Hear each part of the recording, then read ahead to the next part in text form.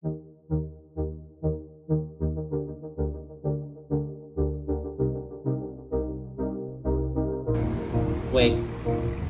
Wait. Wait. Wait. Wait for HasanAbi.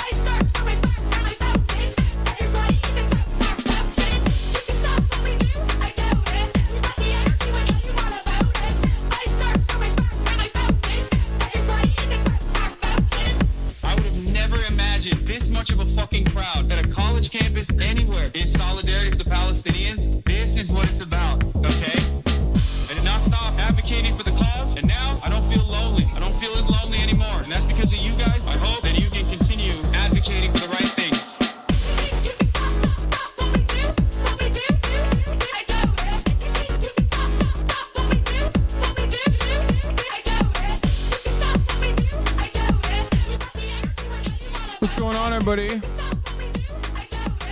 I hope everyone's having a fantastic evening, afternoon, pre-noon, no matter where you are in the world. I'm Hasan Piker, and this is the HasanAbi broadcast coming to you live from gloomy but now sunny California, Los Angeles, folks. We're live and alive, and I hope all the boys, girls, and MBs are having a fantastic one because today's a beautiful day. Today's a wonderful day. Today is Saturday, folks. It is July 13th, 2024, Saturday, 11:34 a.m. and I'm a little late, and I apologize. I know that I've gotten you guys used to being on time, sometimes early, but today is a Saturday fun day. I'm heading to a Palestine Solidarity Kite Fest protest on the 19th. I think merch will arrive before then. I ordered it when it dropped. I have no idea, brother. It's Saturday, do not apologize. Well, don't worry. I have nothing to apologize for except for the fact that this is the part of the broadcast where I tell you a little bit about my personal news about what's going on in the world of HasanAbi Piker. And let me tell you, okay, a lot has happened in between the time period where I press the start streaming button and press the start streaming button, okay? You scare me when you're late, lol. Yeah, new MrBeast video dropped. We'll obviously watch it. All of my friends are in it. I was supposed to be on it. I have a little drama there for you guys as well. Actually, okay, buddy, it's on the subreddit is dead. Yes, we're gonna do it today. So hopefully Lil Bear can open them up.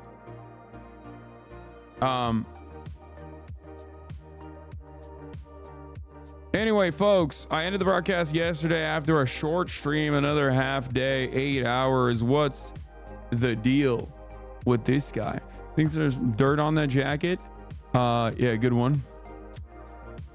Anyway, fits are actually out of control. You already know my fits are on point. My fits are absolutely insanity bananas mode. Going hard on the fits lately. Okay, let's be for fucking real for a brief moment. God damn it, dude. Look at this. Look at this. Yo, this shit is on point, dog. You can't even hate. You can't even hate. All you can do is participate, baby.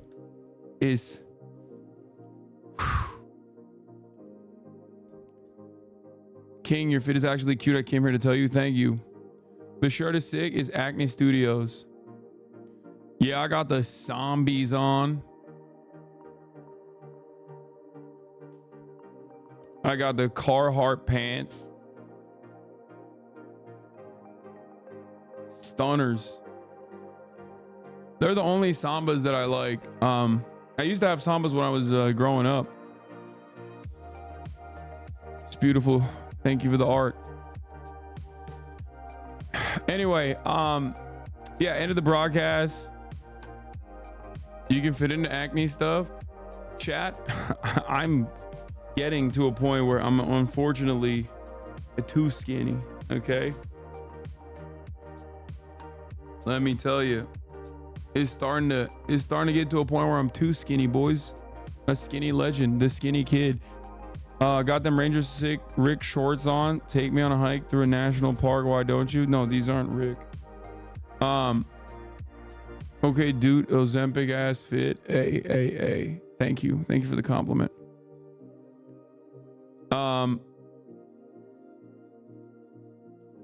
But overall, ladies and gentlemen,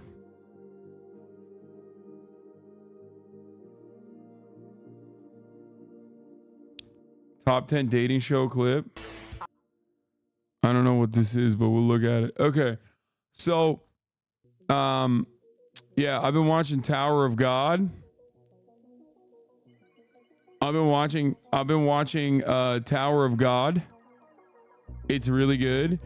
Been watching My Hero Academia, which, by the way, going forward needs to be referred to as Peak Hero Academia.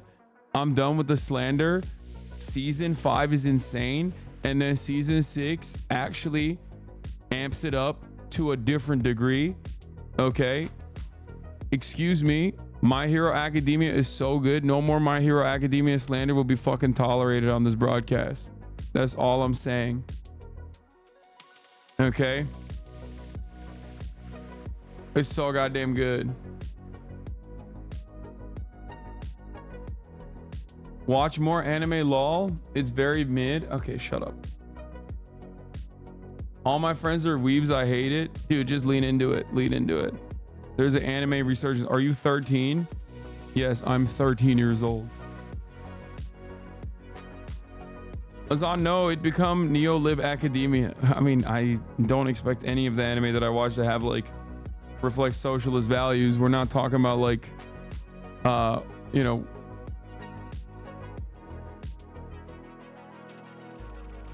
permaban. No, you can say you're 13. You can't say you're 12. Anyway, there's a scene in My Hero Academia where one of the kids looks at a camera and says, "The minorities protesting is why they have no rights, Lamau." Wait, what? Really? What? Okay, that's insane. That is like very different than the vibes that I've picked up from this show so far. I don't believe that that is real. There's no way. There's no fucking way that's... Dude, that sounds so stupid. My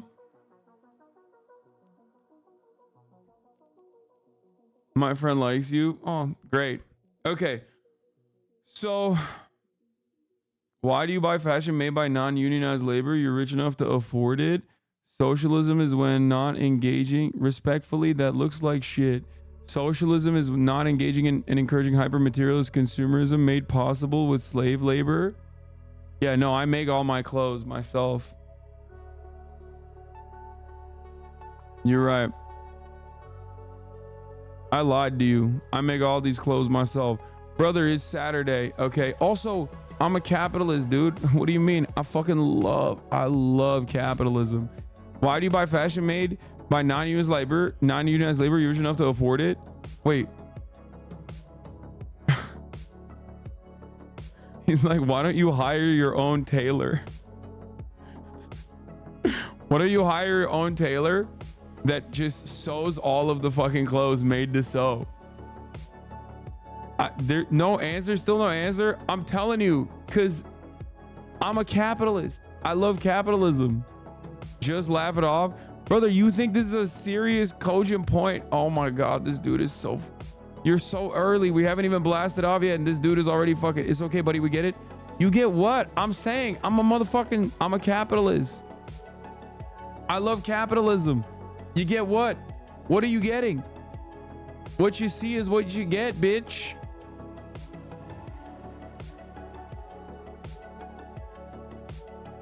I like it. I love it. I like that that's where we... I like that we've officially gotten to like... This might be a world record, by the way. This might be a world record in like the dumbest stun lock and the quickest stun lock. He got timed out. He was so fucking horny.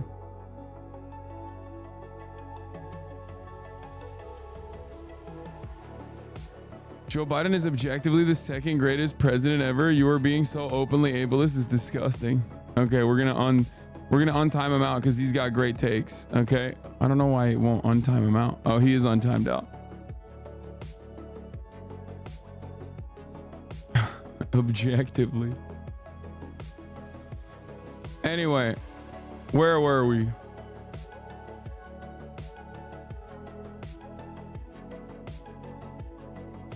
Chatter's wearing a Gildan shirt typing this. Yeah, but he already said he's not rich enough.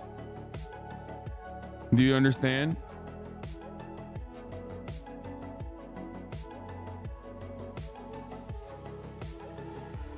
He already followed that up with like, I'm not rich, so I get to participate in the slave labor, slave-like conditions for the labor. You, on the other hand, you're rich. You should buy your own garment factory, unionize it, and engage in profit sharing for the shirts that you purchase. Also, there's no issues. Like I've never had a fucking problem buying nice things. Like when I was broke. Now that I'm rich, still don't have a problem with it. Like I've never been like anti-purchasing nice things.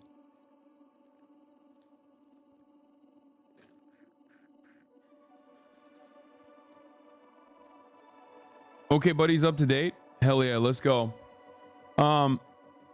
What's wrong with this point? Are you afraid of starting a textile company? Yes, I am. What is this? Please someone send this to Hasan the home when he's live. I need to see the light leaving his eyes. Hillary Clinton voice. How about you walk to a polling place and vote on that thing?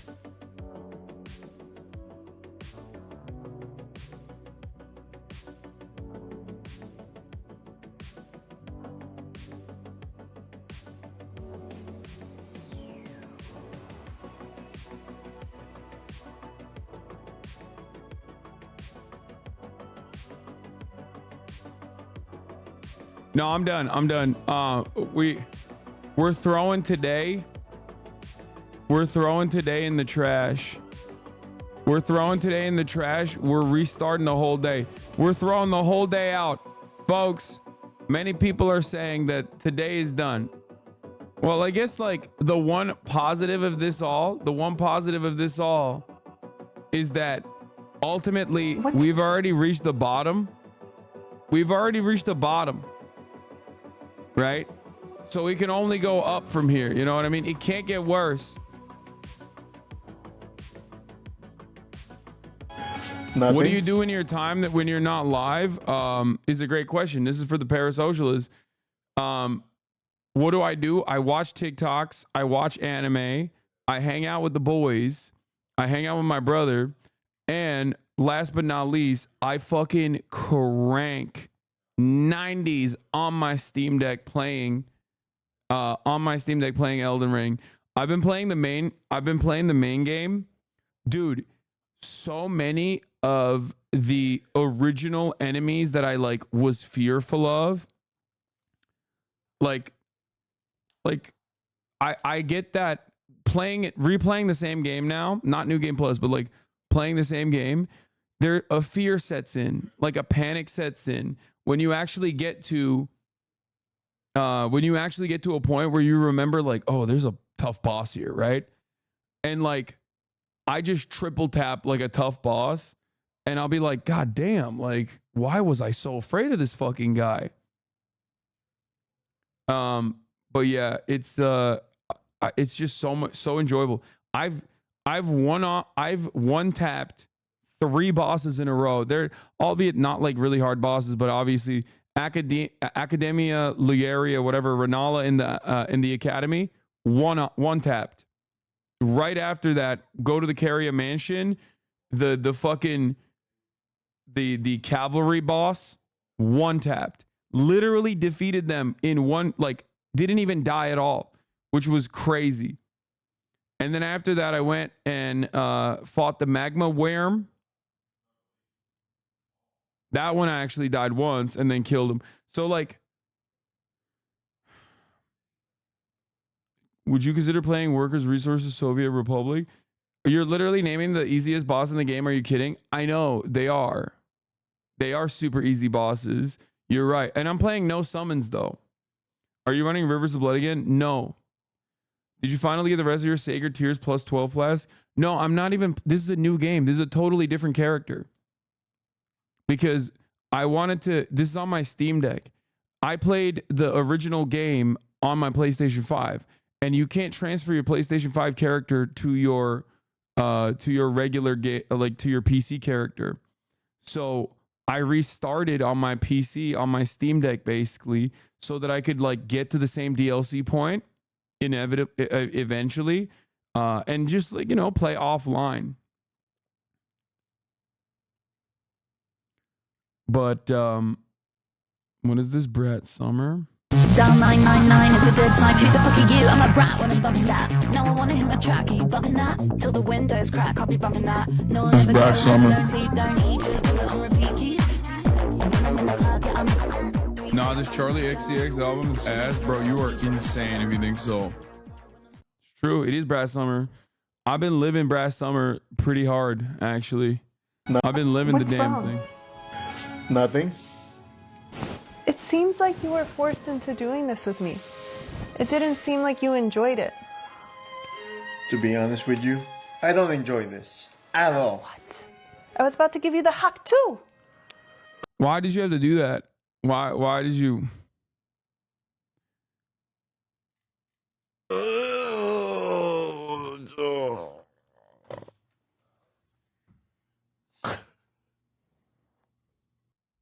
So bad.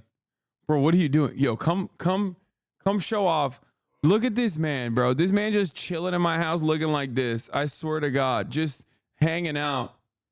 Just fucking hanging out like this. I'm repping the Hasan match. Yeah. Yeah. Thank you for making it look good. They just walk around. They just walk around naked in here. Alex, you go. Yeah. He's naked too. They're just chilling. Yeah. Okay, you're just flexing at this point. Yo, can one of you guys give me the cold brew in the fridge? It's the Kofax one. Yeah, the ones that are in the cup, yeah. Your turn? Nah. Stay on cam for the views. Hasan needs it. True, dude. I'm fucking suffering. Your boy broke character. Oh, thank you, sir. These are my naked slave boys. What? No, you can't, dude. Put that dick away, bro. What the hell? They love playing around with that thing. The Aussies live with you like summer camp, right? Yeah. I've been training them. I've been working them out. I'm trying to make sure that like. Is Alex naturally lean? Yes, dude. He is a fucking phenom. Okay, it is a scientific experiment how fucking lean this dude is. Do you see Ray destroy Jason the Ween? Dude, I'm so jealous. I want to fucking play basketball with these guys so bad, and like I'm just on the outside seeing TikTok clips. I want to play with them.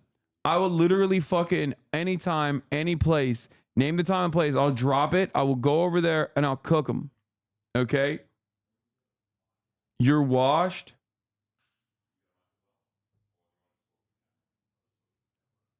Aussie comedian as a New Jersey heckler. Bro, is Squidward watching SpongeBob? That's how I feel for real.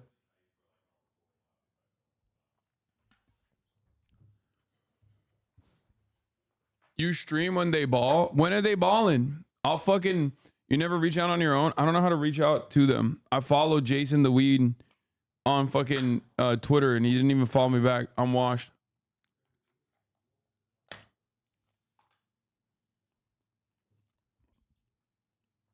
Now you know how we feel seeing you from TikTok. Yeah, he don't like you. Yeah, he don't. I heard he's like a secret conservative. Take a hint, dumbass. I think you guys are just I think you're projecting a little bit.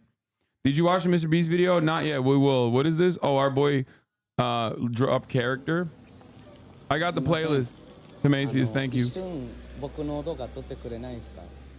お母さんに送る動画なんですけど、はい。お母さんに？はい。いいですか？いいですよ全然。いいですか？じゃあこれでこのままで撮るんですけど。これ今これ撮られてる？はい、このまま。This man held frame in front of the Yakuza. You're telling me the one time he's up against a stacked up lady and he just cooks, he just can't do it. He flubs it big time. That's crazy. 映ってます。皆さんこんにちは。え？初めて。Family Mart。で。Tuna mayonnaise. Time master.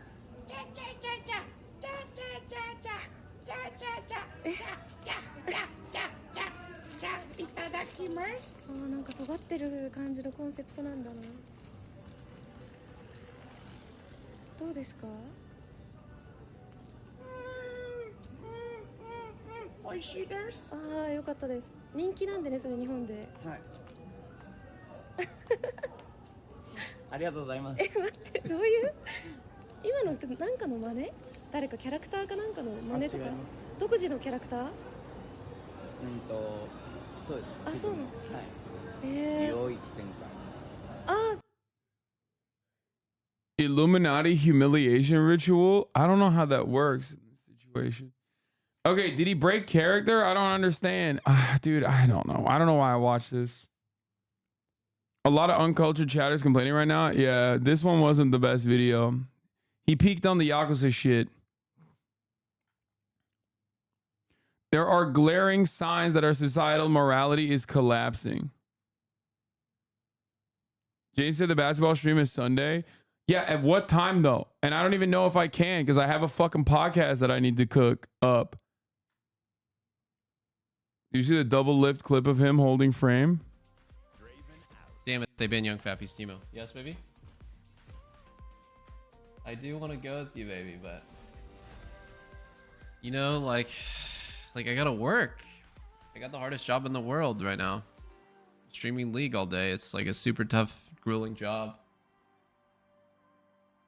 He's right. Baby.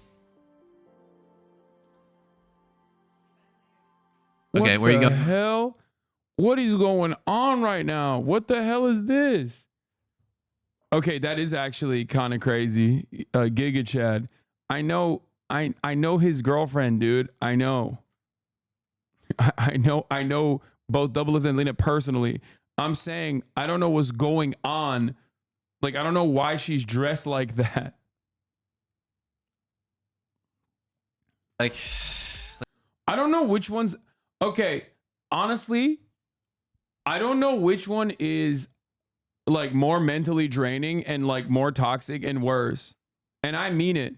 Like being a political commentator on this platform or being a league streamer on this platform, like it's probably the same number of slurs per capita that you get hit with. Like I legitimately think that like the mental illness, like the mental illness that you instill upon yourself, that you directly wire hardline into your brain while playing League League might be worse, honestly. You got more haters though. Yeah, that's true.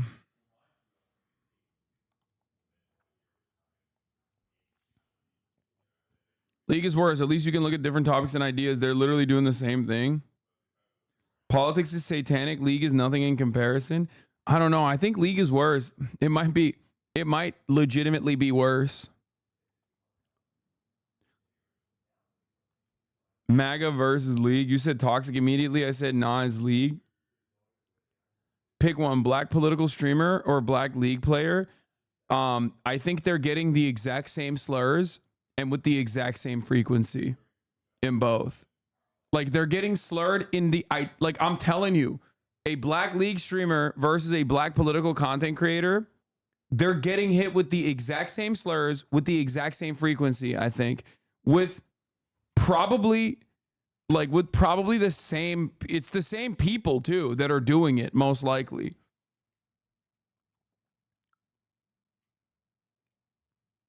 Yeah, from the exact same community as well. Your haters want to end you though? Oh wait, they want to on League as well? Yeah.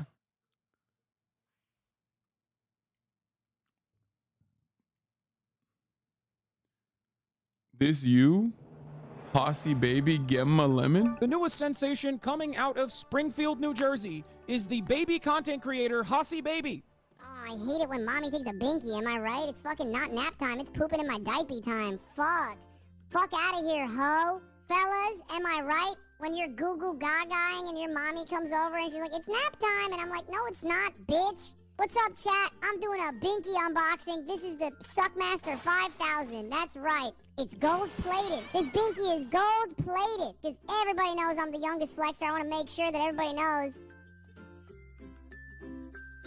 This is incredible. Oh my God. When I do bits like this and then I fucking forget that they like exist. He's a rude dude with a tude. Catch him streaming live from the crib every day at kick.com/HasanAbi. Oh my God, this is incredible. Wait, that wasn't all AI? No, every part of that is me. Like No, this is I was making fun of content creators, like right-wing content creators devolving and like very specifically tailoring their content towards like younger and younger boys. And I was saying like the next wave is just going to be like an Andrew Tate style content creator, but like specifically for babies. Yeah. And they brought it to life. This person brought it to life. Oh my God, what an incredible.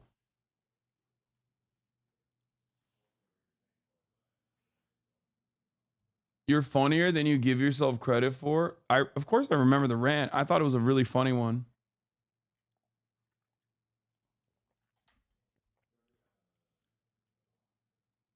He's the one that made this one. I want to grab pussy. Oh, this one is amazing. Yeah, this one was one of my favorites. Hell yeah, brother. Thank you, Mom. Oh my God. Why didn't you make the Beast cut? Palestine. Like, I don't know. They didn't tell me. But like, I do remember like being asked to participate in something like that. Was Speed not in it? Yeah, brother, it's iShowSpeed. He has 20 million subscribers. It's a little different when you're a political commentator versus iShowSpeed. Yeah. Like, people, when speakers say the exact same things that I say across the board, it doesn't even fucking matter. It's just like, Yo, chat. yeah, when you're large enough as a content creator, they don't give a shit. What's crazy is you don't pay these people. Why? What? At the top of the hour, they get a 3-minute ad break that they can avoid if they say, hey, I made this. Also, that's a 2-parter. So you're going to take a day off. Sorry. That was pretty good bait, I got to say. Yeah, you have bad bait instincts because I hit him before he hit the fucking top of the hour. That's number one. And number two, I wasn't like months ago, maybe even a year ago, before this video was ever actually put together, I was asked if I could potentially take some time off to do a video like this. Okay? And I think it was this video. They never like officially said it. They never like I never got like a firm confirmation or anything like that. And then I just never like asked about it. Also, you should ask about how to avoid the top of the hour ad break by subscribing. The answer is subscribing. For $6 or for free with a Twitch Prime, here's a 3-minute ad break now. The Dems don't pay me. It's okay, Chad. I only got a backdoor in Windows 11. Nothing fancy. Okay, dude. Chill.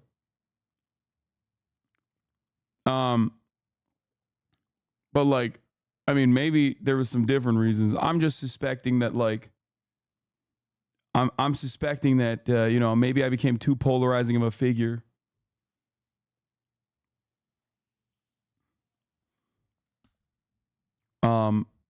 So I was not asked. Or maybe it's because I just don't have motion like that. It's probably a bit of both.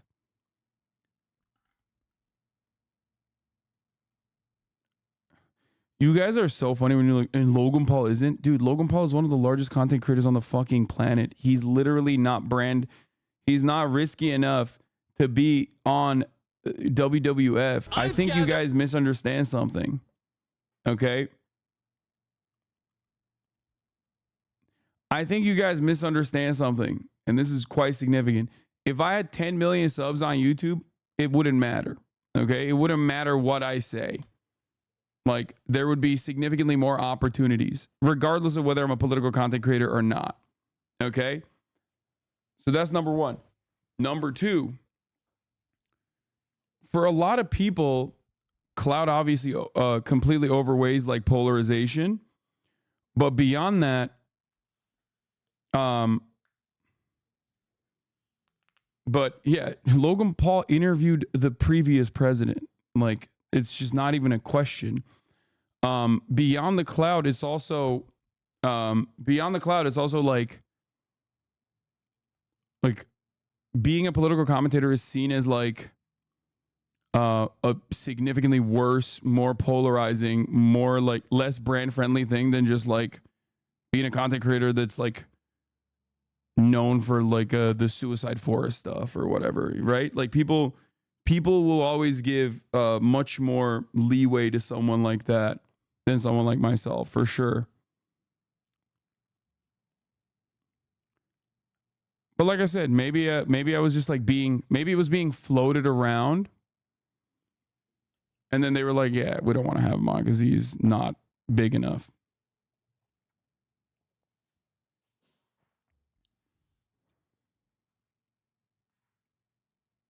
Political commentators are not seen as content creators in the mainstream. Yeah.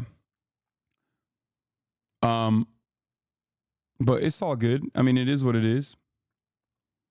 Also, the whole thing of being America Deserved 9/11 guy to a huge chunk of people. No, dude, if I was like a content creator who just like did IRL streams and did backflips and shit, that wouldn't matter is my point. But the fact that I'm still a political content creator primarily and known for takes like that is the issue. Yeah, like that's, I don't think people understand this. Anyway,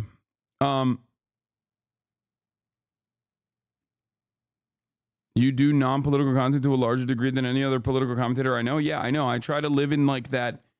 I try to live in the middle of this, the middle of this boundary, like exist in this space where I'm both like doing influencer shit and also simultaneously doing political commentary, and it feeds into my political commentary.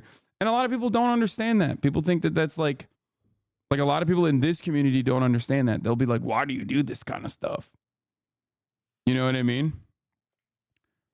Like, why do you do all this like dumb shit every now and then? Why aren't you just like hyper focusing on politics? And like, this is the reason. The reason why I don't just do politics is because like I want to have a broader appeal.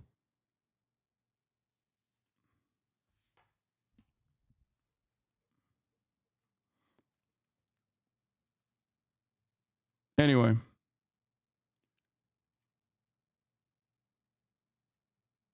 The balance is real solid. Vlog, gaming, ball, etc. makes this substantially easier to connect with politics with you as a person and not just a personality. Yeah.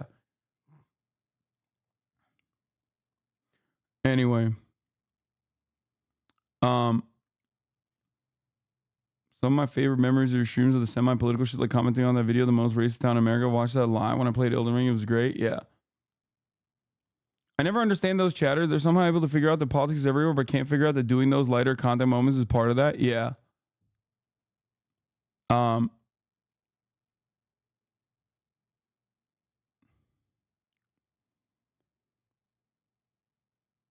Also, most importantly, is a video about YouTubers. Hasan's actual YouTube content is mostly strictly about politics and news. Well, you know, there's a lot of like streamer first YouTubers on there. So it's not like it's just YouTubers. Like, that's not correct. There's a lot of people on there that are streamers first, primarily streamers, actually, I would say, more so than they're like YouTubers.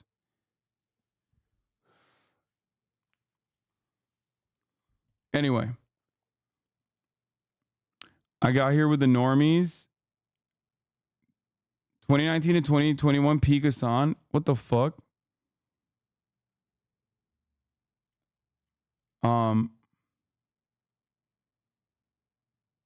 Saw you on Kick Clips reacting to the Biden press conference. It was funny.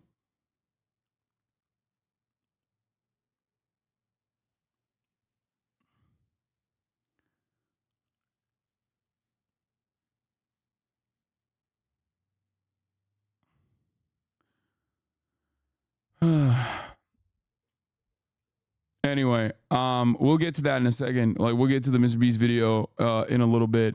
Let's do a little bit of politics first, and then we'll get to the fun stuff. President Biden holding a rally in Michigan yesterday.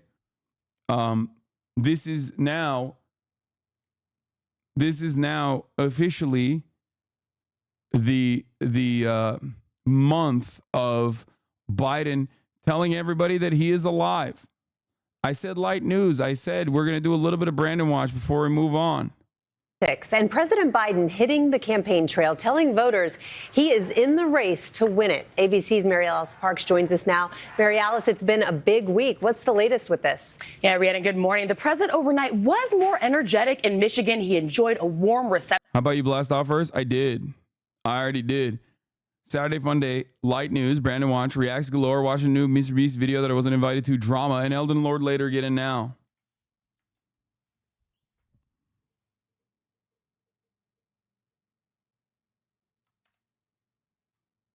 Spam it again. I hear he's staying in until after the RNC. That's what I think too. If there was actually some unity and the Democratic Party was actually secretly playing it smart. Dog, you're not gaming. Why are you saying that? When I say I'm going to game, I will game. From his supporters telling him that they had his back. But we know other Democrats, including many running for office themselves, are still worried about whether Biden will ever be able to put these questions about his age behind him.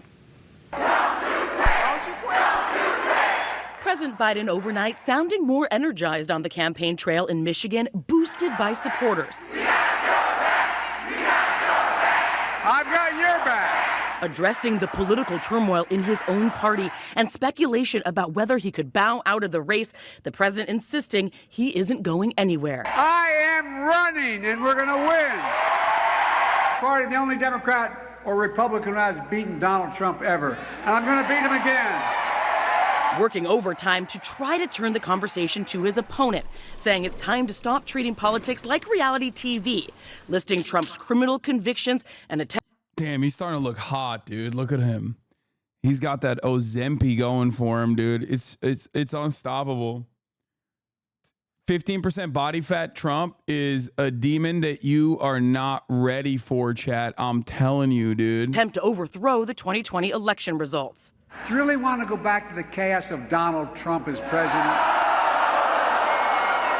And Biden laying out what he wants to do in the first 100 days of a second term, restore a national right to abortion and medical debt and raise the federal minimum wage. But anxiety among Democrats only growing. 20 congressional Democrats now saying Biden should step aside. We must prevail against the incalculable threat Donald Trump poses to the American institutions of freedom and democracy. House Democratic leader Hakeem Jeffries meeting privately with President Biden, telling his colleagues after that he directly expressed the full breadth of insight, heartfelt perspectives, and conclusions about the path forward that he heard from his members. His statement not mentioning whether he encouraged the president to stay in the race. Around the country, Democratic voters telling us, some more excited than others, that they are sticking with their party. I'm going to vote for the Democratic Party, not necessarily Joe Biden. Everybody keeps accentuating his... Why do you think Bernie decided to do this for Biden? I don't know, because he's old. and likes Biden. He did this in 2019. He did this in 2020. I hated, this was one of the things that I despised about Bernie. As much as I love Bernie, and I will always love Bernie, like, he literally, I don't know if you remember, but in 2020, he was so fucking soft on Biden, and I kept screaming about how he needs to, like, hit him, how he needs to hit him harder. Why do you even love Bernie? I mean, he is responsible for, I would say he's responsible for a new wave of an entire generation of people, in my opinion, waking up to the realities of the duopoly and also legitimately like restarting a tide of people openly no longer fearing to claim that they're socialist. Like, he was an inspiring figure that I think was pivotal in the lives of many people in my generation.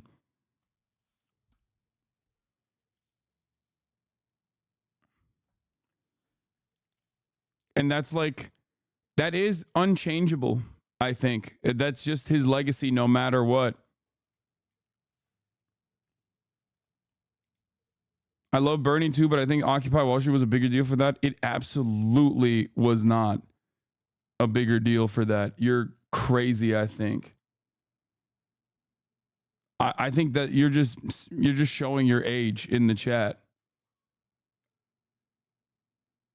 Like, Occupy Wall Street is kind of clowned on at the time.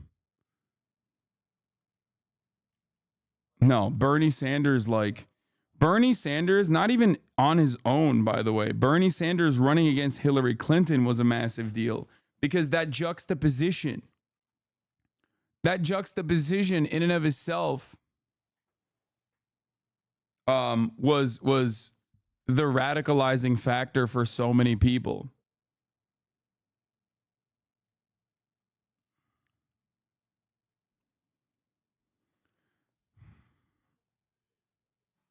But he's always been soft. He's always been super fucking soft.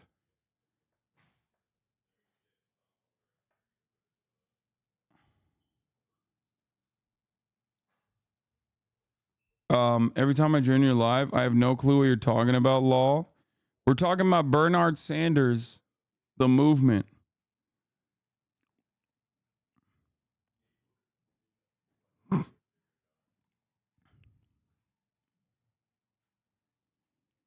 I will do all I can see that President Biden is reelected. Why? Despite my disagreements with him, he's been one of the most effective presidents in modern history in our country, and there's the strongest candidate to defeat Donald Trump, a demagogue and a pathological liar. No, I don't think he's the strongest candidate to defeat Donald Trump. That's what I disagree with him on. Like, you don't have to go this far, especially at a time when he's literally a genocide dare too. Yes. Yes. Okay. Here are the boys. They're going to SneakerCon in Anaheim for a video. Right. And I made them put on fuckboy fits. You got to pull your sleeves down all the way. It's just too hot. I've never looked like this in my life.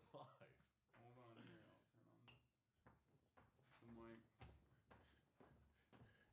No, not that one. The third one is the no noise gate one. Oh, Just, yeah. like, bring it closer. What do we think? Does anyone actually like this? I meant to have this like a little bit tucked in. Or like very tucked in. No, not tucked in. Just wear it like that. Everyone's saying no. You don't like it? No, people are saying yes. No, they're supposed to look like fuckboys, chat. They're That's the supposed to look point. like hypebees. We're trying to blend in. Yes. Dude, you look perfect. You look perfect. This is it. This is the movement. This is the method. We are so hype right now. Anything you would change? What are they saying? Virtually everything they're wearing, I got for free, by the way, so don't fucking yell at me. Okay? I think that's the most embarrassing article of clothing on the planet that I have in my closet that I will never wear. Well, the Marc Jacobs one is really embarrassing too. I was like, Rhinestones. yeah, I was like, I do not know why people send me this shit. You know who I feel like? What? I feel like MrBeast at the petrol station. Oh, fuckboy Beast, fuckboy Beast. Can't we just look like Hasan? Hasan looks That nice. looks more normal. Yeah, I don't like. I wear those pants. I wear those shoes. I wear those shoes. I like don't these really wear pants. those pants anymore. But they're fine.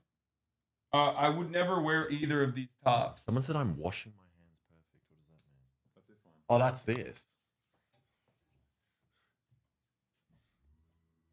Is that like a COVID thing that people started doing? There it is. Well, thank you for your input, everybody. You wouldn't wear Balenciaga? I would not. Yeah, look. Marc Jacobs sent me some free shit. I would never wear this in my life. Yeah. No, I would never wear a shirt that just says fucking Paris, France, Balenciaga on it. Like, it's insane. I didn't say I would never wear Balenciaga. I just said I would never wear a shirt that You're just complete- straight up says You're Balenciaga a on it. completely different man. guy. But the way it fits on you, you look like the what's that? King of Wishful Thinking. Like a 90s cool guy. I'm happy with this. No, the fit's great. He's got. Well, thank you, He's Hasan. got one of my favorite shoes on. I did buy the shoes. The shoes were not free. The ambush Air Force Ones. He's got my other favorite pair of shoes on. The Cactus Jack Travis Scott not Yeezy. The Travis Scott Cactus Jack Nikes.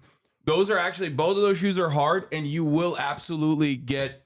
This outfit is going to cause everyone to literally like think that you are actually blending in, because those are actual fuckboy hypebeast shoes, and they're nice.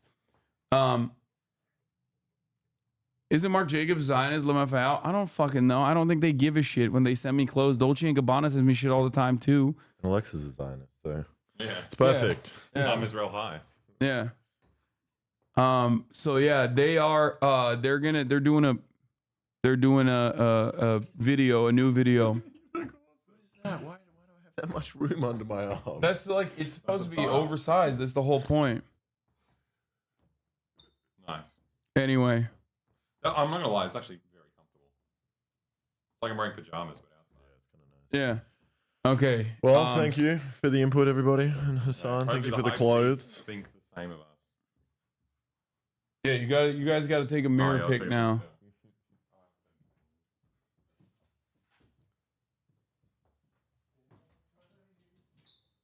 Everyone is spamming jewelry. No, it's too much. Just fucking chill, okay? I don't want to go through the trouble of like giving them jewelry. They have enough. They've worn enough shit. They look fuckboy enough. Shut up. Will this video actually be posted? Who knows?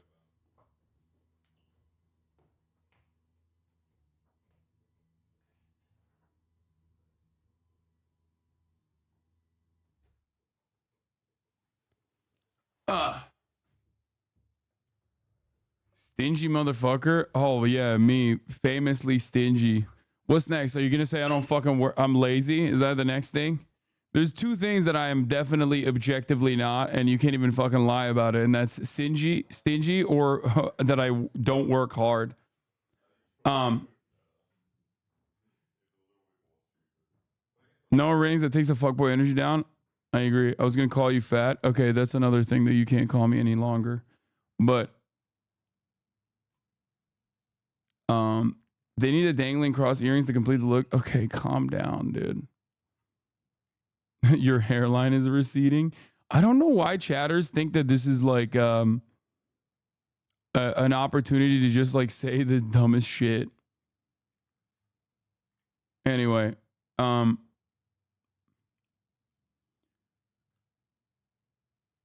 big ups to Bernie and AOC Brooklyn. And Brooklyn, time to change the U.S. politics. I don't know what that means. Anyway. The weird thing about Bernie is I understand why AOC is supporting Biden, but I don't understand the political calculus with Bernie doing it. I think it's honest. I think it's genuine. He just really likes Biden. He really likes old people. He's old.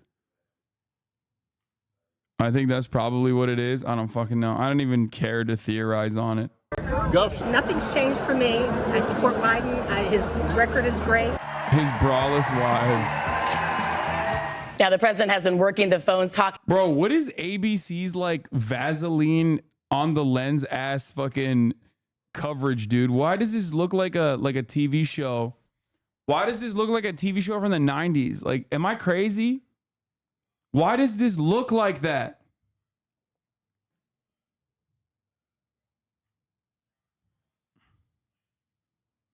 Cameraman has Funyuns on his lap. Yeah, it's just like over sharpened. Yeah. Talking to Democratic lawmakers. One of those calls was with members of the Hispanic caucus. Sources telling me that Congressman Mike Levin said directly to Biden that he should drop out of the race, and that others were really frustrated that they couldn't get their questions straight to the president. Yeah, and these questions keep on coming. Mary Alice, thank you so much. We do appreciate it. We are going to start this. Dude, what? They went back to back with this awful ass camera. It's getting worse. Am I crazy? Or is this genuinely getting worse? It's like so sharp. It's overexposed. It's got like this weird pinkish hue to it. Half hour here with a closer look at President Biden under pressure from those who say that he should abandon his run for president. Joining us here, our ABC White House correspondent, Mary Alice Parks, okay, they and fixed that NPR one. White House correspondent and ABC News contributor, Asma Khalid. Welcome to you both. Good morning. Okay, so Mary Alice, let's start with you because you cover the White House. Okay, the wide is so busted. The wide is so busted. Bro's a video pervert now. I mean, look, I don't personally care all that much. I do, however, I mean, I am a fucking content creator. This is what I do to a certain degree professionally. It is kind of funny that like a multi-million-dollar production such as this one would just be so bad. I don't know. That's it. Every day, the president doesn't seem to be making any big changes. No, there's no big change in strategy. In fact, his team has insisted that they are staying the course. They say that they still think he can win if they get him out there more, if they work closely with organizers. But I can tell you that is an answer that has been wholly unsatisfying to a lot of these members who are running themselves in tight races. And they say that voters just already think the damage has been done, that they think he is too old. It's also been interesting to me to listen to even staff at the president's campaign who are worried that that top brass is in denial about how bad the political situation really is. You know, one source who works with the party described it to me. He said he thought it was a campaign that is paralyzed. He said that these members of Congress are not dumb. If they're waiting for numbers, they're waiting for data. And if the Biden campaign had good data about how they were still going to pull this off, they would show it. And so far, they have not showed it to those members of Congress. And that is why you've seen more and more defections. So, Asma, let's get your impressions of this news conference that Biden did the other night. Did it do enough or anything really to ease those concerns? Yeah, I don't think it fundamentally changed the status quo. If you look at President Biden and his team, they feel re-energized. He got a sort of boost of optimism. You saw him give that fiery speech in Michigan yesterday. On the other hand, though, I don't think it actually alleviated any of the Democratic angst in the party. You saw additional defections from lawmakers, members of Congress. And so, you know, the Democratic Party as a whole, I would say, is in this very awkward state of limbo at this moment where all this fixation is on Biden, though the party, certainly some Democratic voters and lawmakers want the preoccupation and the fixation to be on Donald Trump and his campaign. But right now, it's all on Biden. And Mary Alice, you mentioned the numbers, and the president himself has said the only way he would even consider stepping aside is if the polls showed he had no chance of winning. What do the latest numbers show? Yeah, the Biden campaign is pointing to polls like ours that show that since the debate, the numbers in that head-to-head matchup between Biden and Trump have not really moved, still within the margin of error, a virtual tie. But I think it's important to remember that we don't elect presidents with just one national vote, right? Through the electoral college process, it's those battleground states that matter so much. And that's where we've heard Democratic operatives really worry. They are concerned about the polling that they are seeing in places like Wisconsin. They are saying that some of these even more traditionally sort of safer blue states, like Minnesota and Virginia, they are worried since the debate could now be more vulnerable and in play. And there is some clues, I think, some moments where we see that kind of anxiety we're hearing from Democrats, even in our own polls, when you get at the questions about excitement. In our own poll, we saw that only about a third of Biden's supporters said they strongly support him. Others sort of reluctantly so. And that's where Democrats are really worried that even some of his own supporters might just feel like they can't be bothered to vote. And that worry, Osma, has a lot of people talking about Vice President Harris. You've interviewed her several times. It seems like all eyes are on her right now. That's right. And that's in particular because some lawmakers, when they have suggested that they want Joe Biden to drop out, they will cite Kamala Harris, his vice president, as the potential candidate in waiting here. Look, I think the Vice President Harris has evolved in the role. There's no doubt about that. I've seen that myself, even in interviews I've done with her.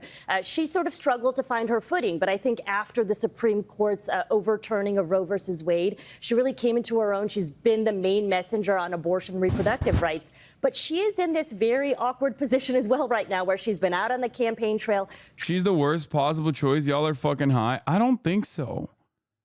I don't think so. I don't think Kamala Harris is like a worse choice than Biden. I think Kamala Harris literally has. I think she's better than Biden. I think Kamala Harris doesn't have the same, like, I mean, look, she has bad political instincts. She has no charisma whatsoever. And she's hemorrhaged support internally from her own staffers. A lot of people around her have quit, partially as a consequence of the things that I just mentioned, the first two things. Okay. But having said that, she's basically a non-entity with relative name recognition. And right now, the ticket needs somebody, one, that is younger, so she has that. The ticket needs somebody who is inoffensive, somebody that is that can get the conversation back to policy differences, somebody that can show that like the Democratic Party actually is the adult party, right? She's not my first choice, but having said that, from like the way I see this race, she is the generic Democrat, right? Do you think she could debate? I mean, we saw her debate. She wasn't great. She's nothing to write home about. But ultimately, but she's a cop. She's a cop, though. Yeah, guys, we're talking about the Democratic Party. The guy that she's replacing literally wrote the crime bill and eulogized the segregationists. Okay. Like, what do you mean? Yeah, they're all fucking cops to a certain degree, okay? Biden ran on funding the police, chat. What are we talking about? This is completely outside of our understanding, I would say. Two words, Doug Burgum. I mean, the Bergmentum is actually very real, and I would be very scared that Trump might actually do the right thing and put Doug Burgum up on that ticket.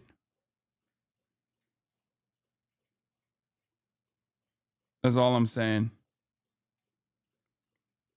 Trying to refocus the campaign on Donald Trump while also being one of the few people. Edgar Mentum pointed out that Trump's biggest weaknesses are being old and nuts, and Biden is seen as worse than Trump. Kamala has none of that. Yeah, I think like we get lost in our own little echo chamber sometimes, and this is one of those moments. Like, I can't believe I'm saying this, but like Megaphonics' take kind of like actually snapped a light in my brain a little bit. Like, yeah, she has no charisma. She's like weird, but I think that she probably is appealing to like Midwestern moms. Like her moments where she looks barred out, her moments where she's like coming across as like kind of barred out, they probably don't read in the same way that it reads to people like us. You know what I mean? Like Midwestern moms are not going to look at Kamala Harris in the same way that we do. They're going to see themselves in her. That's number one. And number two, she immediately destroys the age argument, right? Like her weaknesses in an otherwise misogynistic white supremacist country is misogynoir, obviously, right? But beyond that, it's just like she does not have the same issues, and basically she does not have the same issues that that immediately neutralize the Biden is too old and the Democratic Party looks kind of crazy for like running him feelings that might be off-putting to a lot of independents right now. Her lack of complete name recognition, you know, even though obviously she's the vice president, so she has a lot of she has name recognition, but she's never been in the forefront. I think that also gives opportunity to recreate a message, recreate a narrative around Kamala. It is entirely dependent on having a good team around her, which she currently does not have. So she just has less baggage ultimately. And then the conversation can turn back to like Project 2025, abortion, Donald Trump's chaos, if he comes back into power, things like that. As long as the economy continues to recover, and I know a lot of people are going to say you're fucking wrong, and of course, a lot more people were saying that like I see the economy potentially rebounding by the time the election comes around, and I've been saying this for a year, and people would yell at me and they'd be like, "Whoa, what the fuck are you talking about?" But like it is happening. So I think that as long as that continues, as long as you move further and further away from the negative real wage growth that a lot of people experienced under the first 2 years of the Biden administration, I think that putting a generic Democrat on the top of that ticket is the best possible thing you could do instead of having someone like Joe Biden. Problem is, time is running out. So that's definitely the worst aspect of this. How they make this change is the most significant point. Okay.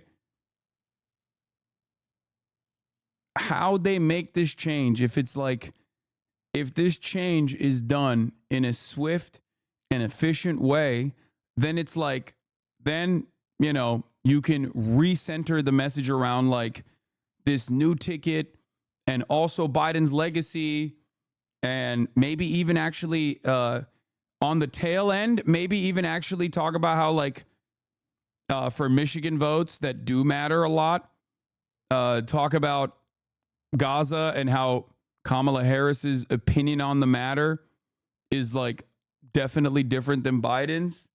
Like how she's openly outflanked Biden on that issue.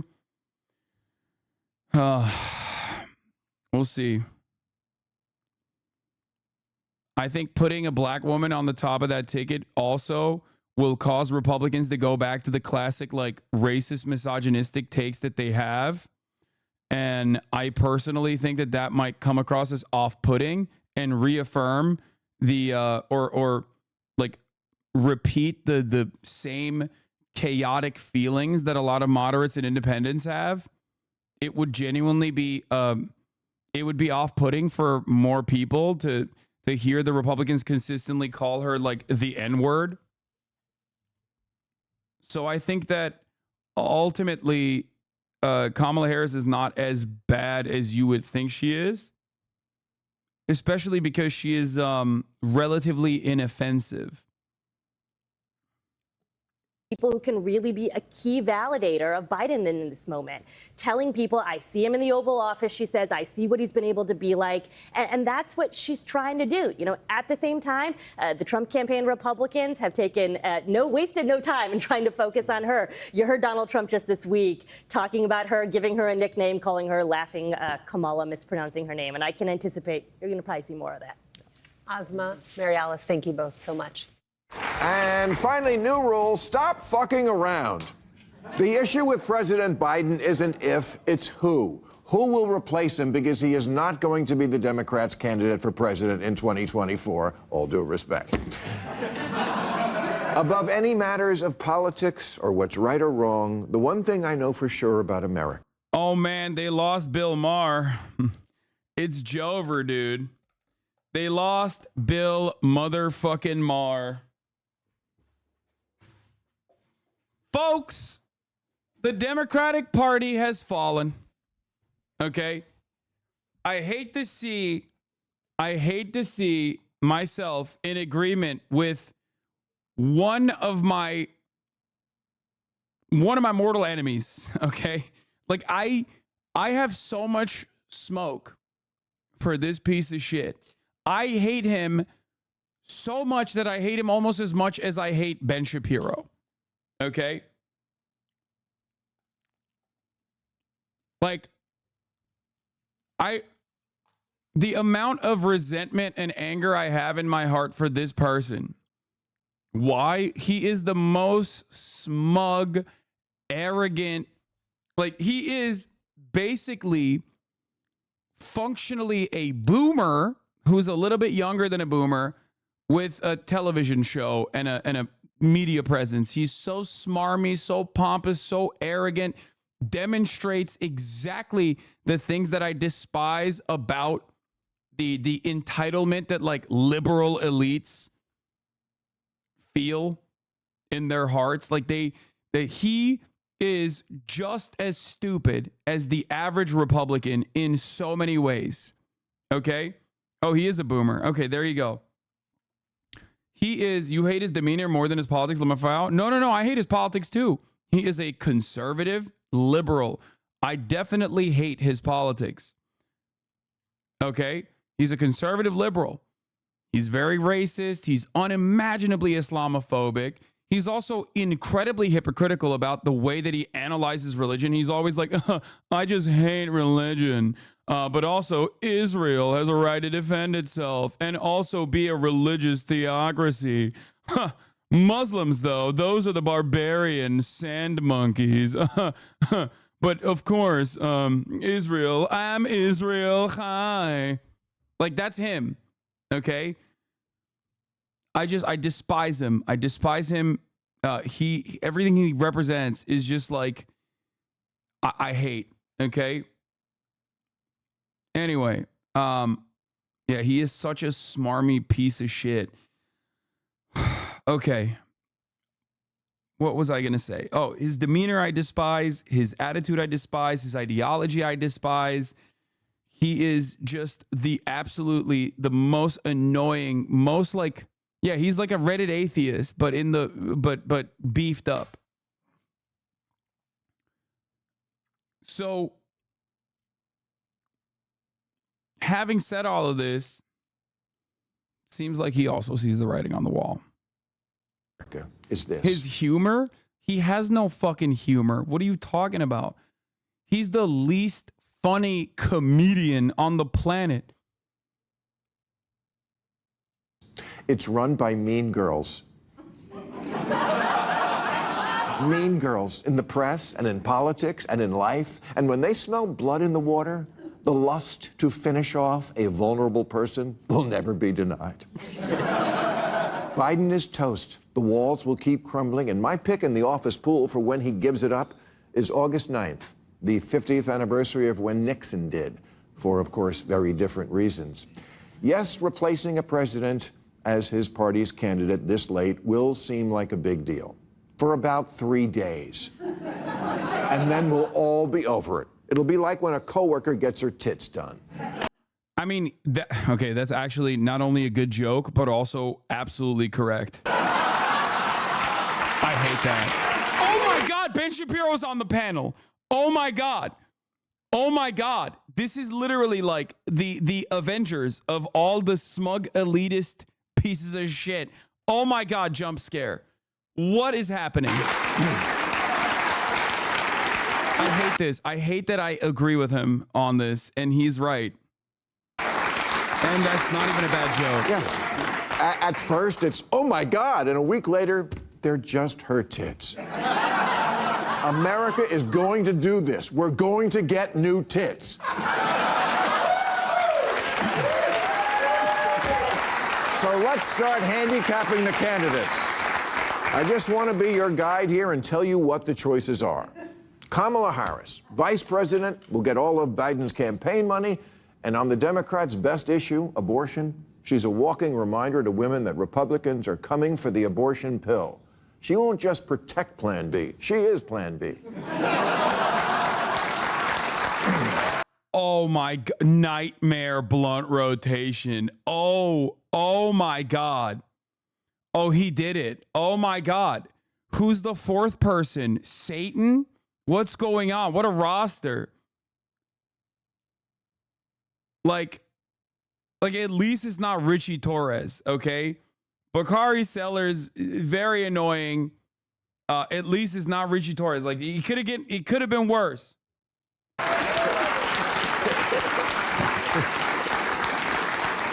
And as a former prosecutor, Kamala was putting criminals in jail back before liberals decided that was a bad thing.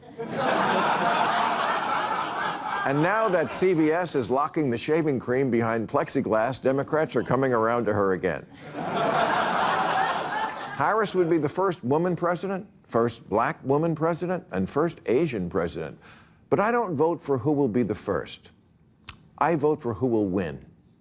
And for whatever reason, Harris has never been popular. You can count the number of delegates she won in the 2020 primaries on one hand, as long as that hand has no fingers.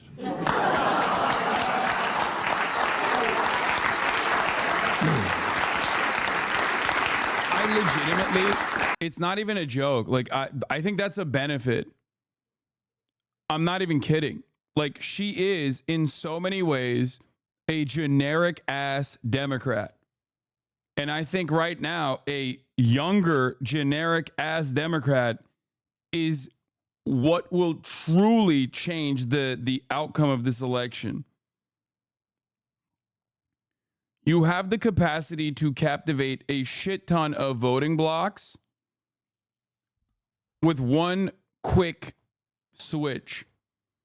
The people that are Biden dead enders are going to vote for whoever the fuck is the president, especially if that person is the vice president, right?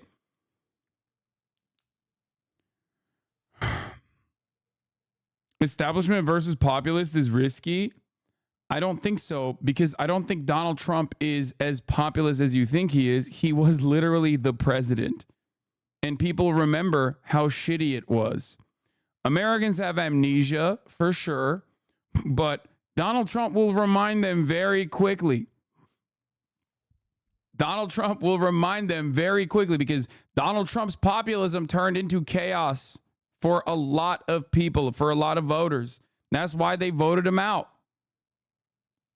Now, because we have a lot of amnesia collectively when it comes to, thinking about things that happened 4 years in the past, it matters who the top of the ticket is, because Donald Trump will remind people of the past 4 years. Or not the past 4 years, the past 8 years, okay? Do you understand what I'm saying? That is the reason why originally the Democrats made the idiotic choice, the campaign made the idiotic choice that it made, which was to turn around and have Joe Biden present his case in front of the entire entire public that was watching the debate. They did the debate early. The goal was Biden is dynamic. He's alive. He can prove that he's alive. And then ultimately, the opposition will look crazy and light their own campaign on fire. Problem is, Biden is not alive. And he couldn't prove it. In 3 years as vice president, she's been quieter than an electric car. And like an electric car, your MAGA uncle can't explain why she fills him with homicidal rage. She just does. Sometimes life isn't fair. It's not fair that she's not popular. She's intelligent and accomplished, and in fact was put in charge of the border. And look at how... Okay, bad example. I do hate that. Like, this is another reason why. Like, look. This is why I hate him. Like, he is just such a right-wing shithead, dude. How can you not hate this motherfucker?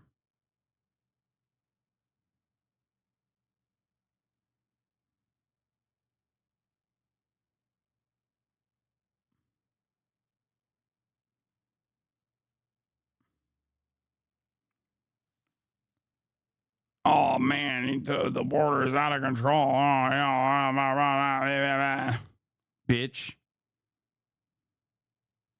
Oh, crime is out of control. Border's out of control. Both are just right-wing panics. Okay? Right-wing hysteria. Right-wing hysteria that this dumb fuck is leaning into, not realizing that if he was a real one, if he was genuinely interested in the continuation of the Democratic Party's legacy or the continuation of the Democratic Party's like electoral chances, electoral victory, then he wouldn't be fucking leaning into this right-wing nonsense. But because he's such an old dumbass and a reactionary himself, he can't comprehend. He cannot comprehend that these are all right-wing panics that have dominated the discourse. And he's leaning into it and making it fucking worse. Debating my conservative family is impossible on the border because they just make shit up and there's no way to counter because they just won't believe you. Yeah. It's the same with crime. It's the same with crime. There is nothing you can do. It feels so helpless. Okay? He's just telling the truth. See, there's still people in here. Ask them for evidence. You can't. It doesn't matter. Their evidence is made up hysteria. It's made up and it's panic and it's hysteria. That's it. Oh, they're coming over the border to do crimes. That is an insane assertion. That is an insane thing to say. Not only is crime lower, okay, it's trending lower as it has been, except for that fucking brief blip post-COVID. And also on top of that, he's just stating facts. No, it's not about the border. It's about how incompetent and invisible she is. It's not lol, you are clueless. What? He's just stating facts. What's the fact? What's the fact about immigration? Immigrants are coming over the border seeking refugees are coming over the border seeking asylum. It is legal for them to do so. Okay? Not only is it legal, of course, I consider it to be immoral to deny them entry into the country. But what do you think is happening there? Okay? What do you think is going on? Do you think they're coming over the border with ill intent to come in here and do crimes? Do you think they're invading the country? Or do you think these are people just like you, just like your family, just like your friends, who have hopes, dreams, and just simply want to survive? And they're coming and exercising their legal right to seek asylum with the hopes that they can inevitably get processed and start becoming active, productive members of American society, the American workforce. Just like our families, except not breaking the law. That's a great take, but it's pure copium. Why do we have laws then? Laws change. If you knew anything about the history of immigration, you would know that those laws have changed specifically so that there is a group of people that we can consistently use as basically slave labor. Also, these guys are not actually violating the law. This is very important for you to understand. They are not breaking the law. Okay? They are not breaking the law anyway. These are asylum seekers. It is legal for them to come to the United States of America, step foot inside of the border, and legally seek asylum. So it's not even a matter of the law, even though laws can change. Okay? And sometimes bad laws do change after people fight to change them. Chattel slavery was legal. Killing Jews and sending them to concentration camps in Nazi Germany was legal. Ironic, because the Bracero program is exactly what the Nazis tailored the camps off of as well. They drew a lot of inspiration from the methods that the American government used at the time when the American government was shipping in Mexicans into the United States of America to beef up agricultural production, to beef up agricultural output, only to put them in fucking camps and spray them.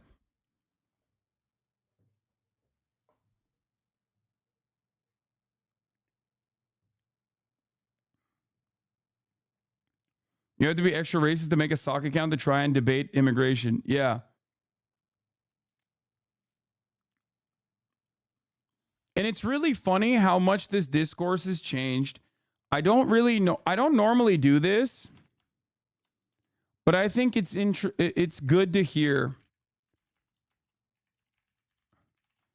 how far right we. Yes, my name is David Grossberg, and how far right this country has become on the issue of immigration. Here is George H.W. Bush and Ronald Reagan debating on immigration in 1980. Okay? This is the Republican primary. These are both Republican presidential candidates. Okay? Let's take a look. Yes, my name is David Grossberg, and I'd like to know, do you think the children of illegal aliens should be allowed to attend Texas public schools free, or do you think that their parents should pay for their education? Who are you addressing that to? I think you're first in this. He was looking right at you. I said he was. Look, I'd like to see something done about the illegal alien problem that would be so sensitive and so understanding about labor needs and human needs that problem wouldn't come up. But today, if those people are here, I would reluctantly say I think they would get whatever it is that they're, what the society is giving to their neighbors. But the problem has to be solved. The problem has to be solved because as we have kind of made illegal some kinds of labor that I'd like to see legal, we're doing two things. We're creating a whole society of really honorable, decent, family-loving people that are in violation of the law, and secondly, we're exacerbating relations with Mexico. The answer to your question is much more fundamental than whether they attend Houston schools, it seems to me. I don't want to see if they're living here, I don't want to see a whole thing of 6- and 8-year-old kids being made, one totally uneducated and made to feel that they're living with outside the law. Let's address ourselves to the fundamentals. These are good people, strong people. Part of my family is a Mexican. Like this is to the left of Joseph Robinette Biden's position in 2024. Okay?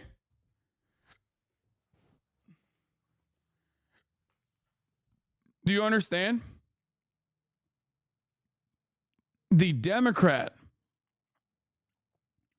in 2024, the Democratic Party, which ironically he ran for president after this cycle, Joe Biden did.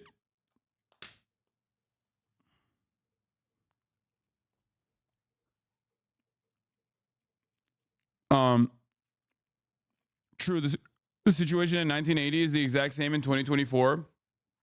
Brilliant take. It is. The American population has grown, right? And the share of immigrants that are trying to come into the country to legally seek asylum has grown as well.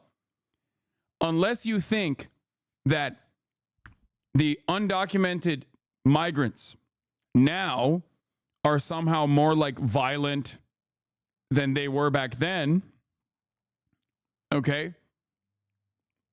And that they're doing more crimes or something, which, by the way, there is no empirical evidence for. There's only actual data that shows the exact opposite of that reality, a reality that Republicans have basically made reality by just lying about it over and over again, okay? But something that you need to understand here, is that the situation in the 1980s is not that different from 2024 at all. At all. America has always relied on a steady flow. At all. No, actually.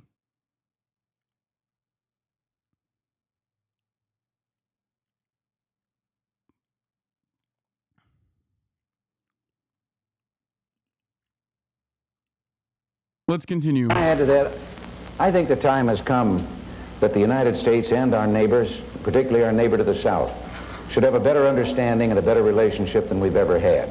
And I think that we haven't been sensitive enough to our size and our power. They have a problem of 40 to 50% unemployment. Now, this cannot continue without the possibility arising with regard to that other country that we talked about, of Cuba and what it is stirring up, of the possibility of trouble below the border, and we could have a very hostile and strange neighbor on our border. Rather than making them or talking about putting up a fence, why don't we work out some recognition of our mutual problems, make it possible for them to come here legally with a work permit, and then while they're working and earning here, they pay taxes here. And when they go... The irony of this is that this ultimately was an inherently exploitative way to take advantage of a steady flow of migrant workers that come into the country. And we've moved even further beyond this level of exploitation. We rely, like, they do this in Europe. They do this with Polish people in Europe. They did this with Turkish migrant workers in Germany. Like, many Western liberal countries already rely on a two-tier labor system, right?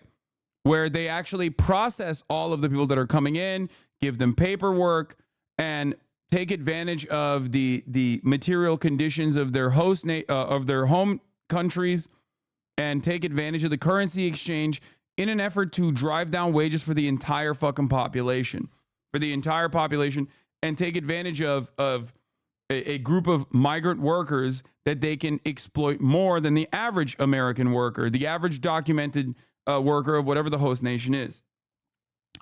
Having said that, however, having said that, okay, the craziest part about it is that America was like, nah, fuck that. We should just keep them illegal. That way we can exploit them even more. Do you understand how fucking insane that is? If they want to go back, they can go back, and they can cross and open the border both ways by understanding their problems. This is the only safety valve right now they have with that unemployment that probably keeps the lid from blowing off down there. And I think we could have a fine relationship, and it would solve the problem you mentioned also.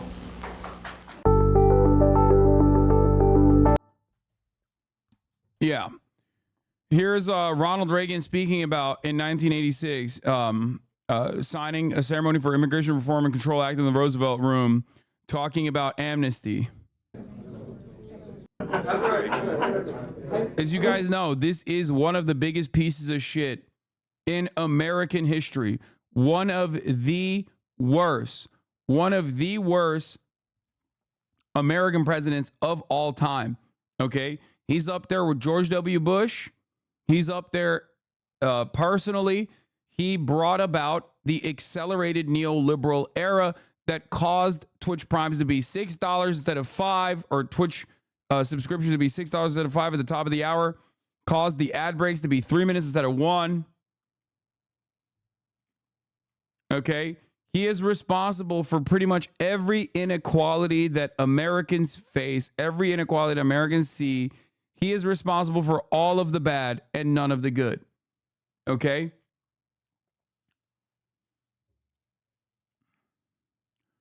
'80s, when worker productivity stopped being tied to wages and wage growth stopped. Cody just posted this video on Reagan.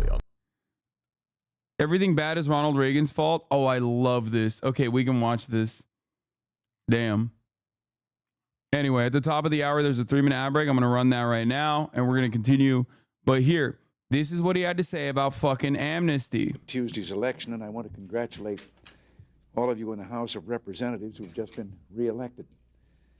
This bill, the Immigration Reform and Control Act of 1986 that I'll sign in a few minutes, is the most comprehensive reform of our immigration laws since 1952. It's the product of one of the longest and most difficult legislative undertakings in the last 3 Congresses. Further, God, they're also old. Brother, there are a lot of similarities with this Ronald Reagan especially. There are a lot of similarities with this Ronald Reagan and our current sitting president. And by that I mean their brains. Ronald Reagan at this point, I believe, was in the beginning stages of Alzheimer's, if not.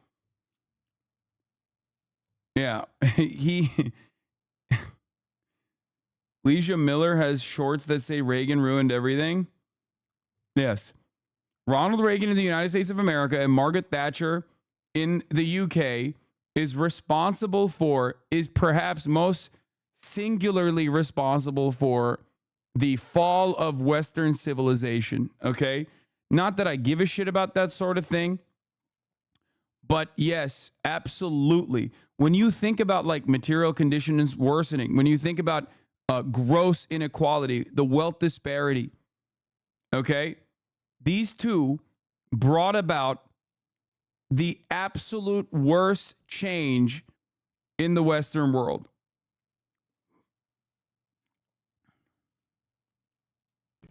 It's an excellent example of a truly successful bipartisan effort. The administration and the allies of immigration reform on both sides of the Capitol and both sides of the aisle worked together to accomplish these critically important reforms to control illegal immigration. In 1981, this administration asked the Congress to pass a comprehensive legislative package, including employer sanctions, other measures to increase enforcement of the immigration laws, and legalization. The Act provides these three essential components. Distance has not discouraged illegal immigration to the United States from all around the globe. The problem of illegal immigration should not, therefore, be seen as a problem between the United States and its neighbors. Our objective is only to establish a reasonable, fair, orderly, and secure system of immigration into this country, and not to discriminate in any way against particular nations or people. I would like to recognize a few of the public servants whose unflagging efforts have made this legislation a reality. Senator Alan Simpson, Congressman Dan Lundgren, Chairman Peter Rodino, Congressman Ron Mazzoli, have long pursued and now have attained this landmark legislation. Important roles were played by Senator Strom Thurmond, Senator Paul Simon. Strom Thurmond, another Brandon bestie, also a rugged segregationist. That's right. Back then, they still had literal out and about segregationists. God, American politics is so busted. It's fucking crazy. It's actually wild to think about. Like, sure, this is 1986, okay? 5 years before I was born, America still had motherfucking segregationists in office running rampant, dude. Isn't that crazy? Straw my filibuster the 1958 Civil Rights Act for 25 hours straight, Thurman. Yeah, back then they actually made these motherfuckers stand too. That's the worst part. We don't even do that anymore. The threat of a filibuster alone is enough for no bill to fucking pass. I hate this shit.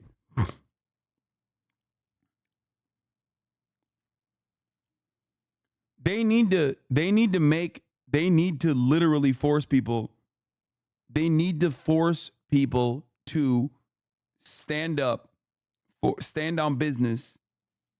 Congressman Ham Fish, Bill McCollum, Chuck Schumer, and many others in both houses of the Congress and in both parties. Additionally, I would like to note the excellent efforts of members of my administration who have worked so hard over the last 6 years to make this bill signing possible today. The long list of those in the executive branch is headed by Attorneys General Edwin Meese and William French Smith, who, with Immigration Commissioner Alan C. Nelson, have contributed greatly to our efforts to pass meaningful immigration reform. Future generations of Americans will be thankful for our efforts to humanely regain control of our borders and thereby preserve the value of one of the most sacred possessions of our people, American. Yeah, people forget that like Reagan and Nixon are Californian. California used to be red. Citizenship. So now I'll get on with the signing and make this into law. Hope nothing happens to me between here and the table.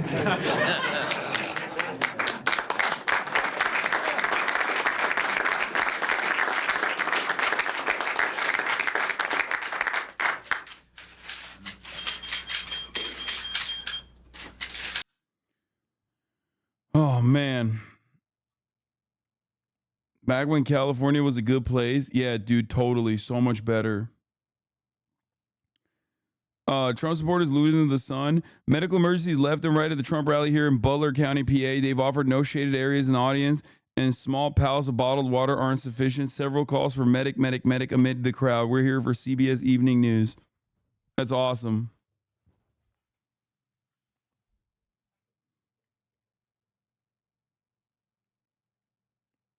Reagan's movies on North Korea were kind of funny.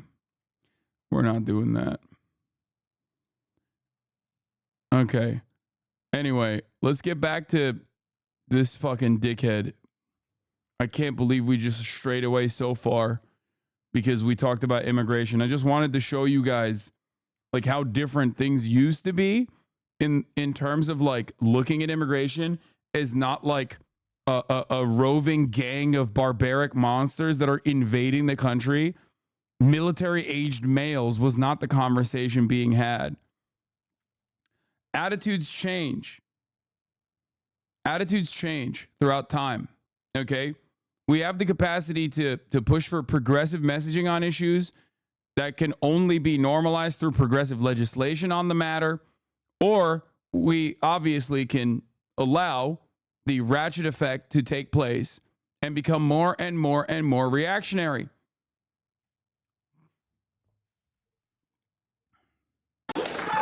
Gavin Newsom is the governor of California, home to 12% of all Americans and 50% of all Mexicans.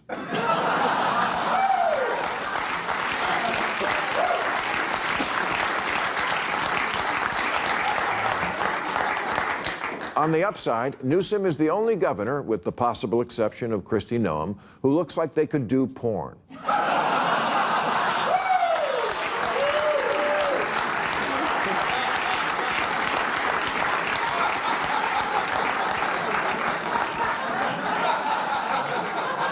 And at 6'3" and 215 pounds, he's actually the height and weight Trump claims to be.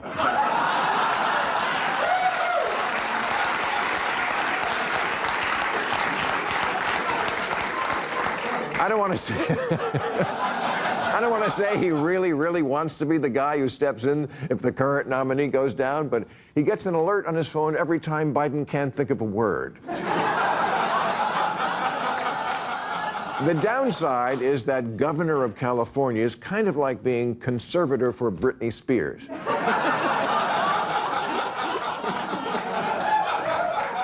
That's also not true. That's literally the worst part about Gavin Newsom is that he is just such a diehard neoliberal institutionalist piece of shit. And like he has the capacity to truly make game-changing policies. Okay? Policies that the people democratically vote for by wider margins than him. I hate that.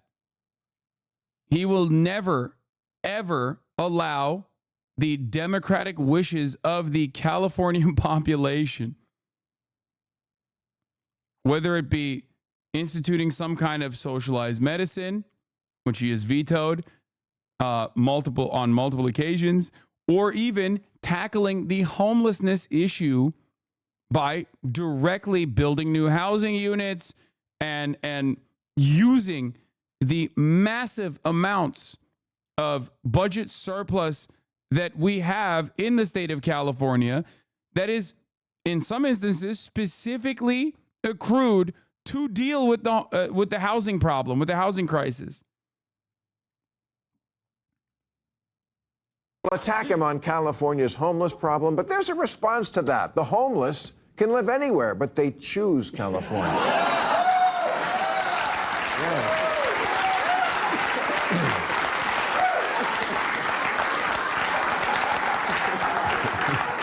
9 out of 10 machete-wielding meth addicts say they wouldn't be unhoused anywhere else.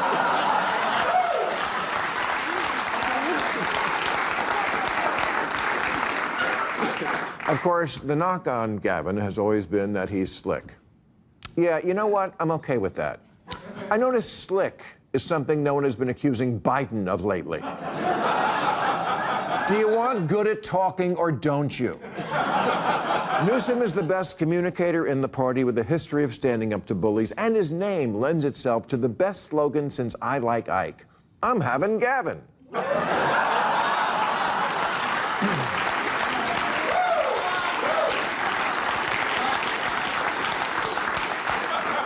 Gretchen Whitmer is a very attractive choice. High-profile female governor who owns dogs but doesn't shoot them.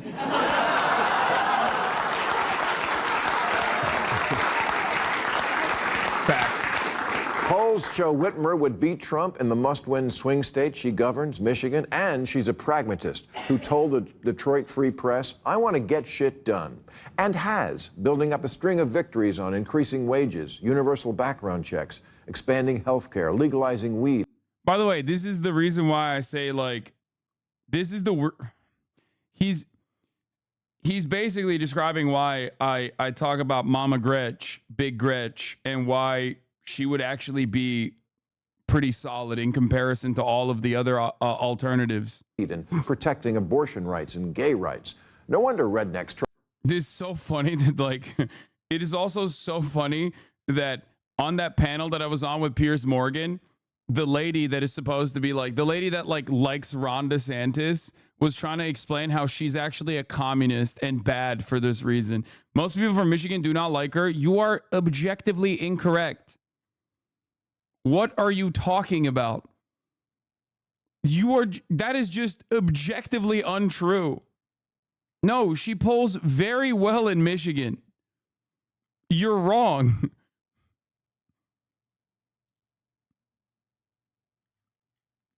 Tried to kidnap her. Her biggest weakness is Medicare, and I suspect it has something to do with her, family. Isn't her daughter like a big pharma executive or something? Or some shit like that. People in Michigan don't like her. I'm from Ohio, by the way. I don't know. From a personal vibe check, it seems no one likes her. Okay, got it. Her dad was the CEO of Blue Cross Blue Shield. Oh, there you go. She'll never.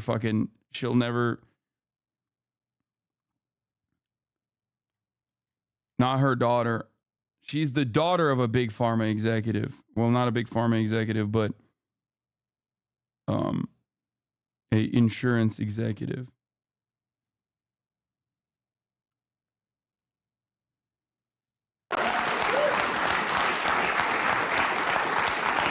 And bonus points for this. Voters who don't yet know her will think she already was president because of all the TV shows where the president was played by an actress who looks just like Gretchen Whitmer.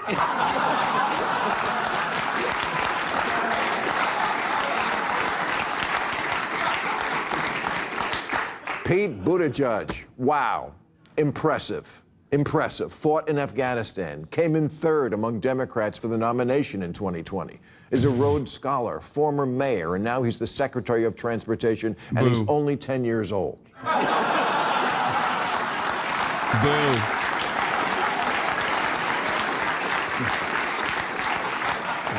But unlike Biden, he's allowed to stay up past 8 p.m. And he's perfect.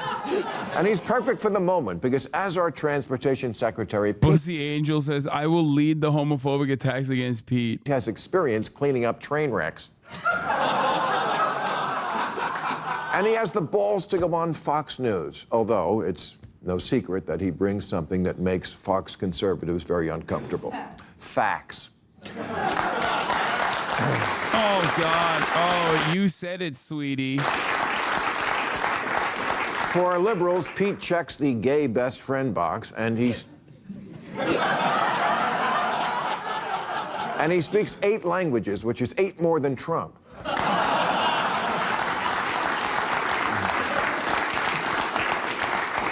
And his worst scandal was taking too much time off when he had a baby. But if Trump brings that up, Pete can always say, I forget, where were you when Melania was home nursing Barron?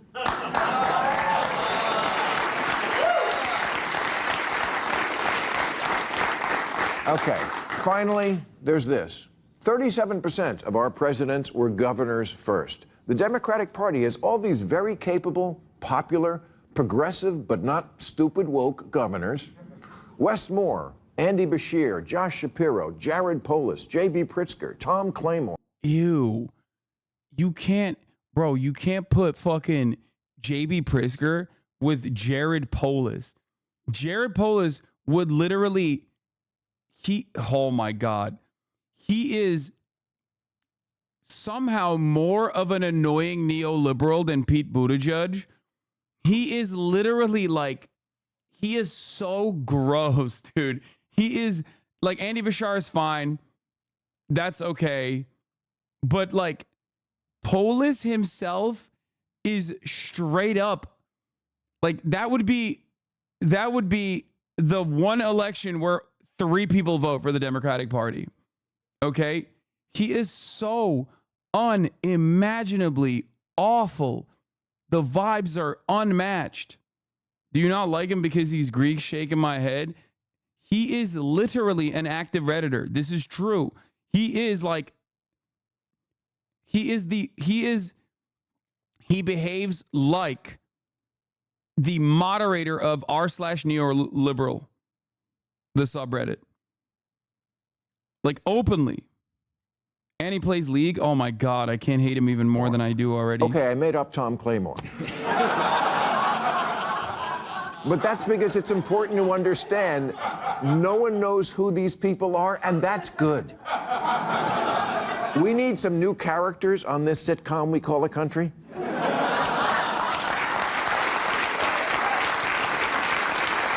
Yeah. Americans like new. And these guys, all you need to know is they're moderates, they're under 100 years old, and they have a D next to their name. Sure, it would be fun and probably a winner if Michelle Obama ran, but she's off living her best life. We're not going to get a superstar. We're not going to get a superstar in this draft. We're at the airport, and at this point, we just need to be sure we get the last rental car.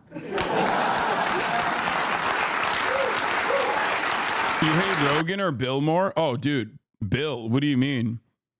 At least, like, Joe Rogan is a dummy and will openly recognize that he's a dummy. He calls himself an ape.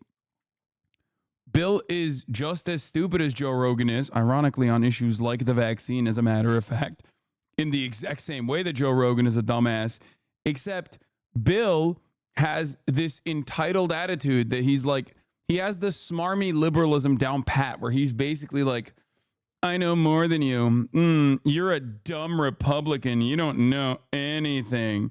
I'm an intellectual. And it's like, dude, you are just as stupid as all of these people that you shit on. Just as stupid. You're just smarmy as fuck.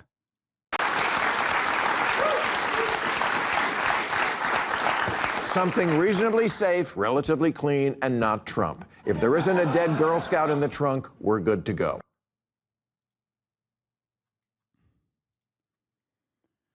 Anyway, yeah, countdown to the RNC, but we're gonna move on from the countdown to the RNC to, is there a shorter Reagan video than some more news? Like, no disrespect, I love Cody Shody. Okay, he's great. It's just that Leeja Miller,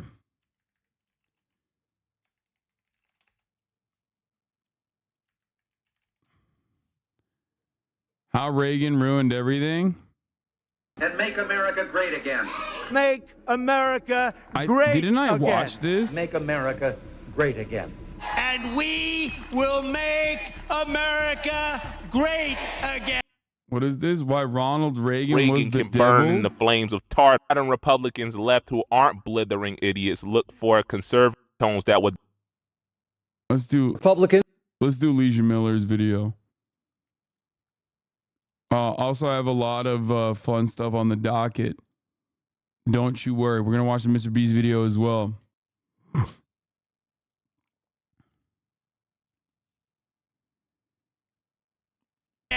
Ronald Reagan for president. Let's make America great again. Ronald Reagan is considered by some to be the greatest president in the history of the United States. She has a newer one.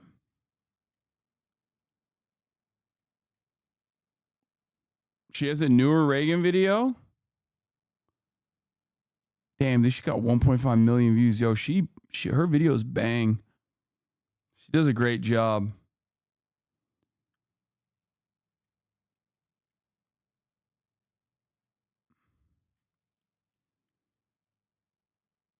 I really enjoy her videos. Leeja Miller, my goat.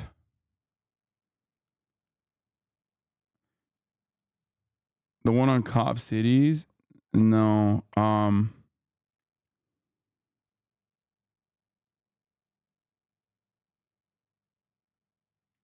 If Reagan has 0 haters, I am dead.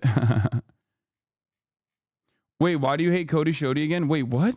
I just said I love Cody Shoddy. I just don't want to watch an entire hour.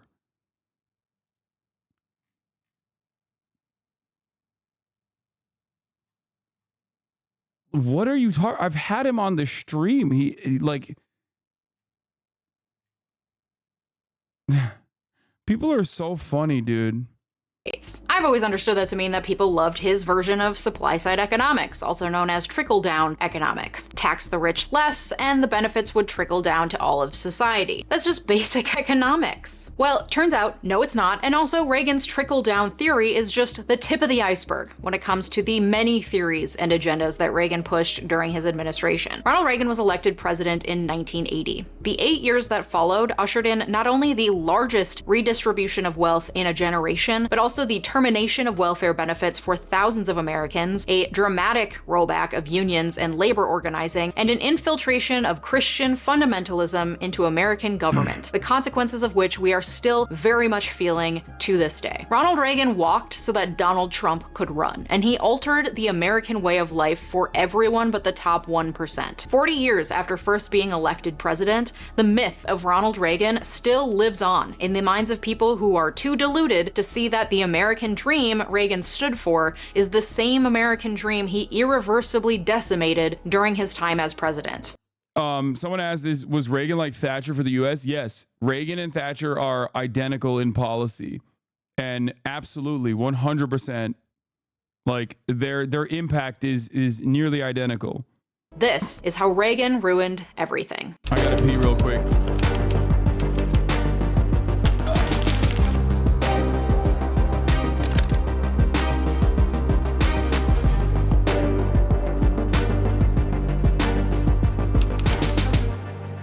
Before I get into all the ways that Reagan royally screwed us over, I want to take a minute to thank my partner on today's video, Hungry Root. Hungry Root is an online grocery service that makes it super easy to eat healthy, personalized meals. All you gotta do is tell them a little bit about yourself through a short, fun little quiz, including any dietary restrictions, any goals you have, like eating healthier or reducing food waste, plus your favorite flavors and foods, and then Hungry Root will send you fresh groceries and simple recipes right to your door every week. And you all already know how much I hate cooking and grocery shopping, so Hungry Root makes my life so much easier. Hungry Root is different because the recipes they send are seriously so simple. I'm talking like 10 minutes tops. Love this for me, and it is the most easily customizable grocery or meal service I've ever tried. Can't eat gluten? They gotcha. Vegetarian? Totally cool. No dairy? No problem. You get the picture. You can edit your weekly deliveries and choose exactly what you want to receive, or you can let Hungry Root choose for you. I always let Hungry Root choose for me because,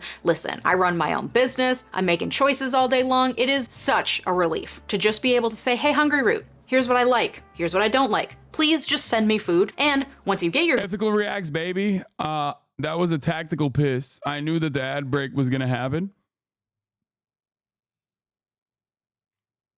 I knew that the ad break was going to happen. That's why I went groceries, you can just mix and match what they've sent you, or you can follow the easy recipes they send. And the more you use Hungry Root, the better it gets at its personal recommendations for you, which I love. I've been getting Hungry Root for a while now, and it's so nice to get exactly what I want because Hungry Root knows me, you know? And it seriously has saved me so much time in grocery shopping and meal prep. Plus, you never get bored because there are over 2,000 recipes to discover and a wide variety of options for all diets. Plus, they send snacks and breakfast options too, so you get all people to the link down below. Thanks, Hungry Root. To say that our current levels of economic inequality and political instability are the result of a single man is hyperbolic at best, and frankly gives Reagan more credit than he deserves. Our system was fucked enough to produce and support a man like Reagan as president. He didn't just appear out of thin air. But it is hard to pinpoint another president that has had such enduring and wide-ranging negative impacts on the American way of life. I'm gonna unpack Reagan's impact by focusing on who and what he hurt, namely the middle class, minorities, and democracy. Starting with the middle class, let's talk about what Reagan is most known for: Reaganomics, a theory of supply-side economics that says that by removing regulations on businesses and lowering their taxes, they would be able to be more productive, have more freedom to be agile in the market, and that growth would then translate to more jobs and higher wages for workers. The wealth would start at the top and it would trickle down to everyone. When Reagan took office, the US was going through what was called stagflation, where both inflation and unemployment rates were high. The country was in the worst recession since the Great Depression at the time. Because of this, people were primed for major economic change, and Reagan ushered in that change. After the Great Depression, the New Deal came with huge amounts of government spending on everything from mortgage financing for whites only, more on that in my last video on housing segregation, to job creation, to building infrastructure, and these government programs were popular because they did grow the economy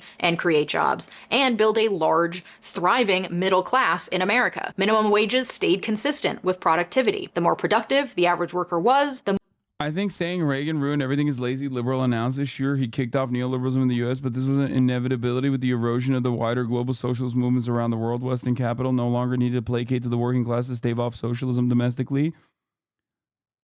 Yes, you're right. You're absolutely right. But I'm still going to do the reductive propaganda here because I'm a propagandist. She also did mention that, like, obviously there's no singular force, there's no singular evil, there's no singular man responsible. You're doing the thing. You're doing the thing that chatters do to me all the time, which is like reframe what I just said back to me, but contentious, as though I didn't just say exactly the point that you're making. She didn't go that far in, but still, I agree with you. more the minimum wage increased. That connection was broken, however, as the US tax code began moving away from the New Deal. Reagan wasn't the sole president responsible for creating tax cuts for the wealthiest Americans, but he sure did it with the most gusto and to the largest degree. Before Reagan's presidency, income tax on the wealthiest Americans, that's the money that they had to pay to the government as a proportion of how much they made each year, was at 70%. So above a certain threshold, the wealthiest Americans had to pay, which, by the way, wasn't even the fucking highest. Highest was 90. Okay? Yeah. Remember that. 70% of their income to the government. By the end of Reagan's presidency, that number dropped to 28%. He also For those of you who do not understand, let me just describe to you. This does not mean that, like, oh, if you're the highest earner, then the government takes 90% of all of your fucking wealth, okay? That's not how this works. If you're in that tax bracket, every dollar post that tax bracket is taxed at 70%. That's just how it works. It's just, I know that a lot of people don't understand this and they go, what do you mean? So that means if I make like whichever, whatever the top marginal tax rate was at that point, or whatever like the margin was at that point, means that like you're making less than the person in the in a lower bracket than you. That's not how that works. That would be ridiculous. Okay?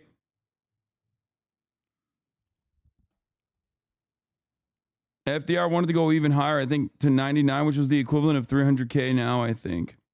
also created major tax breaks for corporations and estates, all in the name of creating smaller government and putting more money in the hands of the wealthiest people. Hasan advocating for higher taxes, but why doesn't he pay higher taxes then? Big brain emoji. You're right. Yes. When I advocate for a higher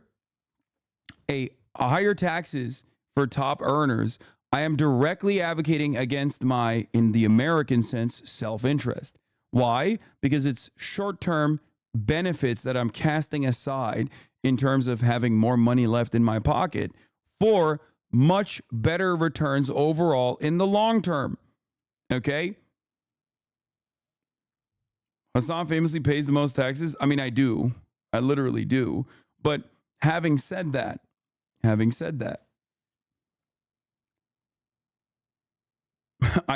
ironically, I do pay more taxes than I'm supposed to, and then the IRS sends me a fucking check back almost every year. So, you know, you can't really do that in this country. It's another thing that people always like just say. Anyway, ultimately, I am paying like more than EU taxes, especially living in California. Okay? Because I don't have assets. I don't have stocks. I don't get paid in the form of stocks. I don't have a tax shelter. I don't have offshore accounts. I don't have a way to hide my earnings. What you see is what I get, and what you see is what I pay. Okay? Many people at my level of income will usually open up a bunch of different ways of engaging in perfectly legal tax avoidance measures. I don't do that. One, because I'm too lazy. Two, obviously, it's, not the most ethical thing to do, in my opinion. Having said that, however, I do have a IRA. I do have that. That doesn't mean that I don't have a way to do it. Of course I have a mechanism to do it. I just don't. I max out to my IRA and that's it. Now listen. You don't write off any of your trips? No, of course I write off things that I am able to write off. What do you mean? There's a difference between opening up new ways of like putting your direct income versus just being a fucking dumbass. Like, what the fuck are you talking about? Like,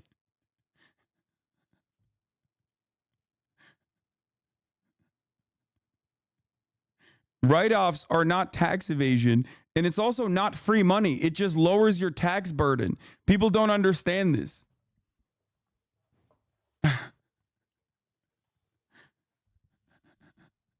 People literally have this like dude, Americans love talking about taxes and legitimately don't fucking understand how taxes work at all. They think marginal tax rates mean, oh, they just take all of your money. Okay? Wrong. They think marginal tax rates are a flat tax. That's not how that works. That's number one. Number two, they think that write-offs automatically give you money in your pocket. No, dude, you spent that money already. You're just telling the government, this is where I spent the money. That's it. Like, this money is not directly just sitting in my pocket, burning a fucking hole. I spent it. So that they're like, okay, we'll lower your tax burden.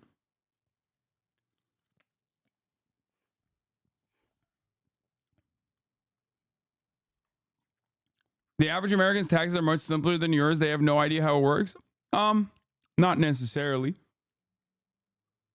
Mine is absolutely. There's a difference between tax deduction and tax credits than credits that are non-refundable. My taxes are pretty. My taxes are not complex because of the things that I just mentioned. Because I don't have these like different avenues that are readily available, but I don't use them. So it's like pretty simple. It's just, I literally make the money that I make, subscriptions, revenue, and then I just pay it at the end of the year.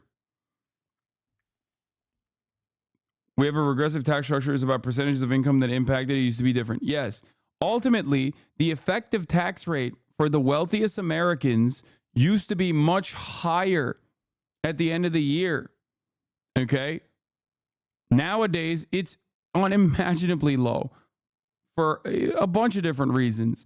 It's not necessarily just about the top marginal tax rate being lowered so much. That definitely plays a pretty big role, though. But the other major contributor to this is also the way people get paid. Okay? The way people get paid in this country, the highest earners in this country do not get paid on flat income. Okay? They just don't specifically get paid on income. Most of the times, a lot of that money is just parked in the stock market. Depending on what level of 1%er you are, you also used to be able to quite literally just take money against the net worth that you have for basically free. And just spend debt rather than touch your assets.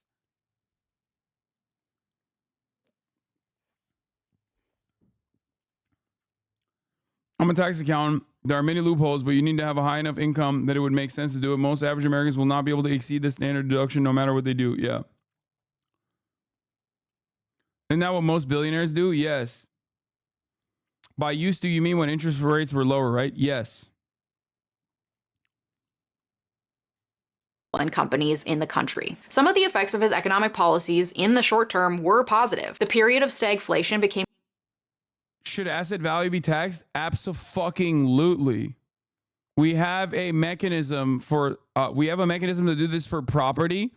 We have literally the method right there. We absolutely should be doing that. Yes, 100%. Less pronounced. Inflation and unemployment both decreased, but those numbers belie the fact that the connection between wealth and productivity was severed, and the rich got richer while the poor and middle class saw very little economic progress during this time. The incomes of the lowest 90% rose by 17%, while those of the top 10% rose by 106%. Talk about a trickle. In the years since Reagan's presidency, that gap between rich and poor has continued to widen. Today, the top 10% of income earners in the US hold 72% of the total wealth. And the bottom half of income earners, the 50% of the American population, holds 2% of the wealth. Between 1978 and 2021, average worker compensation increased 18.1%. The top CEO compensation increased 1,460% in that same time period. In 1980, the average... Excuse me. Those guys are the most productive workers, okay? Hello? Excuse me. The guy whose sole responsibility is to keep wages down for every fucking worker underneath them with a fiduciary responsibility to increase shareholder value. And how do you increase shareholder value? Outsourcing, layoffs, elimination of redundancy, cutting corners on safety. And maybe even quality of the product that you're making. And, of course, in the United States of America, post-Reagan, ironically, stock buybacks, refusing to actually do anything that is remotely innovative unless it's a new financial tool that you're applying, because every company is basically turned into a fucking bank. The financialization of the American economy is what will bring about the downfall of capitalism. CEO earned 36 times more money than the average worker, and today the average CEO earns 400 times more. The wealthiest have never been wealthier, while for the average worker, wages haven't even kept up with inflation. This shit ain't trickling, Ronnie. What now? And it's not like at the time Reagan implemented trickle-down economics in the early 80s that it was this brand new, newfangled invention that everyone was optimistic about. A lot of people were like, hey, this is really gonna hurt poor people. But Ronnie was... No, Ronald Reagan's yes. Ronald Reagan's greatest move was that he was able to communicate to the working poor that they were better off with this kind of neoliberalism than without. And he applied, and this is going to be kind of reductive, he applied a very simple method. It's called blame black people. Okay? Which is, listen, we got to do everything we can to cut social safety nets, okay? Because black people are taking advantage of it. They're also violent thugs who are eating crack cocaine on a regular basis.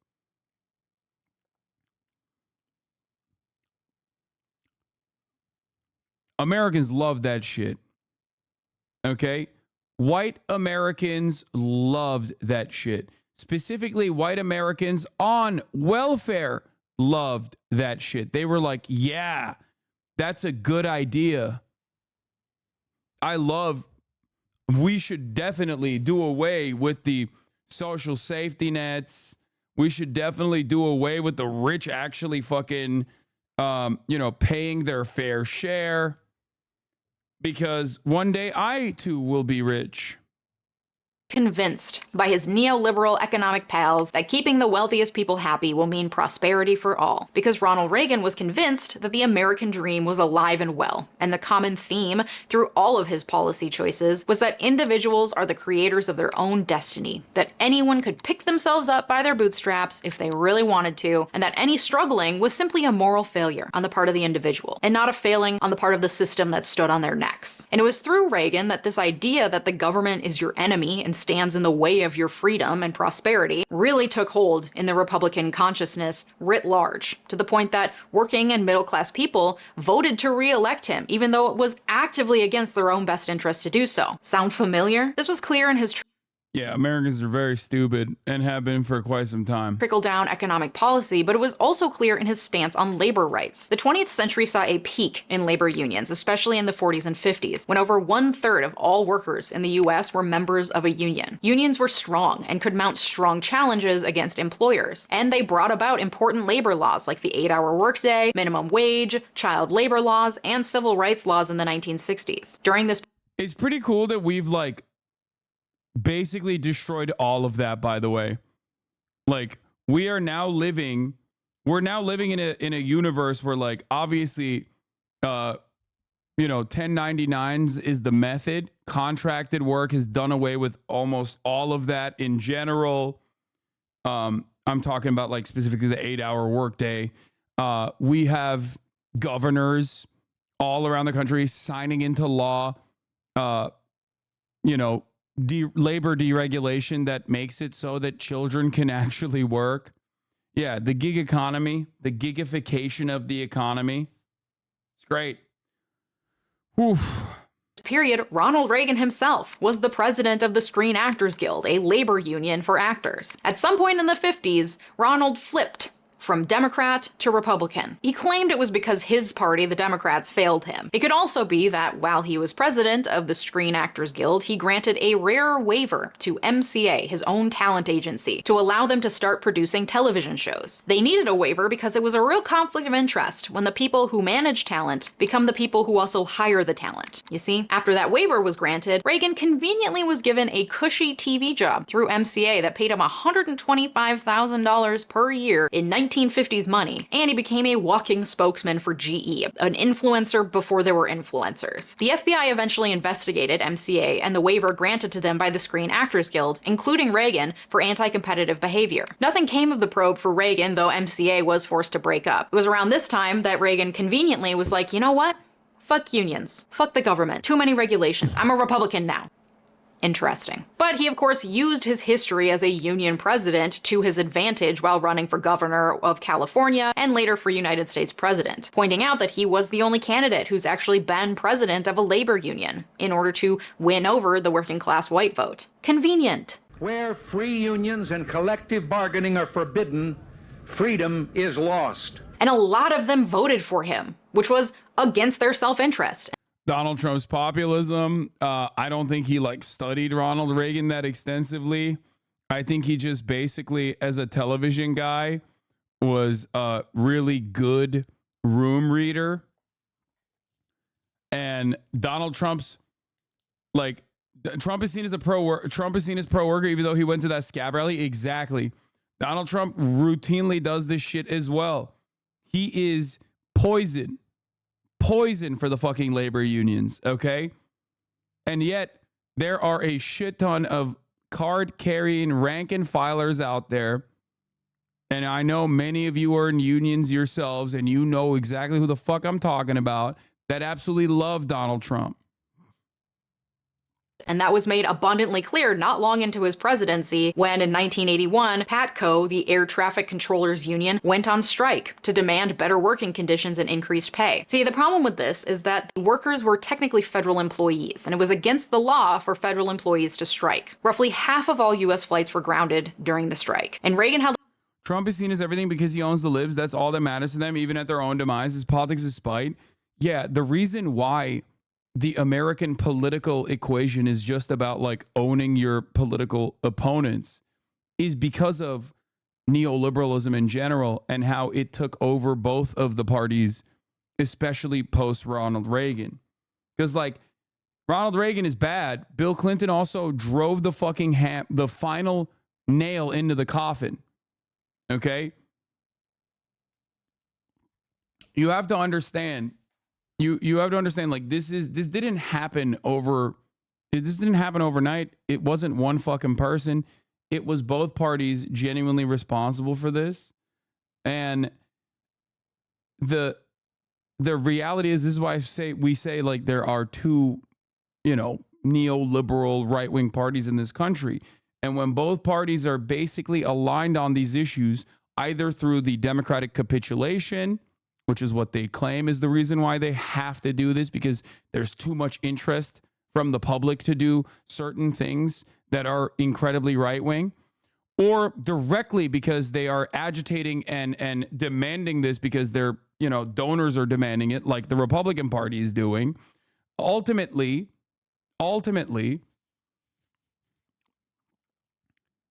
at the end of the day, there is no momentum for workers. There is no real material change that people feel they can vote for, that people will ever realize in their lives. Okay, Ramazan.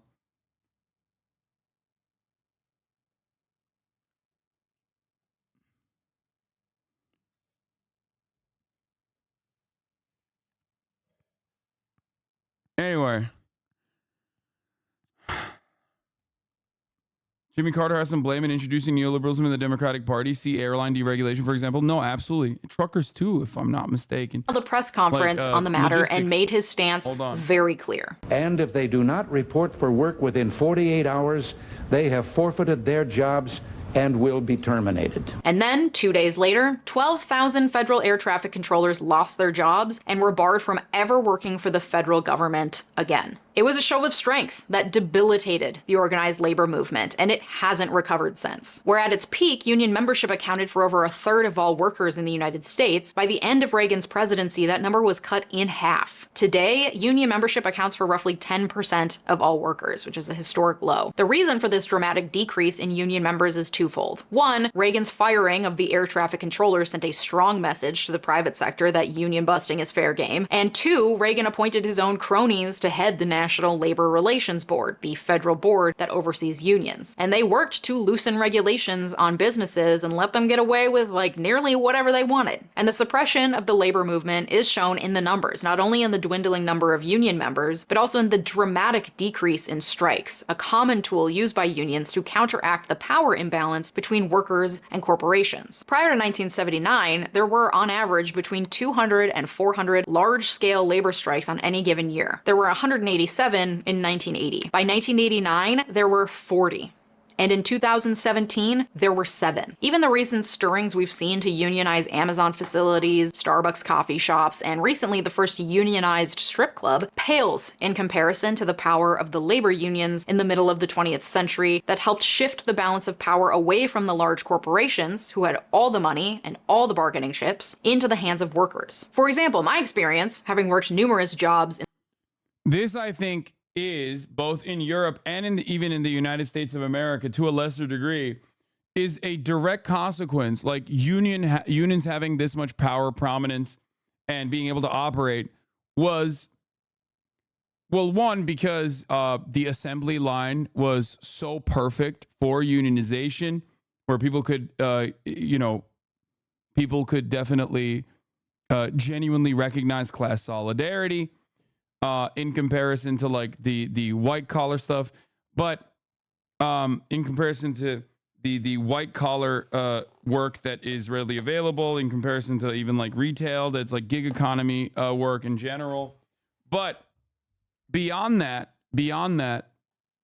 it was the USSR, the existence of a counterbalance, the existence of a counterweight to American capitalism created a pressure point for American capitalists. It created a reason for them to capitulate to these demands, because trade unionism was far more preferable to communism, right? This is something that a lot of Americans refuse to comprehend, by the way. And I mean like Americans who fancy themselves to be progressives. Americans who don't want to recognize that having this kind of counterweight is good. It's a good thing. It's a great thing. Because without it, in the absence of that, look at where we're at.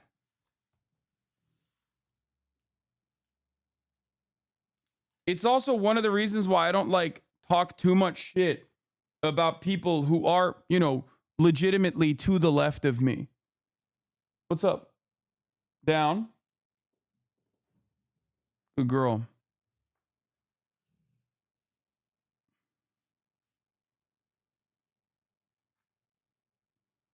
Because they play the role of normalizing and making me look more moderate in comparison, and that's not necessarily a bad thing.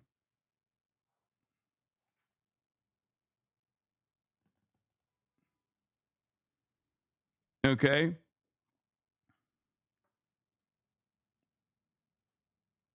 In the 21st century is that companies treat you like they're doing you a favor by giving you a job. Like, you should be so lucky. And like, you have to show loyalty to the company above all else. Otherwise, you're a bad worker. They pay you what they want. They fire you whenever they want. And they do not have to give one flying fart about you because you are replaceable to them. They hold all the power. You want a job, take it or leave it. Most of them don't even list the pay range on their job postings unless they're legally required to. And if you were to ask for the pay range up front before putting in the effort to apply for the job, well, you might as well just not apply for the job because no hiring manager is going to look favorably on that. You're supposed to want the job because you're passionate about widgets and working for that company. Doing a job for money is not the team player attitude that we're looking for. Not to mention the fact that HR exists to keep the company from getting sued, not to protect your interests. So you can see how unions are so powerful because it's only through collective bargaining and organizing that workers can balance out the power with their employers. Okay, sorry, I needed to go down that labor organizing tangent, but it really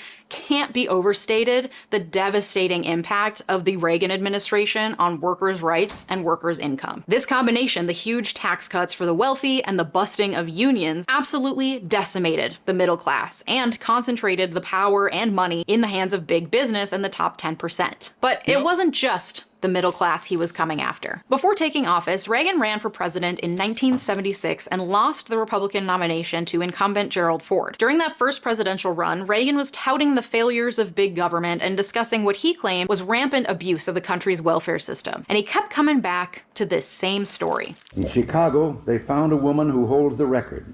She used 80 names, 30 addresses, 15 telephone numbers to collect food stamps, Social Security, veterans benefits for 4 non-existent deceased veterans' husbands, as well as welfare. Her tax-free cash income alone has been running $150,000 a year. The welfare queen.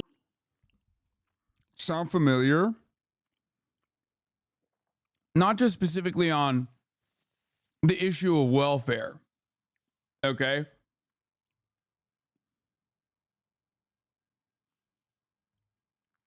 Not just specifically on the issue of welfare, but just in general.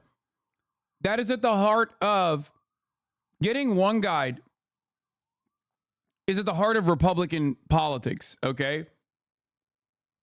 They love one guying the situation. It's so successful as a method.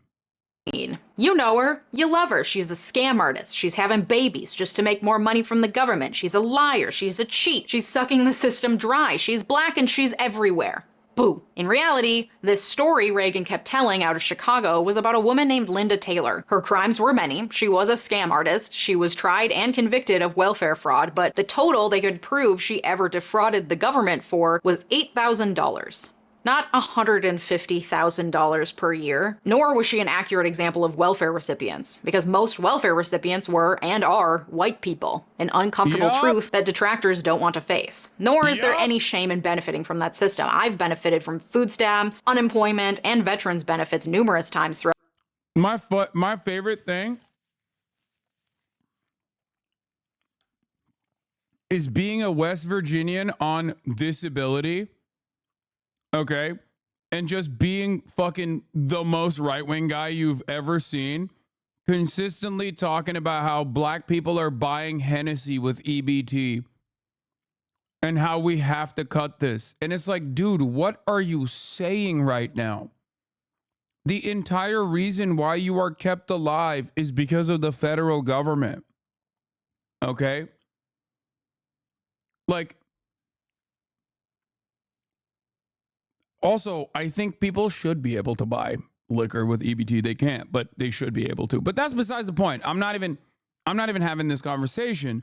It's just that, like, you are personally benefiting from social safety nets, but because there is ostensibly some black person out there that's also benefiting from it, you're like, nah, fuck that. Fuck that. Cut that shit. Not recognizing that it'll cut it for you and has been cut for you as well. So stupid. Throughout my childhood and adult life. In fact, in many states, welfare benefits are actually underutilized due to how difficult it is to get signed up for them and to stay signed up for them. Also, most people who defraud the welfare system are men. But Linda Taylor became the welfare queen, a scapegoat for Republicans to use as they blamed black people for what white supremacy did to them while also decimating public safety net programs. And it's a trope that persists to this day, though usually only in veiled terms and dog whistles. And black women and welfare recipients weren't the only minorities hurt during the Reagan administration. Nancy and Ronnie were also big proponents of Just Say No and the beginning of the war on drugs. Drug users were another convenient scapegoat, and Reagan was responsible for slashing government programs that would have helped people get housed, get clean, or receive the mental health support they needed. And instead he was like, nah, just throw those guys in jail. And more people were also becoming unhoused because of the dramatic tax cuts for the wealthy and decrease in public safety net programs. And being unhoused or doing drugs were seen by Reagan and his supporters not as failures of a system meant to protect and lift up its people, but instead a moral failure of the individual. You're an addict because you decided to do drugs, and that's the only reason. You're unhoused because you're lazy and you won't just apply for a job. This has nothing to do with our policies or the changes we're creating in society. That's a separate issue. This is solely your responsibility and your fault for not lifting yourself up by your bootstraps. And you know who else didn't bootstrap themselves enough? The gays. Oh, you thought the gays weren't part of this? Think again. Ever heard of a little thing called AIDS? Yeah, well, it was fucking rampant in the 80s. It started in the 70s, but no one really knew what it was, and by 1981, at the start of Reagan's presidency, it was becoming an epidemic. Among the early researchers looking for both a cause and a cure was Dr. Anthony Fauci. The plan is to put into clinical trials individuals who have full-blown AIDS. Hundreds and then thousands and then tens of thousands of Americans were dying of it. And Reagan said nothing. The president of the United States said, he was like fucking awesome. He literally was like, great. Oh, the sinning homosexuals are just killing themselves? Fucking great. Literally.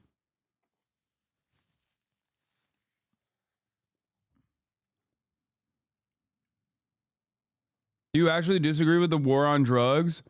Yes, I do. Just like I disagree with your method of trying to fucking serve a 3-minute ad break at the top of the hour by saying, do you disagree with the fucking war on full-blown war on drugs? Like, come on. Chatter. Ridiculous. The 3-minute ad break is here. The American racial hierarchy is dependent on the worse off white people perceiving themselves above the best black counterparts. So when it all falls apart, white people become reactionary and vote against their own interests because they know it will harm black people, and that's enough for them. Yeah. You know how people do like LGBTQ rights or healthcare, and they do that to like liberals? The real question, ironically enough, is like social safety nets, but black people also get them. And white people have historically, time and time again, throughout fucking history, said, nah, if they're going to get it, I don't want it either. Or rather, don't think about it thoroughly and don't recognize that their social safety nets are going away as well because they advocated for black people to have less.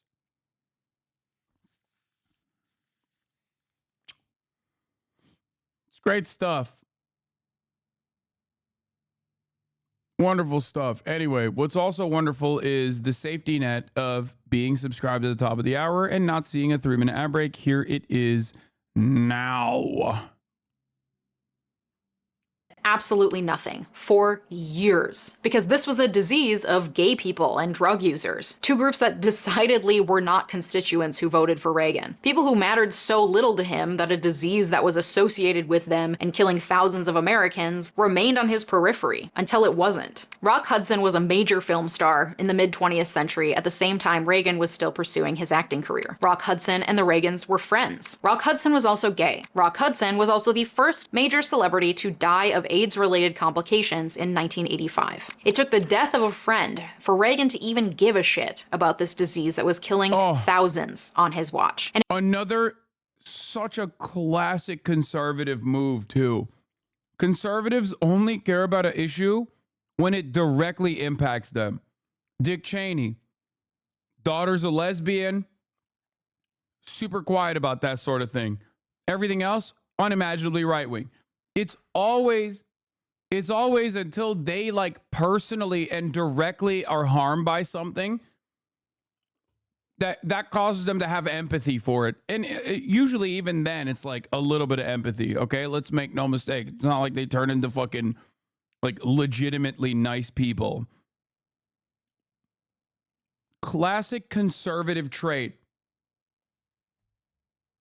And it would take him 2 more years before he even acknowledged the disease in an official press conference in 1987. By that time, over 30,000 people had contracted the disease and 20,000 people had died in the US alone. But again, even after he finally acknowledged the AIDS epidemic for what it was, he was reluctant to acknowledge it again. Funding for AIDS research under Reagan was slow to come, and it's unclear how the trajectory of the AIDS epidemic would have been different if Reagan had acknowledged it for what it was, a deadly and unknown disease that was killing thousands of Americans regardless of sexuality or drug use. Instead, it remained on the fringes of his presidency for years because, again, in the tidy imagination of his ideal American vision, you are the product of your own actions. You have only yourself to blame. You did gay sex. You injected drugs. Just bootstrap yourself out of AIDS. In this way, Reagan was able to disconnect his policies from the outcomes of his policies. It's the moral failure of individuals, not anything he's done. It's one of the reasons that he's known as the Teflon president. Despite his many failures, and despite the many ways in which he was an incredibly imperfect president, he managed to avoid the reputational damage that most presidents experience and come out the other side as this mythical hero that Republicans still revere to this day. And nothing made more clear Reagan's lasting negative impact on our democracy like the presidency of Donald Trump. In both Donald Trump and Ronald Reagan, we had presidents who were also master showmen. And Reagan really introduced what Trump has seemed to perfect, manipulating the media to his advantage and using dog whistles to ignite his base of supporters. Nancy and Ronald Reagan were both actors before entering the White House. And Ronnie's abilities in front of the camera, his abilities to deliver a line, and his ability to provide a convincing song and dance routine came in handy time and again throughout his presidency. In the Reagans, the media finally had this showy, easily televised president they'd always dreamed of. The Reagans were always ready for a photo op because they understood the power of pictures. They understood that pictures often conveyed a stronger message than what was being said or going on behind the scenes. Sure, we're slashing your benefits, kowtowing to big business, and rubbing elbows with rich people during the worst recession since the Great Depression, but we're also just like you. We're sunshiny and pleasant. We live on a ranch. We're just a couple of cowboys. Reagan was able to use his acting experience to follow the scripts that were given to him, to position himself as folksy and all-American, and to build himself and his vision of America into this myth that still persists today. All the while, Reagan was able to use... This is important to recognize. She didn't actually bring this part up, but this happened at a time when the Republican Party broadly were like the elitist party in the same way that the Democratic Party is known for being the elitist party now. Where like, this is the era of country club Republicans, Republicans that are like of a higher class, right? A lot of you came to your adolescence in a time when that has gone away in the post-Reagan world. Like many of you probably first started paying attention with the folksy people like George W. Bush. Ironic because he himself is cut from that old country club Republican family. George H.W. Bush is probably one of the greater examples, one of the more recent examples of country club Republicans. Probably the last example of a country club Republican, as a matter of fact. So Bush Senior, I'm saying, is a country club Republican. Bush Jr. is a great example of like the folksy Republican. And that's the thing. Like, Republicans all used to be like Mitt Romney back in the day. But even like down to the Stephen Kings in the Republican Party, they all were unimaginably elitist, like the William F. Buckleys of the world. They presented themselves as like ideological, committed fascists. They were elites. They did not lie about being elites. They straight up were like, no, I am an elite and I will rule this country. And they didn't play around with this like this folksy hokey bullshit. Wearing cowboy boots and a fucking hat. They didn't do any of that. They were like, no, I'm a suit and tie ass motherfucker. Not a salt of the earth. Know your fucking place. I'm an elite.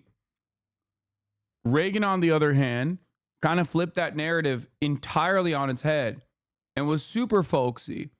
And people loved that shit. They were like, oh my God. Because Americans are really stupid. They love marketing. They are probably the most susceptible to marketing ass country on the fucking planet. And that's precisely what Ronald Reagan did. He marketed himself as a real guy, just like you. A folksy hometown hero.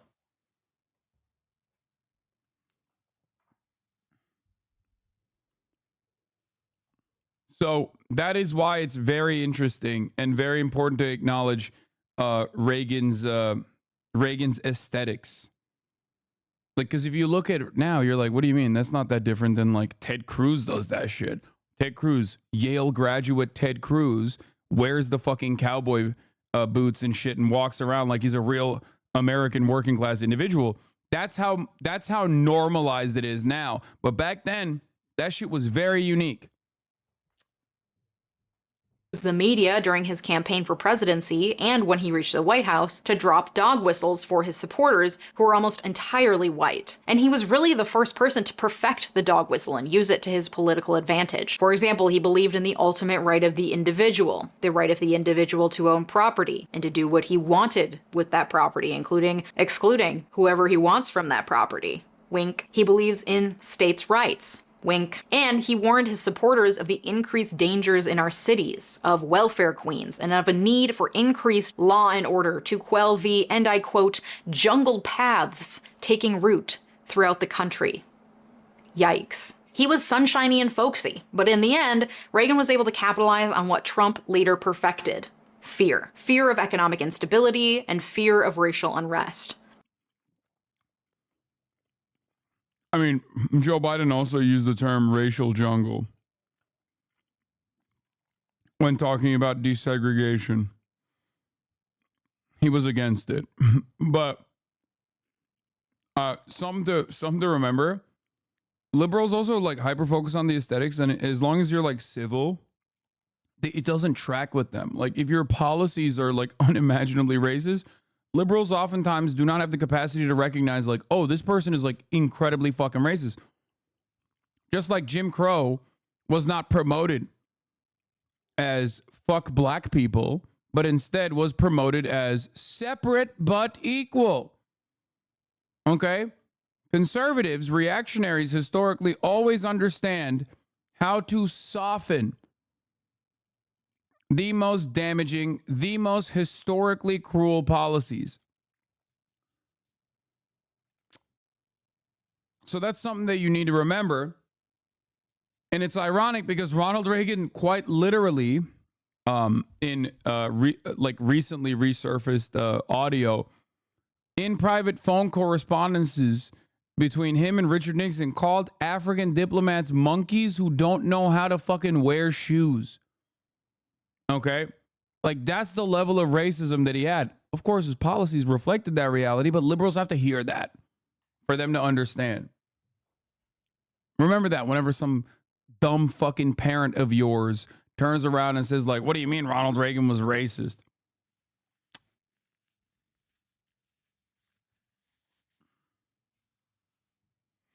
all the while fanning the flame of both issues and actively working against the best interest of the base that he is actively fear-mongering. And the final way that Reagan managed to undermine our democracy using a tactic that Trump later perfected was by aligning himself and the Republican Party with white evangelical Christians. The Christian right presented themselves as an opportunity for Reagan. They aligned on many of the same social issues like abortion and tax cuts, and especially the idea of the individual's responsibility for their own fate, that bootstrapping ideology that Reagan clung to. If you need welfare, it's because you're lazy and you should just get a job. If you don't want to go to hell, you're a sinner and it's up to you to get into heaven. Any moral failure and it's straight to the bowels of hell for you. Not only that, but it turns out the evangelicals have a lot of money. One group...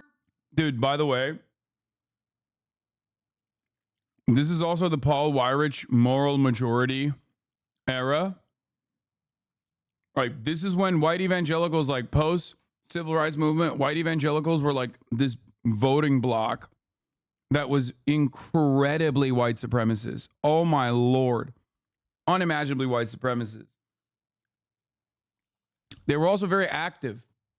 Paul Weyrich, who is, I think, Catholic himself, recognized that and was like, oh, we need to fucking captivate these guys. We need to bring these guys into the fucking fray. We need to put them under the banner of the Republican Party. We will never lose an election ever again. And that's precisely what happened. The radicalization of the like average Republican, like the Republican Party of the modern age that you know, comes from that background. Yeah, the classic goo government syndrome guy. Yes, Paul Weyrich, who famously said, we don't want more people to vote, dumbass. We want less people to vote. Some of you guys are stupid as fuck. Dude, they were so fucking racist. They were still wishy-washy on Jews up until the 2000s. I mean, yeah, that's completely gone now. I think now, like, everybody says America was built on Judeo-Christian values. But yeah, that was not a thing at all. Like, the Judeo part was added on later. People used to just simply say America's built on Christian values.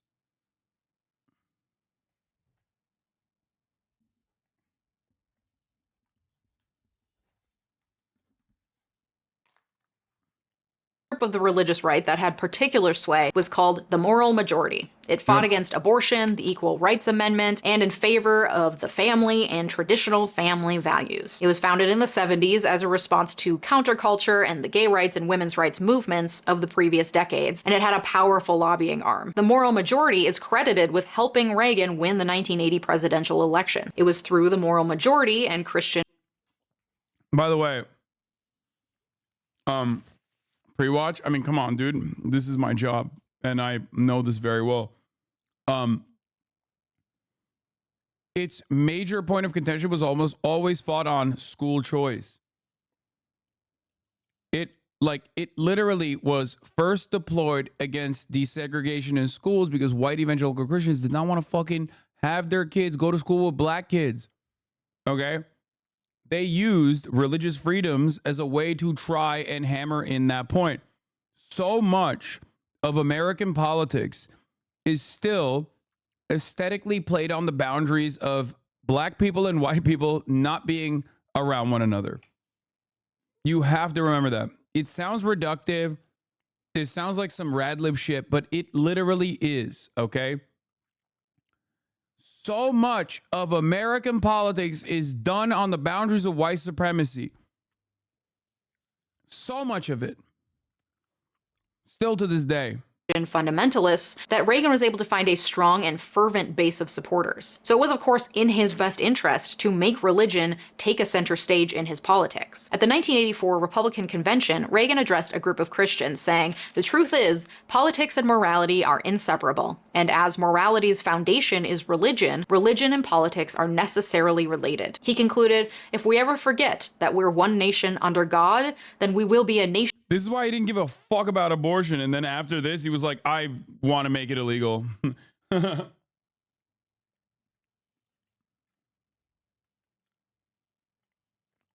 didn't give a shit about abortion early on, originally. gone under. So much for separation of church and state, am I right? And it was a tactic that worked. It brought more blue-collar and working-class people behind him, and it increased his appeal in the South, a place where his 1980 presidential rival Jimmy Carter typically held favor as the hometown hero. And this allegiance that Reagan struck with the white Christians has stuck to this day. And it was this same base that...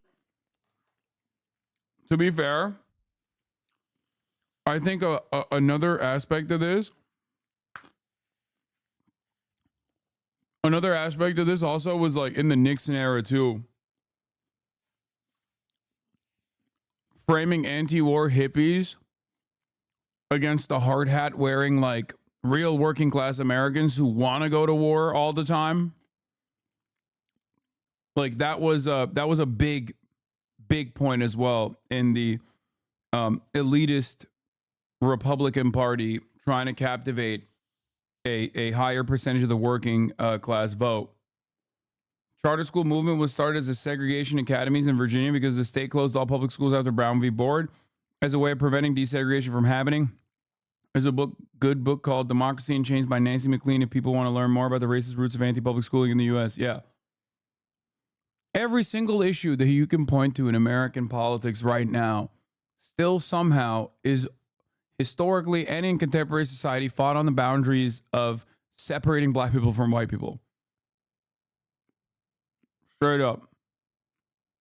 That Trump was able to tap into to win, despite the fact that he's not religious, despite the fact that he actively worked against the best interests of the blue-collar and working-class people who voted for him, largely because of the ideals he espoused and dog whistles he used to appeal to that base. And it's that link between the Republican Party and evangelicals that has led to the rise of Christian nationalists, to the increase in hateful legislation aimed at trans kids and drag queens, to the dismantling of Roe v. Wade, to the banning of critical race theory and books that present any ideas contrary to the conservative Christian nationalist worldview. Over and over again, Reagan did what he had to do to cement power for himself and his rich and powerful supporters. Whether it was cutting taxes, busting unions, or leaning into racist stereotypes and dog whistles, he did whatever he had to do to get what he wanted. His incredibly short-sighted policies and actions while in the White House led to increased economic and social division in America, to a growing distrust between Democrats and Republicans, and to the growth of a strong but small faction of radical conservatives who are using fear-mongering and capitalizing on what divides us in order to further erode our democracy. No, you New Biden big boy moment dropped. Oh, hell yeah. They're about to open their convention in Milwaukee, where Donald Trump is expected to. Zionists own slaves. Every country is on white supremacy. I'm on 1%. Jewish Zionists. What are you saying? Dude, are you okay? Is your brain all right? Like, dude, we're talking about fucking straight up Christian, psychopathic, rabid evangelicals. There is like literally not one mention of Judaism, Jewish people. As a matter of fact, I straight up brought up the idea that like America is a Judeo-Christian nation is like a relatively new phenomena in terms of propaganda in the United States of America. And this motherfucker's like, no, Jews, slavery, Jews did the slavery. It's the Jews. Holy fuck, dude. Motherfuckers are so horny, bro. I swear to God. His brain is just so broken. Like, there was a point in time when a guy that was desperately trying to do that was straight up die-in-the-wool Nazi, right? Nowadays, more and more people are becoming like that. Even if they do not have an ideological commitment to fascism, they literally have had their brains broken.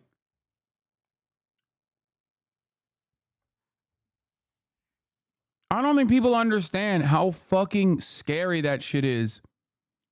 How dire of a prospect that is for our future, okay?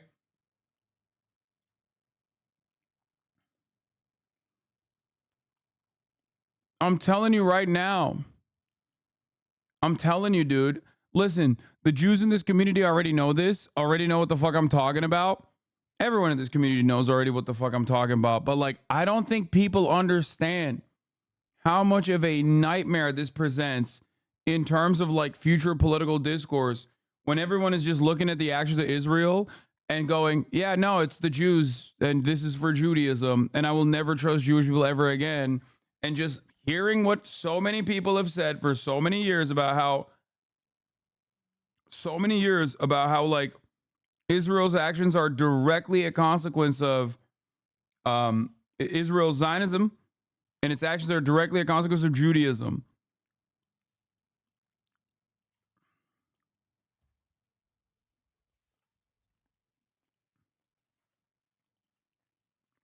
Israel is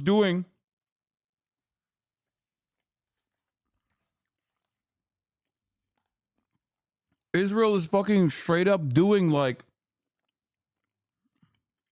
the Islamophobic propaganda that the American media demonstrated in an effort to justify the war on terror, but Israel's voluntarily doing that anti-Semitic propaganda. I've never seen anything like it.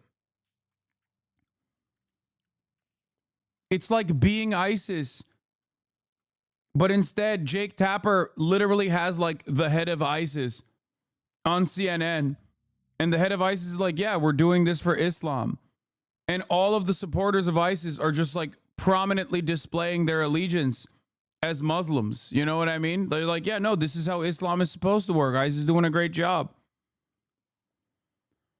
Oh.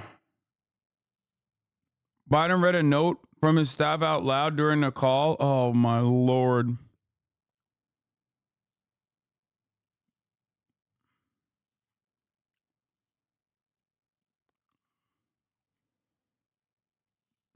During Joe Biden's call with the Congressional Progressive Caucus, the president said his staff passed him a note to stay positive. You're sounding defensive. Biden read the note aloud to the participants of the call.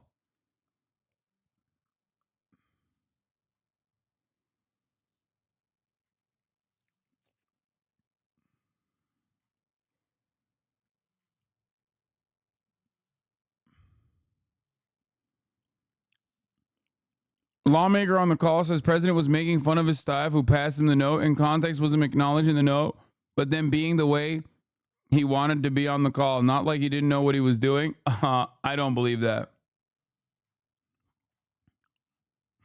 Sure. Yeah, no, definitely. Just like when he said President Putin to President Zelensky, he was just making a joke. You can't pin everything that's happening in America today onto one man. But I double dog dare you to find a person or a president who is more culpable for the current social, political, and economic instability than President Ronald Reagan. And I haven't even touched on his stance on communism. Stay tuned for next week when I answer the question, why are Americans so obsessed with communism? For now, check out my latest video all about why America is still segregated. Thanks so much for watching. Have a good day. Bye-bye. She's great. Anyway.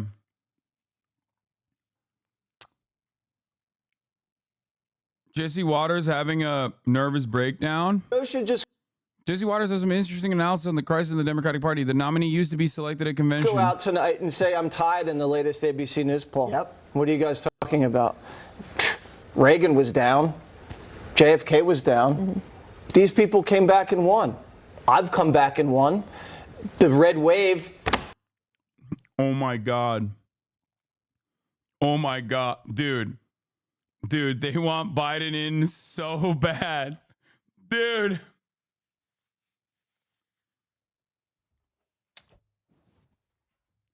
Bro, that's... Dude, it's like, come on. It'd be real silly if you just dropped out now. I mean, come on, Joe. Never happened. I would just throw that right in their face, and then I would stop criticizing Democrats, because that's what the Democrats are getting mad at, is Joe's just criticizing them. And he needs to make this about Trump again. He said, I beat him once, I'm going to beat him again. And we're running to restore democracy, and you guys want to rip away millions of people who voted for me. Mm-hmm. You can't just change the rules in the middle of an election and just say, oh, you know what? Bro, what? Yeah. Yo, dude, that is hilarious. Come on, brother. Oh my God. This is incredible. It's so fun. Dude, this is okay. I've seen enough. I'm pulling a Dave Wasserman. I've seen enough. This is perhaps the greatest reason as to why Biden needs to go tomorrow. Okay. Yesterday, Toronto. Dude, Jesse Waters sounding like one of these weird K-hivers on Twitter right now, talking about how Biden needs to stay in the race. Damn near on the verge of tears.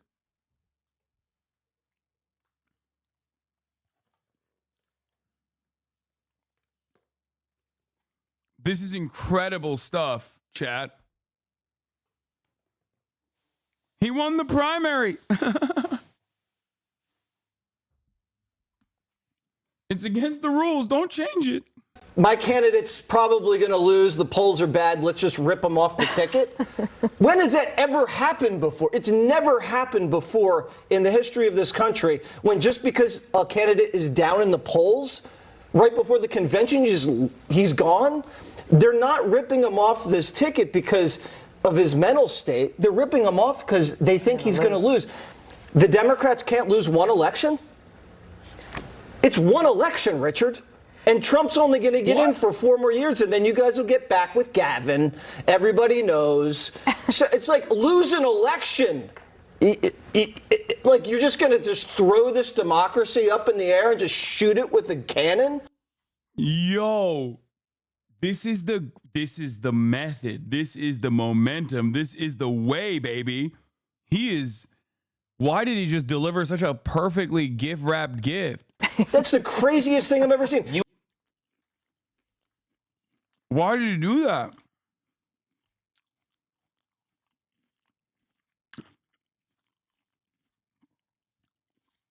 He didn't even try to attempt to hide it.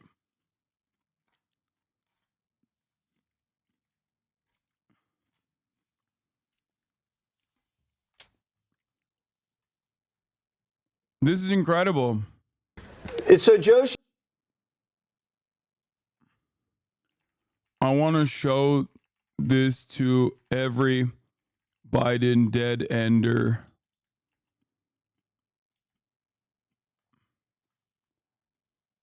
Should just go out tonight and.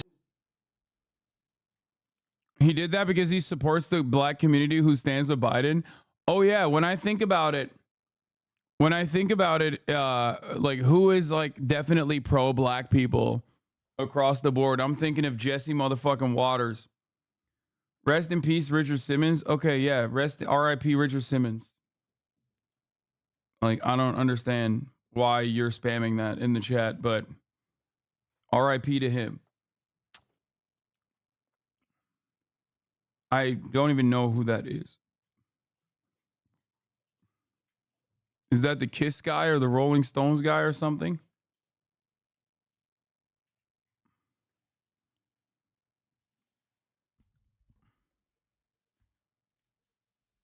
That's Gene Simmons. Are they related?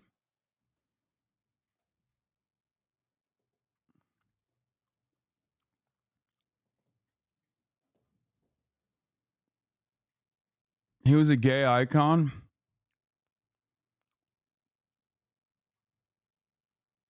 He's the fitness guy. Fitness legend Richard Simmons. He's been fighting tabloids over stories that claimed he's transitioned from male to female, but now court is ordering him to pay up big. ABC's Gio Benitez is here with the latest. Good morning, Gio. Hey, Michael, good morning. We're talking about more than $100,000. He sued them after the tabloids reported that he was transgender. Now Simmons may have to pay all of their legal bills. After decades of sweating with the oldies, fitness legend Richard Simmons has a new challenge, this time in court. A judge ruling Simmons must pay the National Enquirer and Radar Online $130,000 for legal fees after Simmons. What is this article?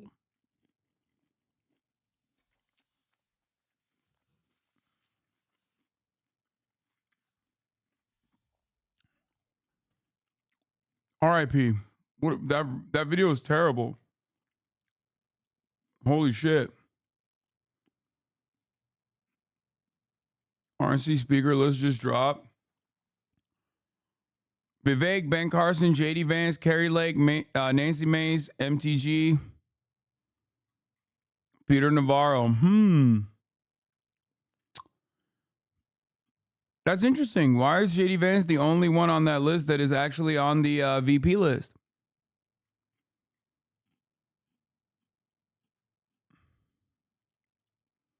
This'll be epic.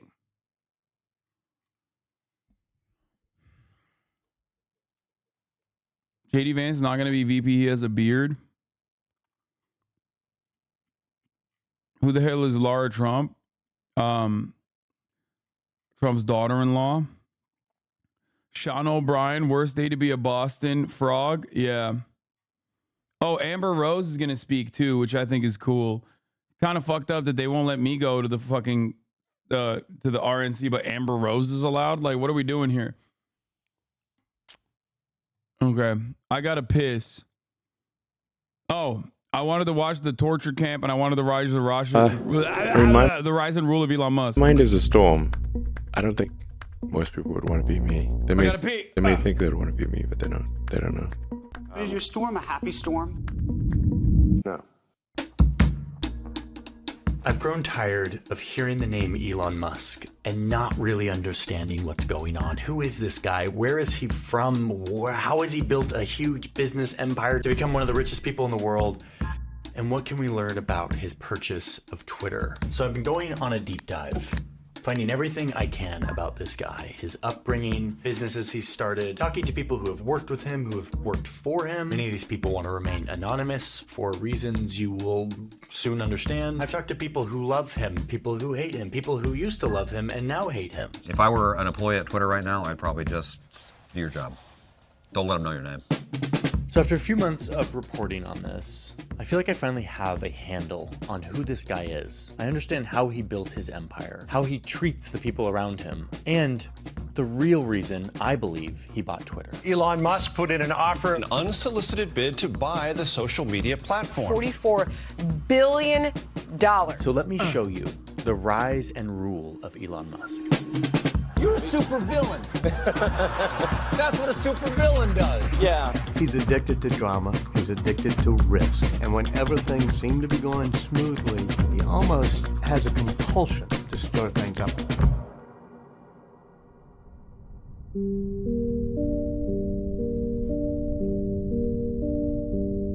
I think he's just a bad guy who has bad instincts in general, who just gets lucky a lot of times. Perhaps the luckiest thing for him is that he realized that somehow, somewhere along the way, he lucked into PayPal. And then after that, he was able to create a cult of personality around himself so he can just now lie and absolutely zero people will punish him. Like he can just lie all the time and no one will punish him as long as there is enough people that are financially tied to his success as the key man at Tesla. That's it. That's it. His track record is filled to the brim with a shit ton of failures. He is most notable for routinely lying to investors and never really getting punished for it. That's it. He's a venture capitalist that hit 3 times in America. Getting 1 hit makes you a genius. Yeah.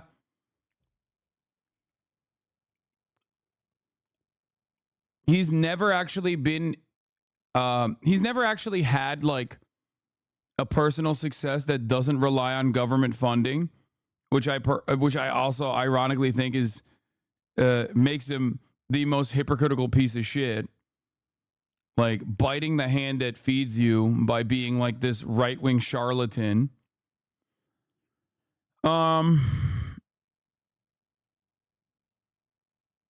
Yeah. That's it.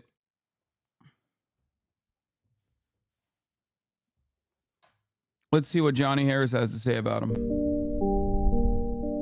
Elon Musk was born in the summer of 1971 in South Africa. From a young age, he was bullied pretty relentlessly by kids at school for being scrawny and nerdy. I was, bullied quite a lot. I got punched in the face many times. Musk would later say that he's on the autism spectrum, though he was never diagnosed. It got really bad for young Elon. Like, one time, When he got beaten up. Come on, bro. I don't think he has to be diagnosed by a doctor for that one. Okay? It's like we can tell. I believe him. I don't believe him when he says many things. Okay? But when he says he's autistic, I'm like, no, that tracks. That I get it. For sure. Like, I don't need to see a fucking medical diagnosis to believe that one. At school once and so bloodied he had to go to the hospital. The scars were actually worse when he came home, and his father made him stand in front of him and berated him for more than an hour, calling him stupid, saying it was his fault.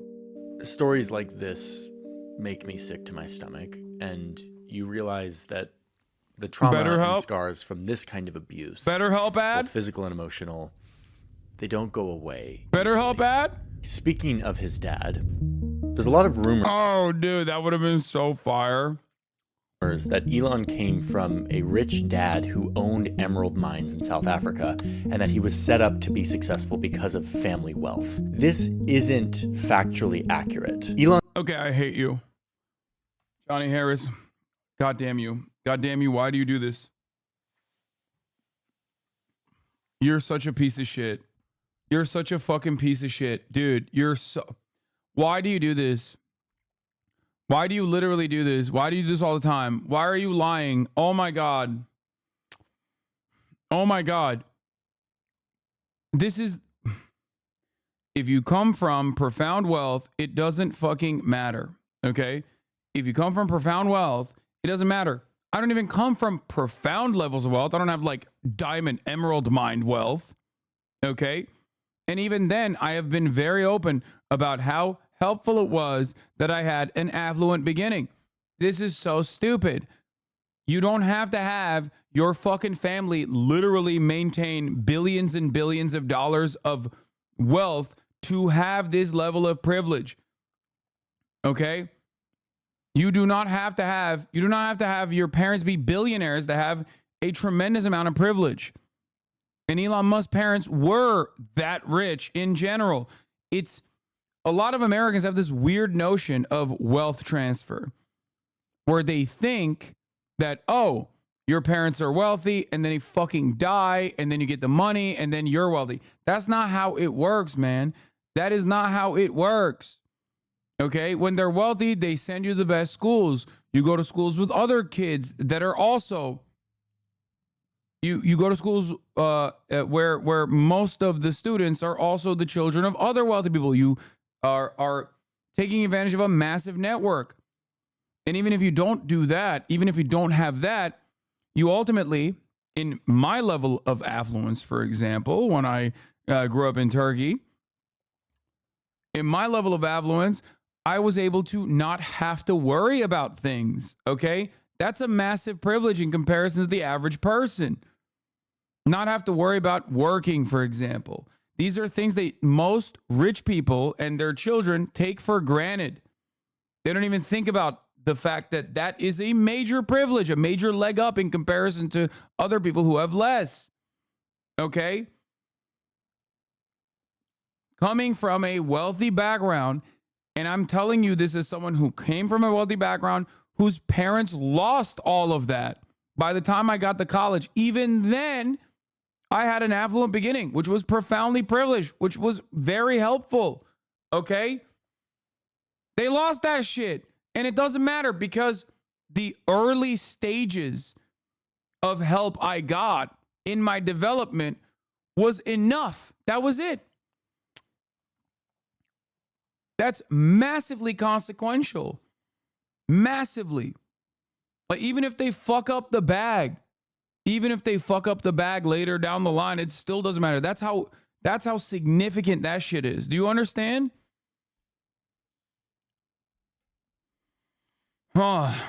People are very annoying about this. Yeah, you go to good schools. You know what I mean? Like here, I'll give you an example. In Turkey, the best schools are publicly funded, or at least was when I was young. Okay? Maybe that's changed now. I don't know. But in 8th grade, you take an exam to be able to get into high schools. The best high schools in the country are publicly funded high schools. If you can't actually fucking do well in the exam, you're kind of cooked. You'll have to go to a shittier high school. Okay? Guess what? There's also one other alternative. I didn't do so well in my 8th grade exams. And guess what? I was able to go to TED Ankara College, which is an incredible fucking high school. How was I able to go? Because it's a private high school. My parents were rich. So I went to a really fucking good school in spite of the fact that I was not able to get into a really good school that was publicly funded. Do you see what I'm saying? That's a massive leg up. If my parents weren't wealthy at the time, and my father wasn't wealthy at the time, I would not have been able to get to that school. I would not have been able to get that kind of schooling. Okay? That's a massive leg up.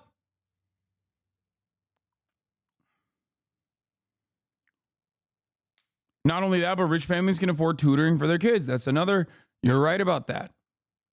Even though I was a dumbass, and even with the tutoring, I just couldn't get a good enough test score. So there's levels to this shit, okay? Elon's dad did import emeralds, but there wasn't a lot of money in this family. He never owned a emerald mine. This is total bullshit.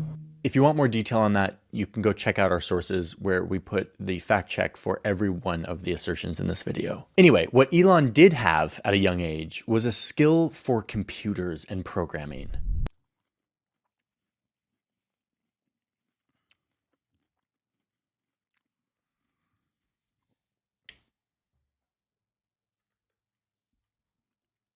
Wait.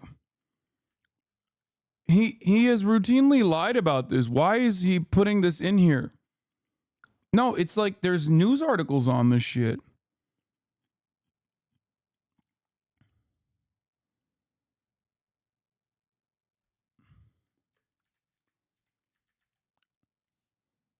How much do you handle fear? Company death. Not succeeding in the company caused me a lot more stress than physical danger. But I've been in physical danger before. The funny thing is, I've not actually been that nervous.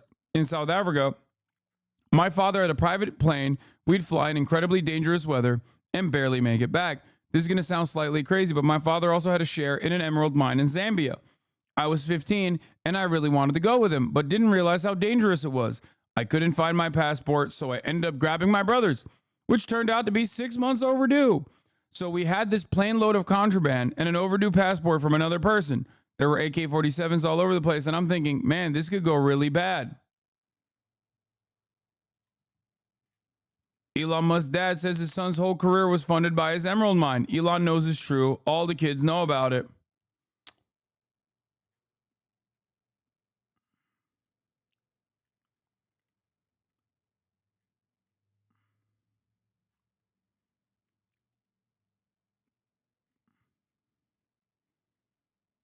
I don't understand how Johnny Harris, who fancies himself to be a motherfucking journalist, is doing, like, failing to once again do like super basic, super entry level stuff.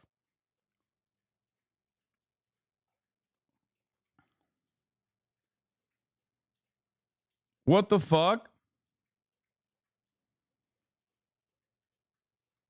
Check Johnny's sources. He said they were in the vid. No, man, he's going to fucking ground news. It's a ground news ad, chatter. I taught myself how to program computers, mostly because I wanted to program games. At the age of 12, he invented a video game. Mom, do you remember when I was 12 and I created my own video game? That he sold to a magazine for $500. It was his first business move in tech.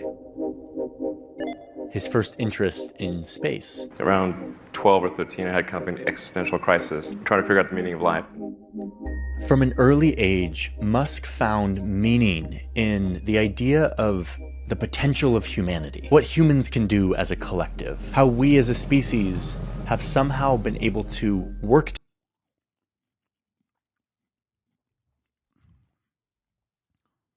Elon's dad never owned an emerald mine. Walter Isaacson revealed in Elon Musk's biography released this week that Elon Musk never owned a mine. He wrote that Elon Musk used to own a light plane in the 1980s and sold it to an entrepreneur in 1986 in exchange for emeralds from a mine the businessman owned in Zambia. His father, 77, told Isaacson the mine was never registered and that he imported raw emeralds and had cut them in Johannesburg.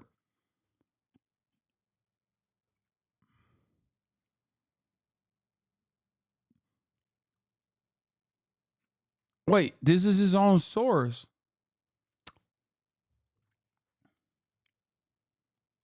Like, Elon Musk was really telling the truth about his father. Errol never owned an emerald mine, biographer says. Many people came to me with stolen parcels, Errol Musk told the writer. On trips overseas, I would sell emeralds to jewelers. It was a cloak and dagger thing because none of it was legal. Okay, so he was an off-the-book operator who owned shares of an emerald mine, as in he was an illegal owner of an emerald mine who smuggled emeralds illegally. What?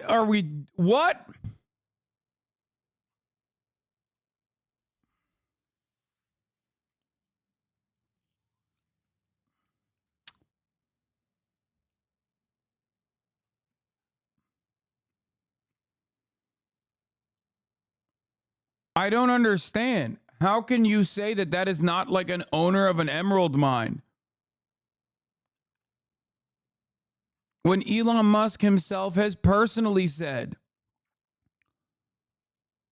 in the article that I showed you from 2014 that his father owned an emerald mine and were, engaging in illicit behaviors in the article himself. Together to explore the meaning of the universe. My motivation was that if we can expand the scope and scale of consciousness, maybe we can find out the meaning of life. I mean, you hear this and it kind of sounds overly grand, kind of delusional, overly idealistic. But honestly, this is what motivates Musk from a very young age. And he doesn't bend on what he wants and what he's willing to do to achieve it. Owning shares and being the owner, oh my God, Neek Skit. You really have to stop being the stupidest person in the chat, like all the time. What do you think? Like, how do you think someone becomes an owner of a company? Like, what do you think happens when someone owns a company? Like, how is that ownership legalized?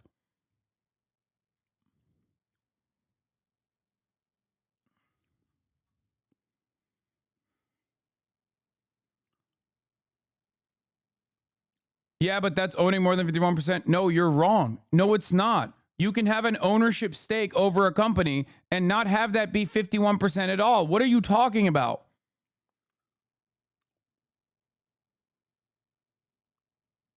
An ownership stake does not necessarily mean that you have to own a majority of the shares.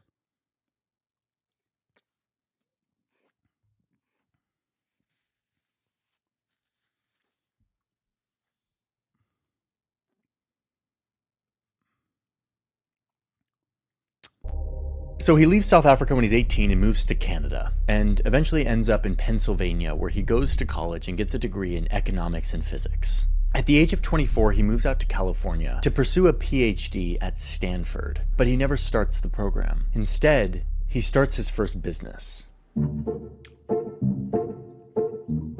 It's like saying Elon Musk is not like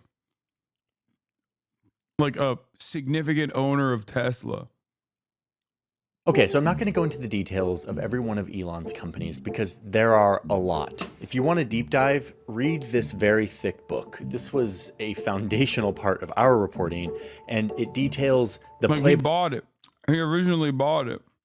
Play on all of these companies. For now, let me give you a quick summary of the businesses this guy built to become one of the richest men on the planet.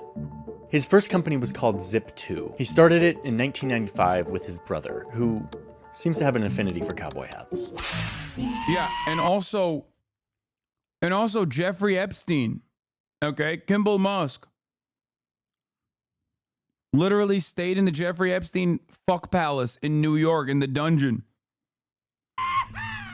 His company provided maps and business directories for online newspapers. I know those words sound very strange to us now, but like back in 1995, it was a huge deal. It almost was like the precursor to what Google Maps is today, and it was very successful. We helped bring online several hundred newspapers that previously were only in print. It was acquired a few years later for $307 million. 22 million of those dollars going right into Elon's pocket. Suddenly, Elon is rich. Receiving cash is cash. I mean, those are just a large number of Ben Franklins.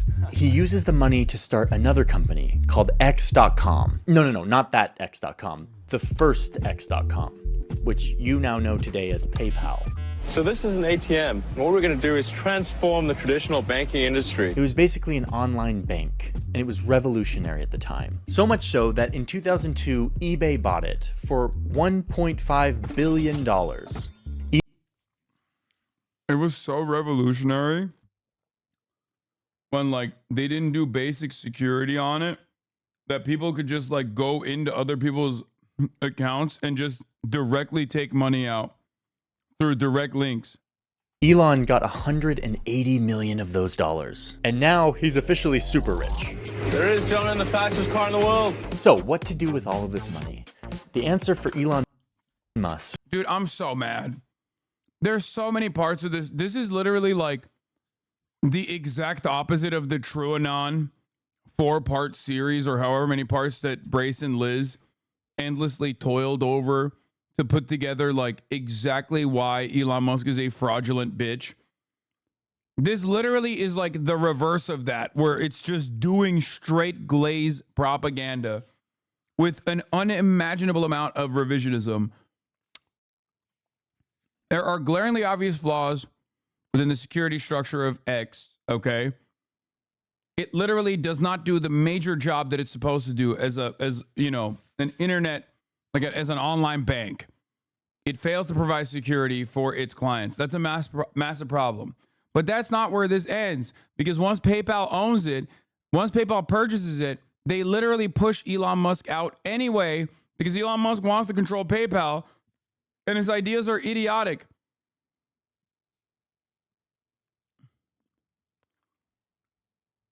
Oh, eBay. Sorry. Oh, well, it's not eBay. What? Wait, what? Did I misunderstand this? No, this becomes PayPal. And 80 million of those dollars, 5 times. So Traditional banking industry. It was basically an online bank, and it was revolutionary at the time. So much so that in 2002, eBay bought it. You're right. Okay. I misunderstood. Yeah, then it becomes PayPal. Sorry. If eBay buys it, it becomes PayPal. Peter Thiel pushes Elon Musk out because he's sitting on, he wants to control X, which later became PayPal. You are so biased. Yes, I am. I'm biased to think that this is the worst way to try and deliver a top of the hour ad break. You're wrong. It is not a good way to try and deliver a top of the hour ad break. Okay? And that's a one-dayer. Unless you're actually an Elon dick rider, which is really funny.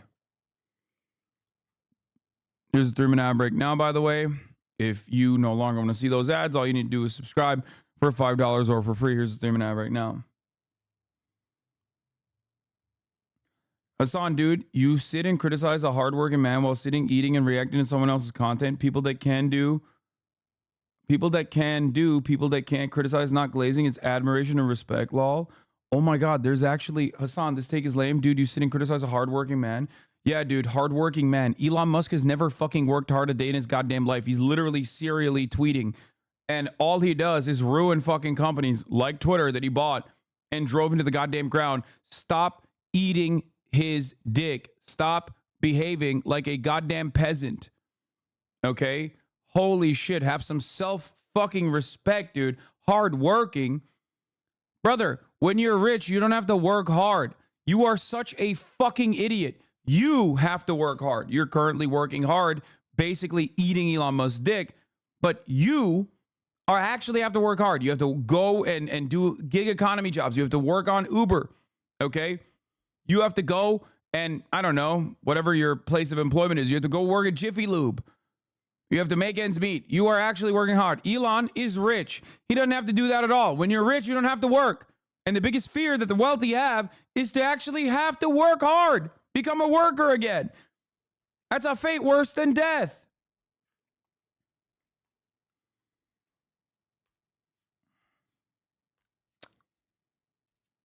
Dumb fuck.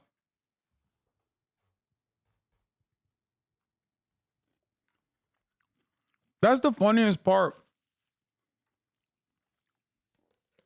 The funniest part of the Elon Glaze Brigade is that these are people. The funniest part of the Elon Glaze Brigade is that these are people who are just objectively, 1, poor, 2, never going to be rich, 3, glazing up their overlords. It is against your self-interest to do so.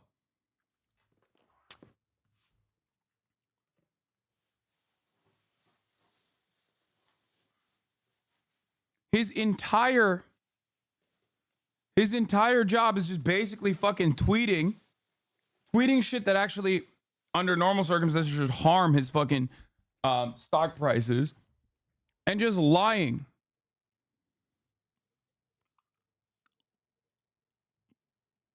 It doesn't matter what he did, will do. You'll still hate him, just bias. No, you're actually completely wrong. I had a conversation with Nolan from Donut Media a long time ago, before everybody turned on Elon Musk, about Elon Musk specifically, where I said, Elon Musk is exactly the type of person who was basically cooked up in a laboratory for someone like myself to love him. And yet he does everything wrong. And I despise him. Why? He literally has his entire net worth is reliant on government funding, and he focuses on renewable energy aspects where there is the most amount of government funding. He should be the most thankful billionaire on the fucking planet that the American government genuinely is interested in competing with China and other countries for renewable energy initiatives. And yet he bites the hand that fucking feeds him on a daily basis. He's a reactionary, psychopathic, now openly Nazi billionaire piece of shit.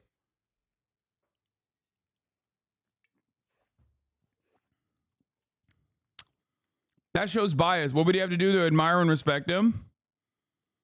Why don't people complain of gaming companies' owners?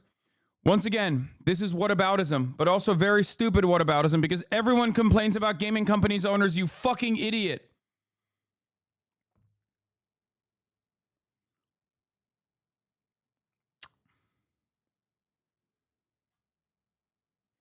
I have not talked about Elon Musk in quite some time, so I forgot that there's like still some dick eaters out here. Okay? It's called the Socratic Meiotic dialogue in questions. It's called the Socratic method. Yes, of course you're a fucking Elon Glazer, dude. You are simply too stupid. Okay? That's it. Yes, thank you for doing the Socratic method by engaging in whataboutism. Whataboutism that fails on its face regardless, because this community routinely shits on owners of other fucking video game companies anyway. I'm a medical doctor. You?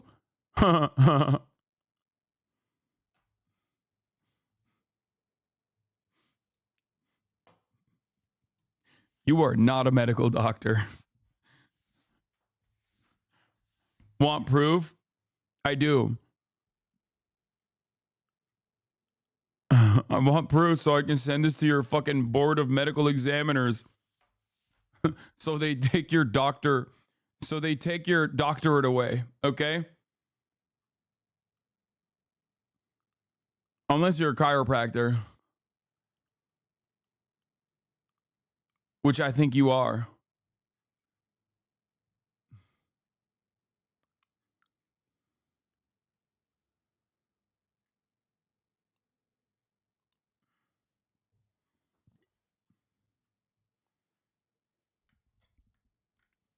You are legitimately too stupid to be a real doctor.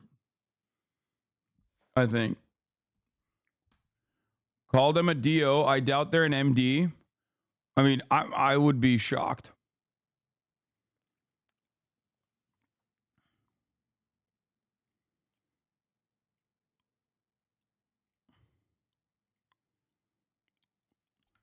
If he's a doctor, he's the one. He's in the trenches. Oh my God, you found his fucking Twitter account. Space enthusiast here. Row rockets ready, rock and roll like a Jedi, but with less force and more thrust. Follow for liftoffs, not accuracy.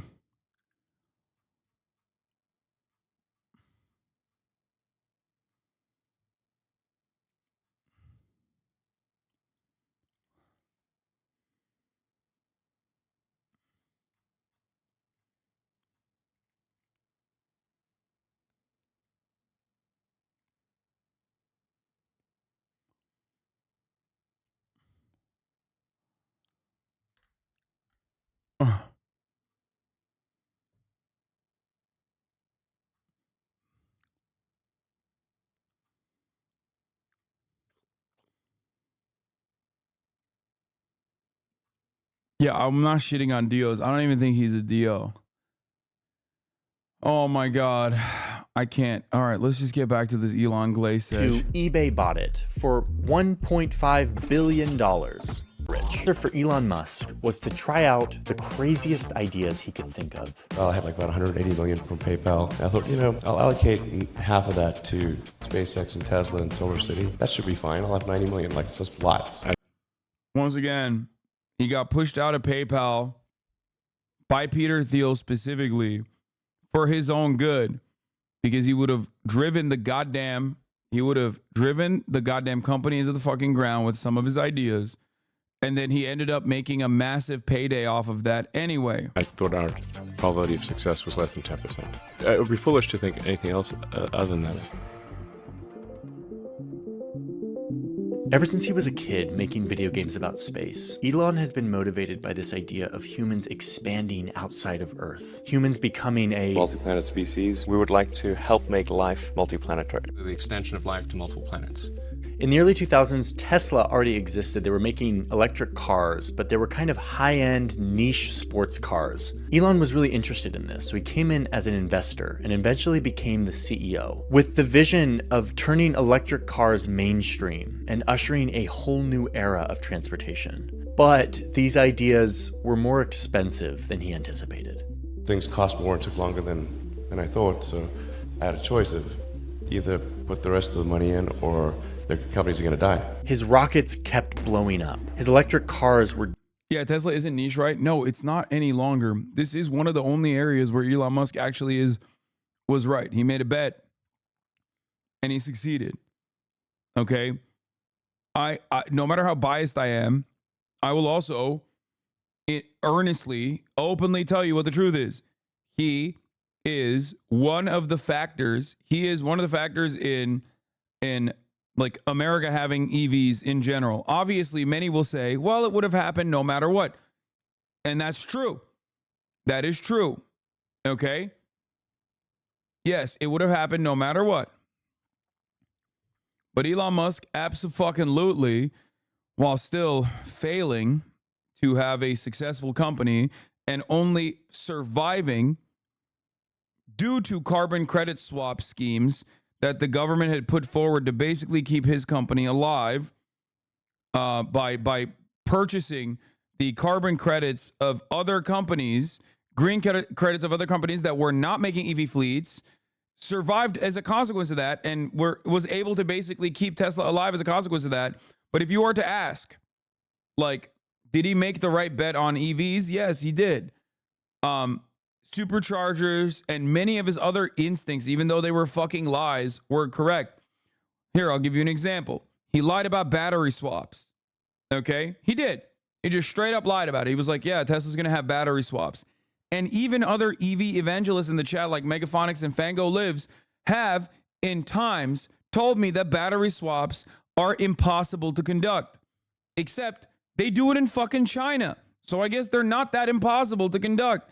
I don't fully understand how this was impossible, because I remember Fango Lives or Megaphonics, one of the two, EV evangelists. Fango is a EV journalist. Megaphonics is just the Elon simp, former Elon simp. Said that Elon Musk lying about battery swaps was actually totally valid because battery swaps are impossible. Anyway, I don't get why people hate on sometimes make investments that paid off, but I get the autistic cook takes on Twitter, of course. It's not just autistic cook takes on Twitter.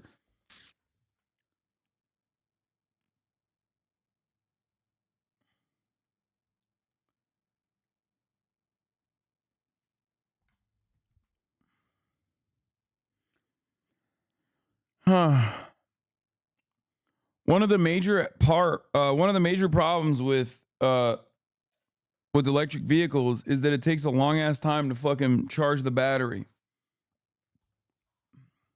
Okay? Even with Elon Musk's superchargers, it still takes a long ass time. Or there's a long ass line to get to the long ass time.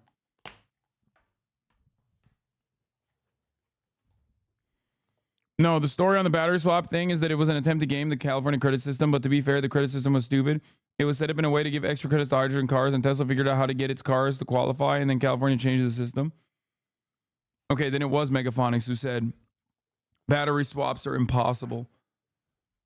Maybe it wasn't Fango. One of you two told me at the time, and I took what you said for granted, that battery swaps were impossible to do. This was a couple years ago. China has battery swaps now.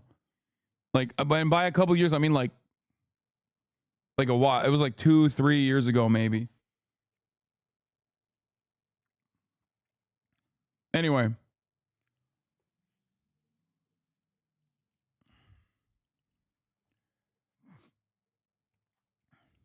Regardless, doesn't matter.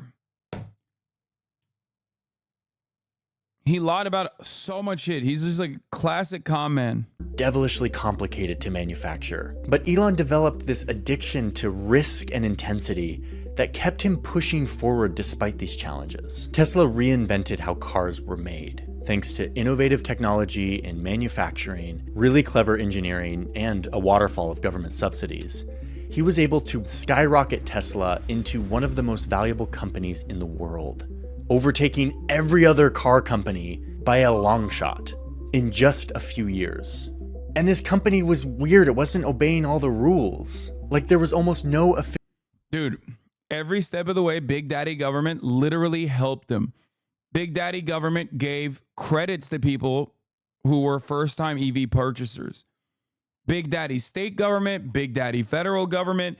Big Daddy federal government created a scheme for carbon energy credits that literally kept the company avoid bankruptcy. Okay? Elon Musk was getting signups and having to use the deposit that people gave him for cars that he had never had any, he was never going to reveal. Elon Musk was underwater. The company was underwater.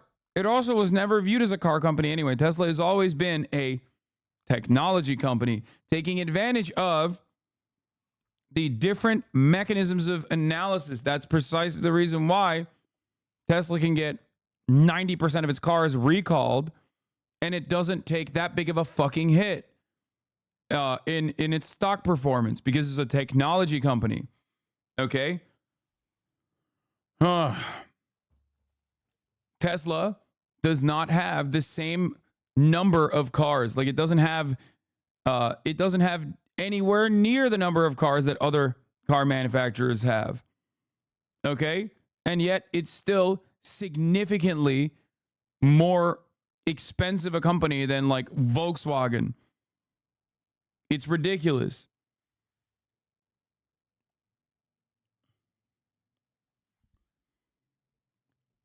Now, Tesla's time will come. You can never fucking maintain that tech company status at a time when electric vehicles are flooding the goddamn market and much better car manufacturers are making. What? No, Peter Thiel is actually awesome. He's the founder of Palantir Technologies, one of the coolest software companies, and loves Lord of the Rings. Palantir keeps us safe. Dude, this Mormon is like... Every day that passes by, I'm more convinced that this is one of the old school Mormons that's in the CIA. He said Palantir keeps us safe. Neek's skit might be the longest running bit in this chat. or truly a uniquely crazy person. Bro, he said, you know, the guy who loves Lord of the Rings and named his company after like the evil surveillance mechanism in Lord of the Rings, whose company happens to do literally evil surveillance? That's actually good. What if the bad guys were good? How do you fucking miss the mark being a liberal, which cares about like good, bad dynamics and doesn't just like analyze the world through a materialist lens and still land on the bad side of the good, bad dynamics? It's like watching the Avengers and going, you know, Thanos, Malthusian ideology has some good fucking points, as a matter of fact. We should do at least like a half genocide.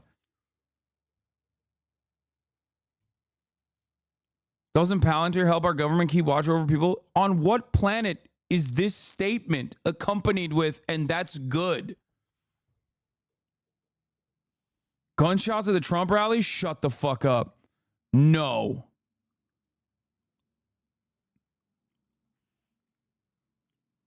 Where? Give me a link now.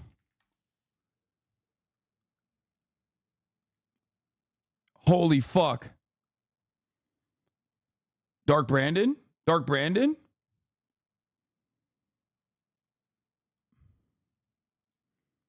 Wait, did they cut the audio? Is he shot?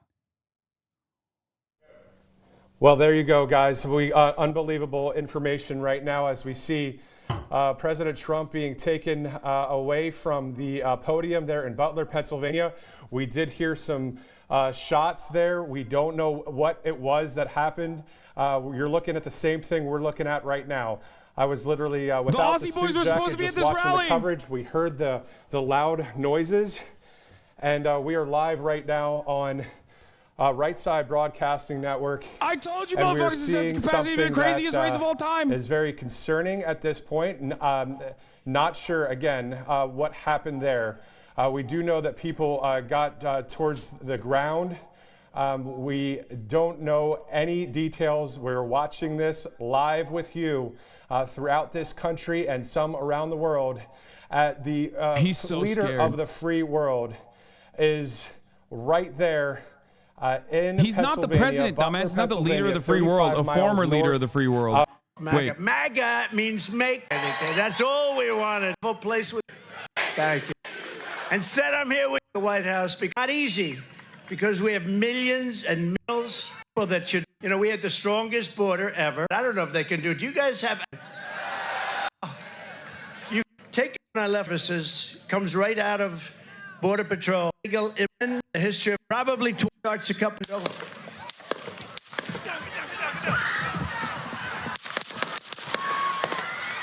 Yo! What the fuck?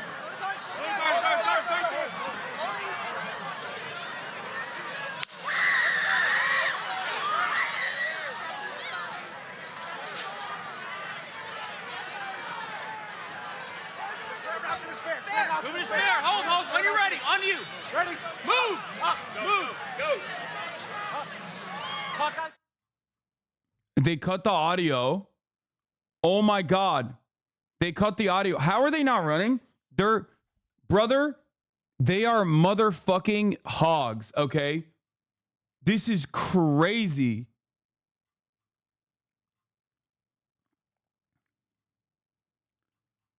We don't know if it hit him. We don't know. Look, here, I'm going to replay it again. You see, a little bit old, that chart. That chart's a couple of months old. Want to really see something that said, take a look at what happened.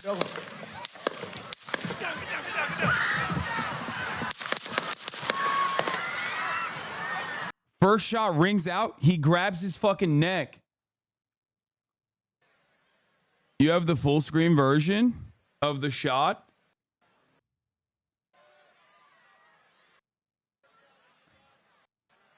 Dude, what the fuck is going on? Do we think he got actually shot? I think he was bleeding when they picked him up. Trump bleeding. Don't show on screen. Stream. Oh my God. Oh my God. He is bleeding. I think it nicked his ear. No, that's not like enough. That's not TOS. Oh my God. Oh my God. Oh my God.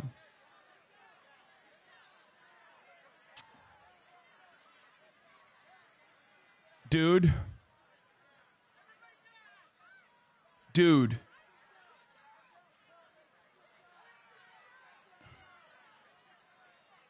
All I'm going to say is this has happened before. And when they miss, landslide.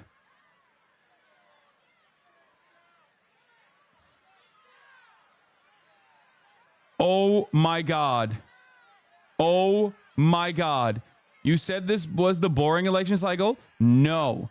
I said this is the most boring election cycle, but it has the capacity to become almost overnight the most interesting election cycle. And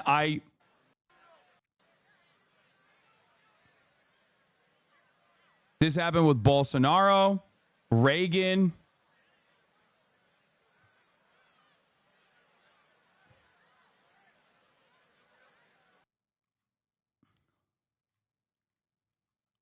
Oh, they shut it off? Oh. Staged? No, I don't think it's... I mean, I think it's a little wild. Here's the full screen shooting. If you want to really see something that's said, take a look at what happened.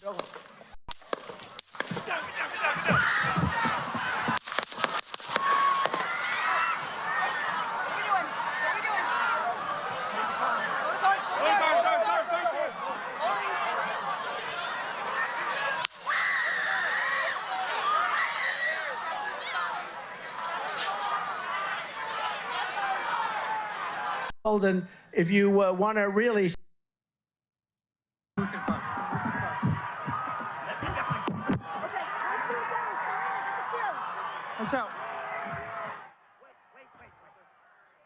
I mean, he gets up, he puts his fist up.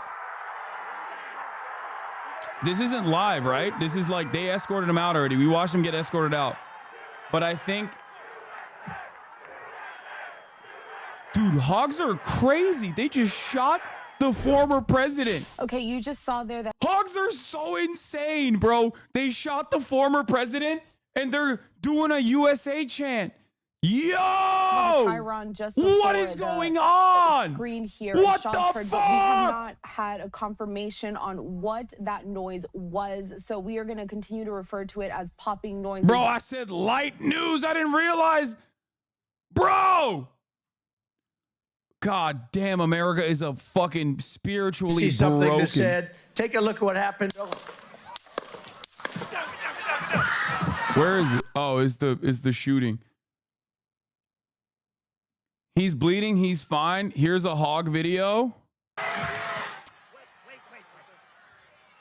A Biden supporter just pulled out a gun and shot Donald Trump. First of all, we don't know anything about what happened, but this guy immediately goes, a Biden supporter pulled out a gun and shot Trump. Oh, dude. Oh, dude. Reagan landslide. Oh, no. Reagan landslide incoming. Oh, my God. Oh, my God.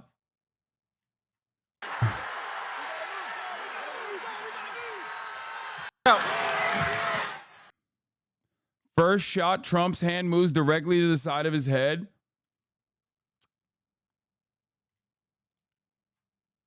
Oh my God. Who else if not a Biden supporter? Dude, it could be a Biden supporter, but to say that it definitely is a Biden supporter is insane, okay?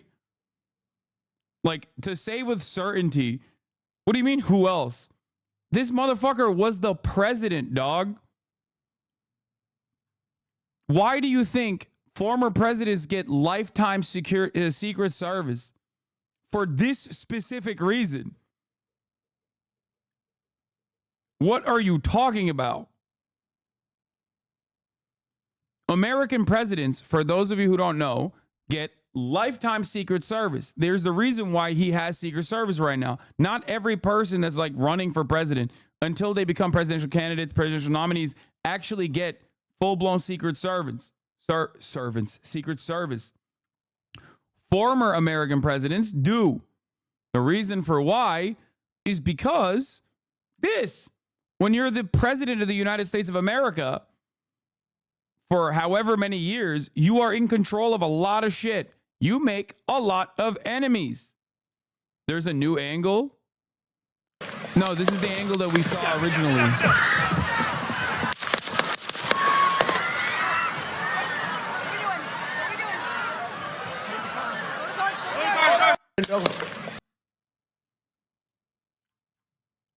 Like gunshots ring out. My There are weeks where nothing happens, but decades where there are decades where nothing happens, and then there are weeks where decades happen. Most people ducking down, the press that were behind the risers, press that were at our media tables, ducking down under the tables as we weren't sure what was going on. Our crew who was up on the stage captured some of that video that you showed, the former president getting protected by his Secret Service. They covered him. He looked to have some blood on his face. It looked like his ear was bloody. A lot of chaos and confusion. No one was sure where the gunshots sounded like gunshots were coming from. The former president, as we know, is now inside the motorcade. He may at this point be off-site.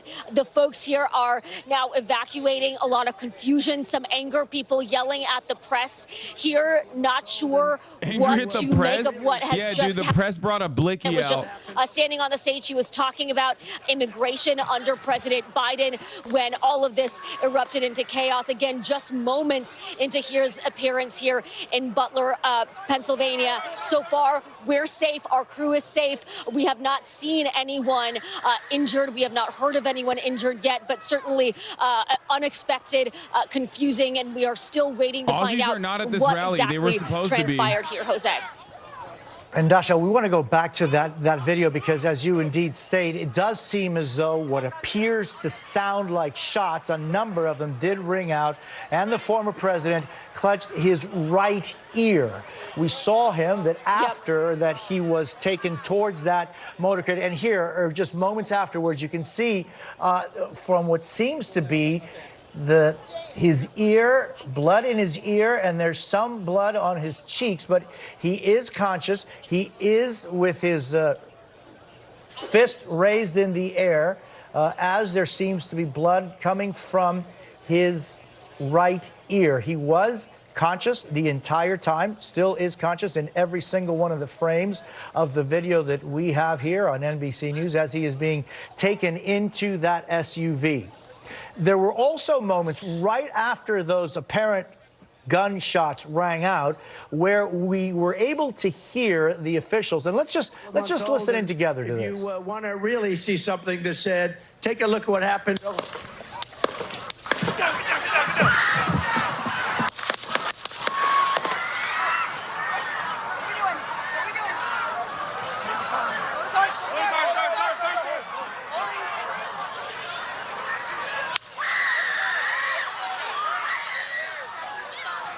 I counted about 8 to 11 what seems to be gunshots, and you will be able to hear now as they're getting ready to transport the former president.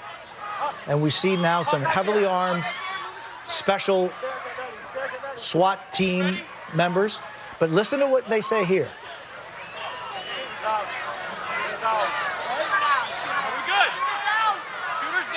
Shooter is down, is what one said. Oh, dude, they got him. They got the shooter. This was just moments ago in Pennsylvania. And we'll see the former president stand up with the help of a few people. Let me get my shoes. Hold on in your head. He says, let me get my shoes. Let me get my shoes. Watch out. Donald Trump still speaking as he raises his fist. And there you can see in the middle part of your screens what seems to be blood coming out from his right ear. Conscious, shaking and waving that fist. as about 5 people help him down the stairs and towards that SUV.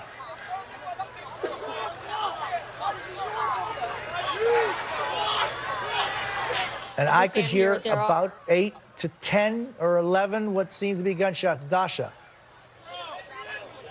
Jose, as we stand here, there are a lot of people yelling at the press pen right now, a lot of anger from the people here. I'll tell you, just emotionally, there's been a roller coaster just over the last 10 minutes or so since this happened. It went from confusion, people not sure if what they were hearing was fireworks, but as those sounds continued, as you said, 8 to 11 or so consecutively, people realized this might be dangerous, this might be gunshots. People started to get down, to hide, to feel that fear, that adrenaline that, frankly, I felt as we were trying to make sense of the situation and make sure that our team here and our colleagues here. You think they'll go for gun control after this? Saw the former president in that video get up and raise his fist. We did hear cheers erupt from the crowd, people chanting USA, USA, and the former president was... Okay, never mind. They were chanting USA, USA. They're probably not, right? As this place is empty, littered with water bottles, just looks like a scene of escape right now. Very chaotic exit for everyone. The few people that are remaining are very angry with the media. We are feeling a lot of rage from people right now as everyone is trying to process this. Bitch, what do you mean? Of course, it is not uncommon for the former president at his rallies to point Don't out politicize to call them fake the news and former to target president the getting frustration shot of with a his gun. supporters towards the press, and that is a little bit of what we are experiencing right now as people are trying to make sense of what happened. What It's was time for supposed to be, thoughts and prayers. just before these sounds Sir? rang out, just before this incident, a pretty jovial, It's a good joke. It's a good joke. mood. It's a good joke. Music That person was is definitely playing. The former joking. president had just started his speech, and then everything changed, Jose. I want to bring Dude, in it's Tom crazy. The Witcher, Aussies were special- supposed to travel to Pennsylvania to go to this rally. What we can discern from these images Instead, that we they're at have fucking from just moments ago SneakerCon in is that Anaheim. The former president was speaking, and then as what appear to be gunshots start ringing out, more than one, Tom, is when he seems to touch his right ear, and almost quickly right after that starts dropping, and then that's when the security joined him. But Tom, it looks as though from this image that there is blood just from his right ear, which may have also grazed his cheek. Jose, I want to stress to everybody that it is preliminary. The information that I am sharing with our audience right now is very early in this investigation. Everything I say is subject to change as law enforcement gathers more information, as an investigation continues. I can say... I hate how much plot armor this motherfucker has, bro. I'm sorry. Officials have been briefed initially on the events at the This ground. is over. Reporting It's so along with over. My colleague Jonathan Dinks. I'm pulling a Dave Wasserman. I've seen enough. The president is not expected I hate this shit, dude. I hate the this president shit. is expected to survive this incident. I think that's the most important thing for people to know. The former president of the United States, Donald J. Trump, current presumptive nominee in the Republican Party, is expected to survive this incident. That's the initial indication that we have from the ground. There is an initial indication that either a fragment of a piece of ammunition or ammunition may have struck the president. It's possible it could have been a bullet ricochet. We just don't know. It's very early in this investigation. We do not have any sort of sense of a suspect. We do not have any sort of a sense of it's just one person. Here's the or two AP people. photo, we yeah. don't know. We don't know the type of weapon that's used. We don't know the motivation, though it appears to be clear to be going after former President Trump. But again, the headline at this time, the initial indications is that Donald Trump is expected to survive this incident. We've got a lot more calls to make. I don't think it was a pellet gun, but I can't tell. But it doesn't sound like a pellet gun, but who knows? Could change entirely in the next 5 minutes, the next 5 hours. We don't know. But that's the initial indication that we have, all subject to change. Tom Witcher, of course, stay on this, and thank you for being with us tonight on this rapidly developing news story. Former President Donald Trump appears to have been shot or hit by some either ammunition or fragments in a rally that he was holding in Pennsylvania just moments ago. I want to turn to the moderator of Meet the Press, Kristen Welker, who is with us as well tonight. Kristen, these images that we're showing show the president to be conscious, the former president to be conscious the entire time, shaking and waving his fist in the air, but there does seem to be blood emerging from his right ear, and possibly maybe some injury to the cheek. Jose, that's right. The images are horrifying. The former president, his face bloodied, he's pumping his fists. That is he the sound to be of saying, 1 million Republicans nutting collectively, the okay? Secret Service. The That is political the world sound is of starting thousands to absorb of DC staffers and Republican wonks collectively nutting. That is going to be absolutely put on a fucking T-shirt so far permanently. Kelly O'Donnell has reached out to the Secret Service. The Secret Service saying they are still gathering information on this incident. So, of course, we will bring that to our viewers as soon as we get that. President Biden, for his part, was at church in Delaware. As he left, he was asked if he'd been briefed on this rally. He said no. He then got back into his motorcade. Undoubtedly, he will be briefed in the coming moments.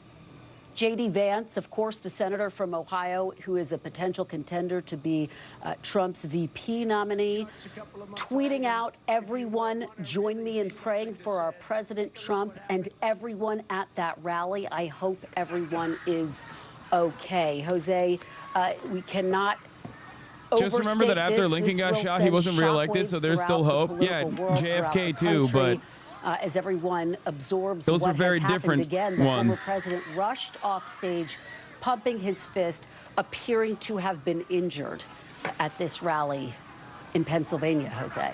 Kristen Welker, thank you so very much. Stay with us. Yeah, bro, he is such a fucking content demon, like straight up. Such a goddamn content demon, dude. And of course, every hog is posting the photo already. I told you. Immediately, Tucker Carlson, 20K likes. He's such a fucking content monster, dude. He got shot, got up, ear bleeding, face bleeding, throws up a fist. It's so Jover. Oh my fucking God. Yes, it is real. It happened in front of our eyes. We literally watched it in real time. Sick photo? Yeah, of course it's a sick photo. Are you kidding me? Look, I don't know anything about who shot him, how they shot him, what they shot him with, what kind of grazing occurred. But what I will tell you is this. When motherfuckers shoot at Republicans, they use 22s, okay? And they don't go for center mass. And history shows that when you do that, I don't know if they used 22s here, but historically speaking, when that sort of thing happens, well, you know, it's a Bolsonaro-style situation where they become super fucking popular. That's why people say when you come at the king, you best not miss.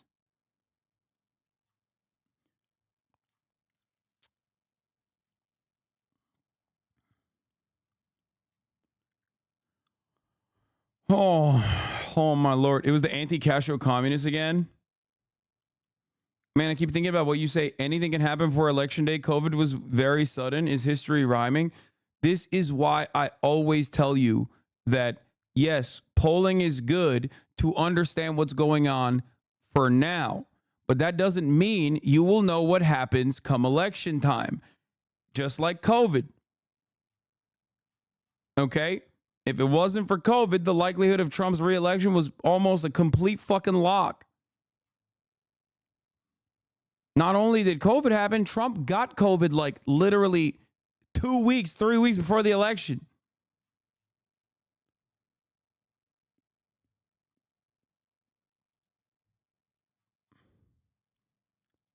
Word has got a live cam going on with the police on the area. to his speech here. Bro, how the is she crowd still also there? Quite angry at the press, and we are now being told by Secret Service that we need to leave, Jose. So I'm going to say goodbye to you for now, but we will keep you posted. I'll post it out. I'll phone in later if we have more information, Jose. Dasha, thank you very much. Do what is needed to do. Stay safe and do exactly what authorities are asking you to do. I want to, and if you're listening to us on radio, I want you to listen as well as watch what happened just short moments ago in Pennsylvania at former President Donald Trump's rally. We're going to start from this part and just go right through the whole incident. If you want to really see something that's said, take a look at what happened.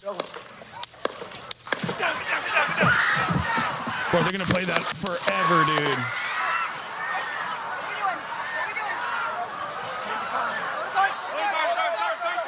Fucking Teflon, dude.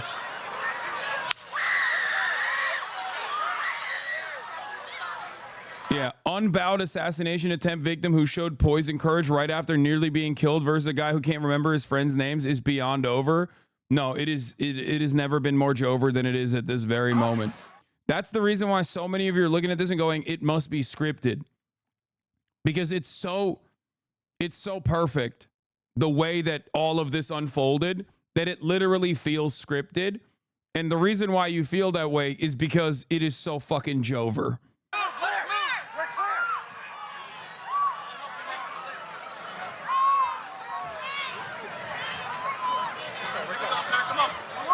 Let me get my shoes. Got you, sir. I got you, sir. Let me get my shoes, sir. Hold that in your head. It's bloody. So we got to move to the bus. Let me get my shoes. Okay, my shoes down. Watch out. Wait.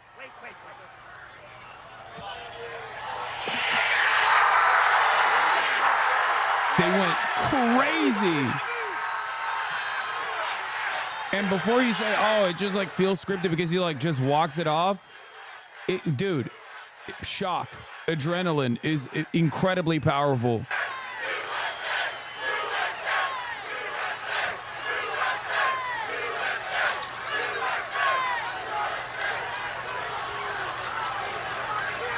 This time around, as we play back what happened just a short while ago in Donald Trump's Pennsylvania rally, Republicans are also going to get like expert level victimhood status too, which is also additionally annoying. Like they're going to be like, how dare you? Oh, this guy's flipping off the camera. Again, shots fuck fired you, media. Fuck you. Initially, you and then this. there was some responsive shots. We also heard members of security say the shooter is down. Peter Alexander is with us, our chief White House correspondent. Peter, what do we know as of right now? And I understand that President Biden has been informed of what happened. Wow, dude. Jose, that's right. We have been in touch with senior officials at the White House who tell NBC News that President Biden, who is spending this weekend at his property in Rehoboth Beach, Delaware, has been informed, has been briefed by aides about the situation currently taking place or that has just taken place at that rally for former President Trump in Pennsylvania. I spoke to another official there who conceded that they are trying to get as much information as they can right now. Clearly, he's still throwing up there are a fists lot while of they're events putting that him are in the moving fucking very car, quickly bro. at this time. The president, only moments before this took place, was in the church at Rehoboth, and when he exited the Every church, fist is reporters another asked him if he 10,000 in a had- fucking if he red was aware state, there a had key been state turning into informed a about it. red At that state. time, he had not been. It's clear at this time. Every time he throws up his fist, Michigan is more over than it is was clearly before. a very dramatic moment for this country. He's both farming it. President Biden and New many York members is now officially a battleground state. of all kinds. Nobody anticipated anything of this kind to take place. As someone who travels routinely with the president and formerly with former President Trump and with Mr. Trump as a candidate, the perimeter is usually very tightly protected from a great distance as well. As you saw, He's clip farming harder than the new crop of phase talent. He's like phase Ronaldo. He's clip farming harder than Jinxie. He keeps throwing up his fucking fist. Been at many of these Trump rallies, and here's a new picture from one of our colleagues there on the ground, the photojournalists who are in the front row showing the blood on former presidents face and clearly on his ear as well. There he is pumping his fist as he was effectively chanting "fight" to those members, his supporters who were there. The perimeter is usually quite wide here, and having traveled with President Biden recently when he was overseas in Europe, I was struck by how wide that perimeter was, with snipers in many areas keeping a very close eye, and I suspect many of our colleagues in law enforcement would communicate that for a former president and now the presumptive nominee on the Republican side, there would have been a very wide perimeter. So now that we are told by law enforcement that it's believed that Donald Trump will certainly survive this incident, immediately the questions turn to how this happened, who's responsible for it, and what needs to be done to help better secure any of these Libs political are coping on Twitter so hard right now, calling it all staged. That's so funny. Which begins with the Republican National We're reaching a new level of like liberal QAnon. Monday in Milwaukee, a giant perimeter has been Biden lost the phase vote. The Milwaukee arena, where they're going to be hosting that event. He just in maxed out Washington, his a aura. huge He definitely perimeter was winning the built for election NATO now. summit Oh that my President Biden God. was participating in with world leaders as well. But as I'm speaking to you, I'm checking my phone and texting with colleagues, with staff at the White House for any additional It's starting. Jose, You as we gather motherfucker, that, you we had will Trump share it with shot. Peter Alexander, thank you so very much. Of course, continue monitoring this for us. I want to bring in retired ATF Special Agent Jim Kavanaugh. He is with us tonight. Jim, and when we look at these images, there is so much that tells people like you so much about the trajectory, where it seems that these gunshots or whatever came from. The president was looking towards his right when at least two of what seems to be gunshots rang out. He's gonna be a and fucking. He immediately he's gonna be a four-term president, dude. here as he was dropping. It seems later, This is the Jim, day that the election was lost. Maybe up to two what appear to be lines, one right up above his mouth on his cheek going towards his ear, and then one. 4 more years, 4 more terms until Barron becomes Does president. this tell you, Jim? Yeah, well, you're exactly right, Jose. I mean, he certainly reacted to his right. I mean, appears to be he was struck in his right ear. That where appears to be where all the blood is. We don't know if that blood on the cheek is a wound or just blood spatter. It's hard to tell. But he certainly reacted to his right. He felt the sting on his right, probably his right ear. There's bleachers behind him that are filled, with supportors. But he kind of looks to his right. It's wild that we are able to watch history that the shot unfold was directly to his right. live that on came directly from his right. It's just- Twitch.motherfucking He had hit TV. him on the. Take a look at what happened. There you see it, Jim. Yeah.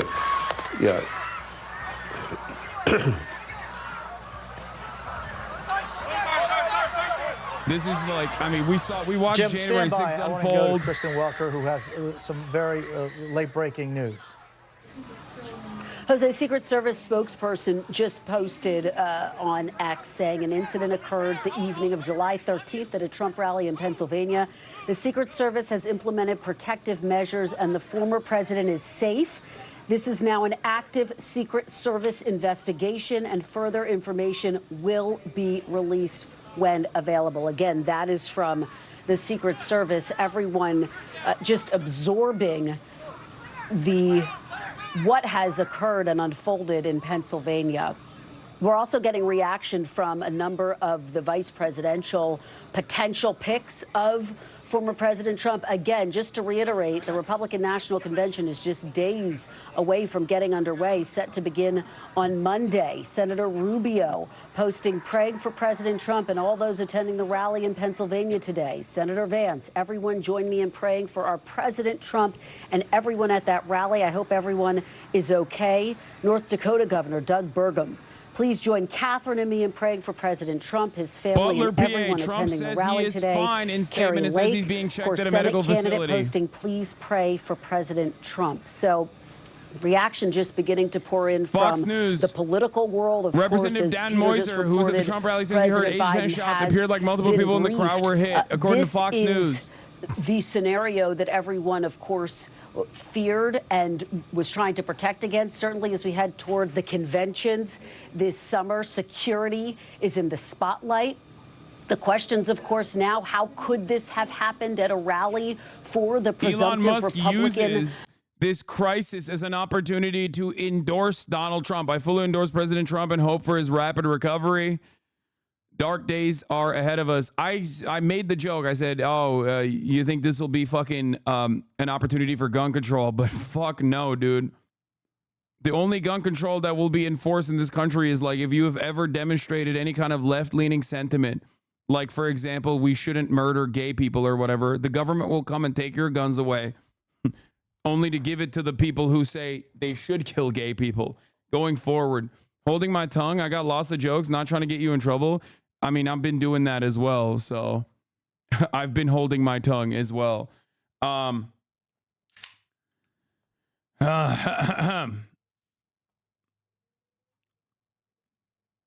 You're not getting the RNC pass? Bitch, what do you mean? Is the RNC even fucking happening? I don't even know. I don't even know what you're talking about. What is the RNC? I didn't get the Secret Service clearance anyway, but...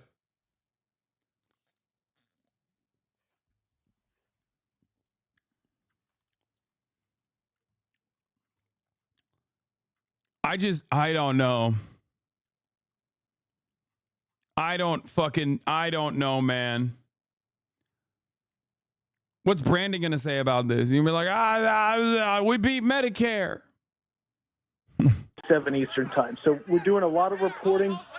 Law enforcement, U.S. Secret Service trying to get a handle on it. As you can imagine, federal law enforcement agencies, and I'm including my reporting with my colleague Jonathan Dienst on this, federal law enforcement agencies are all acutely aware of what's going on and are standing by to provide any sort of information or do any sort of investigative work, depending upon what they might find. Of course, there'll be questions about security. If this was, in fact, an intentional act, there'll be questions about the what and the why. But right now, I think folks are still trying to get a handle on the details, the most important of which, just so people understand the current condition of the former president, is that he is expected to survive. So I want to thank you very much. Stay with us. I want to go to Hallie Jackson, who has an update from the Trump campaign. Hallie? Yeah, per a campaign spokesperson, I'm going to read you this statement in full as obtained by our colleague Garrett Haake. The President Trump thanks law enforcement and first responders for their quick action during this heinous act. The spokesperson goes on to say he is fine and being checked out at a local medical facility. That is it for now. We do expect more details to follow, but obviously significant now as we're looking at some of these images here. Hot take, this won't change the election that much. That he is, in the words of the campaign, we'll see. I don't know about that. And is obviously being looked at now. People do hate Trump, myself included. Like everybody, like people that hate Trump still hate Trump. They're not going to be like, I love Trump now.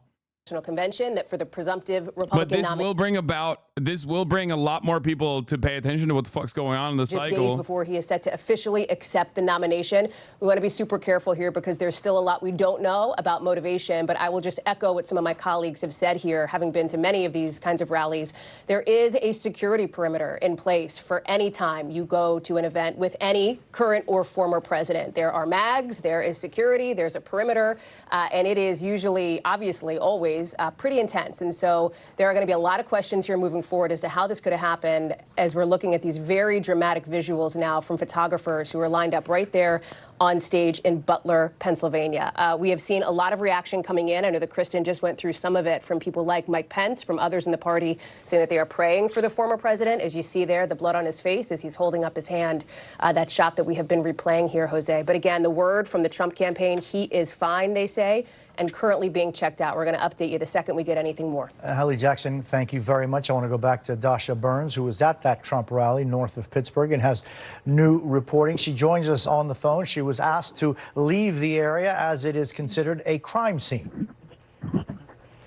Yeah, Jose, that's right. Everyone has now been evacuated. That includes attendees, staff, that includes the press as well. We have our crew has reconvened. We're all together. The shooter was Ben Simmons, who averaged 13% from distance in his career. Great interview. Thank you for this. Thank you for this call in from the scene. That's great.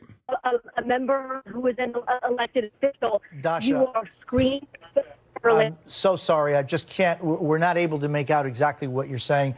It is a very chaotic scene where you are. The communications tune into are Fox difficult. News, We're going to try to reestablish which I a suspect better is holding a line of victory communication parade. with Dasha Burns. I want to go back to Peter The shooter was Alexander. Cristiano Ronaldo? Bitch, if the shooter was Cristiano Ronaldo, he wouldn't have missed. What are you talking about? Jose, no new information from the White House right now. Shooter barely went 1 for 8. What are you talking about?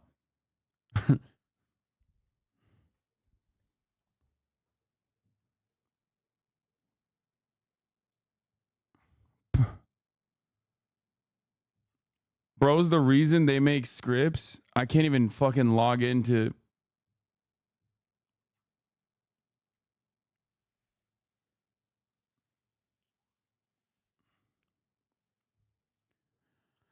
I can't even watch the. Does anyone have a Fox News link? I need a Fox News link. I need to see what the fuck they're saying.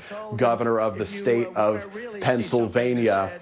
So that's just the latest information we're getting from there. Again, we are reaching out to to the staff at the White House right now. President Biden, as we noted earlier, is traveling. He is in Delaware right now. The reporters, the pool that travels with him, we are told by reporters they are being kept inside the vans that they normally travel in a safe distance away from his home. But that is the latest in terms of the information that we have, Jose. Peter Alexander, thank you so very much as we continue our coverage. Lester Holt continues with our breaking news. Jose, thank you very much as we continue to cover the events here. I want to go to Dasha Burns. Dasha was in the crowd covering this event. I think we've reestablished your signal. Dasha, do you hear us okay? Yeah, Lester, I'm on a better line, I think. Can you hear me okay? Yeah, you sound great. Lester, I will tell you what transpired is the former president was just It's the first coming from the Secret Service and now from the Trump campaign itself that it sounds like he is doing well, and whatever the intentions were of whatever happened there. I and our team were up on the press risers as he first started speaking. We were just making our way off of those risers. We were heading to the ground level where all of the attendees were on the grass in the field at this venue when we heard what initially I thought might have been fireworks. The Trump rallies often involve pyrotechnics. Sometimes there is smoke for effect. So initially there was confusion, shock, surprise for myself. How easy is it to shoot a president, bro? I wouldn't be saying that right now. Were of whatever happened there at the rally. It sounds like he's going to be just fine, and probably, I would guess, you knowing him, I knowing him, as many folks know him, probably more fired up than ever to get back out there on the campaign trail. Bro, this and I think motherfucker that is just made the indication of that he wanted to Teflon. get up and raise his fist after that moment, I think was an image he wanted to portray. I think there's a lot to know where things are coming from. Bro, why are you turning off a first-hand account of a woman on the phone for Brett, this? thank you very much. Safe travels. 'Cause I We can't will see hear you the here very first-hand account of a shortly woman. in Milwaukee. Excuse me, I want to make sure that we get to nationally syndicated political reporter Selena Zito. She is a Pennsylvanian. She is somebody who has a Pennsylvanian, I guess would be the right term. She covers this state border to border, knows it inside and out. You were there at the rally, Selena. Can you tell us what you witnessed? Yeah, so I was here at the rally, been here since 12 o'clock this afternoon. I had actually met with the president for a couple minutes before he went out on the stage. He was in great spirits. Cars are gonna go crazy today, after dude. The rally. I was in the buffer, so the buffer zone is the area where it's like this narrow area that's right along. By the way, anytime a president gets shot or like a 9/11 style situation happens, check in on your most like susceptible to conspiratorial thinking friends, because in the upcoming days, they are going to have life-changing thoughts. Okay? I'm telling you right now, a lot of people that you took for granted as like normal family members are going to no longer be normal family members. These are always life-changing events for many American families. They're going to fucking turn around and be like, some of them are going to turn around and be like, this was a false flag. Look at him, like the fact that he got up immediately, shit like that. You know, I'm telling you right now, this is Blue Anon is about to go crazy. We're talking about the MAGA crowd going crazy, but Blue Anon will be extra nutty as well. There's hella members in the chat currently riding with the false flag conspiracy. The shooter. Obviously, the dumbest chatters in the chat are like, gaming tonight? Yeah, dude, we're gaming with American democracy's future. And it was hard to tell exactly where the shots were coming from. I thought I saw some smoke on the right-hand side of the Obviously, stage. who knows how the fucking hogs operate going forward? They're going to get extra nutty. But you know who else is going to get extra nutty? The Blue Anon liberals. Okay? Blue Anon liberals are going to go crazy mode. Especially considering how dire Biden's chances were to begin with. MAGA is going to say this was fucking MAGA is going to say this was Biden's doing, okay? In which we'll have a funny little moment to talk about how, is it constitutionally legal for Biden to potentially attempt an assassination of a former president and a political rival running for office? The Supreme Court did rule it. The Supreme Court made it extra hard to prosecute such things. So that's number one. But that's besides the point. It might have been an official act. I'm kidding. Obviously, I don't think this was Biden. But, that's a conversation that you can have with your MAGA relatives that will say this was Biden. This was Biden's doing. Having said that, however, I think that there is going to be a lot of fucking panic and craziness on the liberal side as well. Liberals going with this was a false flag attempt because they can't cope with the reality that at the top of the hour there's a 3-minute ad break, and that is very real unless you subscribe for $5 or for free with a Twitch Prime. $6, sorry, inflation. Brandon's America. There I go again. Right, Twitch Prime is free though, as long as you connect your Amazon Prime account to your Twitch account. Here's the 3-minute ad break coming for you right now. In the eve of historic moment. Not see anyone get injured. You saw the former president with some blood on his face. And this is nutty. He is safe. We are safe, and we are just looking to learn as many details as we can. All right, Dasha Burns with that, first-person account of what occurred there in Pennsylvania. And again, we saw that close-up picture. Democrats have a really wonderful opportunity to change the message from Donald Trump's brave martyrdom to who the next presidential candidate is going to be. This is the ace in their pocket. This is the ace up their sleeve. I'm telling you right now. Oh, they found the shooter. BNO News says one person killed. That's BNO News, man. County prosecutor says one person killed in shooting at a Trump rally, former president safe. That's probably the shooter, by the way, because they said they got him. If one person has been killed, there's going to be a lot of fucking misinformation flying around. But if there's one person that's killed, it most likely is the shooter because they said they got him. They took him down. Yeah, in the video, you hear him saying, shoot her down, shoot her down. What specifically happened, although we've obviously been seeing it and watching it for ourselves. The Secret Service, they say, has implemented protective measures. If Biden got shot, it would not have had this effect. Brother, if Biden got shot, he would not stand up and throw a fucking fist. He would be dead. Just from the sheer panic, he would just die. Like, what do you mean? Biden would have died before the bullet hit him because he would have heard the loud noise and it would have scared him to death. What the fuck are you talking about? Also, I suspect that like whoever would do such a thing would be probably a hog with better aim. Nice title, bro. What do you mean? It's what happened. Trump shot at PA rally is my title. Are you going to cry? Are you going to fucking do like liberal baiting here as a die-in-the-wool hog? You're going to be like, oh, I can't believe you're not demonstrating a level of respect for the former president. Like, you're a piece of shit if you're already like a fucking massive Trump supporter. Yeah, I'm sorry. I'm not going to spare your fucking feelings, dipshit. I didn't even write anything crazy. I'm not like celebrating. I just simply said Trump shot at PA rally. He did. You can see it on the fucking screen.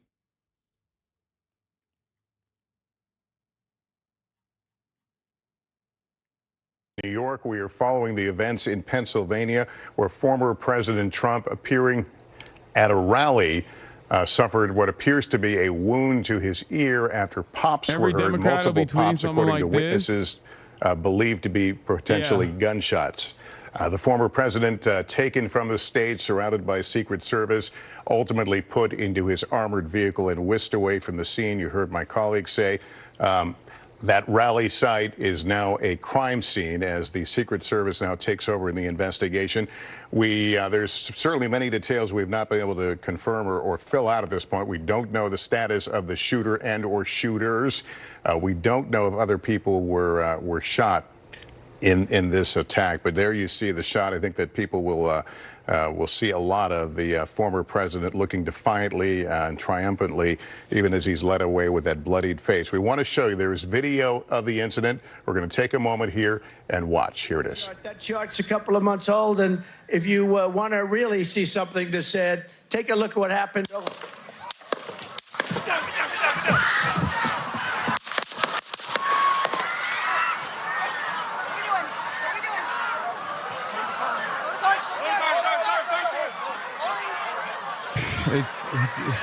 It is more Jovered than it has been in quite a time, quite a long time, I think. Move to the spare. Hold. When you're ready, on you. Ready. Move. Up. Move. Go. Up. Hawkeye's here. Hawkeye's here. Move to the spare. Spare, get ready. Spare, get ready. We ready?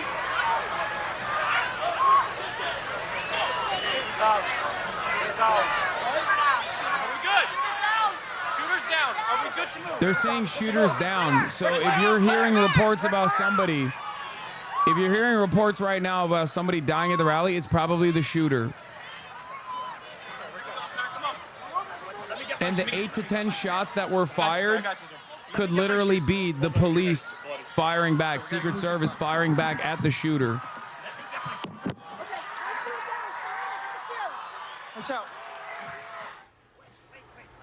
The former president, obviously dazed by what had transpired. You hear him say, "Let me get my shoes," as Secret Service surrounds him. Typically, Secret Service protectees are protected by layers of teams. You see the folks usually in the dark uniforms there with the assault weapons. It's part of a counter-assault team that typically is certainly on presidential security. I can't tell you for sure if we would see it in this case, a former president, but nonetheless, you see these teams begin to surround Mr. Trump, and then somebody says clear. We don't know if they're referring to the threat. If the threat was neutralized, that's obviously the Biden was next already losing. This is beyond worry over. is to Perfect make fascist sure that aesthetics. there Wait is no until we further see who threat the shooter is. to the That is gonna protectee, add in this another case, layer of coverage. former Oh, President yeah. Trump or anyone in the crowd. Oh, yeah.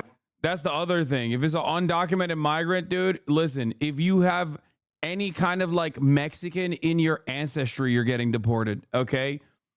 Like it is, if the shooter... This is right, spot on here, What is Lester. happening? They do What's have layered effing? security. A lot of it is provided also by local law enforcement. You can see their SWAT teams are there assisting. And the former president has a permanent detail, of course, of Secret Service agents that protect him, a detail leader, a special agent in charge. They're all very close to him.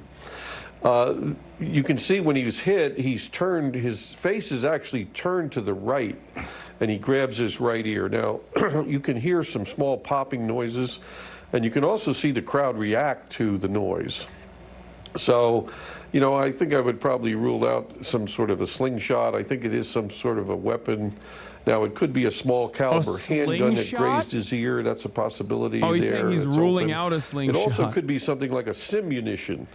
And that's a round that we use in training, that police use in training. It will bust your skin. It will hurt you. It fires from a regular firearm. You know, sometimes people use similar type. There's various types, but sometimes they use them in paintball activities. So it could be a firearm, and that could be a small caliber weapon that just grazed him. because it looks like the shot came from the right, and he was actually facing the right. He had his head turned toward the right, so it doesn't appear the shot came from the bleachers above, which is a small group of supporters there, and it might have came more from his right, and there's multiple shots. So, you know, clearly, I mean, we'd look at this and say someone trying to shoot the former president in the head, misses mostly if he fired, you know, a few rounds, because you can hear some popping, but might have grazed him with one. Now, what kind of projectile it was, if it was, like I say, if it was an actual firearm, I'd be thinking it's a small caliber weapon. The reports are not real loud that I can tell, although we'll probably get better audio. It doesn't sound like any kind of a rifle or anything. And he's dazed by it, Lester, and you made that observation a minute ago. He is dazed by it. So when he's hit by the projectile, he sees his head's facing right. I think you should know.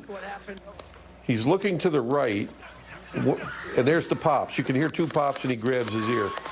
So it's a small caliber handgun if it's an actual firearm, or it could be a simunition that still breaks the skin, still causes an injury there. And Jim, you and I have both been to events on this scale, and I certainly have been to presidential events on this scale, and you look around at the security challenge there. Everybody, of course, carries a smartphone right now, and you know they have to make a quick judgment: is that a phone or is that a weapon? Right. A lot of movement, a lot of dynamic action going on at these sorts of events. I can't imagine it getting much more challenging from a security standpoint.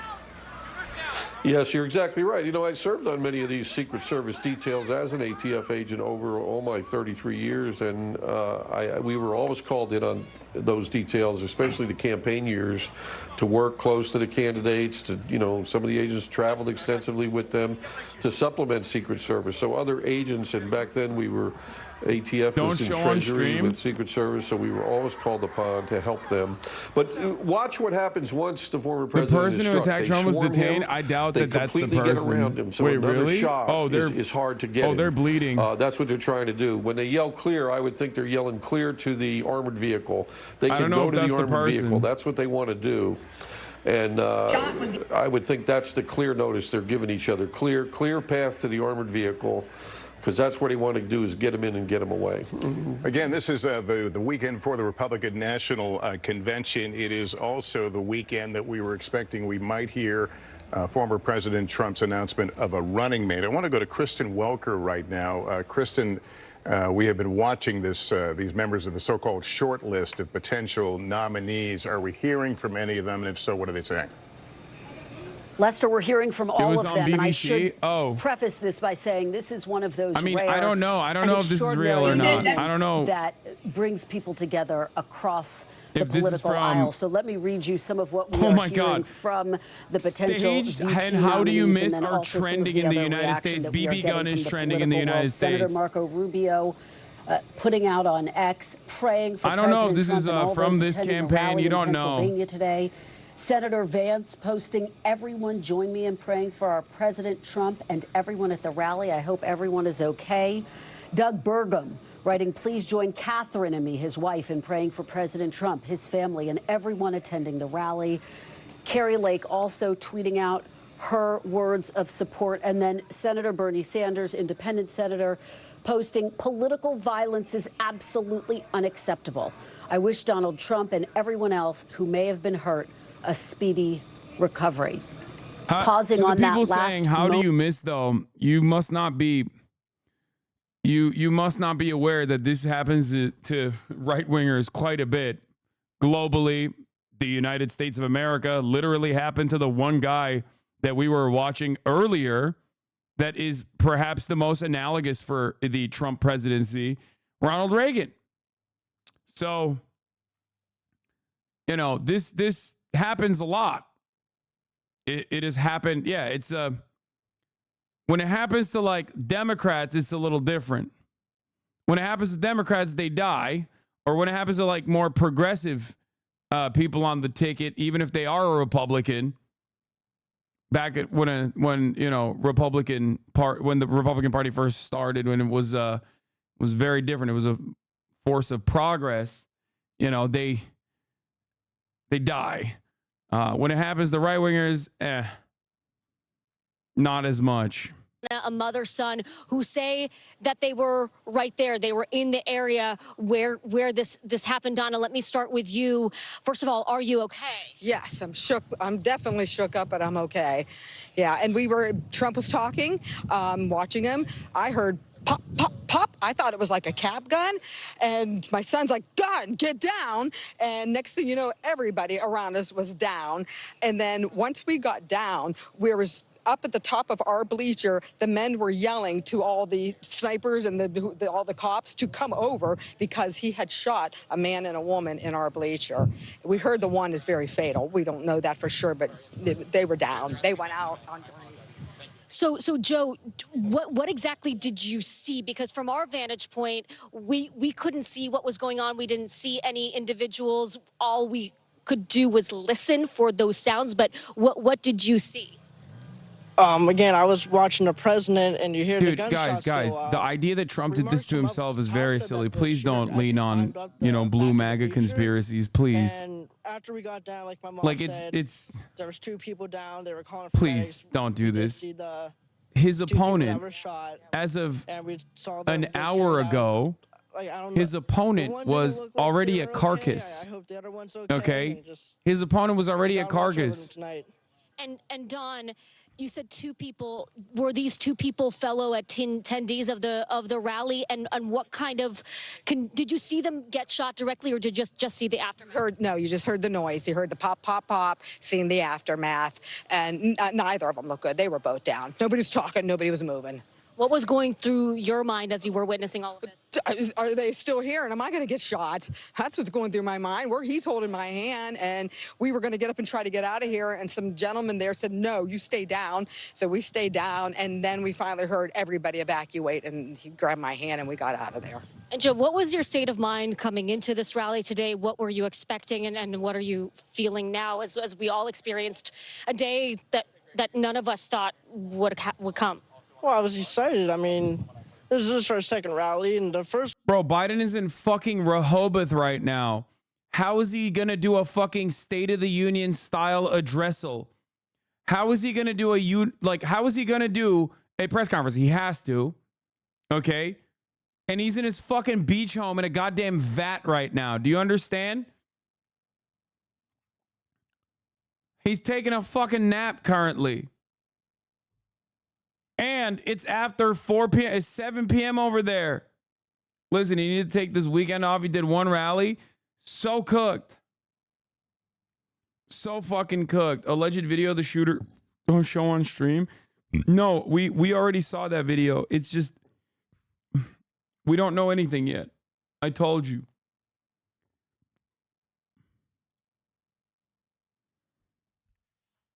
Oh, they, it looks like it's from that same area, but The snipers, these were the people protecting the former president. That's correct. And now they were over in the lawn. They were watching every single person with their guns going by. I believe the 1 injured person was over there that they had. Wasn't he on the one on the ground? Yeah, so before they evacuated, they carried the 2 injured people out. Then they yelled for us to get evacuated. At that point, all the Secret Service were up in our section with the guns, and they were all in the field. Because like I said, rumor was he climbed up the back of our bleacher, so...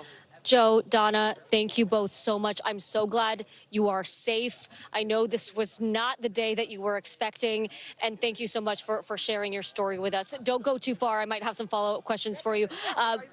So, Lester, there you have it. Another firsthand account. They were right there. This was not the experience anyone was expecting, still trying to grapple with what just happened here, Lester. Dasha Burns, thank you for that interview. Very revealing. We should point out it's unconfirmed what those witness accounts were of other people who might have been wounded. We're tracking all that. All right, we're getting updates right now.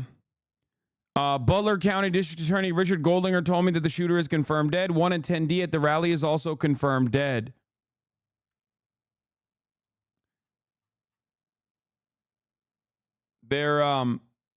This is also from WTAE, Pittsburgh TV, Pittsburgh Local News. Confirmed. Butler County District Attorney tells me one person is believed to be dead. Donald Trump is okay. He tells me no information about the shooter right now. Update. District Attorney says he believes the person who died was someone in the crowd. Now, we know that they also said that they shot the shooter. So I suspect that there might be more than one person that died. It might be two people, one attendee and the shooter himself. There's a lot of conflicting information right but now. we don't know This yet. We don't know investigation yet. Once again, this isn't an official confirmation.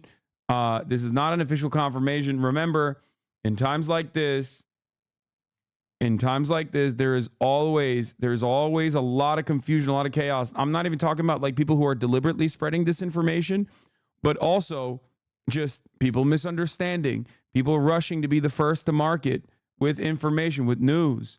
There's a lot of people that are there were a lot of people that were at the fucking rally.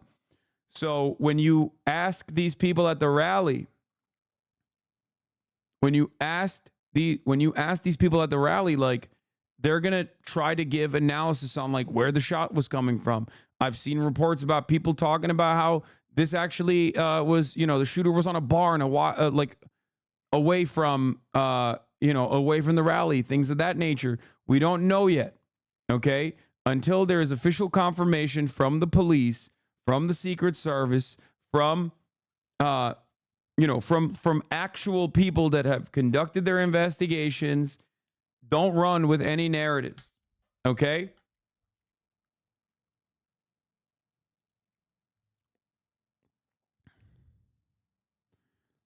Per White House pool, Biden is currently being briefed by a Secret Service director and DHS Secretary Mayorkas of the incident in the PA Trump rally. So as we are speaking, Brandon is being informed about the situation. We've reported on it. The FBI he will director, most likely go in an live at interview some with you point to directly, speak. Said that he was concerned about this type of thing, Lester. And so I think everybody's been concerned about the potential issues, the potential things that could come up during the course. When I said the election has the potential to become very interesting, did you expect it to get this insane? No, I did not. I thought that there could be a potential for obviously either candidate dying, but I didn't think that it would be like this. I thought it was natural causes. So no. Secret Service agent joining me on the telephone right now. Can you give us a sense from what you have seen, give us your professional eye of what appears to transpire here?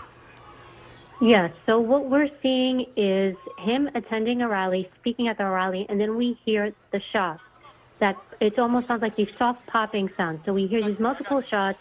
We see him put his hand to his ear, and then you see the agents come in. Those agents that come in are the shift. It's his detail team. For them to come in like that. Here's the real reason why. Here's the real conspiracy.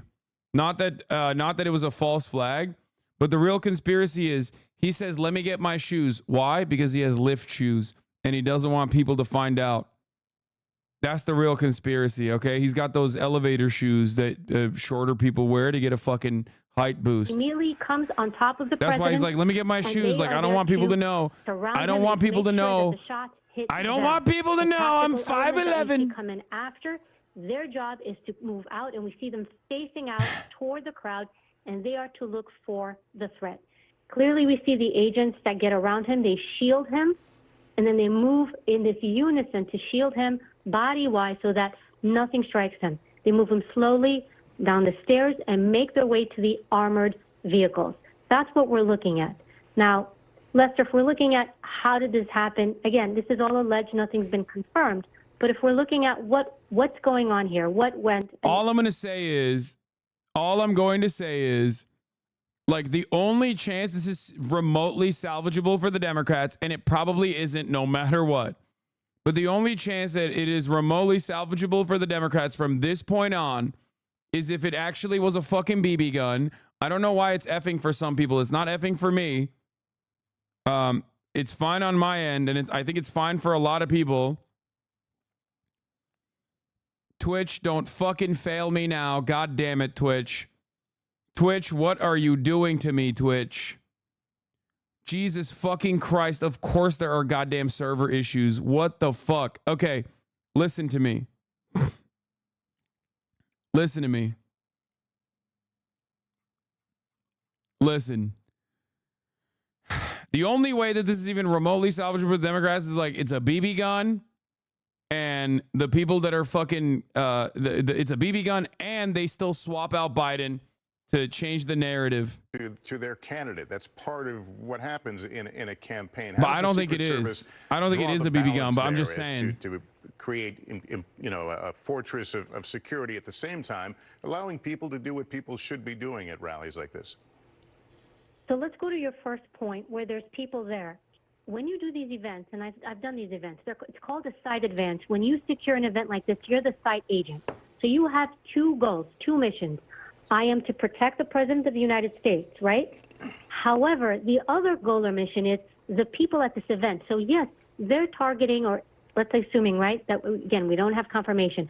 But when someone is targeting the President, right, if they're going to shoot, yes, he's an issue, but also the people in the area are an issue, right? Where are all these rounds going? Twitch so when is we so hear cooked. These sounds, these small, these echoes of what appear to Twitch be is shots. so It wasn't one unimaginably shot. cooked. There were multiple shots, and every round, Lester, has to go somewhere. It lands somewhere. Where are they going? So you've got all these people. So you are responsible not just for the safety of the U.S. president, but you are responsible for the people there. The president, think of him as he's a target. I'm literally right? going to Wherever start he live moves, streaming on YouTube if danger this goes with him continues. just What the because fuck? of what he attracts as a sitting U.S. president or a former president or a candidate. So when you put them in a place like this, you also have to think strategically, what about all the people there? Now, you'll see the barricades that are set up. You see the stage that's set up. What you may not see in that shot is you will have ingress and egress elements. That means you want multiple ways in and multiple ways out. So you want movement for the president. You also want to create an alternate movement for him if he can't get out the primary way. So we've got typically at least two ways in, two ways out. And those vehicles that are staged there, they are positioned there specifically I don't know what the fuck's going on with Twitch. to evacuate him. Because also you're in an open area here, right? Right. So you don't have I'm that going to scream at concealment my to cover. account You have- manager. Hold on. Whenever you do an open area like this, massive line of sight issues, meaning you can get the threat from so many different ways, so many different areas. And just one thing to touch on too, typically after an event like this, it's typically the FBI who comes in to do the investigation of what happened, right? So it's the Secret Service element is the element that does a protection, and the FBI typically is who's going to come in to investigate what and how did this happen. Abby, let me ask you this. In terms of what kind of intelligence law enforcement has or is given before an event. We're Twitch in prime literally time cooking me. I don't know what the campaign. fuck to do here. It's like it's not even, dude, look at this. It's fucked up on my end too. And for those of you who can watch, you can watch perfectly fine. But for some weird reason, like some people are experiencing server side issues on Twitch's end. So here he's going to his location, right? He's going to a I town, don't know how to a I can city, set up wherever a he's going. simulcast right at You this work moment. From the beginning, you have many meetings with the local police department. The president, former president's coming in. He's going to do a rally, and we share intel. The U.S. Secret Service shares their intel. This is what we're hearing from our side. The local police department, Fix the fucking typically because servers, they know what's going on in their community, they're also going to have their ears to the ground. They're going to have intelligence and information. And then we have these meetings. The Secret Service will have these meetings before an event where everybody comes together and everybody shares. If anything, it's out of Twitch's control. Could be a dozen. Could be dozens of factors. No, on my end, I have no drop frames. What elements do we need to put in place? So if you're hearing there's a lot of protesters, you're hearing talk that people are going to show up and cause problems, that is all communicated so that you can figure out what you need. And also, you can figure out what assets to put into the crowd to blend in. You're seeing the Secret Service suits, you're seeing the tactical team, you'll see uniforms for police department, but they also have an element there that is the unseen.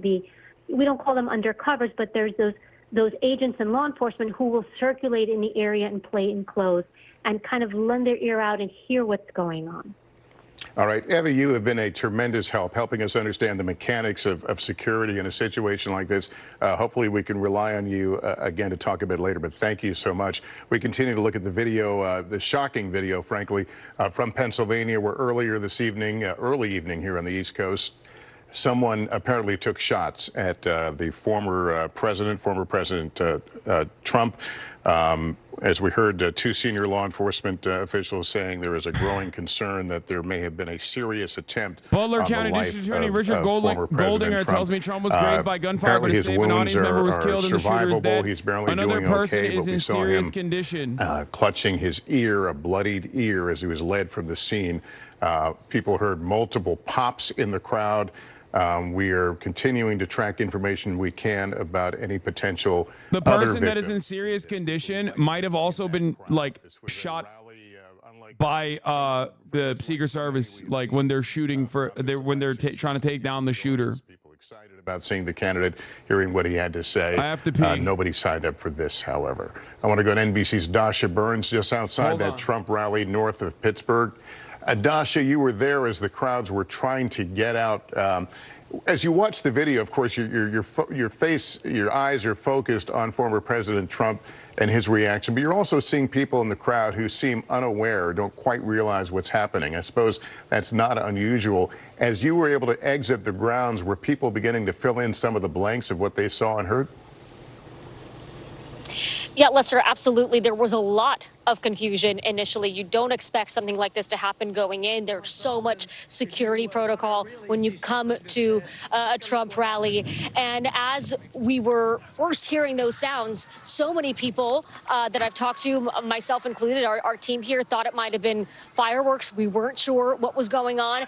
Now, as everyone has taken a bit of a breath and is trying to absorb what happened, we now understand that that's not necessarily the case. We are coming to you live right now from the parking lot for this venue.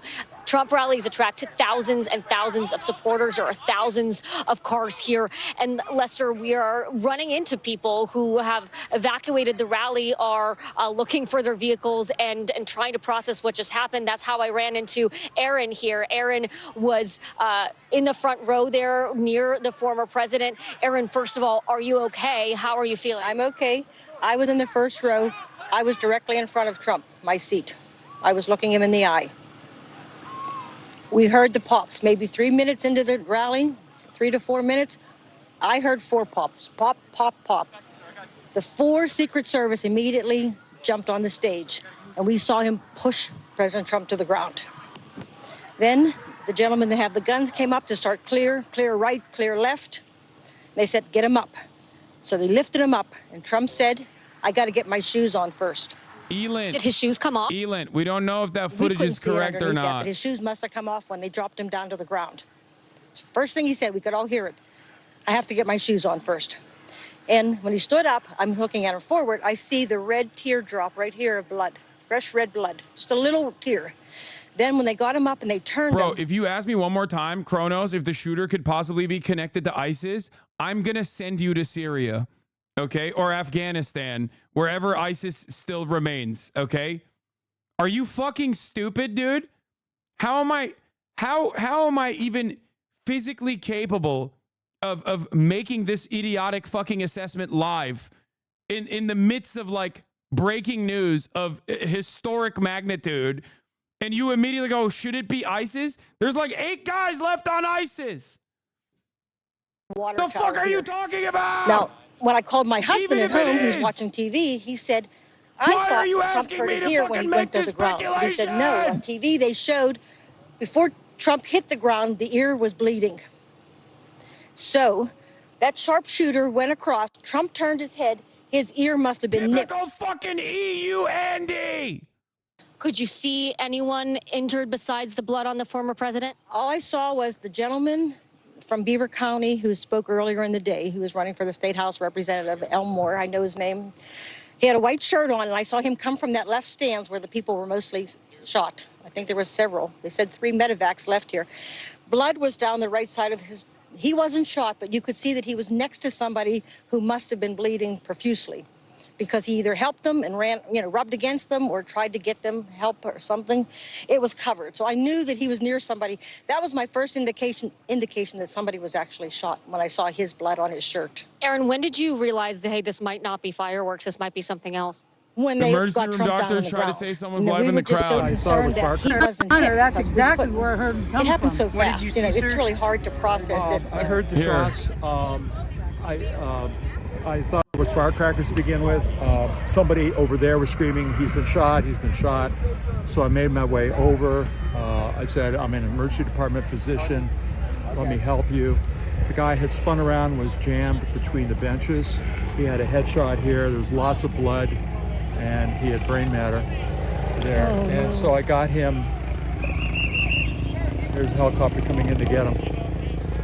I got people there really helpful. I got Was him there only up one on the person bench. shot that you saw? Then I did CPR, did chest compressions as well as I breathed for him. One person? I was the only one that did it. need to evacuate everybody. Honor, that's exactly. Not one. I was shocking. No one was concerned about us. We were only concerned about him. Now, you're somewhere safe. You're out of there. As you're starting to process this, I know we'll all be processing this over the coming days and weeks. How are you feeling now in this moment? Well, what I've heard coming out here is now they feel that there was 2 shooters on both sides. So they got the one on the tower on this side, but the one on the right side they never got. So that's why they wanted us to leave immediately, because they thought there's still a shooter out there somewhere. So there could be in these woods around Butler. Aaron, I've covered many Trump rallies. I don't know how many you've been to. My 6th. This is yours. I was here. I was the 4th car in the parking lot this morning at 20 to 7. So I've worked all day. You've been here all day. I knew you were NBC. We're here. Look, the atmosphere coming into a Trump rally, the supporters, very jovial, very celebratory. Typically, people are selling merchandise, food. What were you coming in with today, and what are you leaving with tonight? Well, I was here 4 years ago when he was in Butler. It was like 58,000 people. I tell people it was the most magical night of my life. When he came on that helicopter and circled 2 times, he had 4 rallies that night. It was just an unbelievable night. And I was anticipating to be another unbelievable night, but not this way. And it's just very sad. I mean, all these people that came to see him and to have him hurt,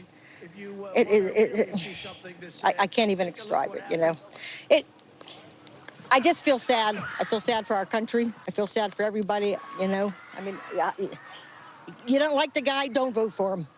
Don't kill him. We love the guy. We're going to vote for him. I mean, what is up with this violence? I mean, it's just terrible. What is up with this violence, says the right-wing Trump supporter. I'm glad that guy's no longer with us anymore in that tower. And I hope they get the other one, too. And I hope they don't nick him. I hope they get him, and he's down. Aaron, thank you so much. I'm so glad. No, I'm so glad you're safe. I know it's a lot to process today. Thank you so much for your time. Thank you. Absolutely. Right. The shoes. BBC interview with a guy outside the security perimeter who claims he saw the shooter before he fired. Oh my fucking Lord, by the way. Look at his hat. He's got the Trump hair visor. Oh my God, this is the silliest way that anyone could ever attempt to cover a fucking potential political assassination. Jesus Christ. You weren't inside the event, but you were just outside. Tell us what you saw. So we had a party here all day. You can see behind us at the Brinkles Farming Greenhouse here. We had a party. And we all decided, hey, when we hear Trump up there, we're going to walk up through the field, stand by the trees up there under the shade, and watch and listen to the rally, right? We couldn't see him, but we could hear him.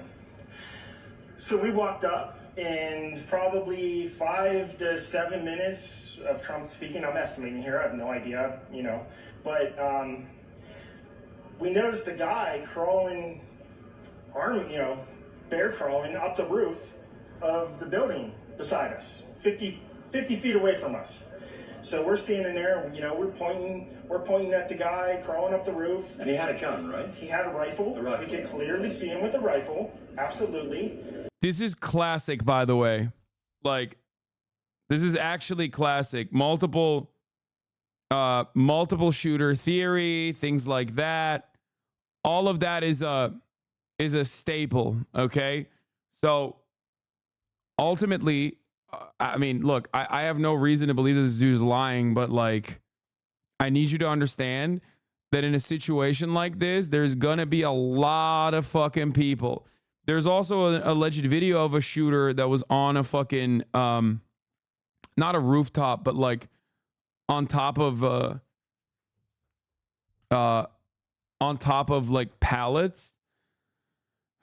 But it could be literally a Secret Service sniper that he saw. You know what I mean? Like, there are so many things. Eyewitness testimony, especially in the moment, in a chaotic situation like this, is going to be unimaginably unreliable. Okay?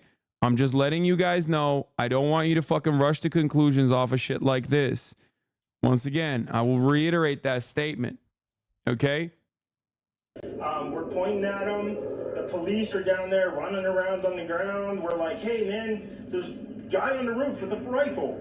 And the police were like, huh, what? You know, like they didn't know what was going on. You know, we're like, hey, right here on the roof. We can see him from right here. We see him. You know, he's crawling. And next thing you know, I'm thinking to myself, I'm like, why is Trump still speaking? Why have they not pulled him off the stage? I'm standing there pointing at him for, 2 or 3 minutes. Secret Service is looking at us from the top of the barn. I'm pointing at that roof, just standing there like this. And next thing you know, 5 shots ring out. So you're certain that the shots came from that guy on the roof? 100%. 100%. And he was up there for a couple of minutes. He was up there. You saw him up there for a couple of minutes. Absolutely. At least 3 to 4 minutes. And you were telling the police and the Secret Service? We were telling the police. We were pointing at them for the Secret Service, who were looking at us from the top of the barn. They were looking at us the whole time when we were standing by that tree. Could they see binoculars? Could they see him? Probably not, because the roof, the way the slope went, he was behind where they could see. But why is there not Secret Service on all of these roofs here? I mean, this is not a big place. Did you see, obviously everyone, when the shooting started, everyone was very panicked. Did you see what happened to him at all? Oh yeah, they blew his head off.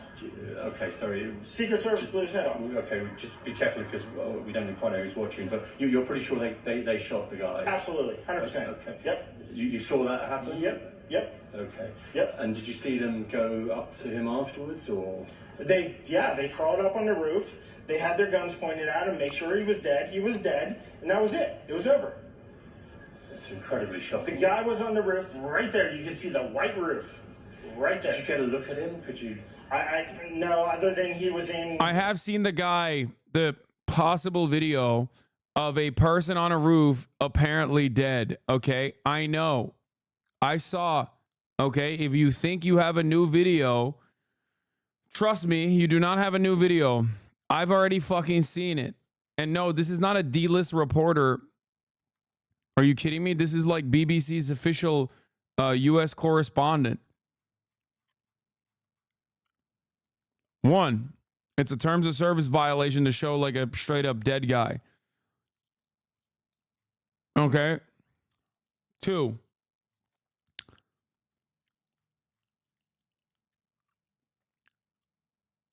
what? Trump wasn't hit by a bullet? Who is this person? Capitol Hill reporter for Axios. Glass fragments, not a bullet, hit Trump, a source familiar tells me. Oh my God. Deleted Biden tweet on the assassination. Okay.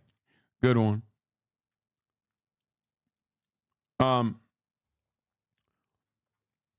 Glass fragment, not a bullet, hit Trump, a source familiar tells me. This is from an Axios reporter, so it's definitely more reliable than eyewitness testimony. Muted colors, tan type clothing. We saw the rifle. Doohickey? No, it could be glass from the teleprompter. It could be glass shards from a teleprompter. They have he has teleprompters in front of him. They might even have fucking barriers. I don't know. It's just around as he was trying to crawl. I mean, we saw the rifle, 100%. Do you know about guns? Do you know what kind of weapon it was? Oh, I absolutely know about guns, for sure. No, I mean, it was a rifle of some sort. I wouldn't know, I wasn't close enough to read the label on it, but, sure. But it was a rifle of some sort. Yeah, absolutely. So how do you process what you've just seen? I've informed Twitch that the servers are fucking up. I don't know what to say, man. All I'll tell you is, they know they're on it. They're paying close attention. Considered a problem, I wouldn't be standing here talking to you right now. But I don't know why a guy who we're standing there pointing out to police and Secret Service is crawling up the roof. Yes, right there by that tree. We were outside the security perimeter. But my question is, there's only a few buildings around here. Why is Secret Service not on every building here? Well, there's a whole bunch of questions, I think, that are going to come. There's a whole bunch of questions. Yeah. Yes, she was right in front of me. She kept going back and forth. Is it EU chatters that are effing? Tell us about her. I mean, nice horse, nice lady running with a flag. Seemed very, patriotic. But what's significant? Instant Cope, hate on the blue collar guy, buy the teleprompter bullshit. Instant Cope, brother, this is a fucking Axios reporter and not some random fucking guy. An Axios reporter asking for details is a little bit, has more veracity than random guy. I'm not saying he's wrong. Why are you making this about fucking blue collar people? What the fuck's wrong with you? Well, we're keeping our minds open too. And Tom, you and your team certainly have a huge depth of experience and eyewitness testimony, especially in a chaotic situation like this, is notoriously unreliable. All I'm saying is, remember that when you are listening to people talk about what they saw. Okay. Also, what his testimony is, does not contradict a possible glass shard. Background, the FBI would be able to instant fingerprint him at the scene. They would be able to get information, and either that way they'd look into facial recognition to see if they could identify him in any sort of government database. From there, you might know where the individual lives, any relatives. They will comb through every inch and ounce of his social media.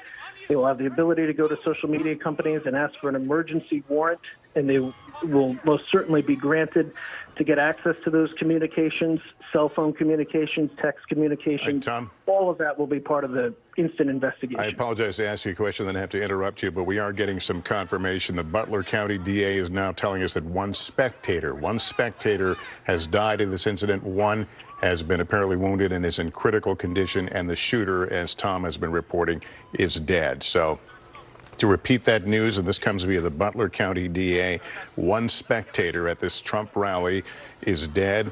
Another is in critical condition, and the shooter, what we believe right now at this hour, the lone shooter is also dead. And whether you're on mobile or desktop. Tom Winter was reporting, they will work very quickly and work backwards, and will likely know a lot about this individual in a short amount of time. You see former President Trump trying to acknowledge the crowd while being obviously stunned and being led to the safety of an armored vehicle, but it appears that he is okay, suffering what we've all been able to see, some sort of a graze-type wound to his ear. We hear him, asking for his shoes. He is led away. He continues to turn toward the crowd to offer a sense of assurance that he is okay. He is now clear of that scene as people continue to leave, all of them telling stories of hearing these pops. Some of them, one woman we had on was able to describe the shooter. Now that we've got that confirmed, her account certainly jibes with what we're getting now from the officials in Butler County, Pennsylvania. And that is the crowd here trying to rally there. This literally only happens to me, by the way. It never happens to anybody else. Just me. I don't know why. I'm the only motherfucker who gets like these kinds of sounded like issues. Shots, pops. Whenever this happened on January 6th, gunshots it literally, anytime there's some shit happening. As he was looking to the right and a little unclear, he grabs his ear, and then you can see this, this team of Secret Service agents can quickly swarm him. Kai will have like 600,000 people watching him out of with danger, no interruption. The risk nullified, and then he is escorted to his vehicle and to safety. eBay That had area you're looking at right now 3.8 million is a people crime watching scene. him with We've seen no subsequent interruptions. pictures where you see the police crime tape, and they will treat it as any other crime scene and try to get the details of this. We don't know what this means in terms of the exact injury that former President Trump received, what treatment he may be receiving, what this will do to his ability to campaign. We certainly, of course, expect to see him in this coming week as the Republican National Convention is about to begin on Monday in Milwaukee. So RNC officials certainly trying to figure that out. But right now, the greatest concern is from that angle is the health of the former president. And of course, thoughts also turning now to the one spectator who was killed in this, another spectator who was in critical condition from a wound sustained during all this. NBC's Dasha Burns is just outside that Trump rally north of Pittsburgh. She has been giving us plenty of updates here. Dasha, as you've heard, we've now been able to confirm that at least one spectator has been killed in this, and the shooter himself is dead. Lester, just for those who are joining us in this moment, just a reminder that our team, we were in the press pen when this happened. The Twitch team is aware of the problem, and they're working on the fucking issue. The former president started to speak just a few minutes into his speech. This transpired. We ran for cover as we were trying to figure out what exactly had happened, initially thinking it was fireworks, then realizing it could be something more serious. And now, of course, we know deadly. I am in the parking lot right now, just outside of this venue. This is where press and general attendees have had their cars parked. This is where we evacuated to when we were told to leave the site that is now a crime scene. And I've been running into witnesses here as people have been trying to find their cars, trying to make their way out. And that is where I ran into a man named Joseph, and I want to introduce him to you now. And as we just learned, Joseph, you weren't listening to the program here, but Lester Holt, NBC News, just reporting that one of the attendees has deceased, has died from injuries as a result of the shooting. Joseph, you told me off camera that you may have witnessed this, and I'm so sorry to be talking to you in this tragic moment, but can you describe what it is that you saw? I was attending the rally. I was in the set of bleachers, the very far left of the podium where President Trump was speaking. I was there with friends. I heard several gunshots. The man beside me suffered a gunshot wound to the head, was instantly killed, fell to the bottom of the bleachers. Another woman looked like she got hit in the forearm or hand. And then at that point in time,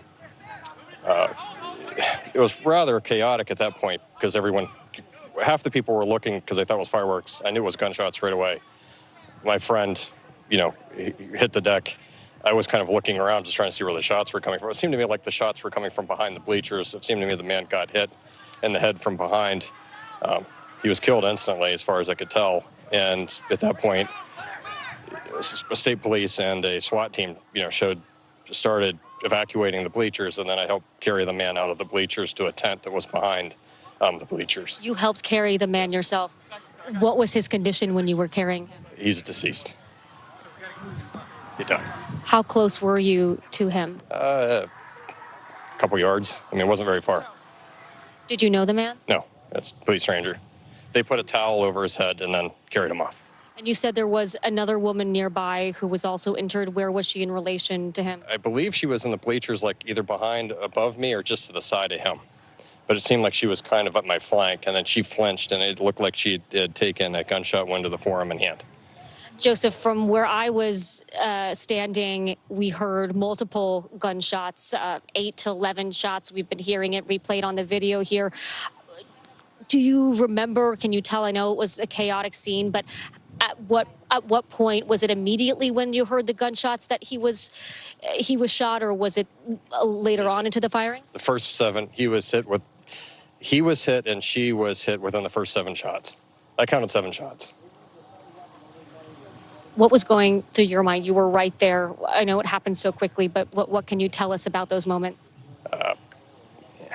First, I was in shock because I know what gunshots sound like, so I knew they were gunshots. I know it's only my stream on Twitch. I know no one else is having these issues. I know. I'm aware. Twitch is aware as well.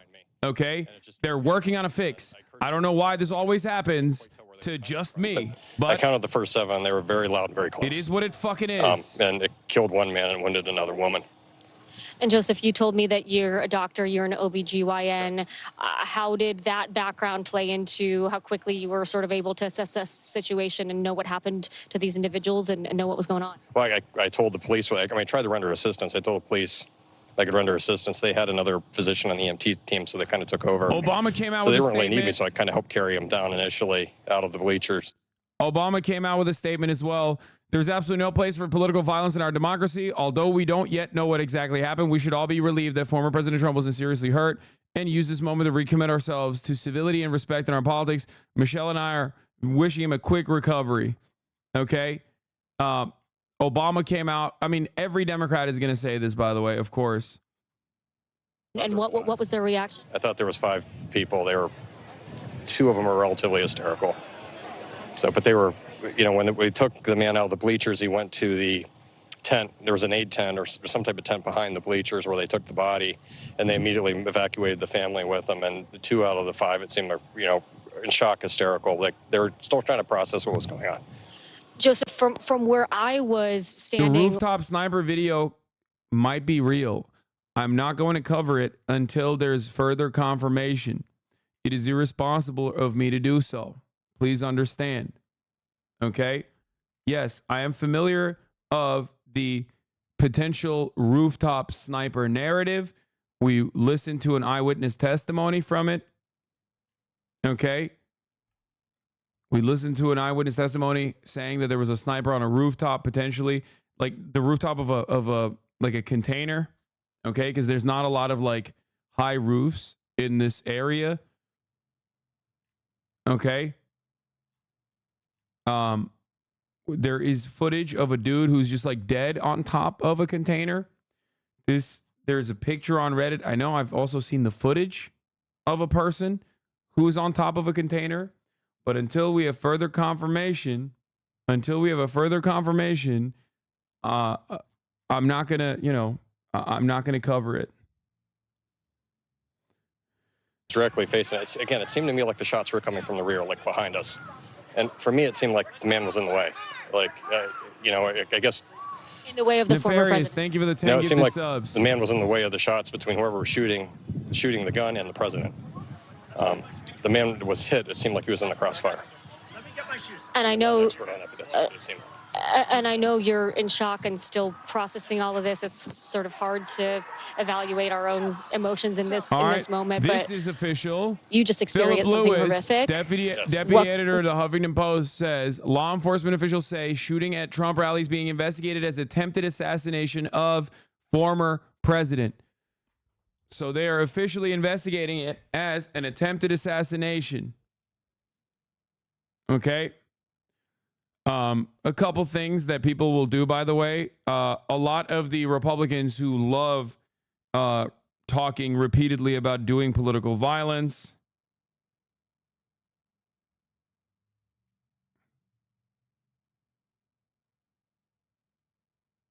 Okay, I have 2 options. I either wait, I fix the issue on the server I'm transcoding to, or I stop the stream and restart. And I'm not going to stop the stream and restart. I'm hoping that in 10 to 20 minutes, the Fs will go away. Okay? Hopefully in 10 and not 20. There will be no more issues. Many of you can still watch the stream anyway, but Twitch is aware of the problem and they're working to fix it. There were some cheers, and then people sort of remained, those that weren't in sort of the immediate zone where you were, people were still sort of cheering. What else would they have investigated this as? It could be any number of different things. Obviously, you have to rule out all the possibilities before you come out with a statement like that. People fighting in the fucking crowd or some shit. I know it sounds stupid, but obviously investigators have to look at every avenue and every angle. Just like when people were talking about, just like when people earlier were talking about like, oh, this is a Democrat probably or something like that. Like you ultimately don't know. Former presidents have a shit ton of enemies. You know what I mean?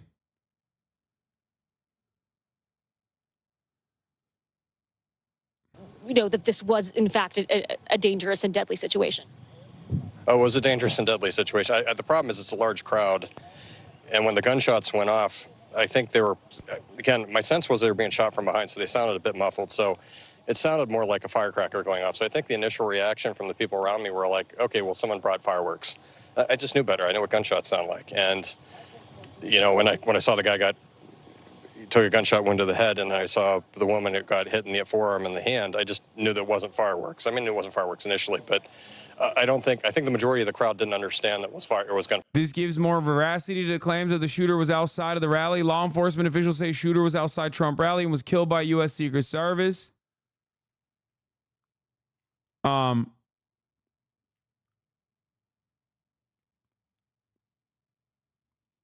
is releasing a statement. Immediate release. I've been briefed on the shooting at Donald Trump's rally in Pennsylvania. I'm grateful to hear that he's safe and doing well. I'm praying for him and his family and for all those who were at the rally as we await further information.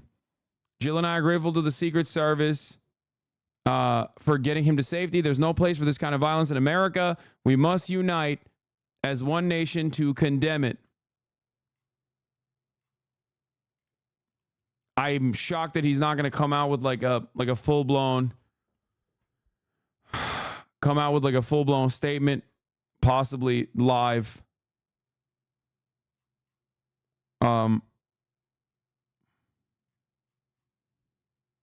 This is from President Biden, who is in Rehoboth, and he talks about this incident. He begins by saying, I've been briefed on the shooting at Donald Trump's rally in Pennsylvania. I'm grateful to hear that he's safe and doing well. I'm praying for him and his family and for all those who were at the rally as we await further information. Jill and I are grateful to the Secret Service for getting him to safety. There's no place for this kind of violence in America. We must unite as one nation to condemn it. The words of Joe Biden after learning about this incident involving his predecessor and his current rival in the political environment of this 2024 campaign. The president has been briefed by top officials. He has been talking with Homeland Security officials, and he is at his home in Rehoboth, Delaware, where he has a full complement of the things needed for the office, where he can get the income streams of all the relevant information. This first statement coming from President Biden, I would not be at all surprised if we don't hear more from him tonight as new developments. By the way, we're joking about like, oh, Biden did this. Biden, you know, is responsible for this. While we joke about Biden being responsible for this, Republicans are not joking about Biden being responsible for this. Officially, Mike Collins, GA, says Joe Biden sent the orders. Republicans are going to very seriously start saying Joe Biden's rhetoric around Donald Trump. And Republican media is going to immediately rush to say Joe Biden's rhetoric around Donald Trump and the media's rhetoric around Donald Trump is responsible for this. Okay, so get ready for that as well. Gear up for that. Depending on the background of the shooter, the narrative is going to change to if it's like someone even remotely Hispanic, it's so Jover. They're going to say illegal immigrant across the board. If it's a Muslim person, if it's anyone with like any kind of Muslim background, it's so Jover. Muslim ban last time around will look like a joke, okay, in comparison to what's going to happen.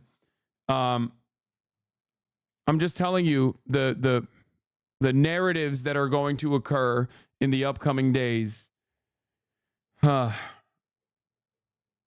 I saw the Axios reporter. I covered that. Even sure they were gunshots. But then we heard like 3 or 4 shots, and then we heard shots kind of returned. A friend of mine videotaped that, and we just watched that, and that's what we saw and what we heard.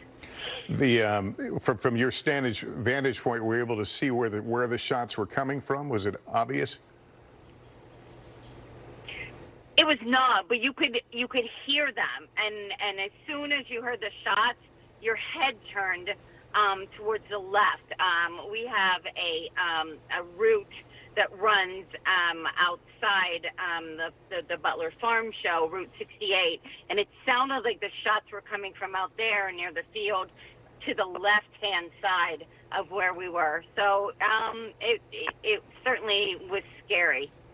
You know, we look at the videotape and it appears some people didn't quite realize what was happening at the moment. Were you one of them who was not quite sure what you were witnessing? It's a couple of months old, and if you want to really see something, absolutely.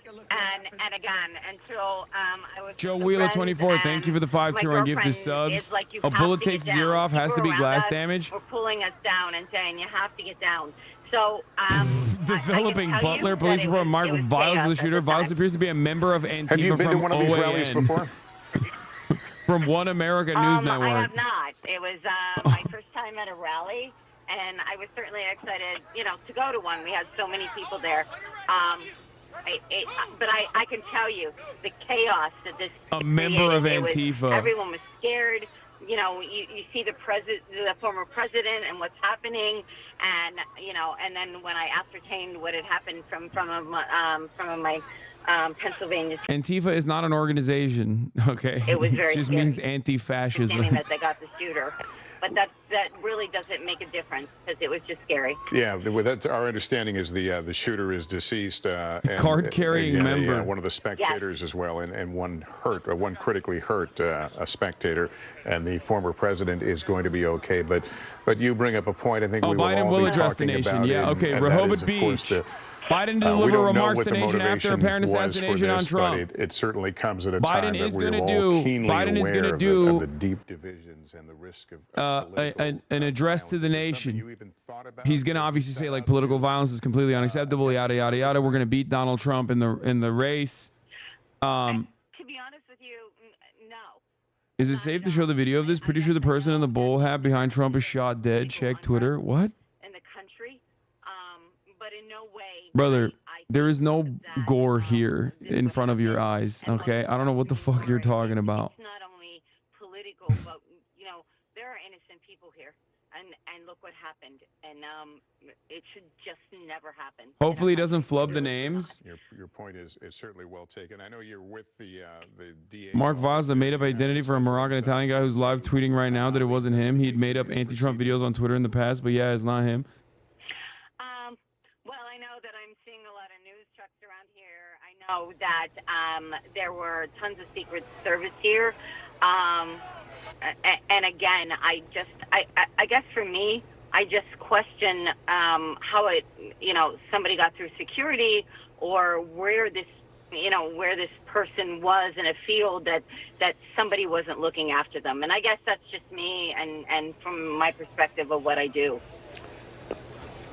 Yeah. All right, Terry, thank you very much. As we continue to look at some of the pictures of the aftermath, we've shown you some of the still photos as well of people crouched down for safety, not sure at that moment where the threat was coming from. I want to tell you, we are hearing that we will hear from the president. We read his statement a few minutes ago. We will hear from President Biden at some point this evening. We don't have a firm time on that, but we'll keep you honest and let you know when we know more about that. In the meantime, let me bring in our senior Washington correspondent, Hallie Jackson. Hallie, we're all shocked and certainly saddened over the loss of life here and the injuries, and we're certainly grateful that the former president is okay. Biden told donors on a private call this afternoon this is time going to put be Trump a in the very bullseye. Tough conversation of the weeks coming forward. Yeah, they're running with like Biden in a closed door meeting telling donors it's time to put Trump in a bullseye. They're gonna run with that. They're going to run with that as though it's like Biden calling a fucking assassination on Donald Trump. That's a little bit old, that chart's a couple of months old. And hold on, I'm checking this video to see if I can watch this. Whoa. This is definitely an angle that I have not seen. I watched the snipers lay down. Okay, it doesn't show anything new though. Matt Dixon, a top campaign official, is telling staff members that everything is okay, that we have no details to share at this time, but saying they'll follow up soon with more information. They are directing staff members to not speak with members of the media. They want what they describe as a total lockdown all outbound here. They add communications that that your we're going to personal pull down our safety is of television the ads as quickly utmost as importance possible. here. To pray, Holy remain vigilant, shit. and be strong. That is the messaging now. They're dropping all of the fucking campaign ads. They're pausing all campaign ads and all outbound communication, and we're going to pull down our television ads as quickly as possible. They probably want to review the copy. I suspect they want to review the copy. It doesn't mean that he's stepping down. I suspect that they want to review the copy to make sure that there is no there's no like sentiments in the fucking ad that could be pointed back to him or something as like calling for violence. That could be one reason. It could be because he's stepping down. Probably not. I don't know. But they're probably going to look to clean up all of the insightful language before the Republicans pick up on it and start seizing on that opportunity to say Biden is actually trying to kill the president. You know, I'm letting you know. I work for a political ads agency. All our stuff was told to be paused. Yeah. They're going to say right now, in this very moment, now that this happened, people are going to be looking to use this as an opportunity to blame their political opponents. They're going to turn around and say like, oh, remember that Hasan guy? He serves 3-minute ad breaks at the top of the hour. And that's really fucked up. If you no longer want to see those ads, all you need to do is subscribe. Even though it's like a simple fix, you know what I mean? For $6 or for free with a Twitch Prime by connecting your Amazon Prime account to your Twitch account. You get 1 free Prime subscription a month. It's really fucked up. Thanks, Supreme Court, for legal assassination. True. Thank a Supreme Court justice today if you have the opportunity. Anyway, you can also get gifted a sub. If you're lucky, here's a 3-minute ad break now. Really, bro? Profiting off of death? First of all, I'm a fucking news commentator. What are you talking about? Also, Trump didn't die, dumbass.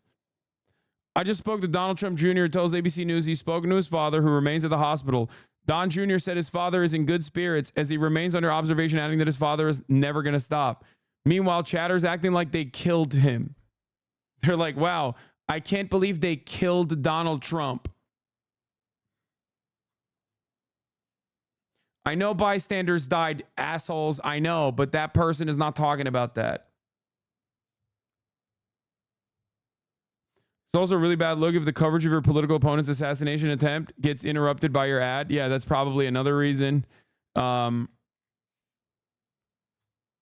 The only thing that the thing that died today wasn't Donald Trump, but it was Biden's re-election chances. That's who died today. Okay.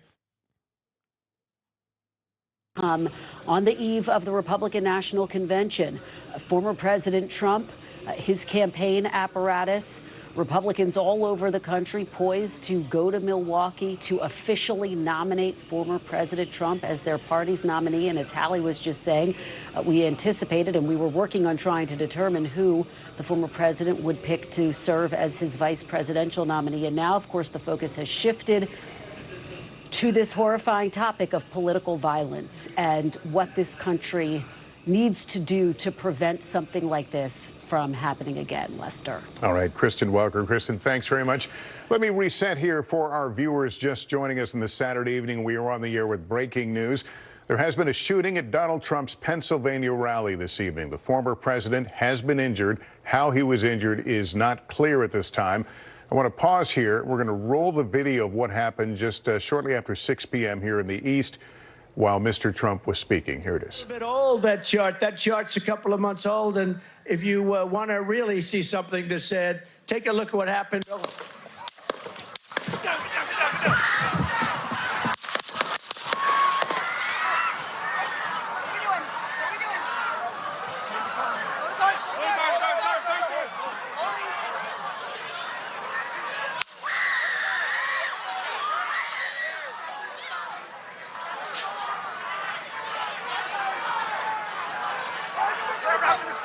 Move to spare. Hold. When you're ready. On you. Ready. Move. Up. Move. Go. Up. Hawkeye's here. Hawkeye's here. Move to the spare. Spare, get ready. Spare, get ready. You ready?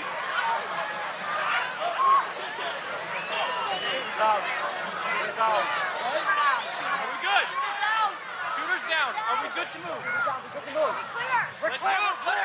We're clear.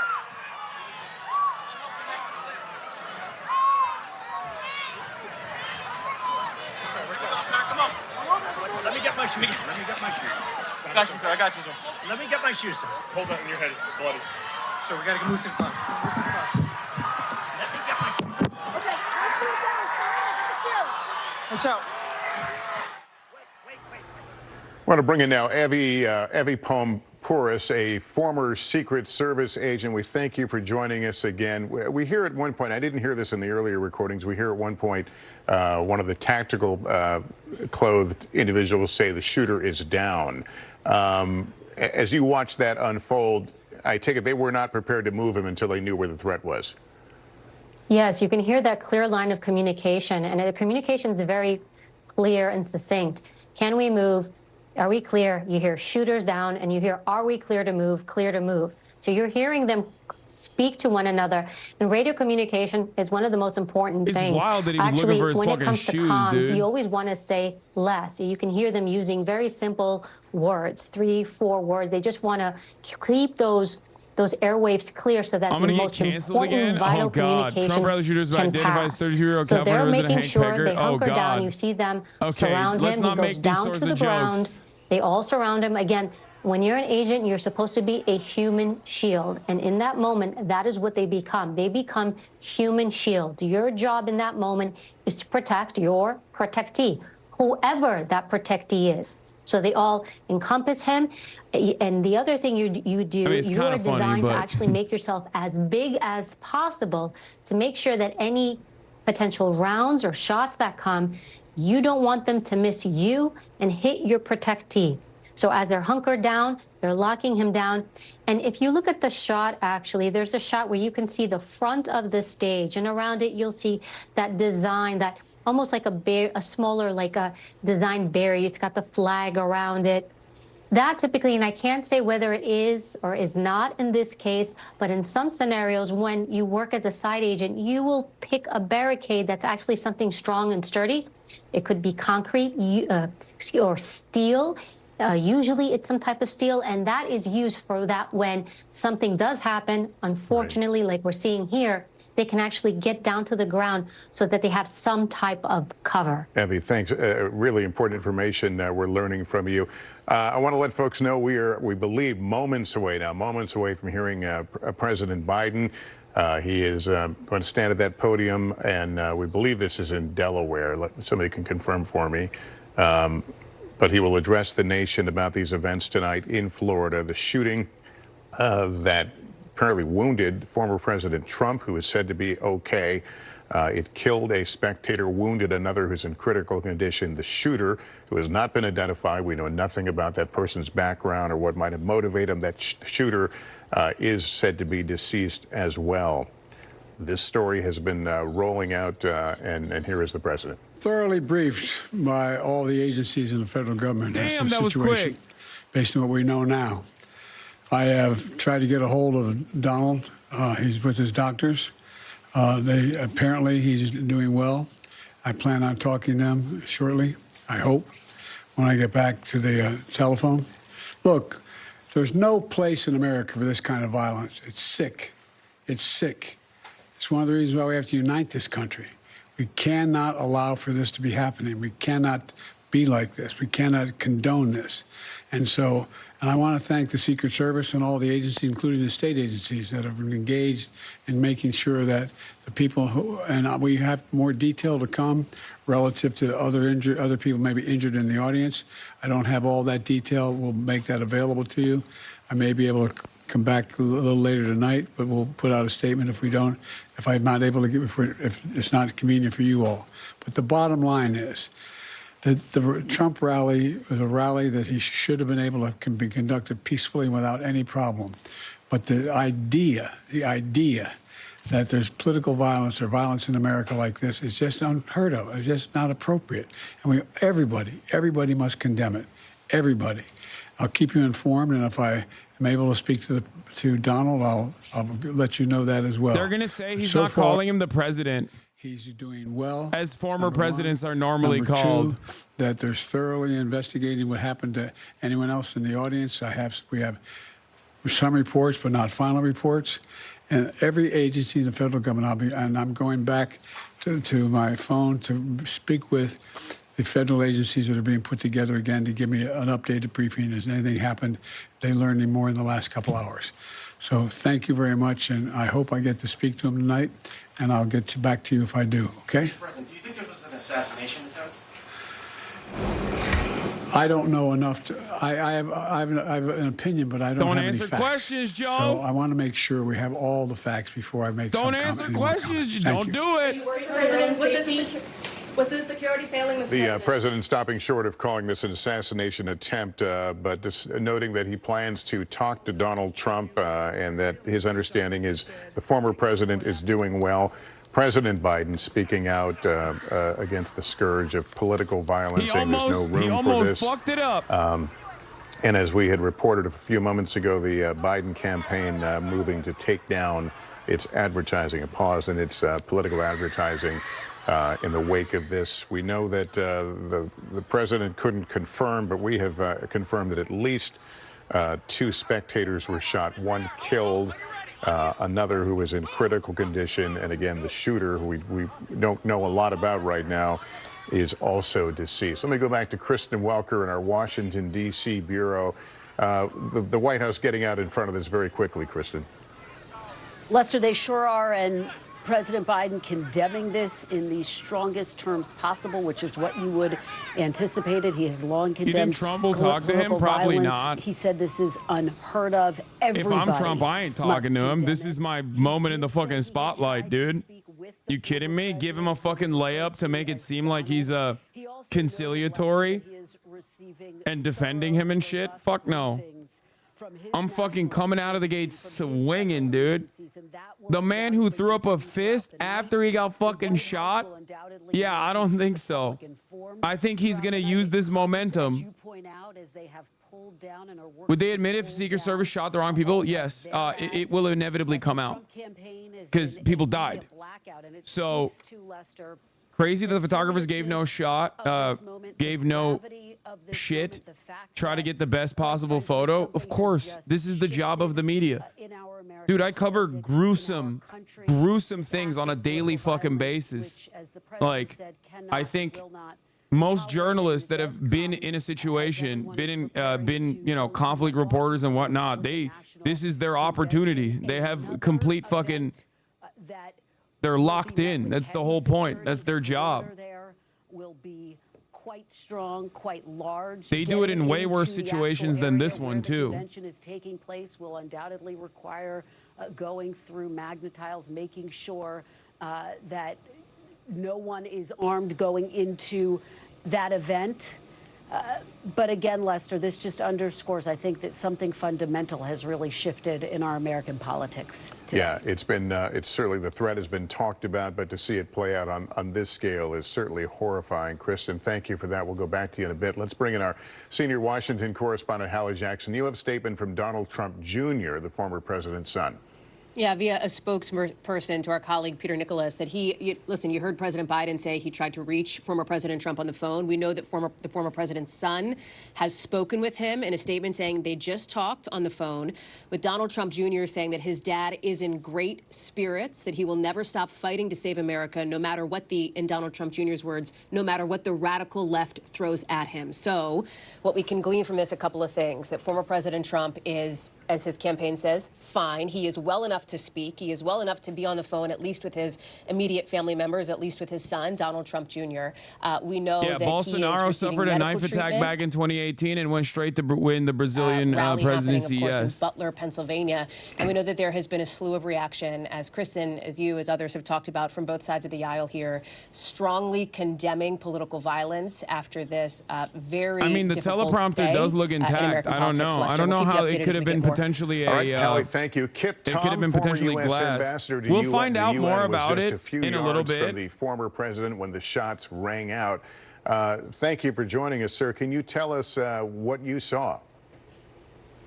Well, I was just with the president a few moments earlier before he came on stage, and everything seemed like a normal day. But when he walked down that red carpet and walked up to the podium, and after he spoke for about 10 minutes, I was sitting in the front row at the end of the runway. But surviving an attempted political assassination, surviving an attempted assassination is usually pretty fucking good for your chances of election. And obviously, there was a person I about can't really think of 15 foot anyone that's behind me like that was survived the political assassination and like not ended up winning. Like a legitimate stayed one. pretty calm for the most part. And but you know, it sounded like there was 6-7 shots to start with, and then it seemed like there was a little pause, and then we heard a different caliber gun fired, which I assume is probably the Secret Service. But then I thought I heard another couple of rounds come off, but it felt like it was behind me. But it could have been the echo. Did you hear did President Trump say anything? No, he was just giving the typical rally speech that he typically does everywhere, you know, and trying to encourage voters to get out and vote and talking about his plan for America. But as the shots rang out, did you hear? Did he cry out? Did someone tell him to get down, or was that instinctive? Yeah, we heard that. We heard everybody say, get down, but I think he was already going down. That's when everybody thought at first maybe he had been hit more severely than he was. I mean, it's already severe. And let's face it, it hit his ear. It could have been a little bit closer. Keemstar tweeted about you. Dude, are you fucking stupid? The former president got shot. If you're literally looking at drama alert right now to see like what they will turn this narrative into and how they'll somehow make this about me, you have to be the most delusional person on the planet. Like, what are you Keemstar? He's a fucking idiot, dude. What do you mean?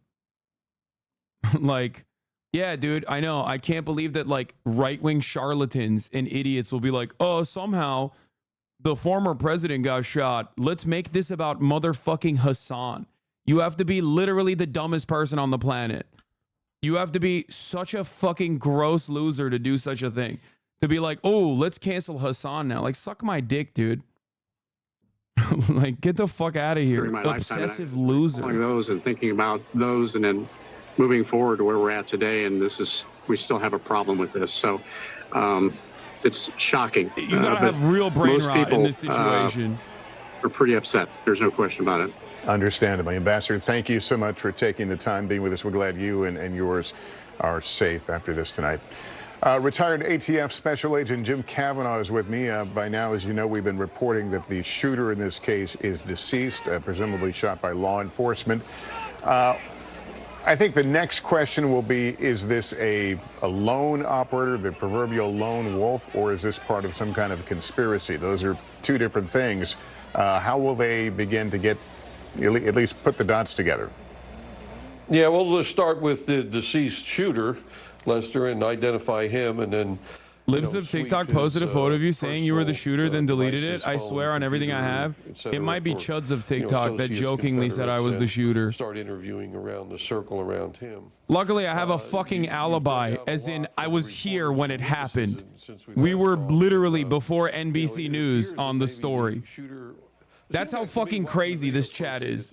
That there were still some freaks watching this fucking rally while we weren't even watching it, and immediately informed me before NBC News even got to it. From a confirmed source that the shooter was actually firing from outside the perimeter. Yeah, you guys can that join, changes yeah. a lot in terms of you can't say anything of unhinged right now though, because there's a lot of haters out and about looking to fucking somehow turn this on me or some shit. Is that a shooter could get in an elevated position at any kind of a Secret Service event, because the first thing that the service does is they get all the elevated once in a lifetime positions, historic events and they unfolding. Put their, sniper teams up there and lookouts with binoculars and rifles. So it does seem from the witnesses that this was a I'm here with two Australian nationals who were literally supposed to go to this rally. We got tickets. We went to SneakerCon instead. Yeah, they got tickets for this rally. They were gonna go, and then they're like, "Oh, it's just gonna be kind of a shit video if we go. It's gonna be boring." We don't want to fly all the way out to fucking Pittsburgh to do this. And then they turned around with the fucking sneaker con instead. I think what's really fucked is so content brain that I kind of feel like I've been broken up with. You visualize like a separate future of what you could have been doing, and more rounds. it's all gone. Right after that, there's Well, I maybe mean, another you, 5 rounds. it would have been a dangerous situation. It's probably been the Like best. you avoided getting potentially shot at. Yeah. 7 rounds. JD Vance is already blaming And, Biden, of that- course, that predictable. Was close. I don't know the Biden's you can't campaign's tell the exact rhetoric led number. directly to You President have Trump's list that attempted very, very assassination. closely, but, Yeah. I mean, Remember, guys, Donald Trump didn't do January 6th, but even if he did do January 6th, those are fucking patriots.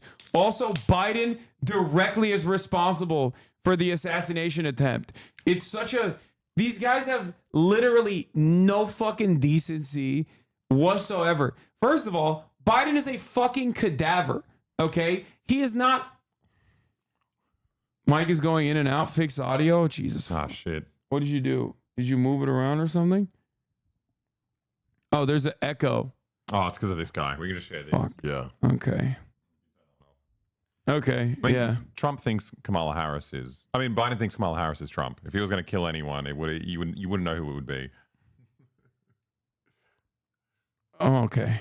If it's an arena, at least you're in a closed environment. I only have to worry about what's on the inside. When you do open rallies like this, right? You're outside. You have to worry about line of sight issues. Line of sight is a massive problem. Why is it a problem? Because somebody can be out in the distance and really engage your target from a long range. And there are weapons out there that allow you to do this. So even though, let's say you hunker this whole area down, you've got the magnetometers, you've got the tactical element, everything's locked and tight. Wait, I how don't do you understand. secure that Why outer did they perimeter? let him How get back far up? do you go? And can you cover everything? They got the That's shooter. Yeah, but that means there was a breach in security and people had weapons. And like that seems so weird that he would get back up. Yeah, after dude. He someone got back shot at up to him? throw up a fist because Secret Service W on that one. They were like, yes, Mr. President, go ahead, throw up your fucking fist. You're good to go. Dude, Israel bombs Damascus all the fucking time. You guys are crazy. I'm sorry, but it's like a man bites dog versus dog bites man type situation. Okay? Like, chatters who are like, dude, by the way, Israel's bombing Damascus is a crazy fucking thing to say right now in this moment when the former president had an assassination attempt. Okay? When was the last time this happened? This is Ronald Reagan. Oh, well, other people have been like congressperson been shot. The third in line, Steve Scalise was shot at the congressional baseball game. But like last time a president or a former president that's like running for re-election, last time a president was shot at was Ronald Reagan. Ronald Reagan was shot at and he survived. And someone attempted to fucking kill Bush, I guess, by throwing a shoe at him, but that's not it. Like, that's not what we're talking about. This happened like 50 years ago. Yeah. That's insane. Yeah, there was the Bush shoe projectile, but like American presidents have not, have not had this kind of like a serious attempt at their lives in quite some time. To not panic and to allow the Secret Service, and also look at where that motorcade is. That vehicle where they exit him out, there's people all around, and you see everybody hold their position and allow the security team to evacuate. Yeah, Abby, thank you for that. I should note several years ago, working on a story for the Today Show, I went to the Secret Service training facility outside of Washington, and they put me through a simulation in which I was the protectee, waving to a crowd when shots ring out. And Vice President Harris, the swiftness. Yeah, they're all saying like, we're glad he didn't die. Getting me in the car. I don't know. And I mean, off that's was it. That's stunning, what's even going to though I knew it was happen. gonna come. Like, So that's what they're going to say. Like, no one's going to be like, I can't believe the motherfucker missed. Like, no one's going to say that. You know what I mean? If that's what you're expecting, like, I'm telling you, is not. Also, the other thing, this is pretty funny. People basically are trying to say this, okay? The Republicans that are coming out and being like, this is because of Biden's rhetoric, are basically like unironically saying this meme is real. Okay. Biden was like, no, we beat Medicare. Someone was like, thank you. The Manchurian candidate was activated. Okay. The Manchurian candidate was fucking activated. Is like, oh yeah, he said the right sequence of words and it unlocked a part of someone's fucking brain. Anyway. No, there's no way a lib did this. Like, I don't know. They did miss those. Maybe that is pretty lib. Yeah. Yeah. My brother texted me and said, this is a historically significant event. You should consider putting on a shirt. Yeah, no, it's fine. I got a right to bear arms, baby. It's the United States of goddamn America. You know what I'm saying? Can I tell you what we did at SneakerCon as soon as it happened? What? I was like, I need to go buy the Donald Trump shoes right now because I thought he'd been killed. And I was like, imagine how much they're going to go up in value. Yeah, I texted him. Well, you were not going to buy them because you texted me that they were $500,000. I would get the money somewhere. Yeah. He was like, because I told them when they went to SneakerCon, I told him like, I need the Trump shoes. Like, I need to buy them. And he was like, okay, I'll see if they have it. They found it. $500,000 what they're selling it President Trump was up there, you know, and then within 5 minutes we're hearing pop, pop, pop, pop, pop. And then everybody's on the ground. Everybody's on the floor. And it was just like, what? And we were on the ground level. We were 4 rows back from the stage. And are you coming? We'll just follow along with you. They're moving in the car here, so we'll just from the stage. And the people in the bleachers behind us, somebody got popped. Somebody got killed. Somebody died. Somebody got shot. Yeah. What? Like, you guys random this close to where we don't know. We don't know Those the exact bullets, details, but like I think pray a to God for bystander these and people's perhaps families. the Oh my shooter God. got shot and another is in critical but the, condition. I mean, it is very good. How is this happening in our country today?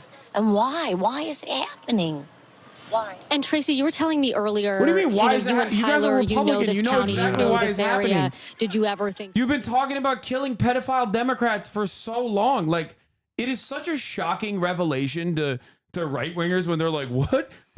I'm so confused." Like, you're literally at every rally being like, "We got to kill members of the media," and then they're like, "Oh wow, the rhetoric has gotten out of control." Like, you're not like an NPR Democrat, okay? You're not the type of Democrat that's like, oh, maybe we should give Nazis a seat at the table so we can hear what they have to say. Like, half of the people that are wearing fucking shirts have shirts like assassinate Joe Biden on them while they're like, I'm in dismay. This country is falling apart while they literally are wearing like fucking end Joe Biden's life t-shirts. You know what I mean?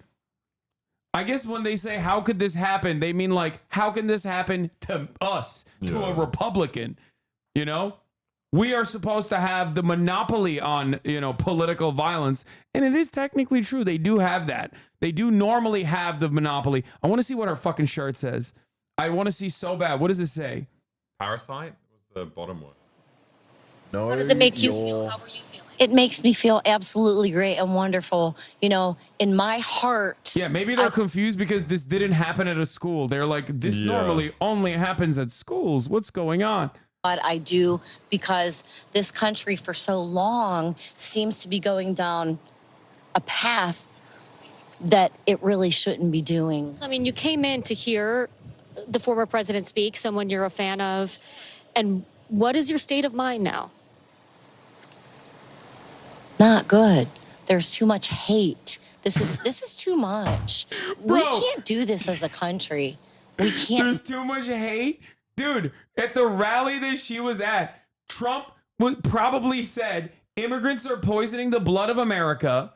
We have to take care of all of the immigrant rapists. We have to put them in concentration camps.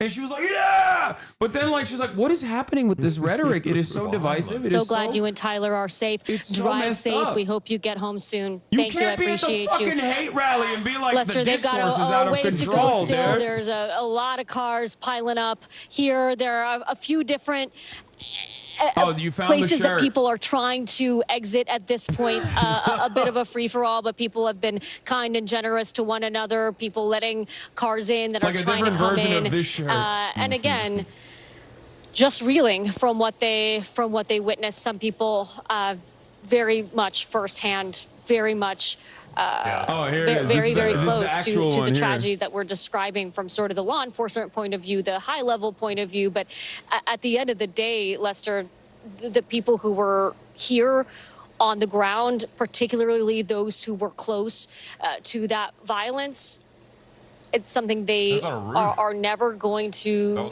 forget, and it's now associated, of course, with politics, with the state of our democracy for so many of the people that we've been talking to, Lester. All right, Dasha, thanks. We'll continue to go to you. Yeah, let me tell you, okay, for people asking, I joked and I said, like, maybe there'll be gun reform now. Okay, that was a joke.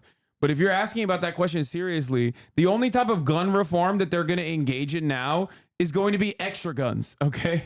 Gun reform. Every baby to a Republican family must be armed with an RPG, okay? We need rocket launchers. We need homing missiles, okay? We need JDAMs in every house. Have confirmation that this is where former President Donald Trump was taken, but there's a heavy law enforcement presence here. Media was across the street. We're shortly getting moved. The hospital is set up on a hillside, and there's law enforcement at the top of the hill looking down. There's also law enforcement at the top of the roof of the hospital itself. When I arrived, there was a helicopter circling the building. Heavy police presence here, The Lester. median voter when I speaks. pulled up, I asked Not the a officer Cheeto how they fan. were This doing. is a great He shot. said they're Kudos hanging to in the there. photographer. Obviously, a terrifying scene here in Butler tonight. Lester? Newsmax reporters. The media did a great Newsmax job. reporting the shooter was Chinese. Yeah, brother. Newsmax, One American News Network, OAN, or any number of like Falun Gong affiliated channels like Epoch Times. Do not go to these places for actual accurate news. Okay? Like sometimes they might actually end up getting it right. Having said that, however, I promise you that they are not doing real journalism. They're just fucking throwing darts at a board. I don't know. CNN said he was Chinese, then I'll believe it. Okay? If the reporting, and by the way, it's still too early. Like there's always going to be inaccuracies in the way that people are covering it. If CNN says it, or if the New York Times reports on it, or if a police official, if like there is an official response from law enforcement, from an actual position of authority, then it's fine. Then it's like, you know, there's a little bit more veracity to the claims. Okay. So it's just ridiculous thing that like China Okay. wants Biden We more should than note that Trump, President that there's Biden like says there's he a will be good trying to candidate that they call back. Former President Trump at some point here in the not too distant future. And there the signal of triumph China wouldn't have missed. from former President Trump as he was put into that armored car and taken to, we believe, quite possibly the hospital we were just showing you a moment ago. Our investigative correspondent Tom Winter is with us. He continues to dig out fresh details. What more can you tell us, Tom? Lester, a couple of these things coming from official statements from law enforcement, or for 3 to 4 law enforcement officials, to myself and our colleague Jonathan Dienst. We know that the FBI is now on scene and is assisting the United States Secret Service along with the U.S. Attorney's Office in their investigation into this shooting today at the Trump rally. You were just asking a question about whether we know whether or not the former president was shot directly, either grazed in the ear or in the cheek, or whether or not this was a ricochet. That's something that they're still trying to get a handle on, and whether or not a piece of glass is what may have struck him. But either way, he obviously, from the photographs, was struck in some fashion by something. The other information that we were being told, and I'm going to bring in the reporting of my colleague Kelly O'Donnell on this as well, is that this shooting happened outside the Secret Service perimeter. So for folks that have attended any sort of political rally involving either party, involving a presidential candidate or a former president, you'll notice if you go that you are wanded, or you have to go through a magnetometer, kind of like an airport-style security, if you will. That happens within the perimeter of the event. And leading up to the event, the U.S. Secret Service by the way, they immediately fucking said like random Antifa guy Mark Violetta is responsible. That nobody's and it's like they had no waiting fucking for a idea. rally to begin. Like nobody they knew. try to establish a perimeter that would allow them them to be able to have real control over the event. So what we're being told is that this shooting happened outside of that secure perimeter from a high point. Specifically where it is, I can't yet tell you. We're waiting to hear about that, but that's some of the information that we're waiting to get on. As far as what you're looking at on screen at the moments that this happened, this is standard protocol. You're looking at the heavy weapons teams that immediately went up on stage. Then you're looking at the Secret Service close protective detail of former President Trump, and this would be very similar at any event involving a former president. They immediately surround him. Obviously, the Secret Service agents there are putting their lives into their hands if this individual was going to continue to fire. Speaking of the individual that law enforcement believes is deceased, that individual, the alleged shooter rather, is deceased, as I mentioned. That individual may have been shot by law enforcement. That appears to be coming into clarity at this time. We're still waiting on the specific details of that, whether or not that was a counter sniper team or somebody who was close to him. I suspect we'll get more details on that closely. As far as who did this and what their motivations are, there's some background information coming into view, Lester, but as you can imagine, there are a lot of names on social media at this hour. There are a lot of names that have been mentioned to us, and we're really trying to get a lot more clarity on that before we suggest a possible name of a lot of the shots were individual fired. who did I this. suspect But at that this point, there appears probably to be no packed them up ongoing threat. fairly And there's no quickly. indication You know that what they're I'm looking saying? for anybody else, but this is now a full-blown federal criminal investigation, as you can imagine, and they will certainly try to determine whether this individual had any help. Not that we've received any indication. Deep state assassination. Someone said first shot of Trump leaving the fucking hospital. Trump attempted deep state assassination. Yeah, let's hear from this. Ladies and gentlemen, guy. I told you that we're not in normal times. World War III, nuclear war is this close. They just fired 5 shots at Trump and hit him in the side of the head. Hey. And the media's like, oh, big deal. He survived an assassination attempt. This is crazy town. Biden is a complete puppet. The New World Order is melting down everywhere. And I believe they're getting ready to kill Biden and blame it on a Trump supporter. I've been saying that for over a year. So President Trump in Pennsylvania Wait, so up you're there wrong. gets shot at, gets hit in the side of the head. So wait, I've so been saying the opposite. yeah, you've been saying the opposite of what is about that. What just happened? He's like, I've been saying they're gonna try to assassinate Biden and blame a Trump supporter. It's like, okay, well then the exact opposite of that happened. So what do you mean? He needs to pay the Parkland family. He's got to make that money somehow. Yeah, he's so cooked, bro. That looks like neatly trimmed hedges behind him. Like, He's what's got money. going on? He's in a nice place. Yeah, how was he still at a nice house and shit? I thought he was done. Like, what's that about? That image of him up there with the blood on his face, defiant, is incredible. And now the deep state that's committed all these crimes and opened the borders and human trafficked and started World War III, they are so desperate, they're going to go for broke. But I've told Trump, I've told his campaign, you've got to be more careful. We got to pray for President Trump right now. This is such a dangerous time. I'm in Northern California with what would be a huge story breaking tomorrow, and it's still going to break. Massive story we're working on right now, okay? Secret mission. And we'll still break it. But, ladies and gentlemen, this attempted assassination of Trump means we're not in Kansas anymore. And now they've tried to kill him with a gun. They're going to try to poison him. So Trump, inside circle, listen to me. And I know you've listened before. You've had the Secret Service call me. I've briefed him on stuff. Listen to me. I know the Trump inner circle does watch him, but it is funny to think that, like, he's briefing the Secret Service. Like, okay, brother, sure. You got to take my supplements. That's what you have to take.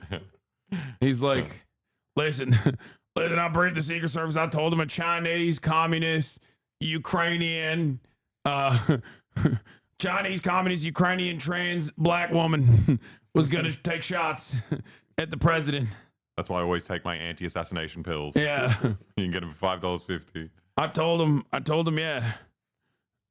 The only way to save you is colloidal silver. Steps, but it is the kind of gesture and important connection that actually does send a message right now that this is not about the politics of the moment and that there are bigger issues here with the current president and several former presidents talking about no room for political violence. We're hearing that from many elected officials on Capitol Hill as well. What the And right fuck? now we're in a period of a few different lightning never streams of strikes information. twice. What is the investigation producing? What is...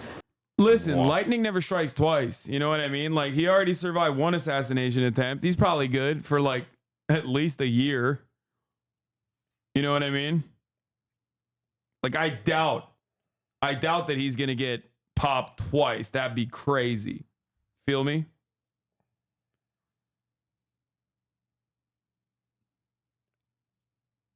Of a loved one in a campaign, it might be a car accident. We've seen all those iterations before, and there's typically a quieting period where both campaigns turn down the volume, everyone catches their breath before the rigor of a campaign resumes again. So this is a critical evening to gather facts, to get a sense of the scope of this, for direct communication between President Biden as a person and former President Donald Trump as a person, and not so much as candidates or in their office and former office. Some of the That's crowd part turned of on what's us, not a playing out majority of here. people, but dozens Now, of rally the president goers cursed and indicated made he would obscene speak gestures and ran again or towards bike rack communicate again barricades, if but there didn't were cross further them. developments. This is your fault, And you there are fuckers, was questions yelled to in be our direction. identified about what next steps there should be, and are all the resources there.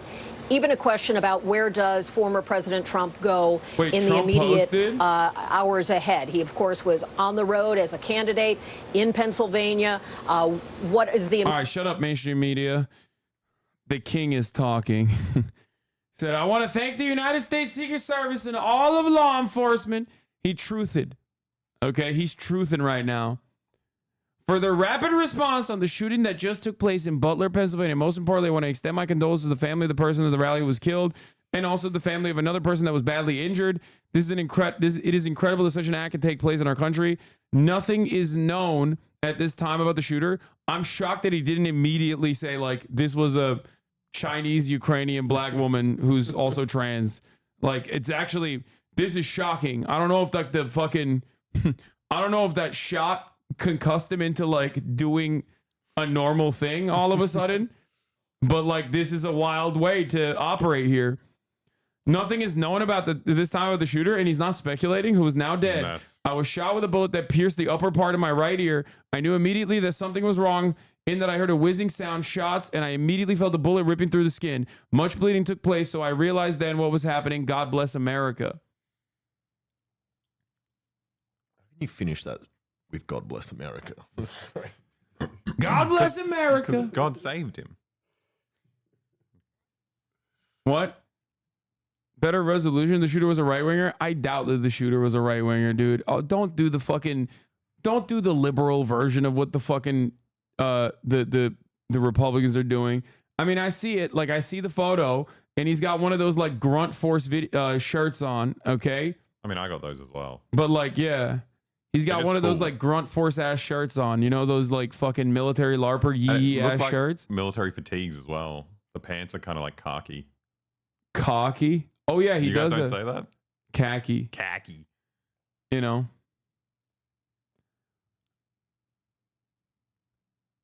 The Lord wants him to be president. Anyway. How far away was he? What? 120 meters, apparently. Yeah, he was far. He was like, he was not a part of the he was not a part of the rally. Like, he was on top of a container, which is crazy. That's a major L for the Secret Service, for the record. Like, actually. Just someone being up You there got the some whole homie time. with a fucking rifle on top of a goddamn container taking pot shots at the president. Like, it was 100 meters away. That's not that far. That's okay, crazy that it all was I'm that saying, close. all I'm saying is this. That fucking guy on the Tyler Oliveira video was right when he said someone's going to try to assassinate the president. Yeah. He said He 6 called it. miles away, though. He said 6 miles That's away. A little bit closer. 150 meters, 400 feet. 150, though. It's like just more than a swimming pool. Yeah. Oh, shit. Well, there you go. Law enforcement snipers were already facing the direction of the shooter seconds prior to the shooting. I'm amazed they did not see the shooter crawling into position for his shot. That's a mere 400. Yeah, by the way, this is literally the reason why it's like so funny in a very serious, very obvious way. This is hilarious to be like, I can't believe the violent rhetoric. I can't believe the divisiveness. It's like, meanwhile, this was on the fucking poster behind them. Like, he was making arguments about how like undocumented migrants are coming in and invading the fucking country and doing like, you know, doing violence and madness. A little bit old, that chart. That chart's a couple of months old, and if you want to really see something that said, take a look at what happened. Oh my God. Yeah, this one's loud. Okay, I think the first couple of shots are like from, yeah, look at this guy. Oh, wow. Like there, he's right there. He's like literally right fucking there. Senior reporter covering investigations at Capitol Hill for ABC says the shooter at the Trump rally fired as many as 8 rounds from an AR-style rifle while perched on a rooftop adjacent to the venue. Law enforcement sources told ABC News. Shooter was 200 to 300 yards away at the time of the gunfire, the sources said. Couldn't be. Yeah, that fucking dude with the funny ass Trump visor was most likely correct in his original eyewitness testimony. No, that's not the shooter, guys. No, that's Secret Service. What do you think that? Do you think that that's the shooter? No, man. I'm saying like he's right there, as in like the Secret Service is right there. Why didn't the cameraman stop it? That is crazy. Wait, he's aiming too. Are they always aiming? And look what happened to No, they are always aiming. I thought he like perched up though. I was wrong. I feel like he just like leans into it. Of course they're always aiming. I meant like I thought he moved like right before the shot. And look, see his head moves. Took over. And look what happened to our country. Probably 20 million people. And you know, that's a little bit old, that chart. That chart's a couple of months old. And if you want to really see something that said, take a look at what happened. Yeah, he's. Why are these guys not moving? Like some people get down. What is people that used to guns that they don't? No, I think they think it's like Probably fireworks 20 maybe. million people. Look, there he is. And you know, that's a little bit old, that chart. That chart's a couple of months old. And if you want to really see something that said, take a look at what happened. Yeah, How he's looking?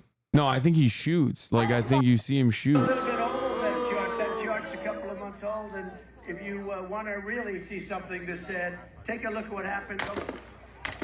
Oh, yeah.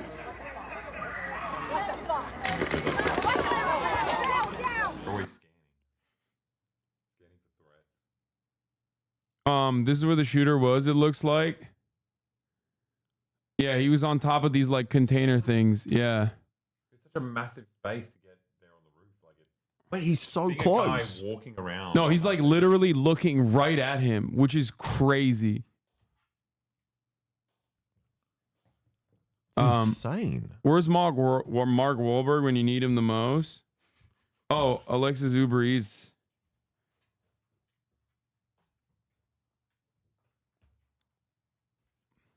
How the fuck do they not have agents on the roof? Yeah, I don't really know. Anyway, update from Secret Service is that 1 has been killed and 2 is critically injured. Here's the latest information from our investigation. We're grateful to the Secret Service team and our law enforcement partners. During President Trump's rally in Butler, Pennsylvania on the evening of the 13th of July at approximately 6:15 p.m., a suspected shooter fired multiple shots towards the stage from an elevated position outside the rally venue. U.S. Secret Service personnel neutralized the shooter, who is now deceased. Photo of the bullet whizzing past them. Wait, what? No.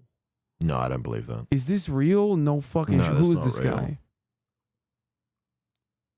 No. No. No, I don't think. Is that? There's no way that's real. Would that even? Why would No, like the frame rate would have to be way too high.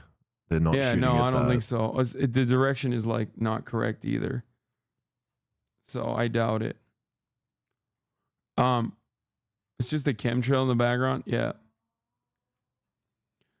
U.S. Secret Service personnel neutralized the shooter who is now deceased. U.S. Secret Service quickly responded with a protective measure, and the former president is safe and being evaluated. One spectator was killed. 2 spectators were critically injured.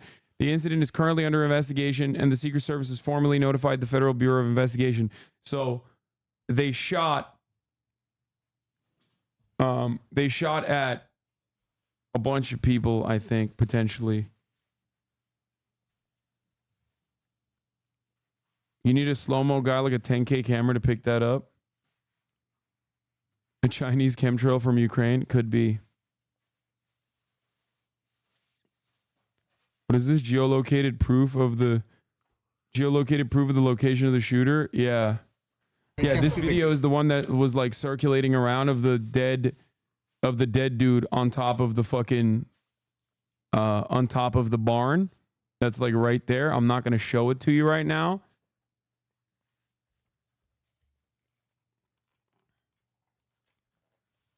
Trump said he was, for the record, just so you know, Trump said he was hit by a bullet. Trump said he was hit by a bullet. A source who's spoken with a member of the Secret Service tells TMZ Trump was not hit by a bullet. Rather, a bullet hit his teleprompter and the glass struck him in the ear. Trump is saying he got hit by a bullet. Would you guys... Oh, that looks good. Would you like some? No. Do you think Trump will try to make it political? Yeah, I know. Just like get politics out of this political assassination. You know what I mean? Like, but also the teleprompters do look intact, so I don't know.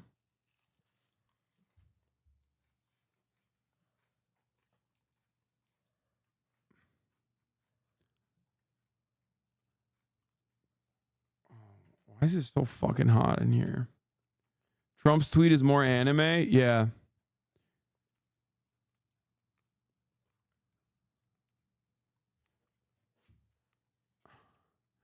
All right, let's see. Let's tune into fucking CNN to see what the hell they're talking about. Clinton News Network. Bet they're celebrating right now. You know what I'm saying, brother?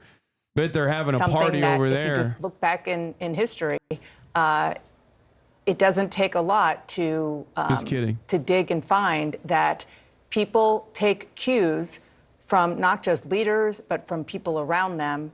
And when violence happens, sometimes things are uncorked, and it is important for leaders across the board, as we are seeing today, to tamp things down. And I think that's an important point. I mean, Scott, I can feel your anger from here.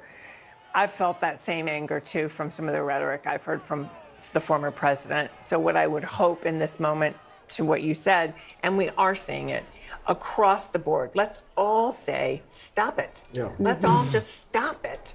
You can stop it, and I can stop it. Come on, guys. That's a place to start. This is a very, very dangerous moment Yes, in it American is. history right now that we're watching. Yes. A very dangerous moment. Anderson, back to you. I want to go to CNN's Evan Perez, who has more details from the Secret Service. Evan, what have you learned? Well, Anderson, this is the bold, brave take from CNN. I'm glad somebody had to say it. Somebody had to say it, and I'm glad it was them that had the bravery and the courage to say it. The spokesman for the chief of communications for the Secret Service, he says that during former President Trump's campaign rally in Butler, Pennsylvania, on July 13th at approximately 6:15 p.m., a suspected shooter fired multiple shots toward the stage from an elevated position outside of the rally venue. U.S. Secret Service personnel neutralized the shooter, who is now deceased. The Secret Service quickly responded with protective measures, and former President Trump is safe. One spectator was killed. And NYPD on Fox saying his Palestine campus protesters are responsible for shooting. No, they're not. Why wouldn't they kill Biden then? Like, what the fuck? Like, that makes no sense. Like, why would they shoot at Trump then? The Fox News is so stupid. Like, that's such a stupid fucking... That is such a stupid fucking argument, dude. Like, what? Like, actually saying that? A shot from outside of the venue and managed to get to the former president. So now the question is, You know, how did this happen? Was the Secret Service aware of this position that obviously posed a risk to the attendees, to the former president? Were they aware? All of those things are now part of this investigation. And of course, the nature of the injuries to those people who are injured inside, including the person who is additionally dead. But the Secret Service did shoot and killed the shooter who was outside of the venue. And it answers some of the questions or the concerns that you've heard on our air in the last hour. I do think the Secret Service fucked up, yes. Yeah. Which is wild because like how the fuck do you let a dude on a white barn rooftop with a rifle get that fucking close, up close personal? How the fuck did they not actually have snipers on that rooftop to begin with? Because it seems like quite a good position to get an angle on the fucking president, which makes no goddamn sense whatsoever. Dun dun dun. It's PR. I mean, it's conspiracy theory hour. The Secret Service knew. What did they know? I'm kidding, obviously. It's like when Alex Jones is like the deep state did it, like the Secret Service is there shooting at the guy who was shooting. Like how far does this deep state go? I do love that Trump is trying to attend the UFC. Oh, it's great publicity for him. Well, it's not just that, but it's like that is the one place where he is objectively the most safe. Yeah. You know what I mean? Like surrounded by the most like-minded individuals. Like he doesn't even need Secret Service at the UFC fight. You know what I mean? Like there's no Khabib. Plus lightning never strikes twice unless it's the top of the hour ad break, in which case it will strike you at the top of the hour unless you are subscribed for $6 or for free with Twitch Prime. Then you will no longer see the ads at the top of the hour if you are subscribed. Twitch Prime is free. A rally is surrounded by like-minded individuals. Lamau. Okay, facts. But it's like in a public space. It's a little different. You know? I feel like a UFC is a little different. He's like, he's surrounded by killers, but in the opposite direction. Here's the Thurman ad break now. Champagne socialist. I love all the fucking weirdos that come in here to be like, this is my opportunity. Like the former president got shot at. I'm going to make this about Hasan personally. I hate him that much. Like, just fucking kick back, man. Take your shoes off. Maybe take your socks off. Put your feet on the table. Watch what's going on. Try to learn a thing or two, you know? Nope. Your head is bloody. So we gotta move to the bus. Let me get my shoes. Okay, my shoes down. My shoes. Watch out. Wait.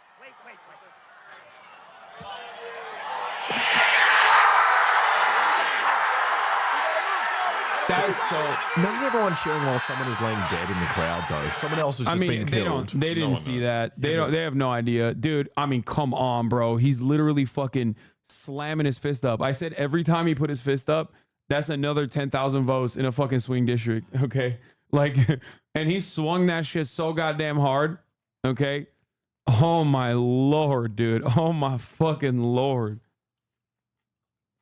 Wait, the photo is actually real? It seems like it's from a New York Times photojournalist. What? No way. The bullet photo? No. How the fuck? Agent was watching you?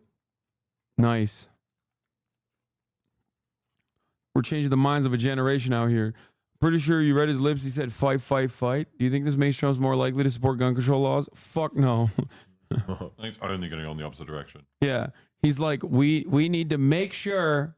We need to make sure that, thank God for guns, thank God for law enforcement, every American needs a gun, more guns. Chief medical correspondent Dr. Sanjay Gupta is a trauma neurosurgeon. He joins us now.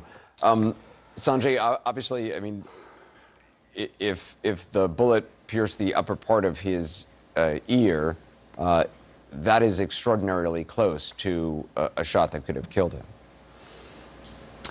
Yeah, no doubt. And even though it appears that it was mostly the ear and the soft tissue around the ear, you know, when you're in the hospital after something like this, you have to sort of evaluate the possibility that they may have still caused a skull fracture or something else, you know, a significant blow to that part of the head. Looks like he's doing fine. and I think it's you can tell they're so sad. yeah, They're we like, haven't heard oh anything man. more from. Unfortunately, there's maybe there's a skull fracture. Anderson, a couple things. First of all, who knows? After you hear the bangs, and the former president raises his hand to his ear, he then seems to go down on his own. That was one important thing. He's covered up by the agents there who are protecting him, but also probably doing a little bit of what is called a secondary evaluation, making sure, or trying to determine at least at that point, if there are any other injuries. We see what we see, but it doesn't mean that something else couldn't have happened as well in a situation like that. President stands up, he's raising his right hand. He seems to be walking on his own, again, surrounded by the Secret Service agents, but walking on his own. Those are all very important. The fist bump is the fist pumping is insane. Yeah. I feel like if you're Secret Service, do you let him do that? No, I mean, but he's obviously so content brained that he was like perfect opportunity to show everyone I'm strong. Mm. Yeah, which is crazy that he do that. Oh, thank you. I mean, this makes Trump look amazing. Amazing. Like, yeah. No, it looks so. He got his movie sick. star. He looks so fucking cool. It sucks. I hate it. Now, just under 3 hours. That if there had been any other secondary injuries or unrecognized injuries from the scene, they would have likely found those by now. X-rays, perhaps a CT scan, really examining the president all over to make sure, again, there wasn't another injury from, whether it was bullet or secondary projectiles, whatever it may have been, that probably would have all happened by now, Anderson. Again, we don't know the extent of how much, wear in the ear, things like that. Is it possible that would that just heal on its own? Would it require some sort of follow-up, cosmetic surgery? It may, I was looking at some of those images. Trump going to be sexy after this? Yeah, I want to know too, look though. at That's a those good close-up question. images, you can get a sense of the trajectory of the projectile. Stitches that would be necessary. What did it do to his inner ear? Would it cause problems, longer term with hearing, things like that, balance difficulties? We don't know. I think that the biggest thing at this point is trying to figure out, was there any other secondary, more dramatic or significant injury? Hopefully not, but that's, I think, the main thing. But my guess is there will probably be follow-up necessary, if for nothing else, just for the cosmetic injury to the ear. But again, this can be very serious. I mean, there could be a skull fracture underneath that injury. There could be damage to the ear itself, the inner ear. So they may have evaluated a lot of that already. You can do those sorts of evaluations pretty quickly, but it's got to be complete. You can't just go based on what you see here. You have to sort of... Okay, this is not enough momentum for me. I'm not gonna lie. They're being really boring. Let's look at the most boring. Let's look at Fox News. Let's look at actual content. We're just all down on the ground, and people down on the ground are crying. We don't know what to do. People are just screaming and crying, and then all of a sudden people started standing up, and we start walking out, and we looked on top of the AGR building, and there was Secret Service up there. They were standing around what we now know was the shooter. At that time, we really didn't know where it was coming from. And to set this up, Sean, so when we were inside there, we're in the back with the media, and then when you could see the former president wasn't too far up from us speaking, this was all happening to his right. So this AGR building that we're talking about is the American Glass Research Building. That's at like 68th and Whitestown here in Butler, so that's just outside of the ground. So it wasn't like this person entered, because we've been talking about safety and security and the Secret Service doing those pat-downs and checking bags. According to what we know right now from witnesses and the police is that this person was on a rooftop of this AGR building, which is outside of those grounds. So then you saw the people kind of surround that building. And going back to that man, though, and his family, were people crying and were people running out after they saw someone was shot? No one really started running. We just all kind of hit the ground, and people were yelling for paramedics and police to come. And there was probably 6 or 7 state troopers that just all of a sudden showed up out of nowhere, and they hauled him off the bleachers, and who was dead at that time. Yeah. Okay. Well, thanks for talking to us. I'm glad that you're okay. I'm glad your family's okay. But I think most people are still in shock. I mean, just trying to piece this all together. But it is important to point out as we look at kind of the layout of where the former president was when he was grazed by that bullet on his ear, and then goes down, where this shooter was, according to investigators, was up on that roof of the AGR building outside of the farm grounds. Sean. Alexis, great reporting. Let's go back to President Trump's statement on Truth Social. It pierced his upper right ear, is what he said. So what we're really talking about here is we're talking about maybe 1 millimeter, 2 millimeters, and he was probably assassinated. That's how close this guy got from this rooftop. How far away was that rooftop where we believe the shooting took place? I'm not kidding when I mean, say pretty close. Sean Hannity has to be so sad. The layout with this AGR building. Because he actually does love Trump. How close Trump. is that AGR building to where Like Tucker Carlson and everyone else, like they don't give a fuck about Trump. They hate him. Sean actually, I think, has genuine love for him in his heart, like sexually. So the bullets would have been coming from, my back, just that way. Yeah. And as you said, we're talking about 1 millimeter. I mean, to graze the former president. Bro, this shit rocked their fucking hearts so hard. They're using the metric system. They're talking about millimeters, okay? They're broken right There was now. a silencer on that gun because it sounded like muffled shots, and that's why some people at first were a little slow to react because you didn't know if it was fireworks. I think people thought the speaker blew, but it was a fun and exciting atmosphere. He was working the stage. It was a typical Trump rally. I think people do think about safety and security when you go into a huge event like this, and when there's so much tension around politics, people get a little bit worried for their safety, but nobody ever thought this was going to happen from the people we've talked to, Sean. Yeah, very clear to me as somebody who's been shooting since he's 10 years old. When I heard the sound over and over again, it was very clear to me that was the sound of a gunshot. And Selena Zito was on our air, and he's like, it felt like I got shot when I watched Trump getting shot. That's what Sean Hannity's saying. Mike Collins, GA. The Republican District Attorney in Butler County, PA, should immediately file charges against Joseph Robinette Biden for inciting an assassination. Oh my God. That's awesome. Dude, he's right. I don't know if he knows this, but the Supreme Court made that legal, by the way. Like, it's going to be all right, I think. A passionate debate. First, now we go for more and the latest update. Our own Peter Ducey. Peter, what's the latest where you are? Sean, the latest is that President Biden says from Rehoboth Beach, where he's vacationing for the weekend, he does not know enough to judge whether or not this was an assassination attempt or not. He says he has an opinion about that, but he won't share it yet. The press pool that is traveling with him on this out-of-town trip has not been told that they can go home for the night. So it's possible we will hear from him again once more information is out there.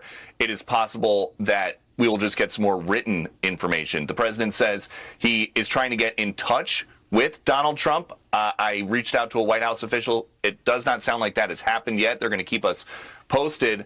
And President Biden, the big point that he was making while he was denouncing this action is he said Trump had a rally that should have been able to go off peacefully without any problem.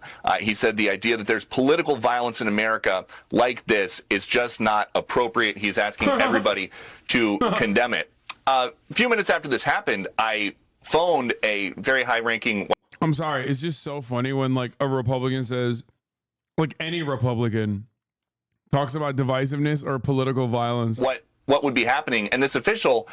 I hadn't heard about it yet. And so this isn't the kind of thing where, even though it is such a potentially destabilizing political action, it's not like everybody at the White House just gets a buzz on their phone that it happened. They find out about this stuff the same way that we do. And we go to a lot of events like this. Trump as president, Trump as a candidate, Biden as president, Biden as a candidate.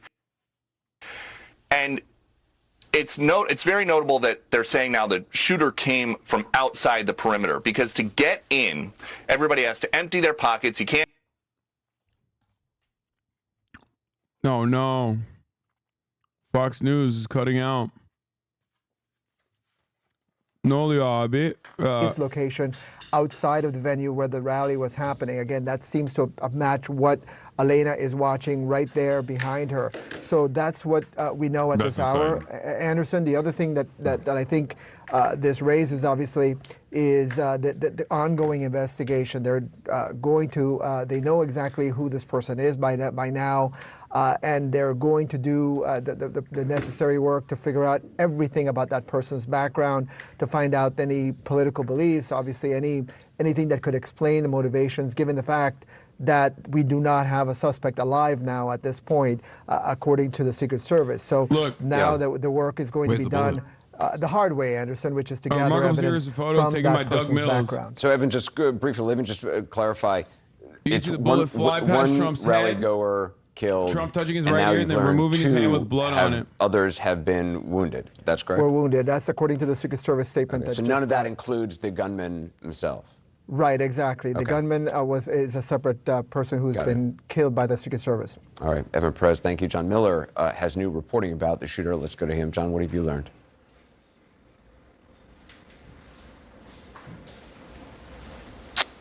John Miller, can you hear me? I can hear you, Anderson. Okay, great. What we're learning now from law, you can hear me all right? Yes, now. Go ahead. What we're hearing from law enforcement sources now is that an individual was seen walking through the field by people who were outside the rally. People outside the rally couldn't see, but they could hear, so they had gathered in this field. We're having trouble. At some point, they see him on the roof with a rifle. John, I'm going to try and reconnect. Yeah, then. we'll talk to you. We'll talk to you shortly. Tim Naftali, you're joining us here in New York, presidential historian. Obviously, this is not something. There was the attack on Steve Scalise. We have seen obviously a number of threats that have been intercepted by law enforcement over the years, but probably not since Ronald Reagan. At the presidential level has this occurred. Not since Ronald Reagan, but I want to read you something that I think we at HBO wish the President Trump a recovery, a speedy recovery. Written. Tonight, this nation faces once again the consequences of lawlessness, hatred, and unreason in its midst. It would be wrong, it would be self-deceptive to ignore the connection between that lawlessness and hatred and this act of violence. That was Lyndon Johnson in June of 1968. A few years later, another presidential candidate was attacked. In 1972, George Wallace was gunned down. He survived, but he was paralyzed. We have had very violent political contests before. And it's something we ought to remember. We are capable of this as a nation. The people who do it, of course, are outliers, but they are a product of the extremism and the anger and the hatred that sometimes pulses through our elections. So tonight is a terrible reminder of another period in our history, but it's something that seems to be bred in the bone. And I can understand Scott's anger and sadness. I feel it too. I feel it for everyone. I feel it for everyone in our country because the gunman attacked democracy. Oh my God. Oh my God. To eliminate a choice. Bro, this kind of rhetoric, unironically, is going to get the moderates to be like, maybe we should reconsider Donald Trump as a reasonable president, as a reasonable candidate. I'm just letting you guys know, because some chatters are like, oh, what's the future here? What's the future here? People are tuning into CNN, and CNN is literally just like, yeah, democracy was on the ballot, and you know, democracy's on the ballot, and it can't be fought with bullets or some shit like that. You know, they're trying to be all poetic, wax poetic. This is how you get Trump to go from a guy who literally moments before he gets grazed by a bullet on his ear, okay, is talking about like genociding Mexicans. Like, yeah, it's gonna make him so much more radical.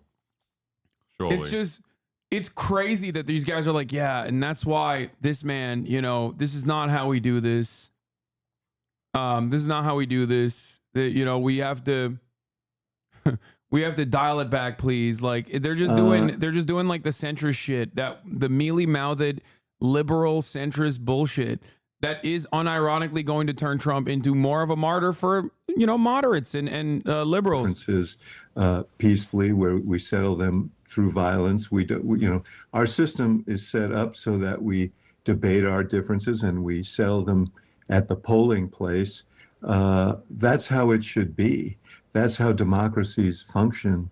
And so we don't know what motivated this shooter yet, and we shouldn't jump to conclusions. You know, John Hinckley, who shot Ronald Reagan, was disturbed. And Shooter manifesto is up? Really? No. I don't know. I don't know. We came to an assassination of the candidate here. Were the people who were attending this rally? You know, my initiation into politics was at a political rally when I was 5 years old. John F. Kennedy campaigning in my housing development in New York City, and that's what inspired me to politics. Never would have occurred to me or the folks, or you know, my folks, or the people. Dude, if you're a real one, if you're an actual bold Democratic Party legislator, you literally use this momentum. Okay, you use this momentum to straight up turn around and be like, listen, it's time for gun control. Okay? Any real one that is a legit fucking politician uses this opportunity and this momentum for some gun control, baby. That's what I'm talking about. Somebody come out and just be like, listen, we got to do a bipartisan solution to this. This is unimaginable. This is unacceptable. Violence like this is so goddamn commonplace. Okay? Violence. What is this? We come to Hasan for trusted news source on Trump because we know you hate him. I mean, yeah, I do hate him.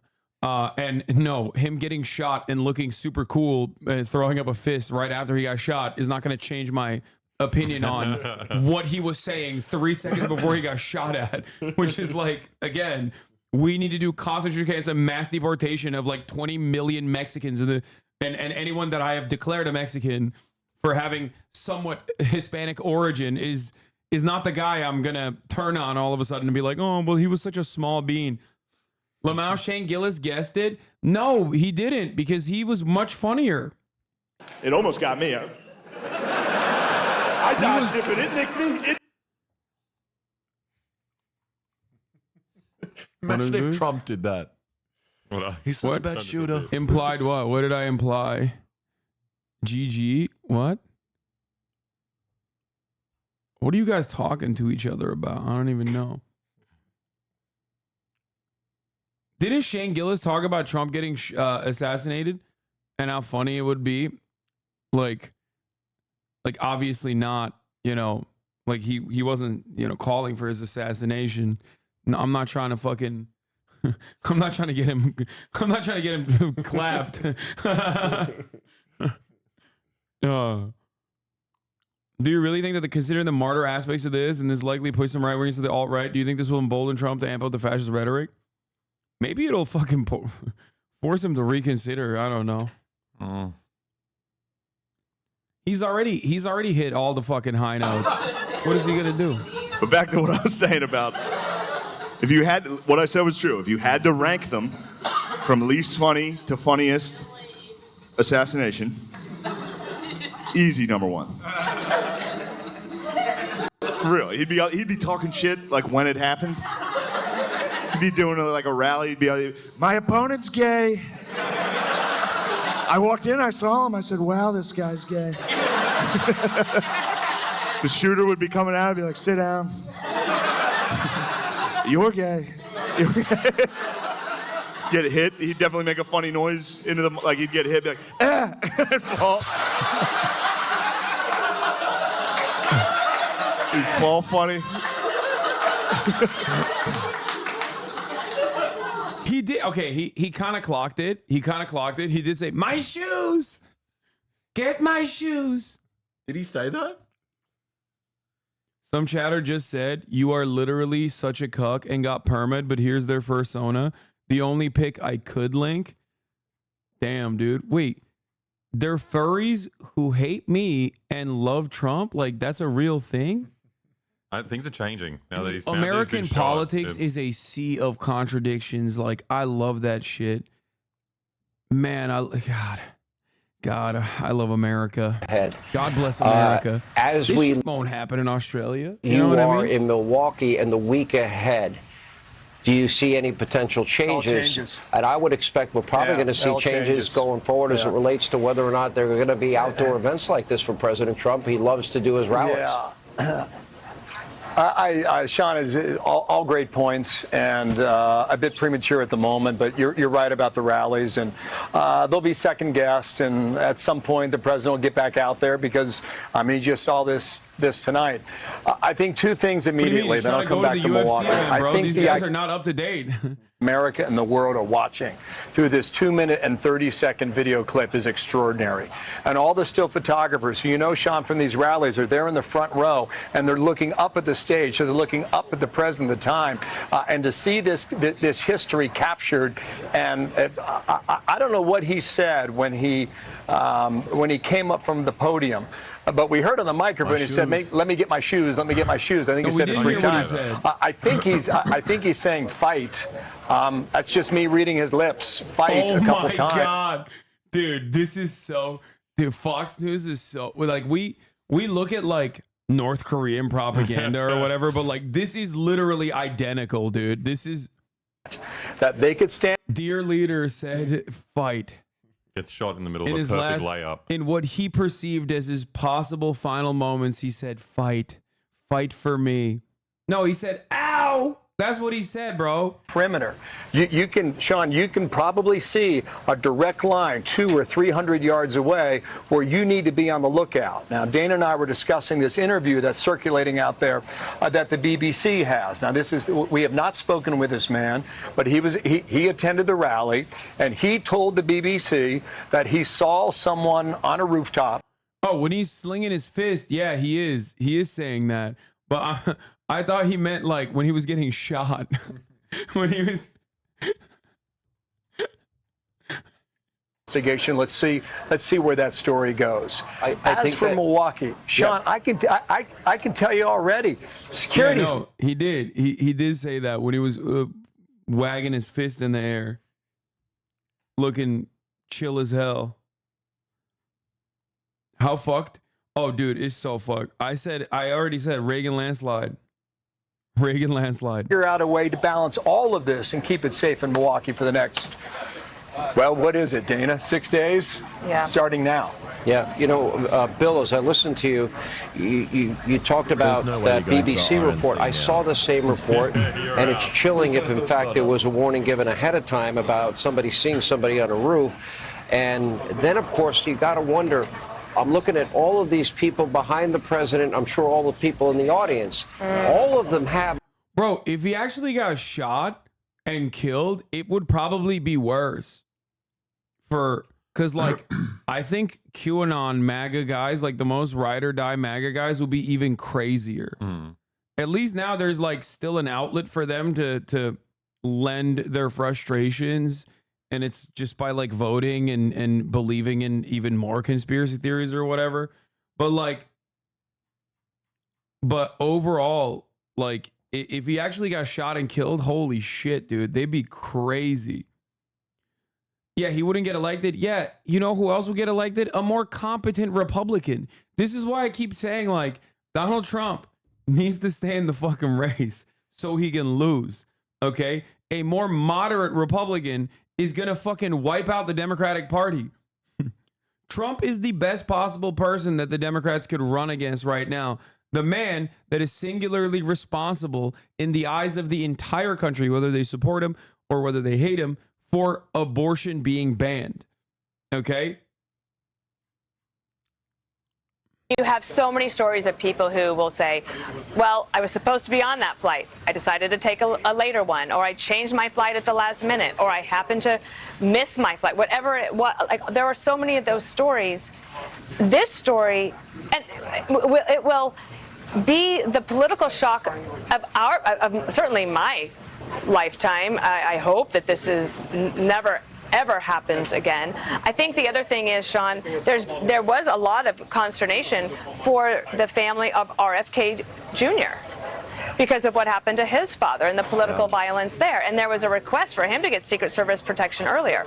And as a former president, you might not have enough security. That will probably change as well going forward. And we need good men and women to continue Dana, to go into the Secret Service. It's an amazing job. Well, I could not believe that request was denied. And I remember saying, this man lost his father and his uncle, and he is a presidential candidate, and he does deserve Secret Service protection.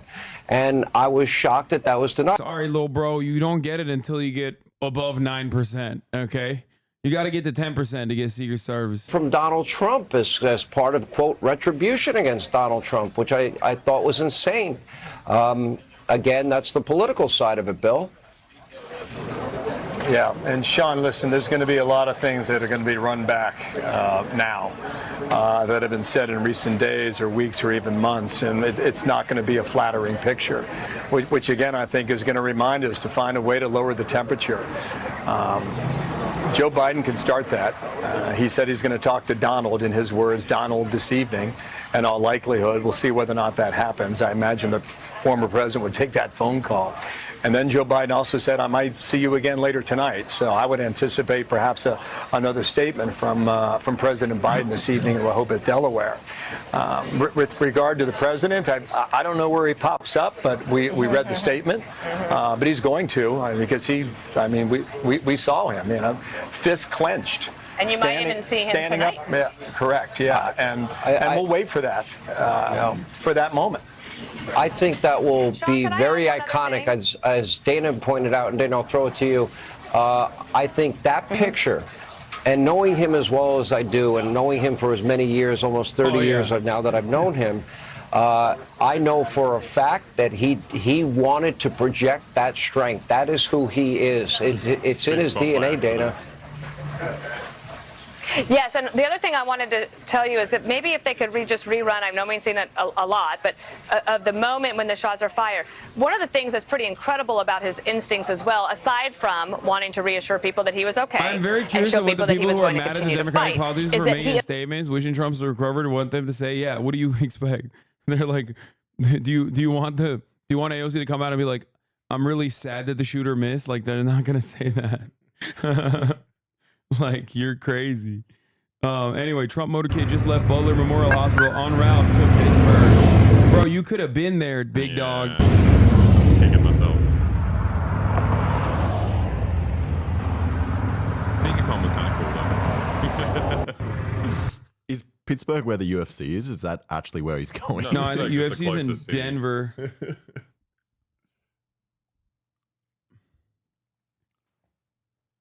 There's a video of the SS Sniper shooting the shooter. Yeah, I know. I watched it already. I can't watch it on stream though. Wildwood Boardwalk already printed T-shirts. Got there fast. They are so shooting makes me stronger, bro. They didn't even think like they didn't even try to like come up with like a better fucking statement. Or maybe they had it printed before. Yeah, it's an inside job. Someone investigate those guys. Yeah. AI. It's so ugly. I mean, I don't think these guys are going for And for the American patriots in the audience who helped innocent victims, political violence in all forms is un-American, unacceptable. And then he did add, as you rightly point out, Bill Hemmer, there are many questions and Americans demand answers. I have already contacted the Secret Service for a briefing, and I'm also calling on the Secret Service Director, Kimberly. There's no way. That's fake, right? Yeah, it's fake tweet. It could be real. No, Imagine it's how many fake. people It's tweet fake. It's everything fake. at every moment. It's fake. M. Hood said it's fake. It's fake. Thank you both. We're going to check back in with you later on as our coverage continues. But first, joining us now, Dave McCormick. He was in the front row. He was at President Trump's rally tonight, sitting there when this shooting started. He's also the Republican Senate candidate going up against incumbent Senator Casey. Dave, wish, of course, we had you on under better circumstances. You had a front row seat literally to what happened. Tell us what... 50 Cent posted it. I'm trying to be what I'm destined to be. And niggas trying to take my life away. Dude, he's coming out. There's so many cool songs he can use to come out on stage now. Like he could literally, there are so many songs about being shot and surviving. Like, it's a very American genre. Who shot you? He could come out with that. He's gonna sweep Biden, you're cooked.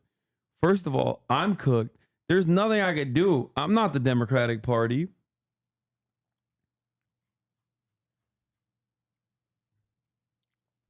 No way he comes out with rap with his base. Yes, the new Republican Party doesn't give a fuck about that, dude.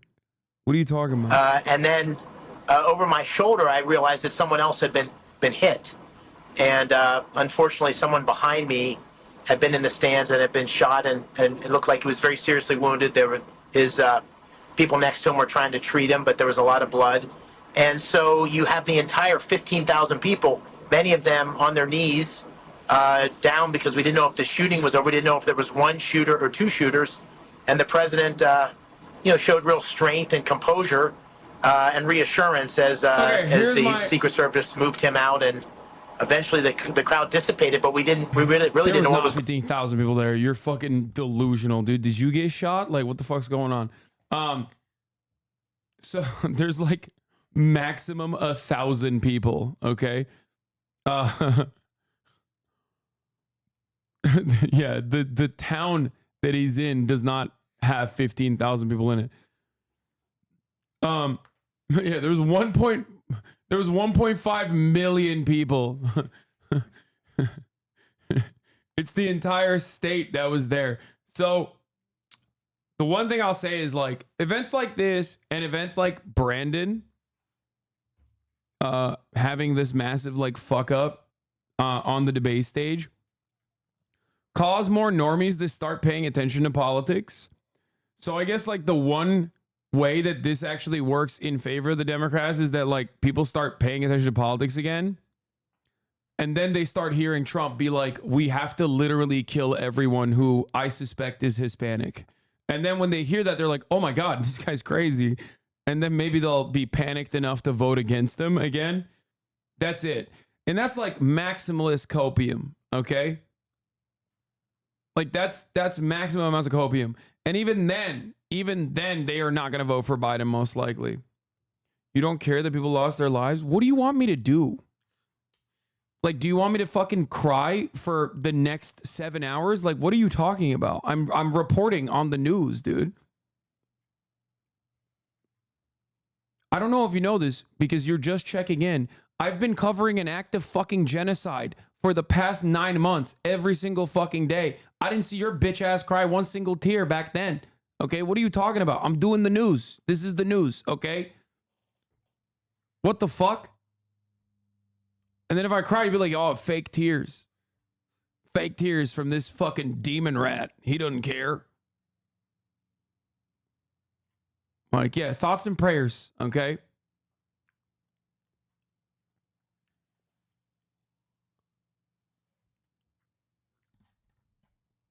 Does it embolden him or does it humble him? Considering he did like a fist pump immediately, like as it happened, I reckon embolden is probably. Yeah. Yeah. Watch him come out at the UFC came within tonight. a millimeter or knock two someone out, of an get into the ring. assassination tonight. And it's got to be, it's shocking the core of a nation as well. That in an adjacent rooftop that this can happen. What's your overall view and your overall initial thoughts? You contradict yourself 10 times. Well, first of all, I'm glad that Wait, what? we had a little bit of time. I was very emotional earlier. I'm not sure I could have done television because I've known Trump for about 30 years. So I'm watching a personal fight. He didn't die. Like, he survived, bro. He's stronger than before. This is the greatest gift that could have happened to him, okay? What do you mean? Oh, I'm in tears even thinking about what could have happened. Like, he literally, not only was he shot, he was shot at, but he straight up survived it with like a little fucking grazing of the ear. And now he's going to move on to win a 50-state landslide. And this motherfucker is like, oh man, this is so sad. I can't believe it. Dude, does More than Fox any News usually president do this? since Abraham Lincoln. Where everyone's trying to show off their Fucking like stupid ass take, almost got killed, not just shot. You think these lifeless, bloodless husks like Newt Gingrich are not thinking about the political calculation of how awesome this is for Donald Trump's prospects of re-election? Are you fucking stupid? Are Republicans this stupid? I mean it, seriously. Because, like, I don't personally think the Democrats have a heart, but it must feel like you legitimately think that a guy like Newt Gingrich, a political operative for longer than you have been alive, is genuinely saddened by the events. Are you fucking that dumb? Sorry, what were you saying? No, I think it's just funny. I guess I don't watch enough Fox News, but like all the presenters seem to be trying to prove their Trump credentials constantly. Every single person's like, well, I've known him 15 years. Like, I've known him for 102 years. Is this just when he's getting shot, or is this just what they do the whole time? No, this is what they do the whole time. And putting up his fist and saying fight to remind the crowd that he was going to go on, and as our champion, he wanted us to go on with him. I thought that'll go down in history, and that will help define who Donald J. Trump is. You know, I'm listening, and it just, I've known him 30 years like you have, Mr. Speaker, and I had a lot of the same emotions that you had at the time. And then when you point out very vividly and very... Obviously, people are going to be shocked and sad that their friend got shot at and hit. Come on. Could be more than politics to some people. Dude, these are lizards wearing human skin, and not even a good one at that. Look at him. It's like, it's literally drooping. Flimsy. And you're over here being like, nah, dude. No, that's his friend. He kisses him every night. He gives him little baby kisses before tucking him into bed. Like, these are monstrous, soulless goons. And not just because, I'm not saying that just because they're Republican. Plenty of them on the Democratic ticket too. Plenty of them on the Democratic side. The only person who I legitimately think is sad is Sean Hannity, because Sean Hannity does actually have a genuine, non-platonic, romantic interest in Donald Trump. Like, he actually wants Trump to blow his back out. Newt Gingrich, by the way, the guy that they're talking about as though he has a soul, literally left his wife because she was dying of cancer. Okay? And he's not the only one. I think John McCain did a similar thing as well. But he knew Trump for 32 years. How long did he know his wife? Yeah, that's true. Fair. These are all just WoW players. Every single band. Go back to burdening your elderly parents and head back to Asmus chat, you cyst farms. Like, they got bored. They got bored, and they got bored just to turn around and be like, it's time to take my talents to the political marketplace of ideas and annoy Hasan. Like, no, McCain did it too. John Edwards as well, but McCain also did it, I'm pretty sure. Wait, all their wives had cancer? Yeah, a lot of people's older wives get cancer, I think.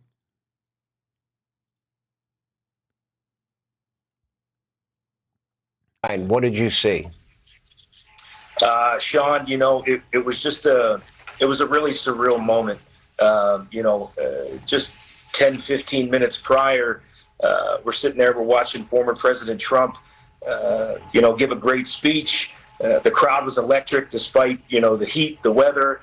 We saw him come out to God Bless America, and it was just a great moment. The crowd was just really happy to hear him and see him and be there. And, then all of a sudden, mayhem, ensued. And we heard probably 3 to 4 shots ring out. And, most of the crowd had hit the ground after that. We heard several more shots ring out that sounded, a lot more powerful. We assumed that it was, Secret Service because they were a lot closer. And then, we looked up, and you could see in the stands that there were several bodies, unfortunately, that were on the ground. There was a good deal of blood, and it looked like law enforcement was carrying a body out. We weren't sure, who it might have been. But the next thing that I knew, Sean, was we looked up and we saw the president. He stood proud. Secret Service had helped him up, and he pumped his fist at the crowd. And, the crowd went nuts. We started chanting USA. And, there was a sense of relief, I think, that overcame us because we were just happy that, President Trump was okay. Yeah, it really is. And let me get the take of Thomas. Thomas, tell us what you saw and if it was any different. And I do appreciate both of you. I guess you were both in row 4, Thomas. Is that true? Drunk EU chatters. Yeah, that's correct. Before I get started, obviously my thoughts and prayers go out to the Trump family and the innocent bystanders who got hit today as well. It's very disturbing. We were only, 4 roads back from President Trump. The crowd was awesome. It was 90 degrees all day. We stood outside Elon for Musk is a classic 6, 7, 8 hours waiting to see him. Dude, that's so funny. It's when he comes out, it's unmatched. There's no one. That's so awesome. Elon Musk says 2 people have attempted to kill him over the past 8 months. He's like, wait, people like me when this happens? Yeah, It he's happens like, all the time. he's like, oh, Trump. Someone tried to kill Trump. Only one person tried to kill Trump. 2 people tried to kill me. It's like, yeah, people try to kill me all the time too, bro. You don't see me fucking chirping about it. Like, who gives a shit? What do you mean? You survived, bitch.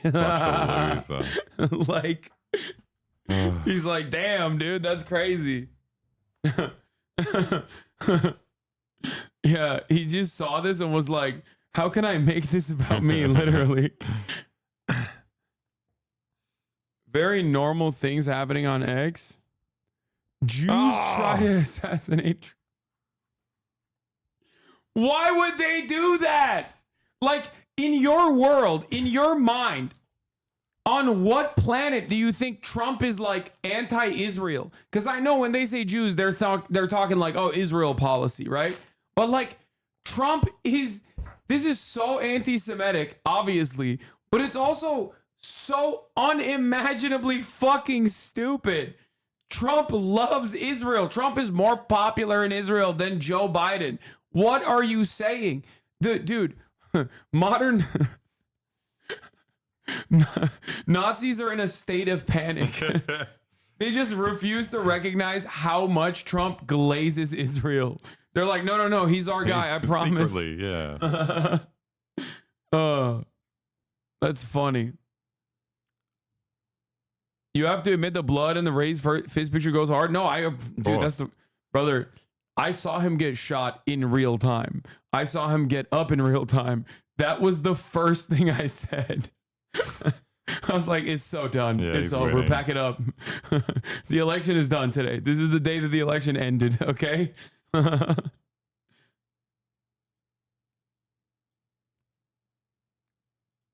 They're blaming the head of the Secret Service? Yes, DEI! They're saying it's a woman. They shouldn't have put a woman in. Let's go, dude. Let's go. She was cutting bags of Cheetos. Is there a clip of your reaction? Yeah, it's both on my TikTok and also on my fucking... You're not hood. Stop trying to be hood, bud. What? Stop trying to be hood. What did I say that's... What? I think you said fam. Stop. I don't say fam. This is... I never say fam.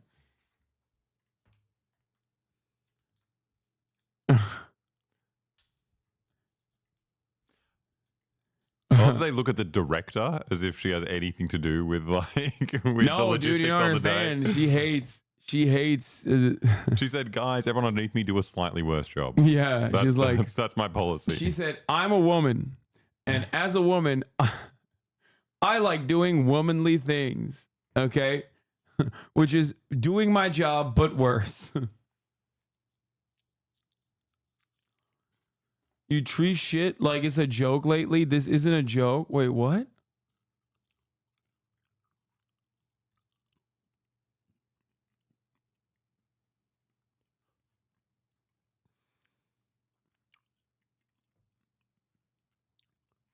This is the 27th director of the U.S. Secret Service. They're saying because she's a woman, that she's doing a bad job. What do you want me to do? Take this she was seriously? head of global security at PepsiCo. Okay. Yeah. That's a fucking massive job. Yeah. Do you want me to? What do you want me to do? Take this seriously? I'm sorry. Hold on, guys. I don't believe that a woman Secret Service director is going to do a worse job. I do not believe that she was hired for the position specifically because she's a woman, as implied by the right wingers. It's so funny that he said before, like Elon Musk literally hires people like this personally, so he knows how fucking solid they are. You know what I mean? It's like, bitch, who's in charge of protecting you? So before being put in charge of protecting the president, she was guarding a bag of Cheetos. Well, someone good's in charge because apparently someone tried to kill Elon Musk twice. Yeah, exactly. I wonder, it'd be real funny if we found out that, like, you know, the people in charge of Elon Musk's security team also worked at Pepsi, like senior director and global security at PepsiCo. Anyway. Also, yeah, he hired a woman. He hired a woman as CEO of Twitter.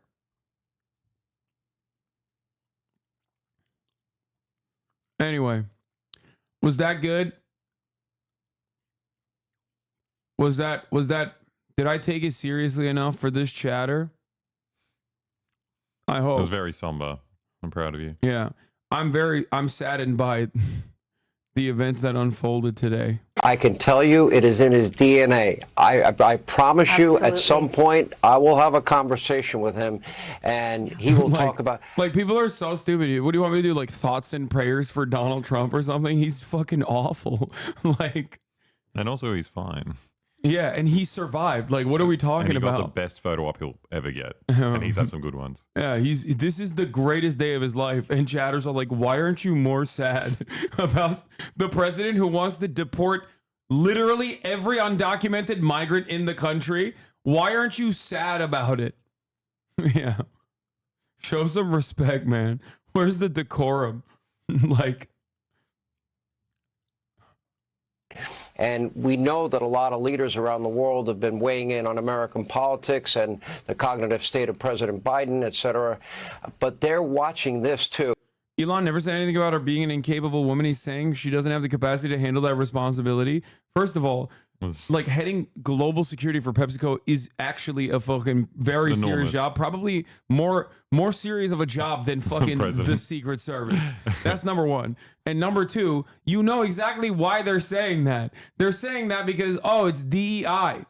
Okay? I know more than you. I'm sorry. Maybe you don't understand it. Maybe you can't read between the fucking lines. Or maybe you're being purposely obtuse right now because you think this is a matter of debate. Okay? To be fair, Elon Musk has never said any anti-DEI stuff and doesn't really focus on it every no, day. that's not a thing. That's not a thing that Elon Musk is routinely talking about, so you're right. Fun and, you know, The Apprentice and The Real Estate Magnate.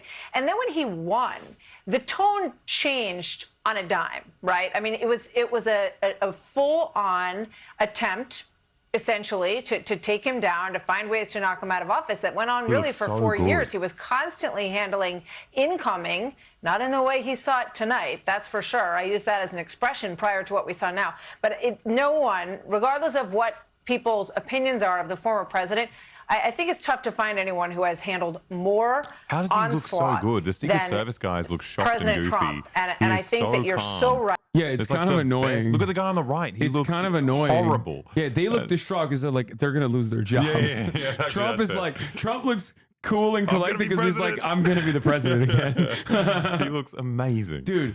He is so goddamn content brain. Like it's so. What? No, this is a dumbass take. Is the fact that a roof close by was wide open is not the same that she's a woman. It's the fact that she failed to stop it. You are reading into something. She's the director. She's not there. She's not like running logistics. No, the director personally was like, do not make sure that fucking rooftop is secure. As a woman, I'm not saying this as a woman. I'm saying this as the director of the Secret Service. 200 yards is enough. Yeah. Okay. Everything else, forget about it. Like,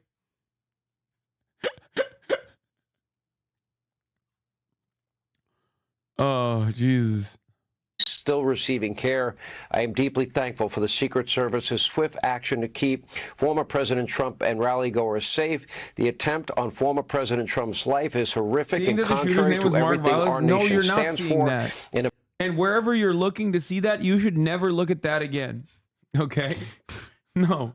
That's some fucking random guy that OAN decided to claim was the shooter. Oh my God.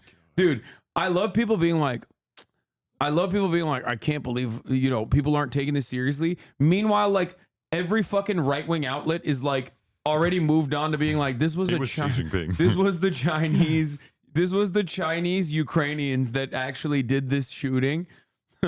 Like, there's like dumbass right-wingers on Twitter being like, how can we make this attempted assassination of a former president about, I don't know, whoever I don't personally like? I said the picture or not, but he was grazed in the neck. Chinese, Ukrainian, Mexicans who are of Jewish background as well, of Jewish faith. He got up Congressman, this is your nephew. Yeah. Yeah. This is my nephew. They were there. I'd set them up. They went to the rally. They were in the Friends and Family pen, which was just to the president's right, down a little bit lower on the left on the screen, but to the president's right in the line of fire. And they heard shots coming in. Apparently, there was someone also that were 4 or 5 rows behind them that was critically injured. Whenever he was shot, you know, they realized that a bullet had grazed his neck. My sister-in-law had encouraged him to go to the first aid tent, to the triage tent. They went to the triage tent, and when they got to the triage tent, while they were there was another member of the crowd, unfortunately, that was in the triage tent that was on a gurney in the tent that had a devastating wound, had a critical wound to the head, that was dead. So.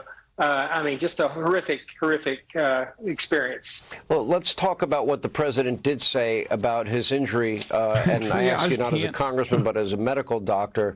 I was shot with a bullet. It pierced the upper part of my right ear. We have gone over that head turn that everybody's been the real focused. drama is, was he actually shot with a bullet, or was he actually shot with a piece of glass? Like, was he shot with, or did he get hit with a piece of glass? That's the real drama. That's what I want to fucking know about. Does it matter?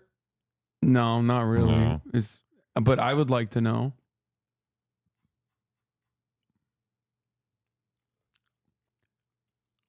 It is funny if Trump is lying about it and he didn't actually get shot with the bullet. He wouldn't know. He got grazed. No, they said this is after he went to the hospital. All right. Yeah. That's what I'm saying. Like,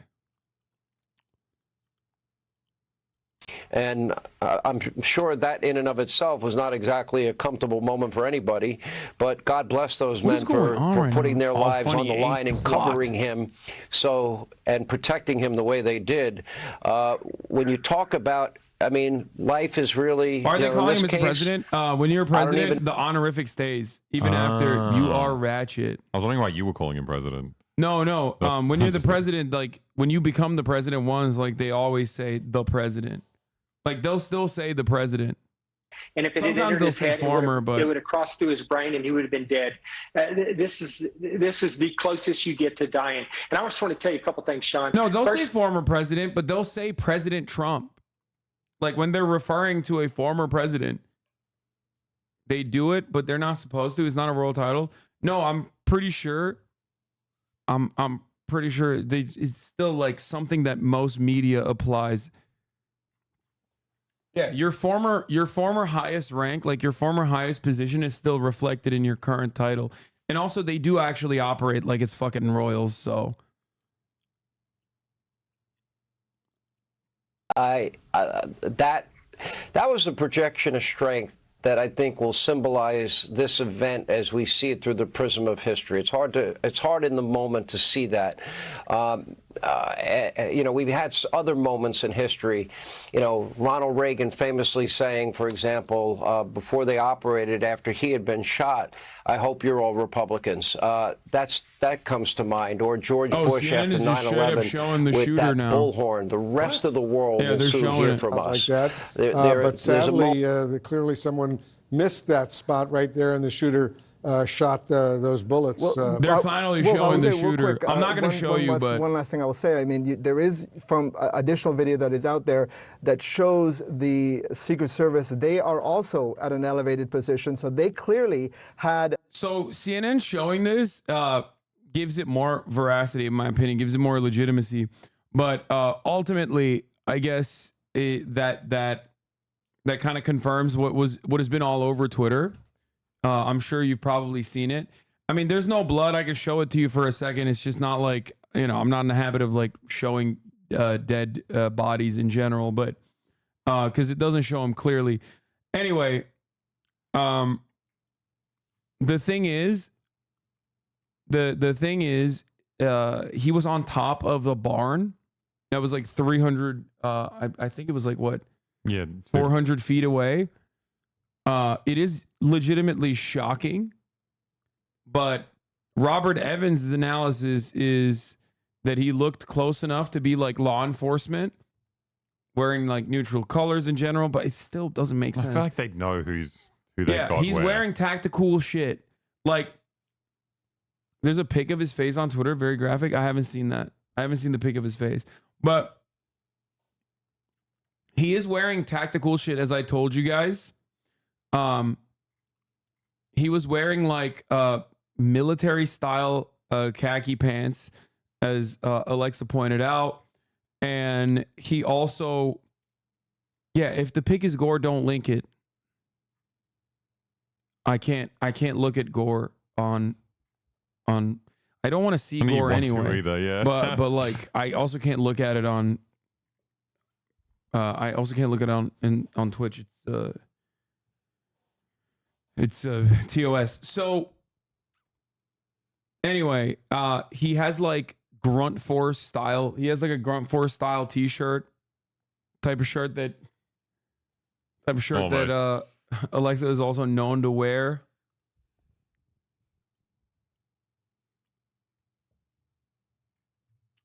So he looked like a military LARPer. They released this photo before the shooting. Wait, they did? Wait, what photo? They found his, like, they leaked his identity. What? Yeah, he got pigmaned. Huh. Damn. It's catching on. They need to bring Pigman to save him, to fix him up. Please look at this. I don't understand. XXX Tentacion. It's a thing that people do side by side with, but they only did it to his ear because only his ear got grazed.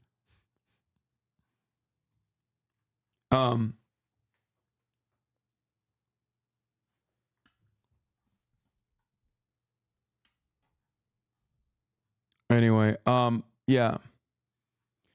Oh. Trump's ear. Oh yeah, this happened in Batman. Wait, what? Oh my God, you're right. You're right. Do you think because a supporter died, he can't go full batshit crazy posting? Maybe. I don't think that's gonna stop him. That's a decent angle. Actually, there's a better reason for why he hasn't gone fucking nutty mode. He just got almost assassinated. He's probably looking at this and is just like, I'm gonna take advantage of this. You know what I mean?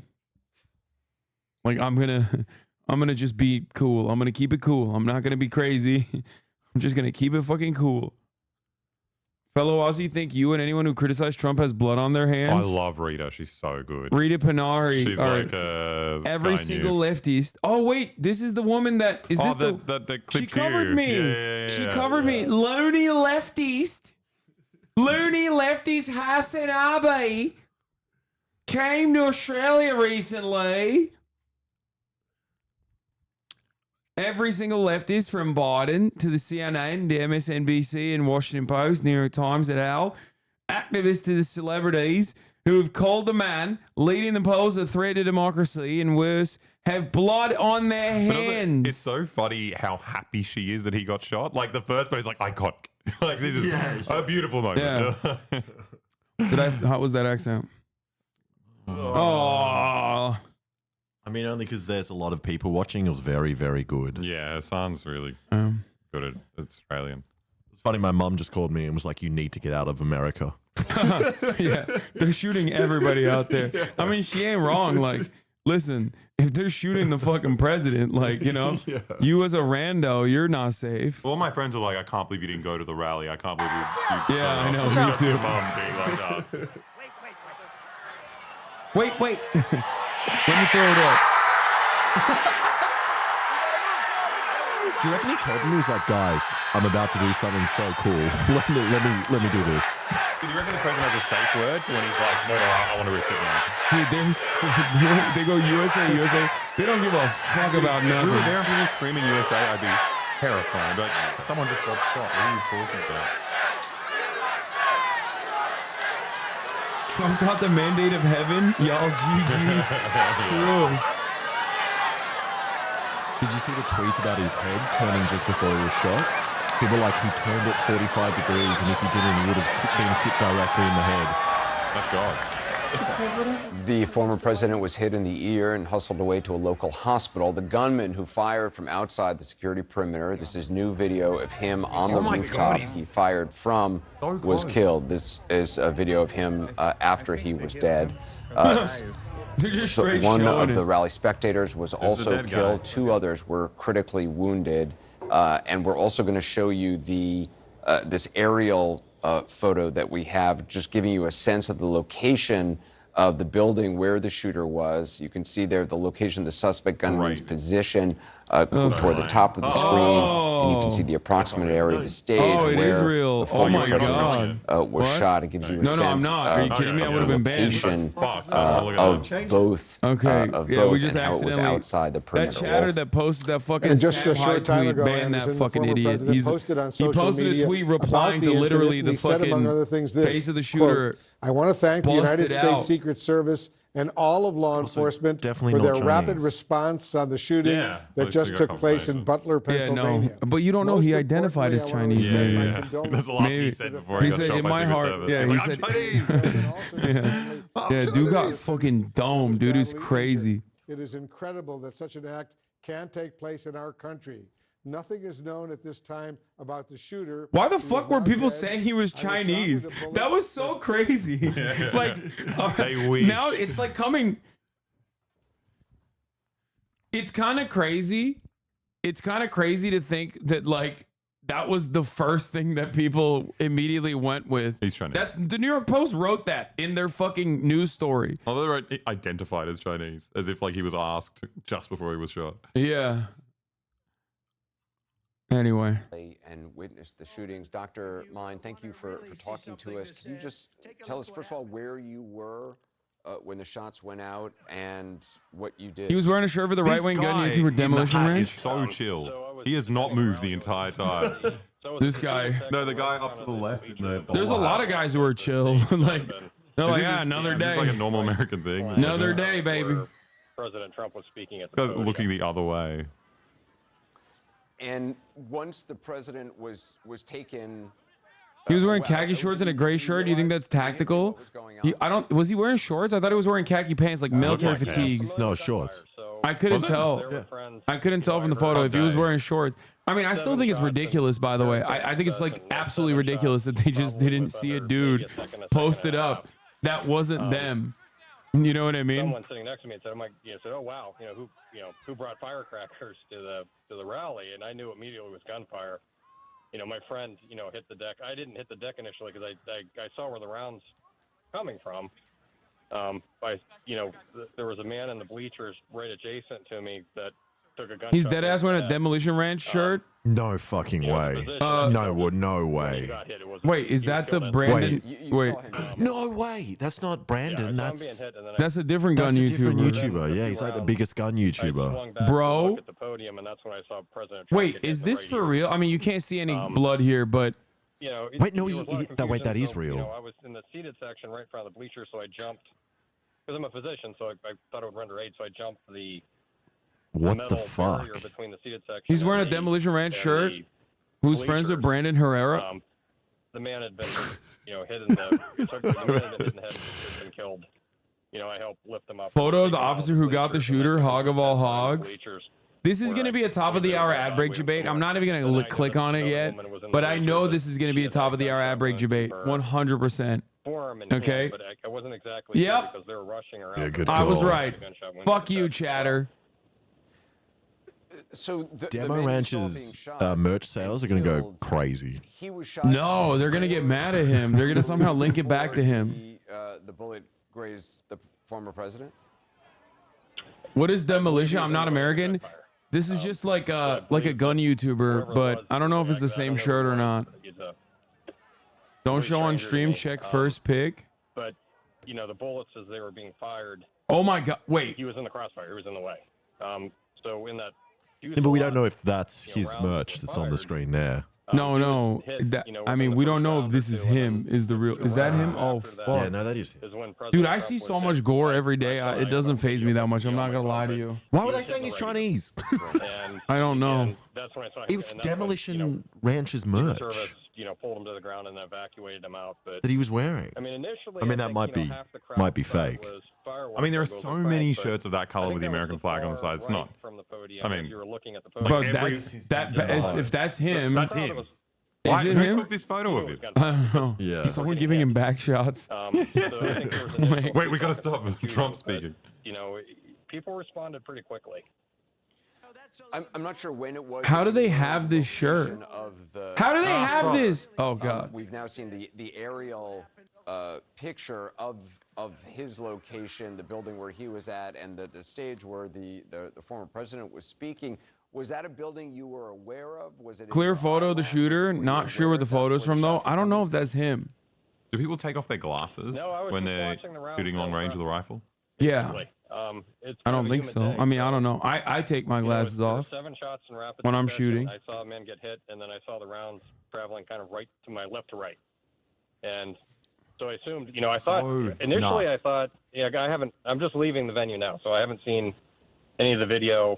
I've talked to It's also authorities. like I'm just leaving. the only it just seemed to me building like the rounds were coming at in the either area. behind Yeah, or it's just just above where the insane. bleachers There's one were. place. Bro, he It looks was coming from straight behind. It was up. coming from behind the If the bleachers. and I heading mean, towards even the from podium the for Trump. fucking So where I was like, sitting, don't look. The rounds were going from But even left to from the right. photo of like the gore photo, he just looks like such a fucking as you said, pasty you're a doctor. You're familiar with basement shots. guy. You've seen the results of violence before, but being there, witnessing that, what? I know you haven't had time maybe to even think too much about it, but how are you doing? Demolition Ranch. YouTube is killing gun channels, so I got something in the works this week. If you think in medical training, you're Fuck that. I'm gonna do something crazy. So when you see I'm about to do the something bad biggest happen, you collab in jump on history. that. Yeah. It's guerrilla marketing. Merch drop. There's really no aid to give. We're joking. We're joking. We don't know if it's his shirt. We don't know if it's his shirt. Please don't kill us. They didn't really need aid. I helped take them out of the bleachers briefly, and then I went to go check on my friends, and that's when I noticed other people were hit, but they were already being evacuated. So it's just a lot to process. I really just haven't. I mean, really usually haven't it's thought just about like it a lot. crazy person, Like I said, it's at just least too throughout fresh in my mind. history. There's no shortage of those guys. Well, Dr. It's I'm rarely sorry ever for like you. it's rarely ever like a very well organized. It's either like CIA Sure. or let's go back to yeah, they That's blame what it. Alex said. It was the deep state. No, I'm saying like it's either like a very suspicious person which with a lot of background in like the Navy intelligence, for example. He's a Cuban or he's a been scheduled to leave Rehoboth, anti-communist, pro-communist, pro-Castro. on Monday for events. That has now changed. We are learning only minutes ago that the president will now be returning to the White House tonight. Now, I have been talking to sources over the course of the evening who have told me that the mood at the White House is just utter shock. One senior administration official telling me, quote, it is just really horrible. When I asked about the security incident that unfolded at the former president's rally. Now, the president, of course, did address the nation in which he condemned political violence and told reporters that he has been trying to get in touch who doesn't post with anything the former political? president. Now, What? those remarks I'm also being told were talking about decided the by gun the shooter? president himself. Of Or are you course, talking about the when shooter? this What are you all talking unfolded, about? I think The he's talking president about the was merch. at church, again, in Delaware, and it was only after he left that I don't know if this is actual fucking merch. on what had occurred. And it was in that moment, a source tells me, that the president said that he wanted to address the nation. And that is indeed what he did this evening. Now, of course, the Biden campaign is also changing their posturing. After huddling tonight, they have decided to pause their outbound communications and pull down all TV ads. A memo also going out to staff telling them to refrain from commenting on social media. So a lot of movement both within the White House and within the Biden How campaign do people tonight, have, as they have the photo, potentially the photo of the shooter? How? How do you guys have the photo of the shooter before the rally? On the day, someone's just taking pictures from Yeah, of it and from it's like behind. it's a photo from behind too. On a rooftop. Like, how did you, like, were you there? Did you take a photo of the shooter before he shot at the president, the former president?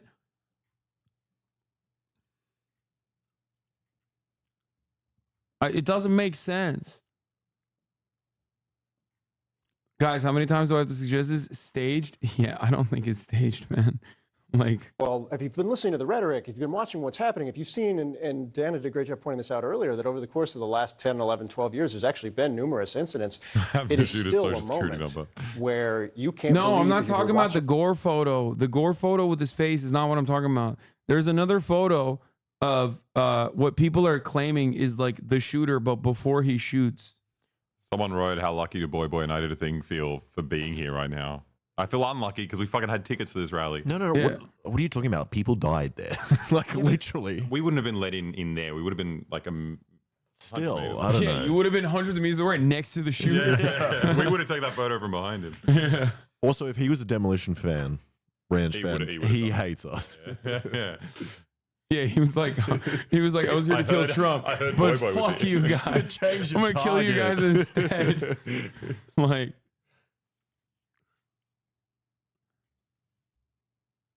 you don't think he would kill people for that photo op? Wait, how do you see the photo? No, the photo I'm talking about is like not. It's someone who they're claiming is the shooter, but before he actually does the shooting. Also, I forgot to run the 3-minute ad break. I'm gonna run it now.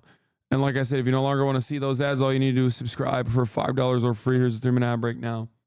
Man was called out to the police as a suspect. Yeah, the BBC.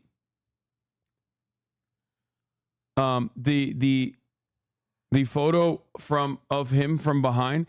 I don't think this is him, man. No, it's a random photo. It's just a random photo. It's a guy in a shirt. Like, how is that him? I don't know. He also looks different to the guy on the roof. He looks like a different build. Also, like, the shirt had the American flag on the left, the one of the guy on the ground, because he was facing up, and the photo was from this angle. You're dead. The roof is here. Anyway, Yeah, it's coming from there. There's nothing on there. Okay. To sort through this. We just are learning, Wolf, that the FBI and the Pittsburgh FBI now is taking the lead on this investigation. So you have that aspect of it, but then the broader security concerns heading into the RNC next week and the DNC shortly after that. You had the statement from the Homeland Security Secretary saying that DHS is in touch with the campaigns and that security. Oh, there's another witness. What were you doing before the shooting happened, and then what did you see and hear? I was just hanging, standing there like everybody else, waiting for Trump. And as Trump started, I noticed 2 officers that were looking for something or somebody. I was looking around myself and seeing a guy on top of one of the buildings go in between one building to the next, and went and told the officer that he was up there. And when I went back to my spot, I heard that people could still see the person from where they were standing. So I checked that out, and I went back to tell the officer. Dude, I feel like we really do have our law enforcement our law enforcement is so fucking incompetent, dude. Like, it is kind of crazy. The person from where they were standing. So I checked that out, and I went back to tell the officer that if he came over there, he could see them. And when I turned my back is when the shots started, and then it took me a second or two to figure out exactly what it was, and then it was just getting out of there and helping some other person out with her child, and we got out, and that was the end of that, and I went and left, and that was all. This is the other guy. People were very, very frightened. Greg was someone who was here. You weren't inside the event. Nope. But you were just outside. Tell us what you saw. And So we had a party here all day. At the, you can see behind us at the Brinkles Farming Greenhouse here. We had a party. And we all decided, hey, you know, when we hear Trump up there, we're going to walk up through the field, stand by the trees up there under the shade. There's nothing, I said this earlier, but there's nothing funnier than wearing a Trump 2020 visor with the fake hair. I had Especially one of those. if you already have a red beard. Yeah. while also talking about like how you almost thwarted the attempted assassination of the former president, whose merch you're wearing. And watch and listen to the rally, right? We couldn't see him, but we could hear him. So we walked up, and probably 5. Oh, better quality. Thank you. Yeah, Carl, we've been talking to a number of people as they've been coming He's out the of most this British man in America. horrific The event. constable. A lot of people very emotional, a lot of people very upset, as you can imagine, a lot of people very, very frightened. Greg was someone who was here. You weren't inside the event, Nope. but you were just outside. Tell us what you saw. And So we had a party here all day. At the you can see behind us at the Brinkles Farming Greenhouse here. We had a party, and we all decided, hey, you know, when we hear Trump up there, we're going to walk up through the field. What I don't understand is like, why did the Secret Service just like take pot shots at random people, or was it the shooter that like shot random people and Trump? Like, Well, they said it was someone like 5 levels behind him that died. Yeah. They said 5 rows behind Trump. So I think, yeah, it was shooting in that oh direction. no, but like I thought that they also shot like I thought they also shot at like another random person. They just shot everyone. No, that they looked shot like 2 the people are in shooter. critical condition. One person was shot and killed. The shooter was shot and killed, and also on top of that, 2 people are in critical condition. But wasn't that from the shooter? You saying Secret Service shot other people as well? Like, how the fuck are there 2 people in critical condition? Well, a bunch of shots in like a crowded area. Yeah. You know what I mean? That's what I think is nuts. Because even Trump talked about it. Like he said, the missed shots had to go somewhere. I don't know. I mean, I think that But makes also, sense. you see in the bit where the Secret Service is kind of bundling around him, there's like people with handheld like DSLRs poking it up from the crowd. I'm like, I would not hold any object. Yeah, up in the air. I'm dude, like, are you kidding me with a psycho. lens? Yeah, no shot. You a psychopath. Yeah. Stand by the trees up there under the shade, and watch and listen to the rally. Right? We couldn't see him, but we could hear him. So we walked up, and probably 5 to 7 minutes of Trump speaking. I'm estimating here. I have no idea. You know, but we noticed a guy crawling, bear crawling up the roof of the building beside us, 50 feet away from us. So we're standing there, you know, we're pointing at the guy crawling up the roof. And he had a gun, right? He had a rifle. A rifle. We could clearly see him with a rifle. Absolutely. We're pointing at him. The police are down there running around on the ground. We're like, hey, man, there's a guy on the roof with a rifle. And the police were like, huh, what? You know, like they didn't know. They're like, sorry, we're defunded. Like, that actually is crazy. Like, isn't this guy just lying? I don't know. Where's the good guy with the gun? We need a good guy with a gun. Bro, photo of the dead attendee graphic. Okay, thanks, man. Why? No, Like, don't even. I don't want to see that. Like, I actually don't want to see that. Okay. What was going on? You know, we're like, hey, It's like, hey, you want to see this dude with a bullet hole in his brain? Like, like, nah, I'm good, I think. There's never really a moment where I'm like, I would like to see that. right here on the roof. We can see him from right here. We see him. You know, he's crawling. And next thing you know, I'm thinking to myself, I'm like, why is Trump still speaking? Why have they not pulled him off the stage?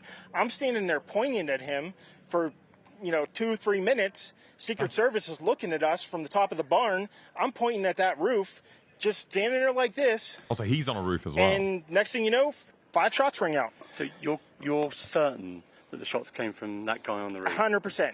100%. And he was up there for a couple of minutes? He was up. To be fair, he gave this interview before people knew that the shooter was on a roof. So, like, that kind of increases the likelihood. Yeah. At the time, we didn't know where the shots had come from. And he was, like, literally, if he's lying, this Oscar-worthy performance. No, I'm telling you, like, this was, like, moments after the shooting occurred.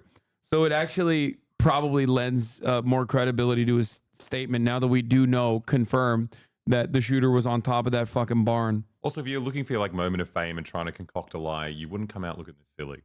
You know, Yeah, you wouldn't be wearing the Trump. Yeah. You wouldn't be wearing you wouldn't be wearing the fucking hat. Or that's the perfect. Yeah. True. You always remember That's this guy. They want you to think that way. They're like, no motherfucker looking this goofy is gonna actually, you know, accurately assess the situation. He played a role in this. You saw him up there for a couple of minutes. Absolutely. At least 3 to 4 minutes. And you were telling... Yep. It was 56 minutes after. Look at the top left. I mean, no, that's he my got not. I mean, yeah, it is 56 minutes. You're right. It was like, but still, like, no one, bro. At the time. So why do they keep saying Chinese? That's a good question. I genuinely don't know where that came from. Like, I actually don't know why. The New York Post straight up reported it. Like, I read the article on the other screen. Because the fucking Falun Gong news people just obsessed. They literally, they immediately were like, it's a Chinese guy who did this. Yep. Police and the Secret Service. We were telling the police, we were pointing at them for the Secret Service, who were looking at us from the top of the barn. They were looking at us the whole time when we were standing by that tree. Could they see binoculars? Could they see him? Probably not, because the roof, the way the slope went, he was behind where they could see. He's got the wanted cozy. Dude, he's geared up. All right, let's look at some. Wait, what? NBC News reporting via Secret Service that the shooter may have fired up to 8 shots, speculating the lone wolf shooter's more likely party. Responsible shooting range is alleged between 200 and 300 yards. Sanjay Gupta, Anderson Cooper, CNN talking about whether or not Trump may need cosmetic surgery. BBC saying locals reported the Secret Service didn't check in with a number of local businesses near the rally before the event. I mean, bro, Biden tweeted this yesterday.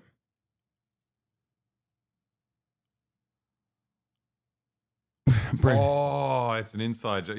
Yeah. I banned assault weapons once. When I'm reelected, I'm willing to do it again. What did he know?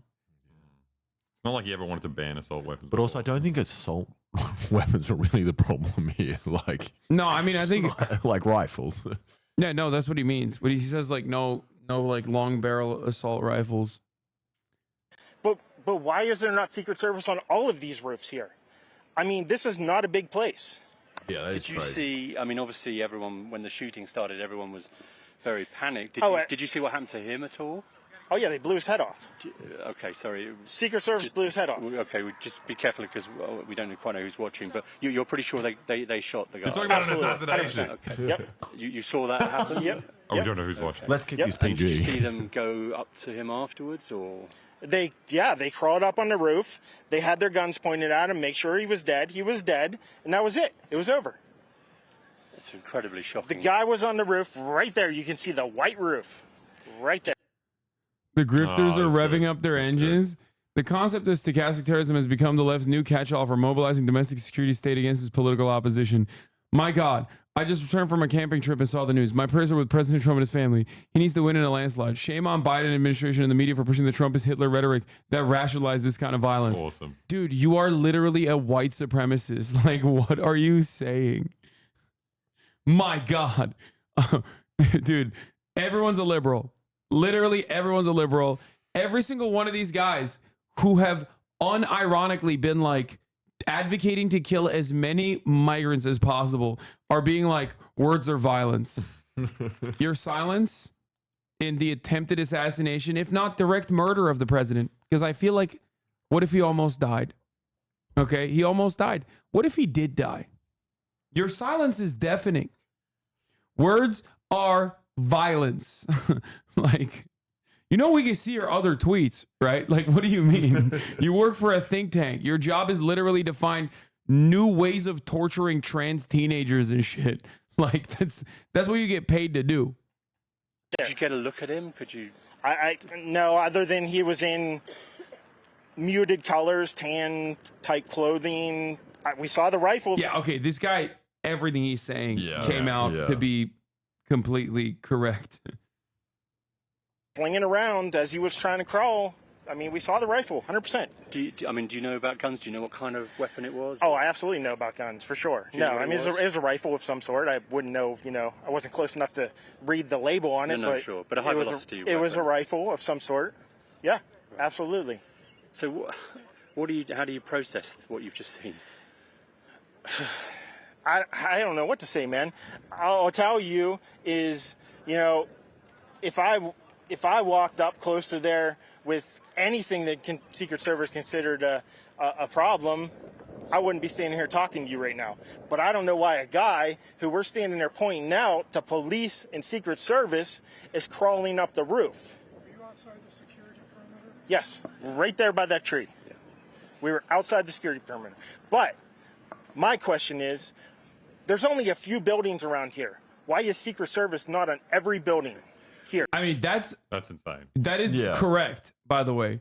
That is 100% correct. I legitimately don't understand how that happened. Yeah, the first video, this video doesn't make it clear if the Secret Service shot first or if the shooter first shot Trump, but it appears to make clear that the Secret Service spotted the shooter before he began shooting. So why didn't the Secret Service call Trump off the stage the second they spotted the shooter? Like, they are trained on him. And that's before, see, and then he starts shooting. Want to really see something that said, take a look at what happened. Look, you see that? Yeah. You see that? I told you. He might not be shooting. That was after the shot. Then he suddenly looked down the scope. Happened. Look at what happened. Yeah. They weren't sure. They aren't going to just start blasting Lamau. I mean, it is. They shoot someone for climbing a roof. Yeah, but it's a guy with a gun. Yeah, it's just like crazy. It looks like he's trained on him. His head is moving, like he's looking directly at him. If you want to really see something that said, take a look at what happened.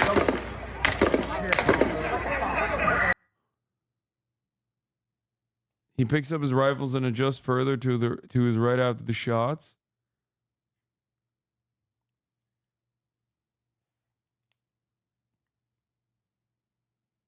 I mean, dude, yeah, with a scope like that, bro, they're looking at his fucking moles under his mustache, okay? Like, I'm sure he saw the gun. Saw he was Chinese. Yeah, he was like, oh, he's not Chinese, don't shoot. Don't shoot, big mistake.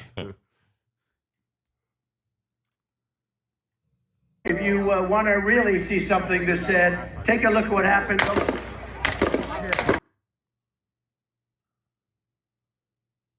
Look at Halfway on Visor video. He said they were looking at the roof. Yeah.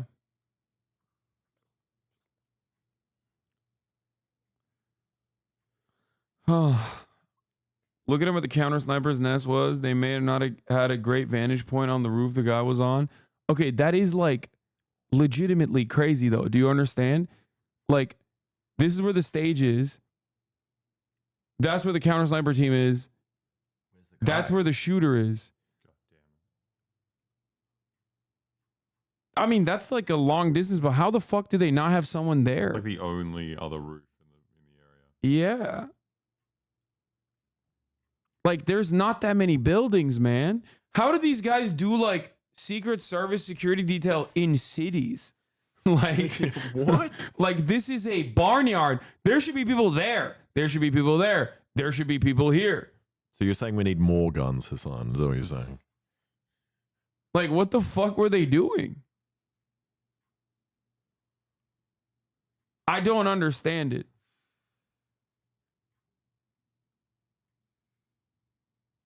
Small detail for ex-presidents?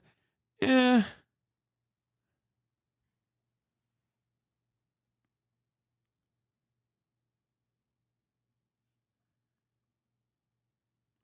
That's what people were saying earlier, that the service failed and at least the boss should be fired. You say people were dumb for wanting her fired. Now they're saying they messed up. No, I've been saying they fucking messed up from the start. But the reason why Elon Musk is talking about how that person is in charge of the Secret Service is because he's like saying that's a woman. I don't think she has a say in what happened here, but that's besides the point.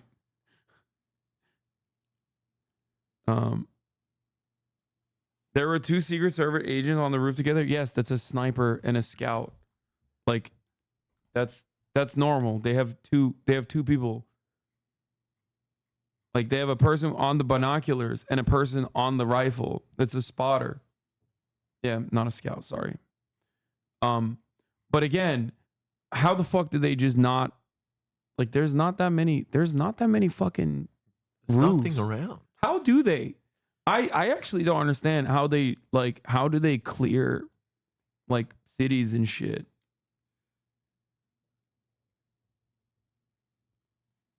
Oh, Biden did speak. Oh. Damn. President Biden spoke with former President Trump. He was like, God damn it. They got the shirts. They got even better shirts now. Yeah. They're like, God damn it. Listen, I wasn't responsible for this. Next time I won't miss. Click. Dave Smith brings up a very good point. How the fuck can you say he's literally Hitler and democracy's on the line, but we wish him a speedy recovery and political violence is never acceptable? If you have been saying any of that insane shit, then at least have the integrity to admit that this is the logical conclusion of your lies. You know, hate to give it to Mr. Libertarian, but he ain't exactly wrong about this. Like, leaked audio says, Joe, I got shooters in the streets, never step in O block again. That's what he said. It's time to spin the block on my ops. All right? Get the chopper out. And I don't mean Air Force One.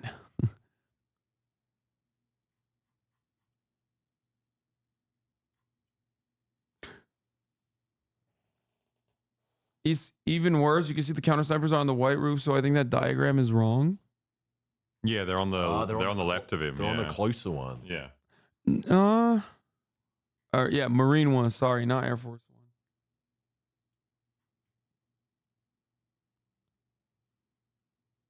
Yeah, they're on the white roof. No, but roofs can look different in sunlight. I wonder what they're talking. I wonder what they're talking about on the phone with one another.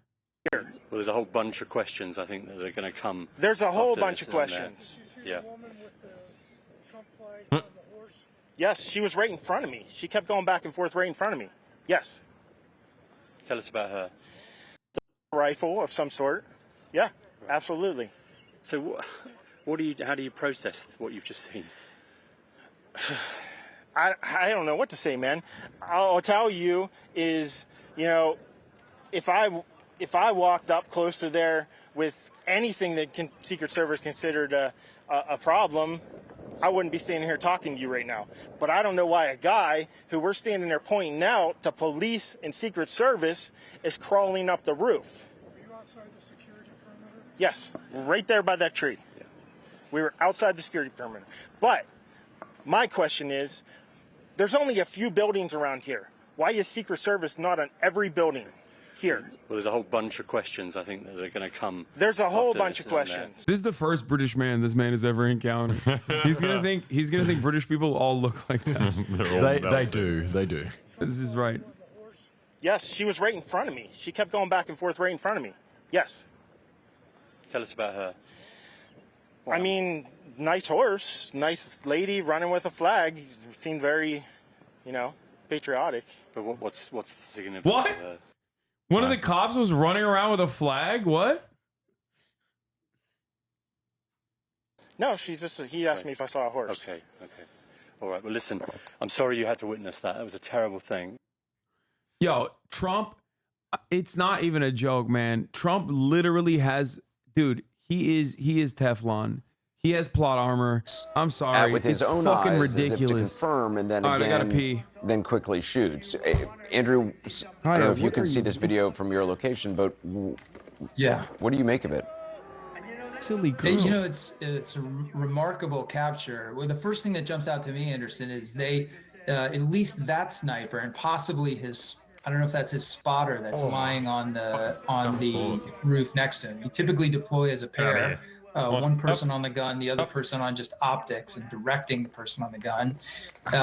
They're all. You just let it get up on her own. The video begins with them looking essentially in the right direction. It's almost as if you get the sense that maybe something on that rooftop had already caught their attention. And then when he raises his head off the gun, it almost seems to be in response to the first shot, like almost looking to confirm, like, did I just see what I think I saw, sort of thing. This is all. Yeah, I think he is on there, one on the very right. Yeah. He's not Yeah. on the white roof. And he's trained in the correct direction. Well, it's interesting because when the shots go off. there is, and again, this Someone is said just, Trump was wearing 120 these may shirts. be completely random. One of the commenters was like, Trump is wearing 120 shirts. Hit his ear, but Pieces of information, but there, What there if- was the eyewitness who we played the sound from. That sometimes just happens to ears. Like blood. I don't know. I'm just saying, like, we don't know. We don't know all the facts. Sorry, I'll get on the mic.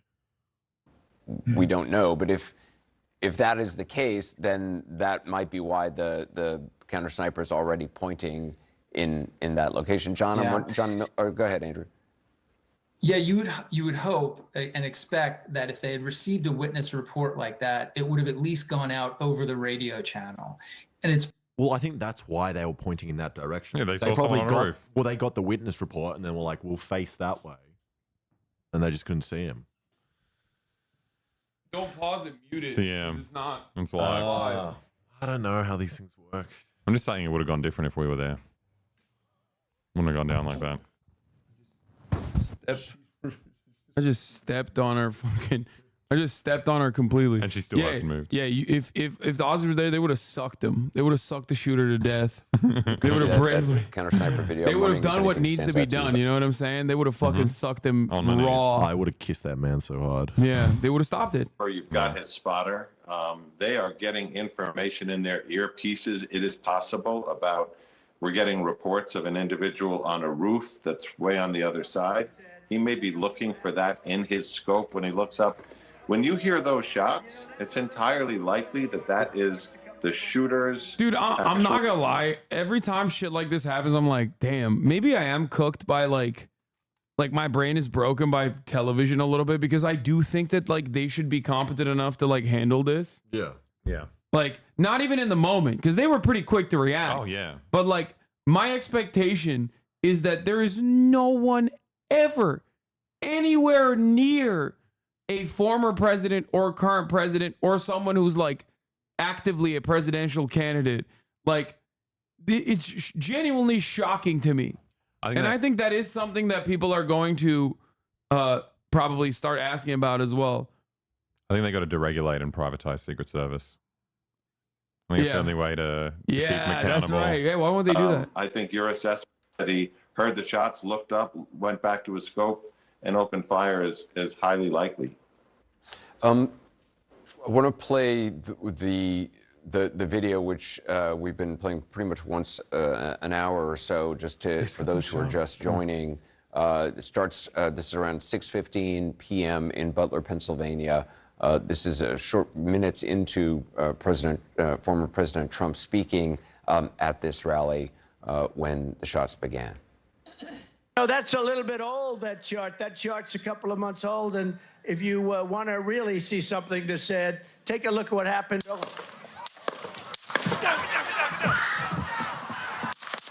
He's like, aye.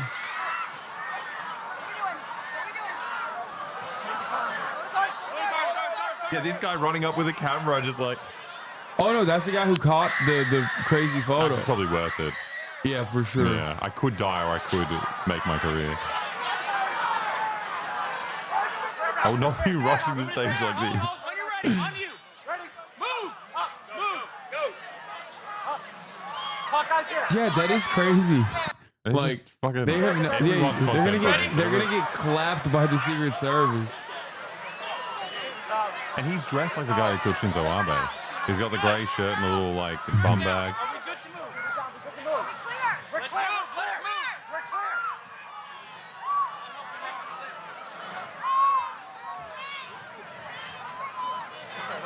Come on. Let me get my shoes. Let me get my shoes. I did say that. Okay, Yeah, I that think was I the- was referring to. Wait, is he doing the speech barefoot? And he's like, whoa, wait. Maybe he jumped down so hard his shoes flew. Like Looney Tunes style. I still don't know why they let him do this. That makes zero sense. I think there's a safe word They for go president. crazy. Yeah. They go crazy. By the way, that guy's an RFK impersonator. Who? The guy with the fedora behind him. He did not move at all. The fedora guy. USA.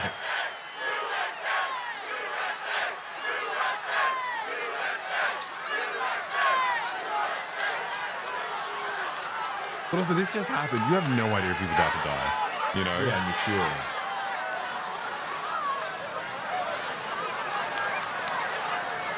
Yeah, JFK Jr. impersonator. Sorry, not RFK. Wolf, let's go back to you. You know, Bro, it's just like, this is, lightning never strikes twice. That's number one. And number two, he's going to have so much more security now. So like, I don't think this shit is ever likely to happen again. You know what I mean? On the other hand, Biden might get spooked and fall. For us. What are you seeing over there? What are you hearing, Randy? Wolf, we've been out here now for a couple of hours. We came here because we were told that they had increased police presence here just out of an abundance of caution, and they sure have. There's about a steady stream of about 8 or 9 officers here behind me. They've been making the rounds around the building. We are right out front of Trump Tower on 5th Avenue in Midtown Manhattan. And of course, Trump comes here here and there. Oh my God. He's had to be on trial here in New York. İndi said kötülere bir şey olmazmış abi. That's what my mom said verbatim. Nothing ever happens to bad people in Turkish. My mom texted me that. That literally is verbatim what my mom texted me, and Turkish moms are on top. We They're understand right. from the spokesperson for New York City Mayor Eric Adams that he has been briefed on this situation. He has said that his prayers go out to the former president. And this is not the only area in New York City, Wolf, that they are concerned about just in case. They are also beefing up the police presence in other areas of the city. Those would include City Hall, also 40 Wall Street, and Foley Square. Foley Square has a little bit of history. It's known as Federal Plaza, and that is a major site for protesters. Often that is where they gather. Certainly during Occupy Wall Street, that's where they gathered years ago. So that is one area that they want to keep an eye on. But as I said, they've had a steady stream here of people coming through. They've been chatting with the police officers a little bit. It's a very calm crowd here this evening. But of course, they just want to be sure that everything here is that they are taking all the precautions that they can. There's been a permanent blockade, Wolf, out front of Trump Tower here since 2016. But this is different when you have actually police officers standing at the front door of Trump Tower, making sure nobody gets inside. Wolf? And as you know, Randy, and I know the Secret Service, the Department of Homeland Security, the FBI, local law enforcement, the U.S. military, every time something like this happens, out of an abundance of caution, they intensify security all over the place. They don't want to take any more chances, so we're going to see that whether in the coming days in in Milwaukee at the Republican convention, and then next month in Chicago at the Democratic convention, and all sorts of political rallies and political events all across the country. Randy, thanks very much. Anderson, back to you. On the phone now is syndicated political columnist Selena Zito, who was at the rally. Selena, thanks for talking with us. Can you just talk a little bit about what you experienced when you realized what was going on? Sure. Thanks so much for having me. So just before the president went on, I did talk to him backstage just for a few minutes. I was set to interview him after the rally. But I think it's just interesting to note that he was very excited, you know, and sort of very happy to be in Pennsylvania. I think he recognizes the importance. One of the other people that was in critical condition is not made it, I think. Going into Wisconsin. And so I was in the bumper. The bumper is that area where journalists go that is sort of surrounds the stage with the audience. I feel like hogs are going to see this and try to do it to Biden, though, so like for sure. From him, and they're so, and it's going to be like, it's going to be ridiculous. I feel like photographers from the I think Examiner. hogs are going to try to do a repeat on this against Biden, but it's going to be like the Cincinnati FBI office. Like, it's going to be kind of funny. You don't need a gun to kill Biden. That's true. Yeah. But like, if you remember, the Cincinnati FBI office was like raided by a hog, and he like tried to use like a nail gun to break through, and just got domed. You know what I mean? So like, that's what So you agree with Alex Jones? No, I don't agree with Alex Jones. Alex Jones thinks like someone's going to do it to Biden and then blame a Trump supporter. That's not what I'm saying. I'm saying like some dumbass is going to be like, that's right, they tried to kill our president. He's saying it's a psyop. I'm saying he's saying it's a secret government psyop. I'm saying some fucking dumbass is going to get up in his feelings and try to do some shit, okay? But it'll probably be funnier. But Biden still might die, really, because he's out of shock. Yeah. Out of pure fear, he might just, like, perish. Do you think it's possible, though, that the reason this guy picked Trump was maybe because he's not president, so his security was like... would his security be slightly lower than Biden's, and that's why he picked him I don't as a think the target? average person makes that calculation. Because most people wouldn't think that the president does not have adequate security. A former president, or even, like, you know, someone running for office. Was the person doing this suicidal? Like, they're not, like, thinking, like, planning out, like, a rational kind of... I mean, it's usually, like, if it's not, like, an actual fucking op, it's usually just, like, a random weirdo who, like... A random person that wants to impress like fucking Jodie Foster. You know what I mean? It's shit like that. Yeah. It's not like a person with like a real ideological commitment. No. But I don't know. I mean, this seems more, this isn't just like walking up with a 22 and just like trying to fucking pop them. This seems more like, you know, this seems more planned, more committed. But who knows? He was trying to impress Demo Ranch. Yeah, he calculated. Stories ahead of the convention. So I had, you know, a photographer with me, and so yeah, and it's really interesting, and I suspect there's a lot of journalists feel this way. To be fair, actually, I think he just got lucky. So it is kind of like walking up to Ronald Reagan in the car park or something. Or on a sidewalk and just trying to hit him. Because how the fuck did he have a clear line of sight? So it's like, well, I better stay safe. Yeah. I mean, it's now been a little bit more than it's been about 4.5 hours since then. How, you know, when you're in a situation like this, there's a lot of adrenaline that kind of carries you through for a while. I don't know if that's worn off for you yet, but how do you reflect on this?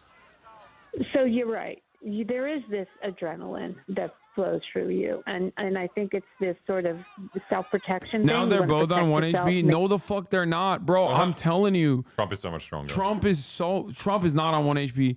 I bet this somehow gave him more life. Okay. I'm beginning to believe his battery idea. Okay, like that the human battery is finite. And that he shouldn't be wasting all of his energy exercising. Like, I don't know how. This motherfucker just keeps getting stronger. I don't know. To be fair, he did lose because of COVID, and that was like a, you know, biblical event. So maybe God was like, I got you. My bad last time around. I got you this time, King. Here's your second health bar. And you know, obviously, and we were in such, so there was about 5, maybe 7 of us journalists that were in that bumper. And they immediately, as soon as they took the president out, they grabbed us and took us back into holding. And I think they were always, the advanced people were concerned that we were okay because we were right there. Yeah. We could not have been closer. Yeah. And so there was also no cell service out there. Yeah. So I don't know any news that has happened. I just walked into my home. I live about an hour and a half from Butler, and so you know I haven't been able to process any of the particulars that has come out since it's happened. We were just sequestered out. But what was fascinating to me is once they brought us out, what I saw, Anderson, was really sad. You saw this, you know, when I went in, the last image I saw were you know, 20, 30, 40,000 people. I don't know. There were a lot of people there. Yeah. You know, all on a farm field. That was the last sort of images I had seen when I looked back. Dude, I think I've seen this footage more than 1,000 times since it happened. Like, I watched it so much. Jesus Christ. Your phone. Yeah. You know, you know. Yeah, that she said 40,000 people were there. Hey, man, that town, the total population of that town is 14,000. The entire town, okay? The entire town is 14,000. 1-4. You are so fucking stupid. She's a Washington Examiner columnist. So, of course, they're so insane. Also, it's like a 200-meter squared space. Yeah, it's like not that big of an area. There's not that many people there. You know, the best in the days ahead as you begin to think about and process all of this. Thank you so much. Thank you so much. It's called driving from out of town. Do you have eyes, bro? Can you see? Do you have eyes, dude? Like, are you that stupid? You think there's 40,000 people at that rally? Do you know what 40,000 people look like? That's a stadium, dumbass. A large one. The fuck? Trace some of the chaos as some people appear to be trying to warn that there was someone who's about to take shots or that someone with a firearm was visible there. So let's look at this video and we can talk a little bit about what we're hearing. And you know, that's a little bit... Oh. Oh, he's also doing a speech. That was before the shots. That was before he shot! Stay under here. It's all fake. I'm not crazy. Yes, you are crazy. You watched it happen in real time. Go over there. He's on the roof, buddy. If they were gonna fake it, they would fake it better than that. Like, bro, dude, they're not even alarmed. What is going on right now, dude? He's dead. That man is just walking his dog. On that roof.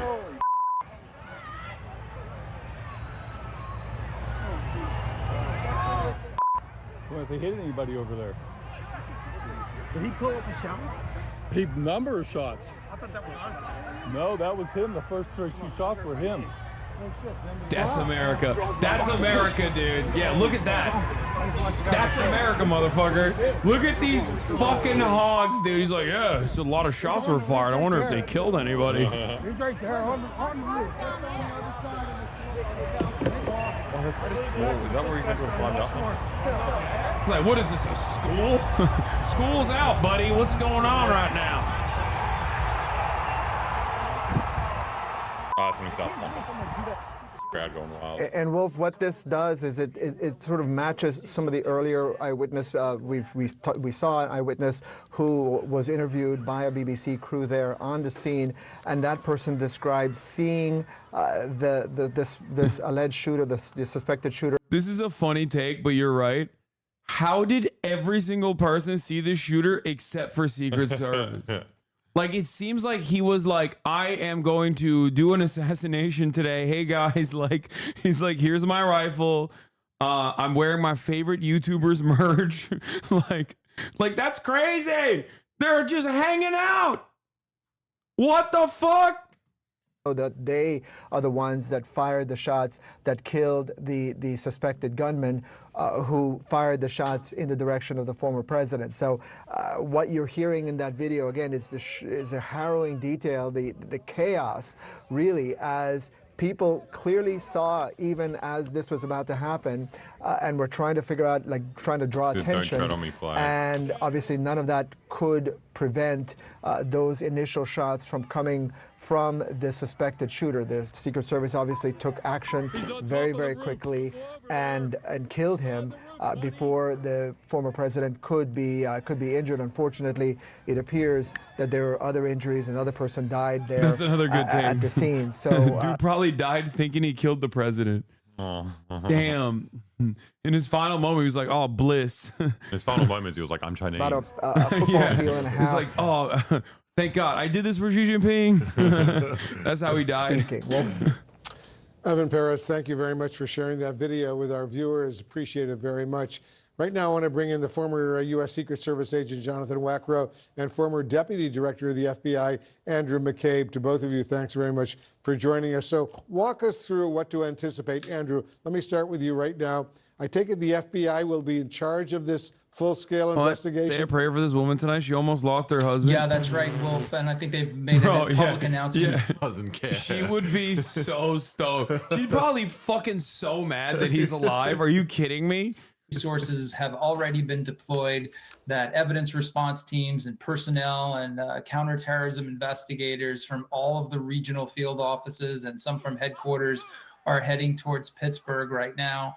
There's a whole process in place to enable that deployment to take place instantly. They will be focusing obviously on identifying the shooter, and once he's identified, peeling back every aspect of his life. Yeah, they were very mad about Harry Hasan, my goat. Critical support for Harry Hasan. He's right to have tweeted that, for the record. According to the Supreme Court, Biden could now send in SEAL Team 6 to take all of them out. He could send in the military to take out Trump. He has immunity for official acts now. He's right. I mean, he's just making a legal analysis. Like, that's so funny that they got mad at him for this, because like that was literally the dissenting opinion of one of the Supreme Court justices. So like, you know, so presidents talk to their VPs all the time. Okay, that meme is stale.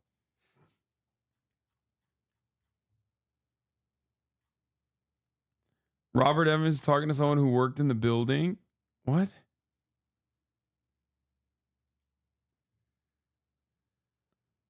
Buildings do not have inside cameras. They think access likely gained via areas circled in the photo. They do not recall Secret Service or law enforcement sweeping the building prior to the event. AGR International Inc. is having a big day today. Big day today. Right-wing narrative is clear. Yeah, they're just gonna say like, yeah, they're saying that like the left is responsible and that we should do to the left what they tried to do to Donald Trump, because they incited violence against Donald Trump by saying he's bad and scary. That's the only thing more tragic than what just happened is that, if we're being honest, it wasn't totally a shock. Biden's inevitable ritual condemnation of political violence today, when it comes, will be insufficient and irrelevant. Dude, honestly, there is nothing funnier than people who are Trump supporters being like, Biden is so violent with his rhetoric. And he's so incisive with what he's saying. You know, no, he's not. You know why he's not violent with his rhetoric? Because he don't know what the fuck he's saying half the time. Okay? Like, what do you mean? Oh, it's so funny. Ay, ay, ay. Biden can barely stand up. These motherfuckers are like, he's so scary. He's so fucking scary. We know when he says Trump is Hitler, it's like that actually means like he wants to kill Donald Trump. What? There is no conspiracy theory off the table now. The most powerful force in the world will try to do anything to stop Trump from being president. Then why would they get that kid? Like, why would they get that guy who No, that's missed you don't understand. 8 times. Dude, that is such like a classic conspiracy theory take, by the way. Like the you know, the Secret Service is all powerful and was like interested in killing Donald Trump, but also they hired the guy who can't, you know, do a shot. Like, also, like, if it's the Secret Service, they've got every other person who's so much closer to Trump. yeah. Yeah. Why don't they just like dart him like a fucking, you know, like the KGB or some shit? It just doesn't make sense. Why are they tweeting this shit when it looks like he might be a right winger? I don't think it was a right. I mean, I don't know, but like, it don't matter. If that dude had a manifesto and was like, I'm killing Trump because I'm like further right than him, I'm, you know, it's still, they'd be like, oh, that's a Fed. They would be like, that's a Fed. That's federal government. That's a federal agent. He's on the payroll. He's trans. Like, they'd be like, nah, he's a Ukrainian trans Chinese Hamas guy who's Jewish. Joe Biden sent the orders. Democrats, dude, Marjorie Taylor Greene literally has a campaign ad where she shot a 50 cal at a fucking car. Okay. And I think the car literally had like the photos of Democrats on it. If I remember, I might be misremembering, or it might have just said like the Democrats or something. And now she's like, Words are violence. You can't do that. You're Marjorie Taylor Greene. Like, you're a rabid sociopath. It's like, I don't understand it. Oh, here. Yeah. I think you showed it to us last year. Yeah. This ad is way sicker than the top of the hour ad break, which many of you will not be able to see this ad if you don't subscribe for $6 or for free with the Twitch Prime. Twitch Prime is free. You know, the tweet is about action, not words. What? Dude, there is no salvaging this, okay? Like, Democrats wanted this to happen. They wanted Trump gone for years, and they prepared to do anything to make that happen. Just as Congress Representative Troy A. Carter, Barbara Lee, sponsored legislation to terminate Trump's Secret Service protection. Chatter, do you think, in all honesty, and I mean this with like so much sincerity, do you think Trump's Secret Service was terminated? Like, do you think Trump didn't have Secret Service?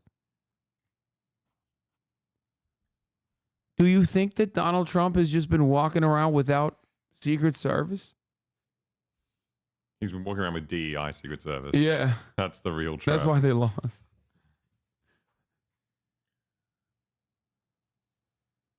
Like, they're on the videos all over. Didn't say that.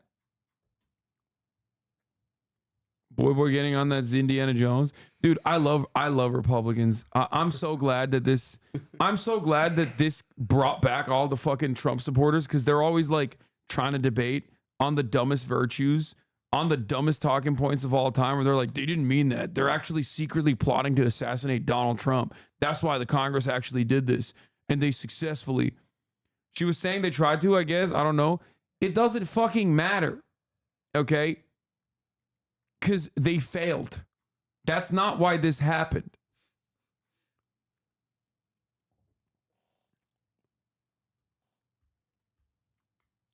More pets. I know. It's exciting. Yo, HasanAbi, as an Australian with an outside perspective, American conspiracy is goofy as fuck. Yeah. I love American conspiracies. Best headline ever. Biden makes statement after Trump rally shooting. It's sick. That's what I said. Yeah. It's fucking sick, dude. Yo, that shit was dope. That's what he said. Oh, so here's the 3-minute break now. Anyway. Why? Why would they write it like that? It's fucking sick. It's sick. Twitter AI is getting all the headlines wrong. Oh, dude, this is always funny. Vice President Harris shot, nation reacts.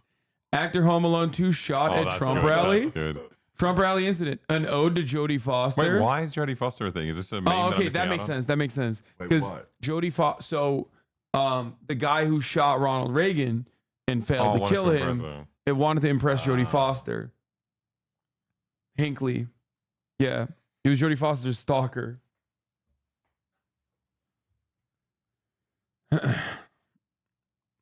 Home Alone 2 shot at Trump rally. I mean, they're not wrong. True, yeah. Pretty sure I found another photo of the guy, x.com/stillgray. Yeah. Ninja's comments on the attempt. How do kickers simply just miss kicks? That was on 9/11. That makes it crazier. Wait, that makes it. What was he talking about there? What was he cooking, dude? You talking about the plane that missed? Yeah. Yeah, the Pentagon. He's talking about the Pentagon plane. Yo. Oh, man.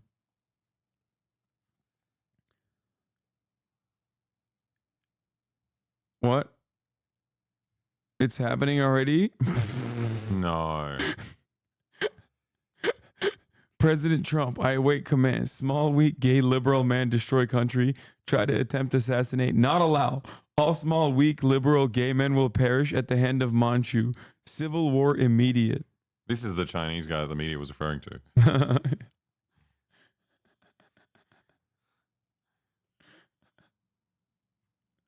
That's funny. All three of you's in on upper or lower? Upper deck. I didn't do Zen. I just put it in my mouth and swallowed it. I thought it was gum. It just broke apart in my mouth. Anyway, baby Elon Musk. All right, is there anything new happening, or are we? Anyone else got shot? That's boring. Here.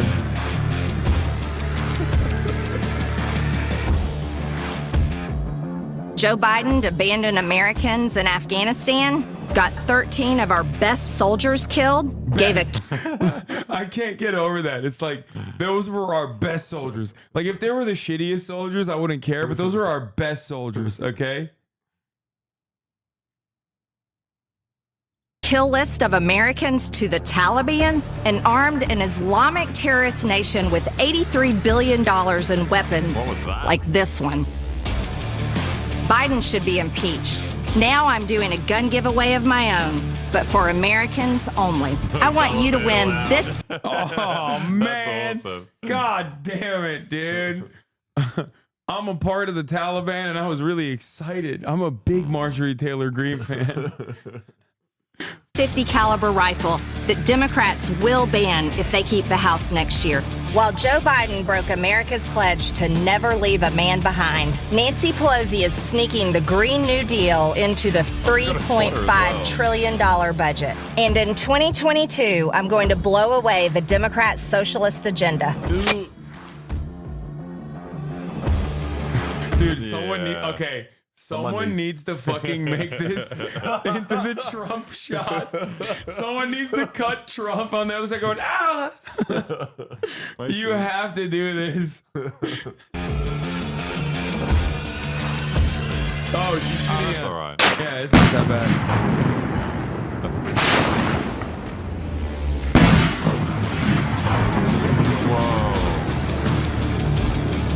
Go to the website below and sign up.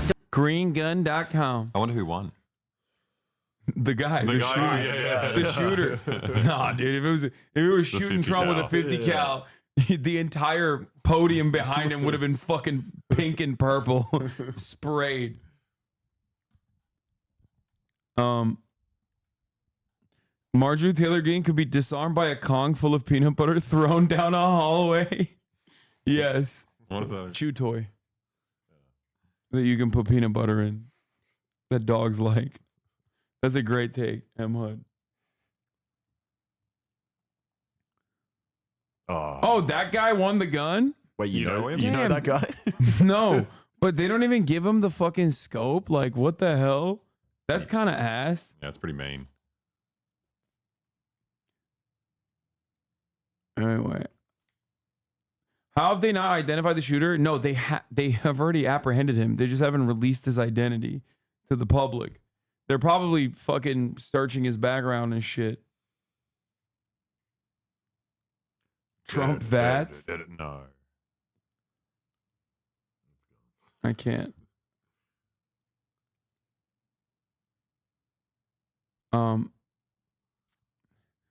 She said Paul Revere signed the Declaration of Independence. Whatever, bro. You weren't there. I'm going to go with her on this one. Prediction, Marjorie Taylor Greene for VP? Fuck no. If the shooter is not a white, straight, cis male, it's over for the minorities. I mean... It's already kind of over. I think it's done because Trump is going to be the president. Yeah. We'll see, actually. I mean, immediately after this, I was like, man, he's going to fucking wipe the floor. But now I don't know. I mean, I don't know. I'm thinking about it more. Really? He looks amazing. Your takes are shit. I think he secured it for sure, but this guy following since October 10th, 2022, first time he chats in here just to say your takes are shit. He's been waiting a long time. Yeah. That's cool. thing is not being reevaluated about the scope and the scale of the security How are you running around in with a camera that to get that event, shot? and not Look to at this guy down mention, here. I former do President think Trump I will say this also- much, like outside of CNN being like, "Oh, this is a solemn moment" or whatever, like I don't think a single like legitimate Trump hater is like, "Oh man, this is such a devastating day." No, like, I think they are. It's devastating because he's. yeah, I mean, gonna yeah, win. they're He's gonna win now. If anything, they're saying he's going to win, or they're saying it's devastating because they missed. Like that's probably like the most. Like I don't think this. What I'm trying to say is I don't think that like people who hate Trump are now going to see him in a different light. You know what I mean? Yeah. I think if this happened to Biden, he wouldn't even notice his ear was missing. Yeah. He would just continue What did you speaking. say? No, What was that? What'd you say? Who was that? Who was that? Yeah, I think Trump haters are worried. Yeah, well, I'm not worried because I'm a Trump lover. I'll always remember where I was on this day. Yeah, Red Wave. SneakerCon 2024. Red Wave, baby. Red Wave, baby. You know? Is on the line, and Republicans are now saying that that is the rhetoric that that incited this. We have no idea. We don't know who this person is, what their motives are, but on all sides, I mean, I think there should be probably a reevaluation of all the rhetoric, of the tone of this campaign going forward. Will there be? I'm not so sure, because I think both sides are going to try to find, they're going to find ways to use this to their political advantage, and the stakes really gotten even higher today. But I will say, you know, we've talked so much about the top of the ticket and what that looks like and who's the nominee and what that looks like. President Biden and President Trump had a phone call there's the tonight, fucking and MAGA that wall has guy. never happened between the two of them. And so obviously they've been on debate stages. We've all seen Can we the finish the political Elon moments, Musk but Johnny the fact Harris that video? they did have Fuck that no. phone call tonight, and in Donald Trump's statement tonight, you in the middle of he that? offered his Yeah. condolences to the rally goer who was Are we killed gaming tonight? and to the other person who was Yeah, critically that's what injured. the We've now learned the shadows second were saying person that too. They were was like, "Are also we gaming?" critically injured. And obviously you saw President Biden come out pretty quickly early on before he had left Rehoboth to come out and say that he had tried to get in touch with Trump. Those are moments that are also, I think, important for as we look at what this political context is, regardless of what others are saying on Twitter and online and in the coming days.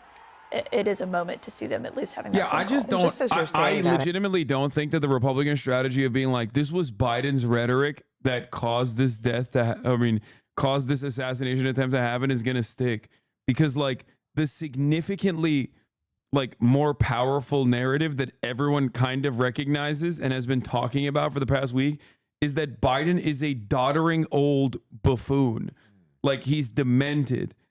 Like he does not exactly come across as like a threatening presence, no matter how hard you try to do that. And also Democrats are like major pussies regardless. Like even Democrats who are super coherent are always so careful in the way that they talk, in the way that they're like, oh my God, you know, please, like, this is about the ballot. This is, you know, democracy's on the ballot. You have to vote. You have to vote till the cows come home type shit. They never get anywhere near the violent rhetoric. They never get anywhere near the violent rhetoric that you hear on a daily fucking basis from like the average Republican. You can have like a Republican comptroller being like, yeah, I'm going to annihilate the fucking accounting in this in the state government, like we need to annihilate Mexicans. You know what I mean? So it's like they never actually say anything even remotely violent, no matter how hard these guys try to fucking make it seem like that. So I don't know. What brand is your jacket again? Acme Studios. Acme Studios. Clueless you are? Shut the fuck up, Lives. It's over for the Dems. Sorry, buddy. Oh, First of all, Hasan, it's so sad. Your Dems are losing. I know. I love the Democratic Party. I love Joe Biden. I'm so sad for him. I'm so sad all the time about Joe Biden. If America made it past huge popularity for Bush and literal obliteration of the Middle East, why not make it past this? What do you mean?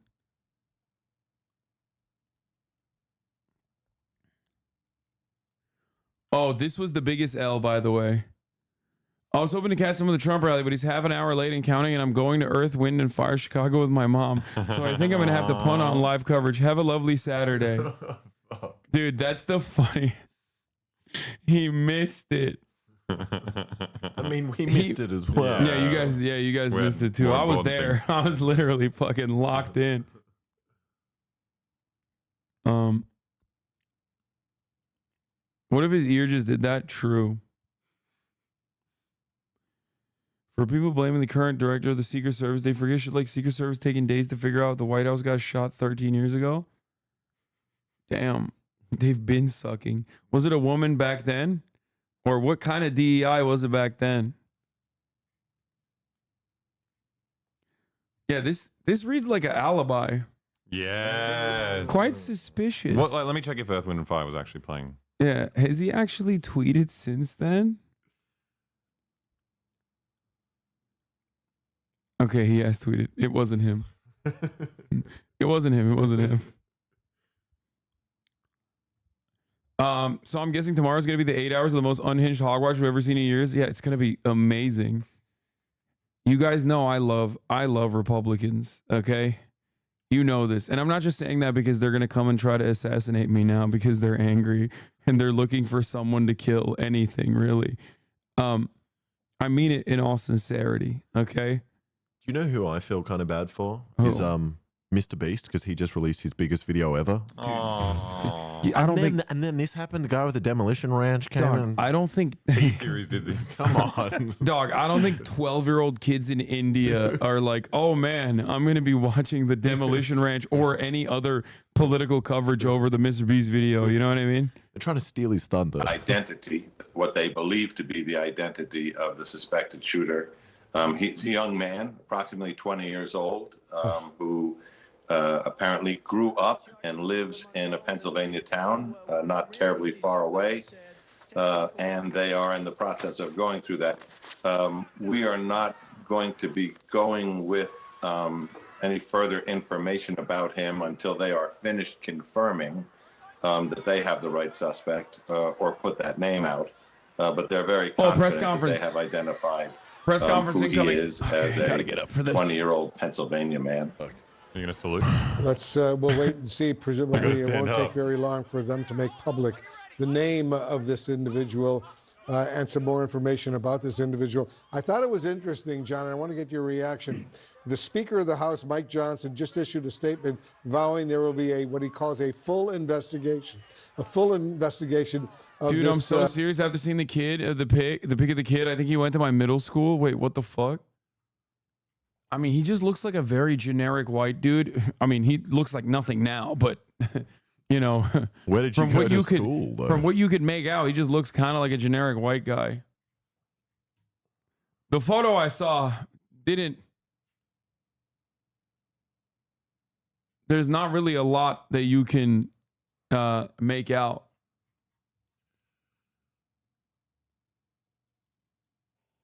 What is this? Protesters. You think this is the guy? Surely if you were planning to kill someone, you wouldn't be like in a scuffle with police just before that. 2017. No, that's from 2017. Press conference is in 25 minutes. Ladies and gentlemen, a press conference has been scheduled for 11:45 p.m. at the Butler Township Police Department. Conference will include State Police Lieutenant Colonel Bivens, Tyler Bivens, Ninja, members of the FBI and Secret Services.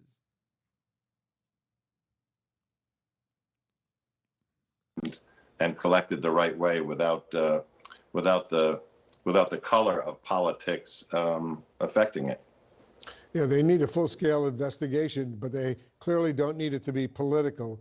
Good point indeed, John. Thank you very, very much. Anderson, back to you. Wolf, as you know, 3 former presidents have weighed in tonight. This from former President Clinton. I'm quoting, "Violence has no place in America, especially in our political process. Hillary and I are thankful that President Trump is safe, heartbroken for all those affected by the attack at today's rally in Pennsylvania, and grateful That's for how the you know swift these action." motherfuckers are fake, bro. Hillary's the last person. Yeah, like, you know, yeah, no, Hillary's like, I'm pissed because he missed, okay? Like, there's just no way. There's just no way these people are like, oh, I'm so sad. Response. I'm so sad And about this Trump. from former President Obama. There is absolutely no place for political violence in our democracy. Yeah, that belongs in Gaza. Okay, there's no violence there's no violence in fucking in a suburb near Pittsburgh, Pennsylvania. Okay, only violence in Gaza Strip, nowhere else. Van, we haven't heard from you this evening. What are your thoughts? I am hungry, but I don't know what to get. I'm so glad that Donald Trump is alive. I'm so glad. I'm so glad he's alive. What? I'm so glad his family is not having to bury a father and a grandfather. And this is a moment that I think people who want to defeat him remind ourselves, you can defeat him with ballots. You don't need bullets.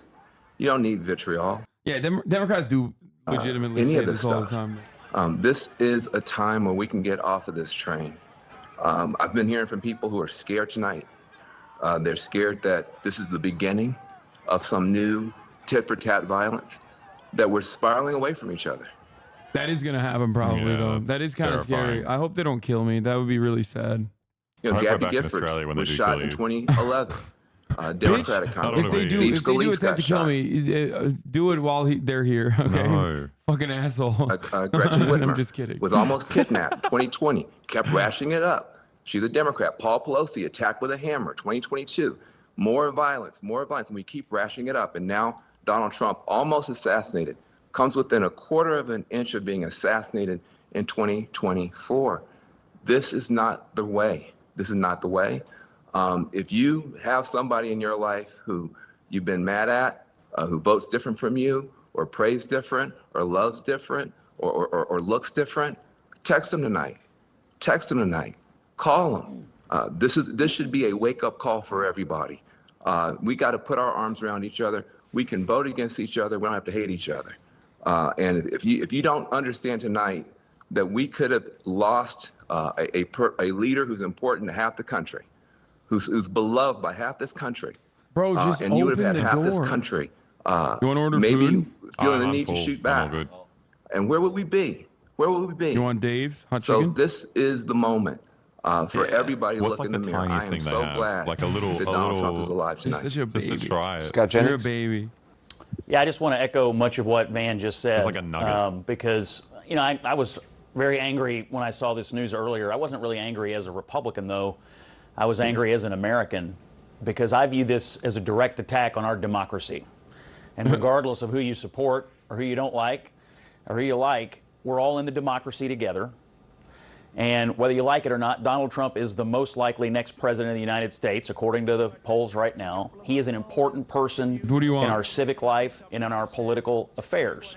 So I view this as a direct attack on our democracy. It makes me angry for him, for his family, for everyone that was at that rally. It makes me angry for everyone who is an active participant in our politics. And I think, to echo what Van said, the way you overcome extremism and the way you overcome people who would commit violent acts is by participating more in our democracy, by using speech appropriately, by voting, by doing the things that make our democracy healthy and vibrant, and stop doing the things that make it the opposite, because that's where we are right now. We're in the opposite place. But we are at a moment where we can get off the train, as Van said. Why are you trying to eat his food? You want one tendy? I can get you a tendy. That would make this democracy far healthier than it is right now. Whoever wins this election, Donald Trump or Joe Biden, our country is not going to come to an end. Our Constitution is not going to be destroyed. You want medium or hot or extra We are not hot? going to see Let's go things medium. dissolve in this country. We have elections every 2 and 4 years. The country will not end. Everyone's saying one. Get out and participate. Do what you do. Motherfucker was gonna Support have your one candidate. nugget. I mean, that's dinner. They all But saw me. ballots and speech I've got proof. are the Come way on, guys, back forward. me up. I've Not eaten. violence, not bullets, and not telling your friends and neighbors that our country is going to come to an end. That has to stop. You know that the left are going to look even worse now because of this? The left always get a bad rep from stuff that isn't even their fault. Whatever. Disputes. Cowards, however, Oh my God. can undermine. If that guy got shot in the ear, the entire everything would be covered in blood. Tonight, as both Van 4 or 5 and stairs, Scott just like mentioned, Holy shit. Something that set us He would not miss that guy. Be drenched. His ear would protect the rest of his head, though. If you came at his head, his ear would just deflect the bullet away. I think he would hear it coming, though, that guy. Someone's on the roof. And opinion makers. I've already seen on social media lurid conspiracy theories about what happened and what might have happened today. We do need to learn more serious about occasion. what went wrong.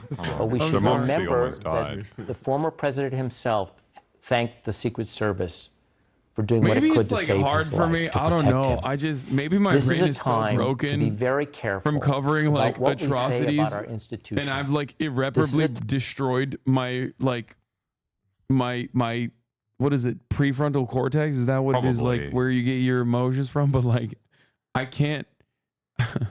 I can't be serious. Like, I don't know. Also, This there's is something to be just- said for like watching that clip probably 1,000 times in the Yeah. past 7 hours. Like, no, but like even from the jump, I was like, this is pretty wild. when stuff, you but it wasn't- texted us, I terrified. I just stopped. I immediately thought we got to buy the Trump sneakers. I literally asked the guy, I was like, where do I buy them? Where are the Trump Because they sneakers? didn't know yet. They didn't And know. it wasn't on yet. the news. I thought he was dead, so I was like, I've got insider information. Yeah. Buy low, sell high. Oh Jesus. Marjorie, edit you asked for, King. And in 2022, I'm going to blow away the Democrats' socialist agenda. You want to really see something that said, take a look at what happened. Oh,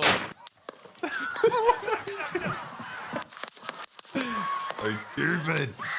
Oh. Well, that was a good edit and very quick. Well done. This has been a bad 10 minutes. We gotta get back. We gotta get back to the real. Please be serious, everybody. That's crazy. I'm not laughing. It's messed up.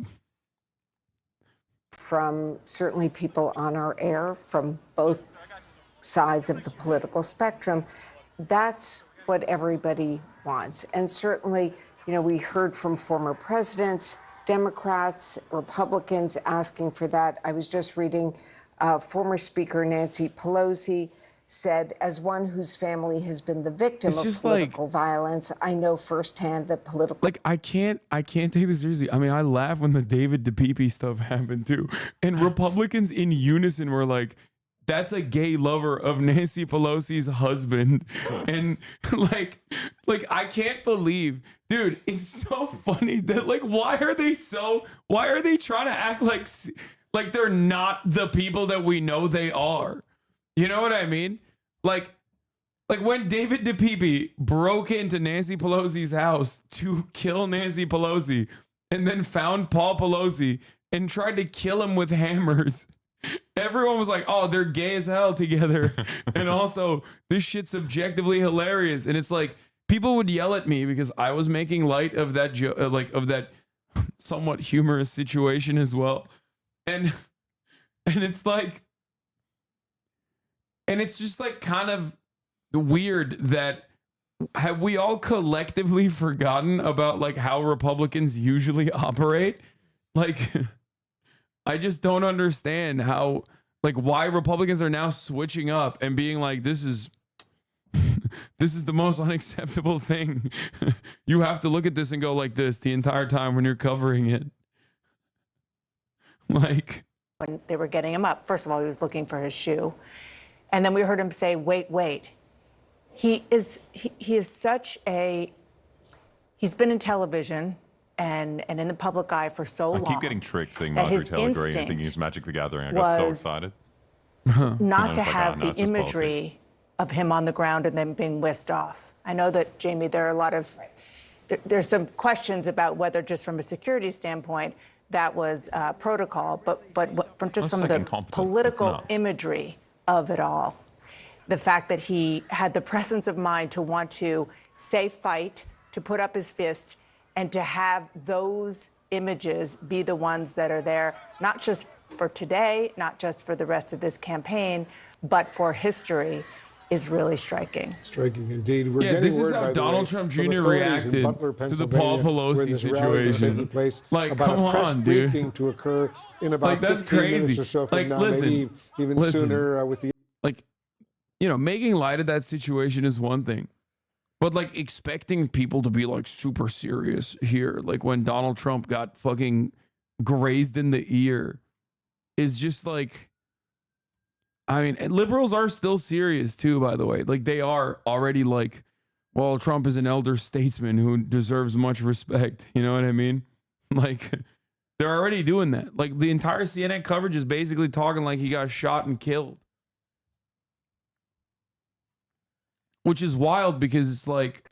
23rd, it was December Dude, of 2 people died. Dude, there is no mention of the people that died, okay? Shut the fuck up. These guys are talking about Trump. Okay, not a single person is like, oh, I'm so sad that like random Trump supporters died in place of Donald Trump. Not a single person is saying this. So shut the fuck up. You don't give a shit about that either. Okay, what is this nonsense? Like, oh, dude, 2 people died. Like, yeah, dude, I know. Okay, I know. I'm aware. But that's not what I'm talking about right now. Republicans are talking about this not because Trump supporters died at the rally. They're talking about this because Trump had an attempted assassination, okay? And they're like, how dare people do this? How dare this happen? This is the scariest moment in American democracy now, okay? That's what liberals are saying. That's what Republicans are saying. Like, it's absolutely... Jamel Bowie said that the whole political media establishment's response cuts against their image of him as an exceptional threat that normalizes him a bit. Yeah, 100%. And it's correct. You can't on the one hand, fucking hand be like, Trump is literally a genuine constitutional threat to democracy, which I think he does, by the way. I do think he does. American democracy is theoretical regardless. Like, it's a laughable notion historically speaking when we're like, oh yeah, we have a nation where every man is equal. When, like, the OG guys were just like, yeah, only white landowners can vote. Please, what the fuck are we talking about? Like, black people weren't even seen as humans. Women weren't seen as humans, fully humans either. Like, and we're talking about this, like, fucking democratic process.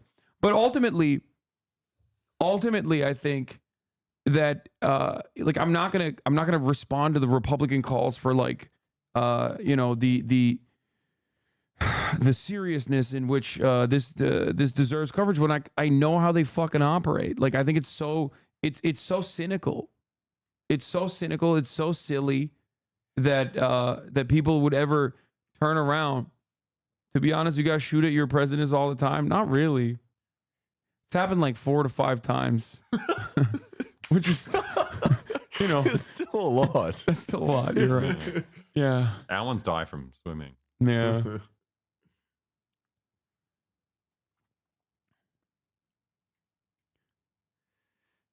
Be careful, people love this man. No, I know. So do I. I know. Yeah, me too. Dude, me too. Oh, ew, you were just playing with your nasty ass feet, and your hands were like wet. Your hands were like clammy. Yeah, I'm sorry. Oh, from your foot clam. It's Oh my God. I was at Sneaker Fest. Okay. It's people like you is what's wrong with America. If you think people like me is what's wrong with America, then you're probably not understanding why putting immigration statistics on here and direct calls for violence to, like, by the state, mind you, if elected, towards like tens of millions of people, and that's not what's wrong with America, then yeah, you're right. Okay. We are at odds here. You know what I mean? Like, it's crazy. He means Turkish people. Yeah, he's right about that. He is right about that.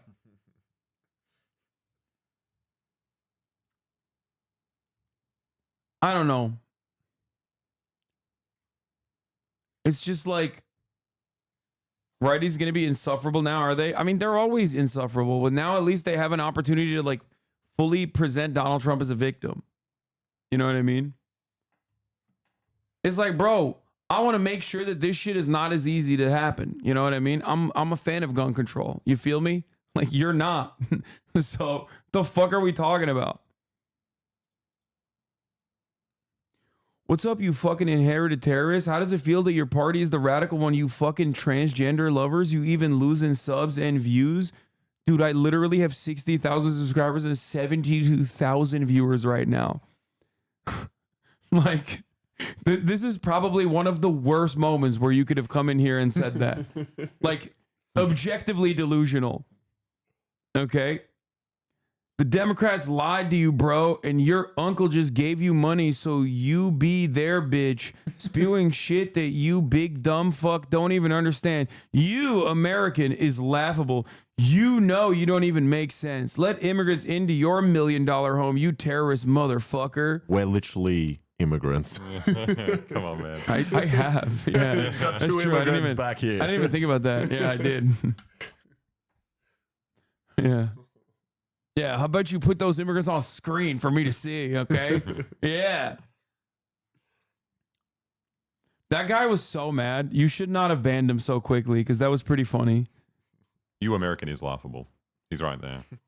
Excuse me. I am you American is laughable. I am American.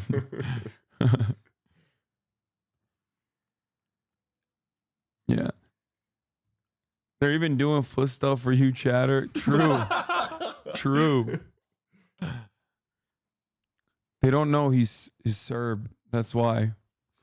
Who doesn't know? The chatters, if they did, they'd be so mad. Damn, where the fuck is this food, bro?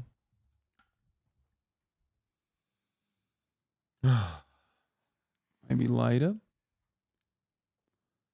Yeah, I am an American in the United States of America.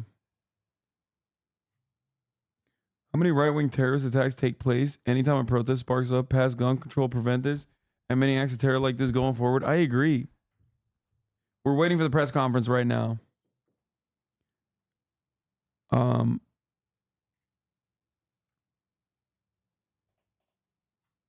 Anyway, you literally have an Asian daughter? True.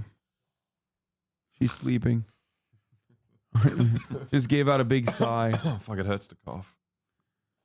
Fucking abs. The threat level. You terrorize so, them. in large part. And Trump is always someone who's had a high level of threats around him. So it should not be surprising to people that the protection of Secret Service, especially as he's about to be officially the nominee, is going to increase. And this idea that suddenly it would be peeled back arbitrarily is just not how any of this works. The Secret Service, they take their job seriously.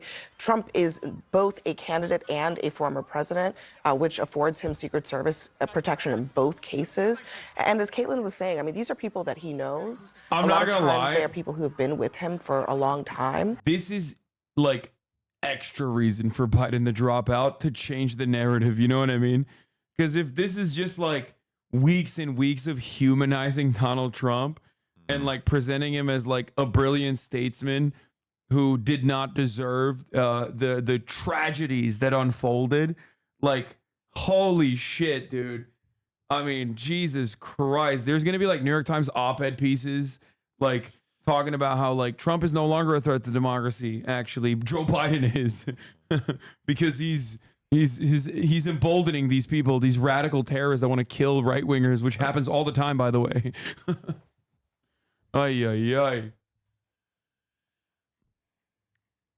We're having the reverse Shinzo Abe effect When we look back that Japan on this, had. I don't think we've really seen anything quite like that. I mean, it shows you his skill and his knowledge of and his almost instinct. I mean, it is instinctive understanding of the importance of images and moments, and he did not want that image of him being hustled out to be the image. He wanted it to be, taking a moment to, have a fist in the air, say fight, fight, fight.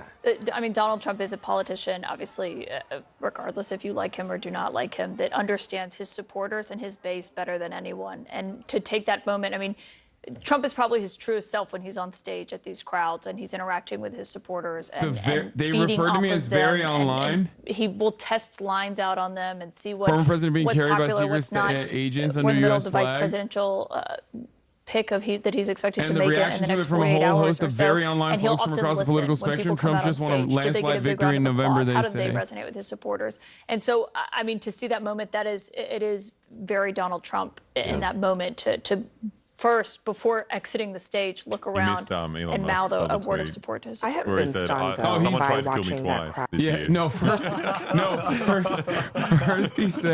first he said he's endorsing him, and then he won up Trump. Yeah. That was awesome. 2 times. Yeah. What the fuck?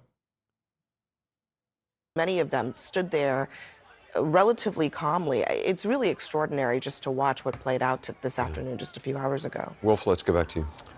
And we're waiting to hear directly from officials in Butler, Pennsylvania, where this rally was taking place. We'll be hearing from Pennsylvania State Police, Butler Township Police Department, the FBI, and the Secret Service. And we're expecting it to begin President Trump's less than Secret Service 5 was minutes or so strengthened from now. recently? In the meantime, I want to talk to Jonathan know. Lacro and Evan Perez about what to By not expect much. next in this investigation. Jonathan, you're a former Secret Service agent. What do you expect? Tiny event. Well, Wolf, listen, there's a lot of questions that need to be answered, specifically around, why was there a line of sight vulnerability? How could this individual, this shooter, get up onto an elevated building without being identified by law enforcement on the outer perimeter?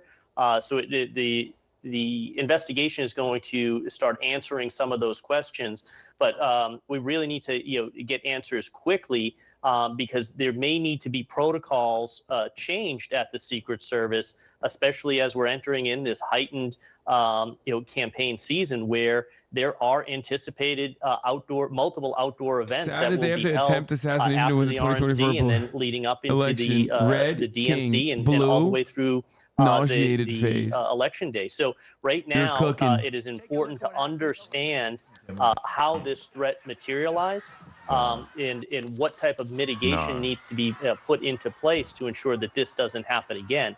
I mean, we came millimeters away from losing former President so Trump it's to real? an assassination. There's no way that that's cannot real. All the happen moderation ever team has again. been made aware that the Oftentimes Pennsylvania you've heard me shooter say was that, wearing a Demo Race protocols in the t-shirt. Secret We would like to Service are acknowledge born this out and of remind blood. you all that this is an could be article of one clothing those that anyone seminal can buy, moments and for in the no way Secret reflects Service the where they beliefs need to of look Matt or at the brand. how do they actually We here address are all deeply sorry for those long-distance affected by the threats. tragedy, but I we mean, believe it's best once that any the further threat posts on the was subject be identified, removed. it was I'd be removing the current post neutralized on the topic as quickly. well, However, we as they don't only ever serve wanna as get to that inflammatory. point again. I would We also like wanna to reiterate that this is an ensure unofficial that these summary, and this sites, statement does not speak for maintain that Demo Ranch or bunker 360 branding. degrees of Please coverage keep it civil, within the folks. secure perimeter, and now we there's still a have lot no of idea that's the questions actual shit. exterior to that secure perimeter, that long these distance guys are threat operating that on the may same need to be information we addressed. are. Well, We have to learn Just like everything, damage control. everything about what happened to make sure it never happens again. Good point indeed. Evan Perez, we're expecting this briefing to begin momentarily. Local law enforcement, Pennsylvania State Police, the FBI, the Secret Service, and we presumably will be learning more details about what's going on right now. The American public, indeed the world, has a right to know what's going on. Demolition Ranch is That's the right, Wolf. One of the things that like gun YouTuber who has merchandise, and the shooter that shot Trump and failed or missed or hit his ear. I don't know how to fucking say it. Sorry, it's been 9 hours and 30 minutes.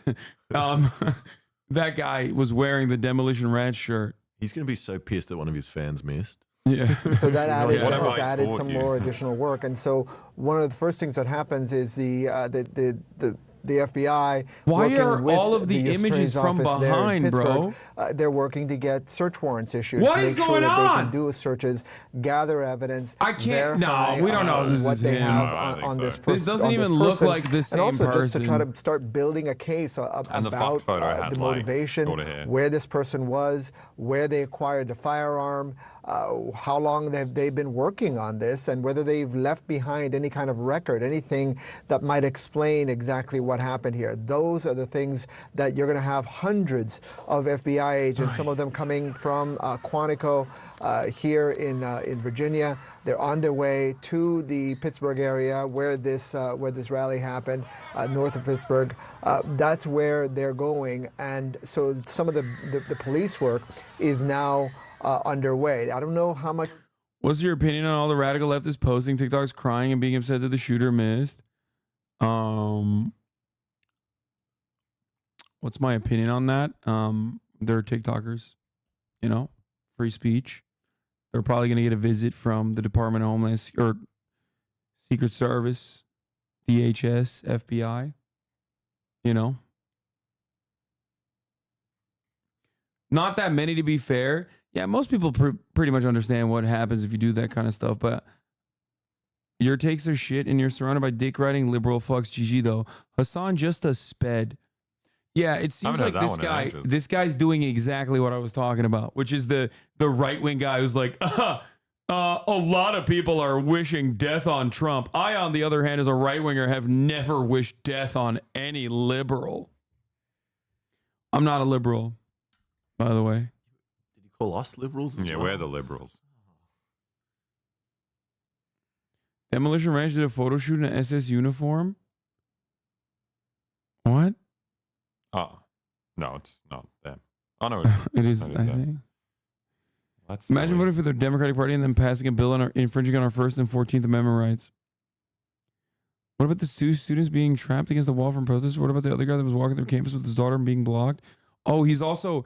Oh, I love this. This is my favorite type of Republican. He's talking about college protesters, like fucking they, them, queer English majors. He's like, oh, terrifying that they were protesting against the state of Israel. Excuse me, no slander for Israel allowed. Also, a bill infringing on our First and 14th Amendment rights. Meanwhile, you're like crying that people are saying mean things about Israel, my favorite country. That's great, man. Keep on keeping on, big dog. Detail around the primary candidate. So what we're seeing here is we actually saw tactical assets that have been applied. We see more intelligence, more post standers. So the Secret Service naturally is adding more. It doesn't necessarily mean it's in response to a specific threat. What it is in response to is rising public, the public persona. The closer that the political activity, or the more the political activity gathers steam, the more assets are required to again build out that comprehensive security program for not only the former president, but also never heard of it, and candidate. does not watch Twitch and either. Jonathan, can we assume that Secret Service protection has been strengthened at the same time for President Biden and Vice President Kamala Harris? Well, it's a little bit of a different structure, Wolf, with when you have a sitting president and a sitting vice president. Their structures are slightly different than former presidents and presidential candidates who are not in office. But you're coming very close to having a majority of those assets still aiming at the applied shooter. to former President Trump as the Republican nominee. So it's coming very close, but there is a nuanced difference. They should have been looking harder. I don't want to get too much into the Secret Service structure and how it bifurcates from the presidential and vice presidential protection structure compared to nominees. But I will say it mirrors very closely, Wolf. And can we assume that whoever Donald Trump names as his vice presidential running mate, we expect him to do that in the next day or two or so, will immediately get Secret Service protection? I think under the current situation, I'm going to hold out on this fucking New York Post article, considering that the last New York Post article I read about the shooter was that he was Chinese. So I think I'm going to wait. I think I'm not going to go. I think I'm not going to go with New York Post. If you have another outlet who didn't immediately, if you have another outlet who didn't immediately say the shooter was Chinese before any information was released about him whatsoever, I would like that outlet. Okay.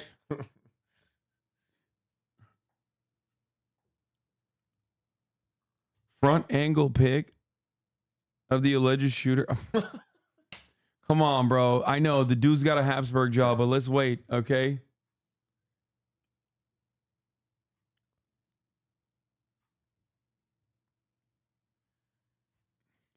Email just sent by Donald Trump. Wait, I didn't get it. I get all the fucking messages. You get? Oh, well, I got a text. I usually get texts. I didn't get one.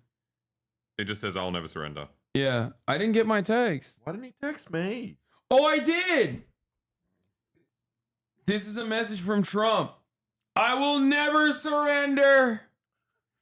Let's go. My last message from Trump is President Trump is excited to see you tomorrow in Butler. Doors open at 1 p.m. Compared to where Donald Trump was on stage, it was only about 500 feet, you know, and we know the government was on that elevated surface. How that happened is still, you know, people just can't believe it, right? How did that happen? All right, hold on a second. Yep. The news conference is beginning right now. Let's go to Butler, Pennsylvania. Oh, bumper. Butler. Whatever the fuck. It's a 13,000 person town, bro. Come on. Is everyone ready? Oh, we're ready. Look at this guy's beard, dude. All right. Why is he smiling? This is a serious situation, So sir. my name is Kevin Rojek. That's R-O-J-E-K. I'm the special agent in charge of the FBI Pittsburgh field office. The first thing I want to say is that the FBI stands with the people of Butler County in Western Pennsylvania, and our hearts go out to the victims of this heinous act which occurred today. This is our community, and I want to let the public know that the FBI has deployed a number of our resources, including investigative agents, our evidence response team, bomb technicians, and we have additional resources coming from other field offices, as well as from FBI headquarters, including our evidence response from Quantico, Virginia. Who's filming? Someone filmed the shooter on TMZ taking We have a shot. intelligence analysts as well, working from our field office in Pittsburgh, working feverishly to attempt to identify the individual who did this and any motives behind why this was done. In the open. Right now, we need the public's help. Anyone who was on scene, who saw anything, who identified any information, please report that to the TMZ 's FBI scary, using bro. either the phone number 1-800-CALL-FBI or online Oh, they at shot him. They blurred him out after this. fbi.gov/Butler. Right there. This evening we had what Zooms we're in calling on an him. assassination attempt against our former president, Donald Trump. It's still an active crime scene. As I mentioned, we have a number of agents on scene. We also are working closely with other federal agencies, our state partners, and our local police partners as well. Again, at this time, we are not prepared to identify who the shooter is. We are close to that identification, and as soon as we are 100% confident in who that individual is, we will share it with the press. With that being said, also, we do not currently have an identified motive, although our investigators are working tirelessly to attempt to identify what that motive was. At this time, I'm going to turn over the podium to Colonel Chris Paris from the I wonder what his motivation was. Thank you very much. My name is Colonel Chris Paris, P-A-R-I-S, Commissioner of Pennsylvania State Police. I would just like to say that the state police have been in regular contact with the governor's office and the full. What if he wanted to kill someone at the Trump rally? Like he didn't even want to. Just the worst FBI timing. And other federal and municipal partners to assist with this investigation. The thoughts and prayers of the Pennsylvania State Police are likewise with the victims of this terrible act. We are prepared to support this investigation in any way, shape, or form, and we stand ready to participate in a full, fair, and competent and thorough investigation. To give you an operational rundown, Deputy Commissioner of Operations, Lieutenant Colonel George Bivens, is behind me, and he will discuss the operational portion that's being conducted by the Pennsylvania State Police. Lieutenant Colonel Bivens. Good evening. So let me describe for you a little bit about the scene that we have over there. Tyler As you Bivens, know, there was a grandstand, a very large area, a lot of people there when this all unfolded. The former president had come out and begun to speak shortly after 6 o'clock this evening, and within about 10 to 15 minutes, a number of sounds were heard, and it became apparent that shots were being fired in that direction. It was a chaotic scene. Law enforcement, I believe, acted heroically, quickly identifying and neutralizing the threat, as well as responding to assist the various victims. PSP had a significant presence on the scene along with all of our federal partners at the time of the shooting.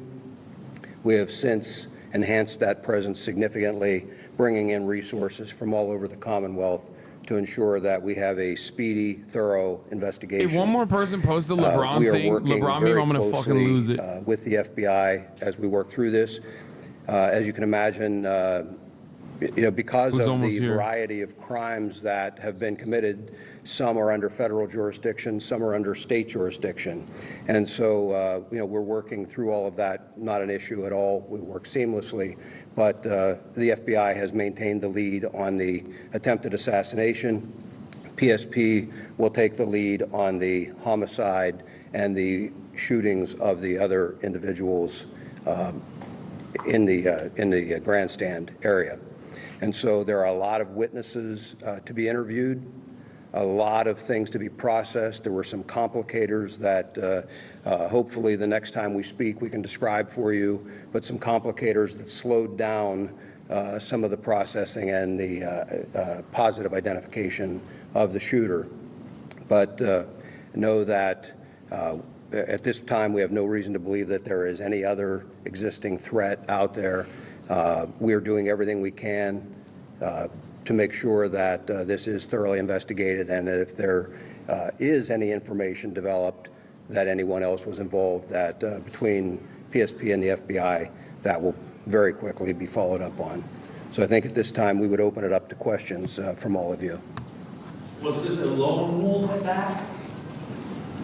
Again, I think it's too early to say. Dude, our police are so incompetent. Shooter tentatively There was like identified.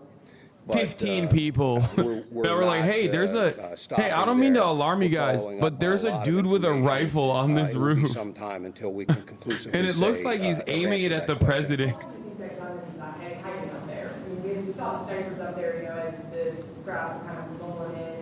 Yeah, the complicators were people yelling at the cops and Secret Service about the dude with the gun. Investigation, but that will all be part of the investigation. But I can tell you that preliminarily it appears everything unfolded very quickly.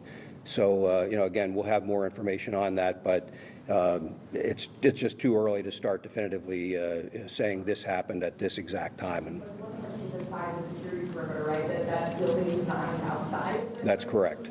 How far outside? We'll have that information for you. It was some distance outside of the security perimeter. That's what liberals get for defunding the police. You're right. You're right, brother.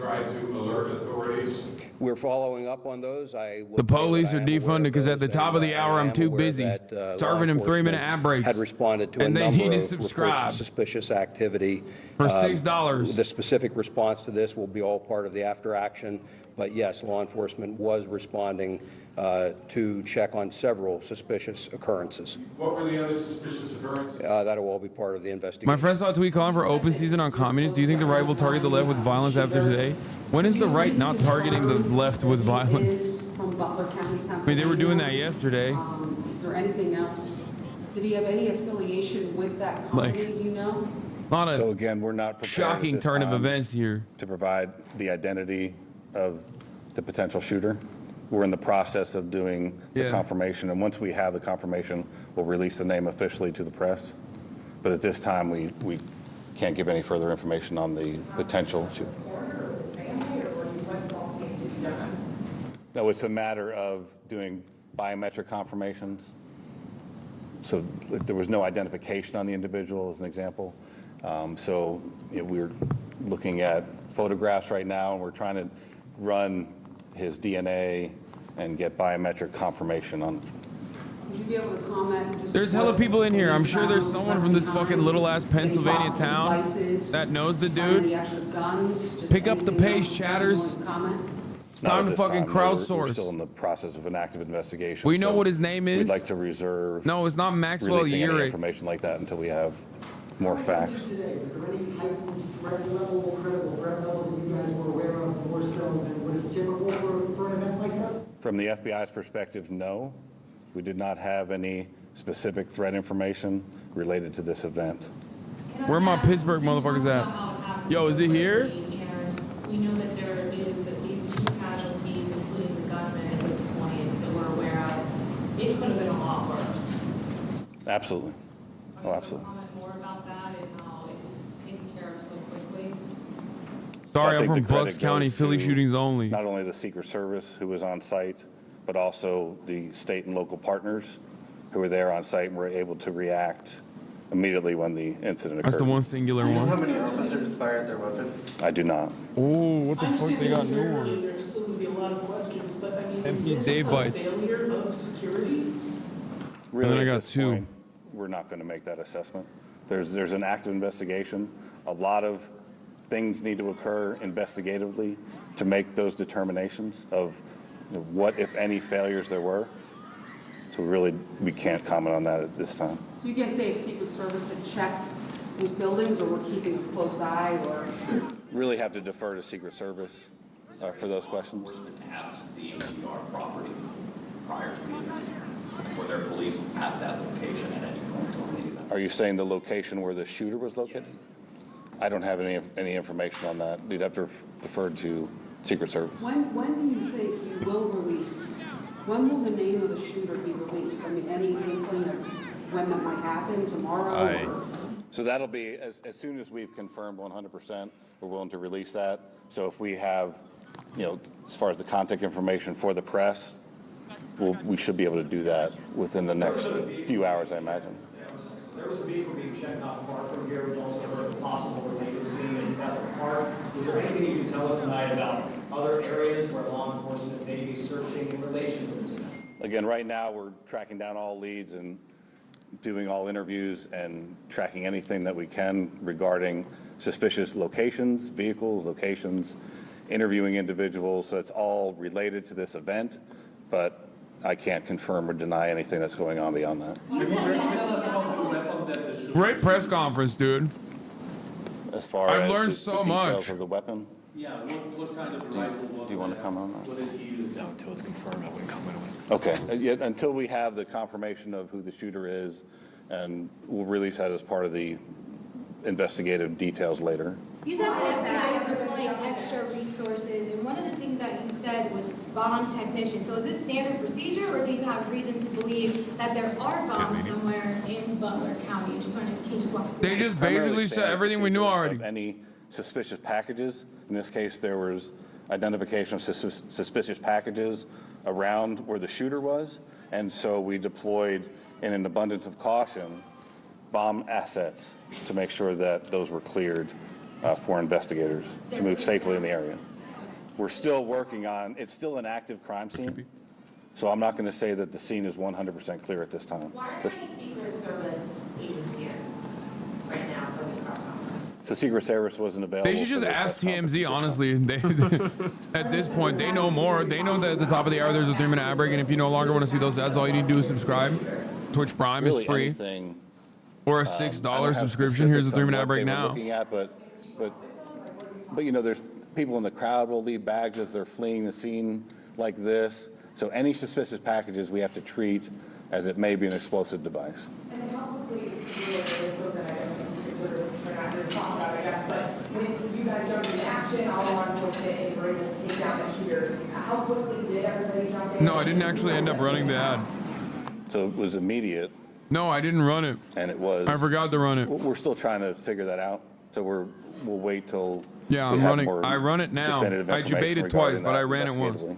What about the person in the crowd? Do you have any information about how they were killed? My understanding was it was from the shooter, but again, those will be details that are released later. Do you search homes or apartments as a part of your method of identifying the individual? Yo, let me get a nug. If that's where the leads take us, absolutely. Turn on? Was Donald Trump hit with a bullet, do you know for sure, or was it potentially something else that could have? I don't have that specific information as far as the injuries to the former president. I understand you're not releasing the suspect's identification right now, but as you know it, is this person known to you guys? Is he somebody that you guys have been looking at due to threats he's possibly made online, et cetera, et cetera? Again, the information that we currently have, we're looking at that obviously very intently. And As we know that information, we'll release that as well. So we'll need to plan another time for a follow-up press conference. We're looking at all investigative leads and everything from, and that's why we asked the public, because I'm sure there'll be cell phone video, there'll be all kinds of information that we'll use to fully flesh out exactly what happened here. I think you're saying you can't say what type of gun it is, but do you know how many shots were fired? I don't. And I don't have that information as far Bro, I as feel like this guy knows less than we do. Like, actually. Is there an identification tonight on the other victims? I've never watched as far as the I've never watched a joint press conference and felt like I knew less. Yeah. So we do have identification on those. We're not prepared to release it at this time. We have notified a number of family members, but they have not had an opportunity to notify extended family and things. Release it. We need to figure it out. I would confirm for you that we did have one individual killed, and I know I heard somebody say about 2 victims. There were 3 in total besides the former president. So 2 critically wounded. I want to know exactly how Chinese he was, because I've already decided he is Chinese. I just don't want to know to what extent. I don't have their exact seating by individual. Again, that'll all be part of the investigation, but their shots were scattered somewhat, and so they weren't just into one particular location. you're saying just one fatality as of right now?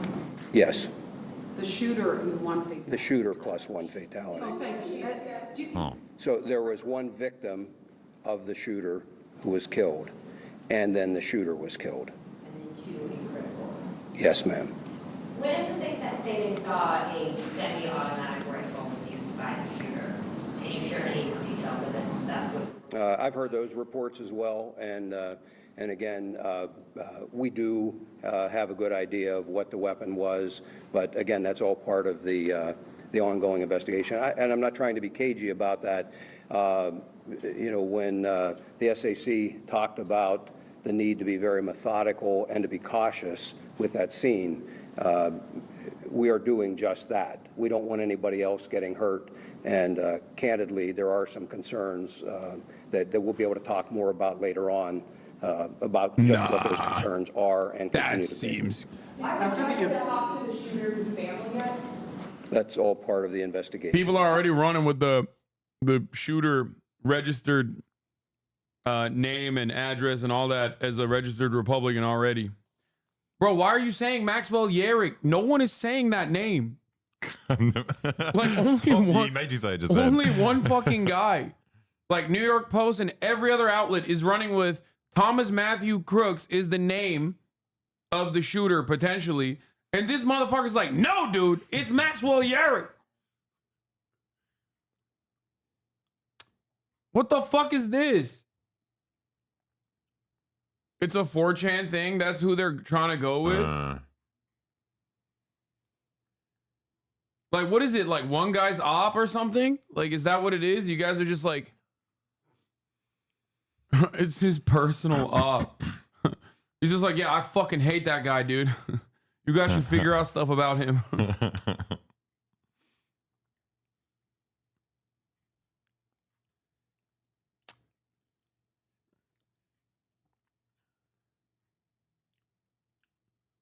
TikTok is going with Mark Violet. Yeah, that's bullshit. That's also not real. We've got some federal violations, some state violations. Yo, Pittsburgher And here. Some guy named Ben investigators are going out methodically. Roethlisberger. We have a large team of investigators that are going out. Yeah, dividing 4chan up- is so fucking stupid because the Maxwell Yerrick guy is some Antifa guy who got arrested. He was 30 years old in 2017. The shooter is 20 years old, bro. What the fuck are you talking about? God damn. 4chan and other like adjacent people are so unimaginably stupid about this shit. I looked it up. I saw the news article. I saw the news article about like Maxwell Yerrick or whatever. And it's some dude who's like fucking 30 years old. Yeah, 4chan is not trying to find the actual guy. They're just trying to blame the left. This could still be a leftist. I'm just saying, like, you know, do a normal, you know, do a better job.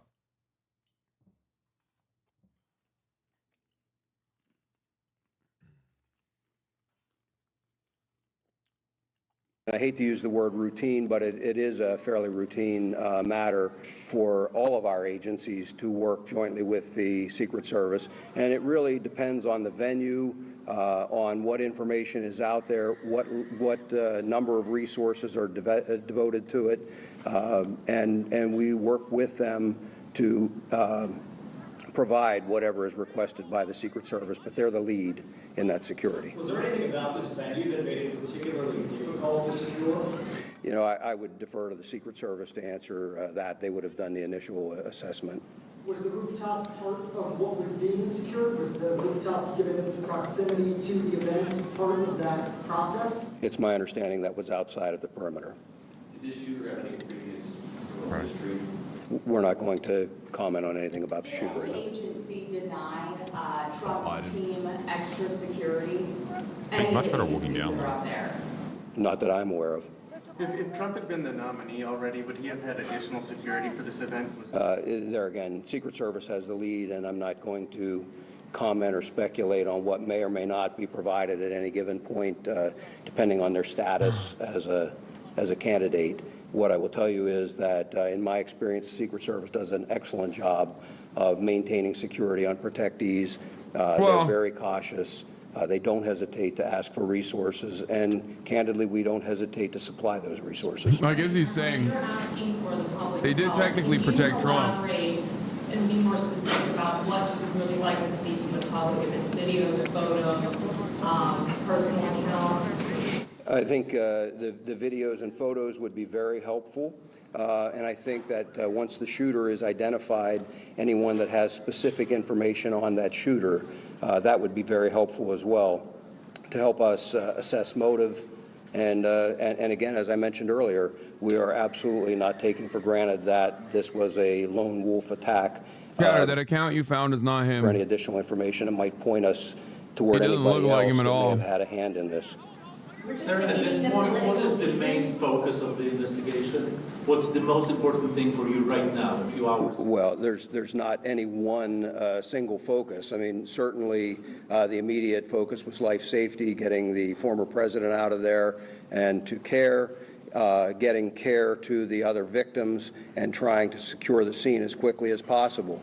It shifted then from a life safety priority to then an investigative priority. And so I guess if I had to point to where we are right now, the single greatest priority would be to identifying a motive and whether there was anyone else involved. We're just beginning the political season. Are you guys concerned with all of these rallies that happen and how they're set up? Is this going to change maybe the venues? Again, I would refer you to the Secret Service in terms of what they work out with the campaigns. We will continue to supply resources, as I'm sure the FBI will, and local partners as well. When this was announced, it was, there was quite a few days of a heads up that people were getting ready to come to this Trump rally. From a law enforcement perspective, when you announce a big event like this, all that time in advance, like a week out, does it give people more time to plan something like this? Well, I suppose, but there's a balance, I would think, that any of the campaigns on either side try to weigh. I mean, the point of them announcing it, I suspect, is because they want the crowd, and so it's not up to us in law enforcement to tell them when they should announce or how they should announce why or this how they happened should tonight. conduct it. We offer our best advice, again, working hand in hand with the Secret Service, offer our best advice of how best to secure and protect that venue. Sir, considering how many people... I should never talk about Trump being a threat, even though he is. Somebody Those said you were going to vote for Biden, so it mustn't be that much of a threat. Yeah, or yeah, it might be the many times where I said I'm not voting for Biden. Sad and tragic as that is. Well, we're certainly grateful that we don't have even more victims. And again, in terms of how this could have occurred, that will all be part of this after-action report and an investigation that occurs so that we can hopefully ensure that something like this doesn't happen again. Has an autopsy been conducted yet, or is it scheduled? It has not been conducted yet. I do not. If somebody has video of the photo. Have you prayed on Trump yet? Dude, I haven't stopped. So we have the 1-800-CALL FBI if you have audio tips, and then we set up a specific tip line for audio and video, and that's fbi.gov/Butler. And they should send you just like any video? Anything that anyone has that is related to this incident that they think may be of assistance investigatively, we'll take anything and we'll analyze it and we'll make the determination if it's of investigative value. Go ahead. So from what you've been briefed on, it sounds like law enforcement only knew he was up there until shots were fired. Is that what you're hearing? So that is the assessment at this time. That So are you surprised that a sniper was able to fire off a handful of shots at the former president? I mean, again, we're still working through the security apparatus that the Secret Service had in place, what potentially happened. There's going to be a long investigation into exactly what took place and how the individual was able to get access to the location, what type of weapon he had. All that is really days, weeks, and months of investigation. he was able to get off like 4 or 5 shots. It is surprising. How could he have been able to access a rifle with such ease in the United States of America in Pennsylvania? Going back to the I wonder. of this building, I think it's going to be really difficult for people to understand that this building with a very high vantage point, some... We're all wondering how this happened. Isn't part of that, right? What goes into that conversation over what is in and out and why wouldn't that be? Again, the Secret Service really needs to answer that question. They conduct the initial site survey. They do the initial security assessments and determine where the different security locations should be, and they're the ones who are in charge of securing the scene. We, along with other state and local assets, are there to support the Secret Service and their mission. How many troopers and agents were at the rally, obviously before the shooting, and how is that number determined, and should perhaps there have been more? So I don't have the specific numbers. I doubt you do as well. No, I can speak. Why are the Republicans not saying this is a psyop to ban guns? Isn't that what they say all the time? Yeah, that is weird. It's kind of odd that they're not saying that this is a psyop to ban guns this time around. I think something when kids are killed. Or when it's like a right-wing Republican. Yeah. So it's weird. And again, the number is driven by what the request is from the Secret Service. You know, just in their defense, I mean, what I would want to say is it is incredibly difficult to have a venue open to the public and to secure that against any possible threat, against a very determined attacker. That's a huge lift to try and do it. And, you know, again, the investigation will really give us an opportunity to take a look at where any failures occurred and what can be done better in the future. Lieutenant Colonel Bivens, do you know when another briefing might be held? Yeah. We don't have one scheduled, but I would tell you we will let you know and give you plenty of notice. Certainly, as soon as additional things wanna go to the next Trump that rally? would be noteworthy or of interest We'll stay to you, around. we'll get that scheduled and have another with you. Locally, what can residents, businesses expect to happen with the investigation over the next couple of days? Like, what's going to be going on there? Well, again, the interviews will all be occurring, and so they may see law enforcement in their communities. People came from a wide area to come to this rally, I'm told. So, you know, there's going to be law enforcement fanning out, and as additional calls, photos, videos come in, you know, those additional interviews will result in law enforcement being out in the community conducting those interviews. But otherwise, they really shouldn't see any other significant impact in the community. Can you confirm whether it's a male or female, the homicide, the I bystander? love the pickles, bro. You don't like the pickles? It's a male. You're too salty. Yes.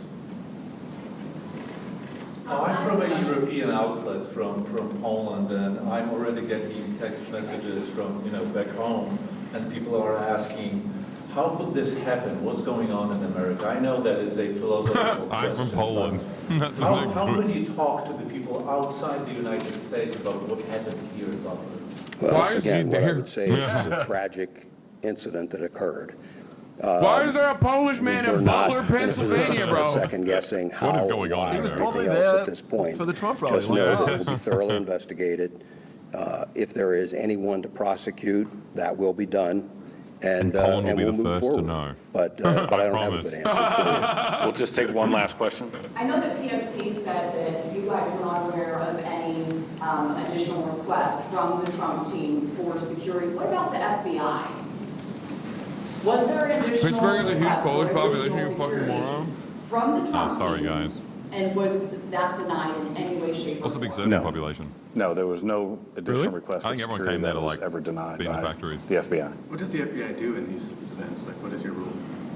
So we showed up after the fact.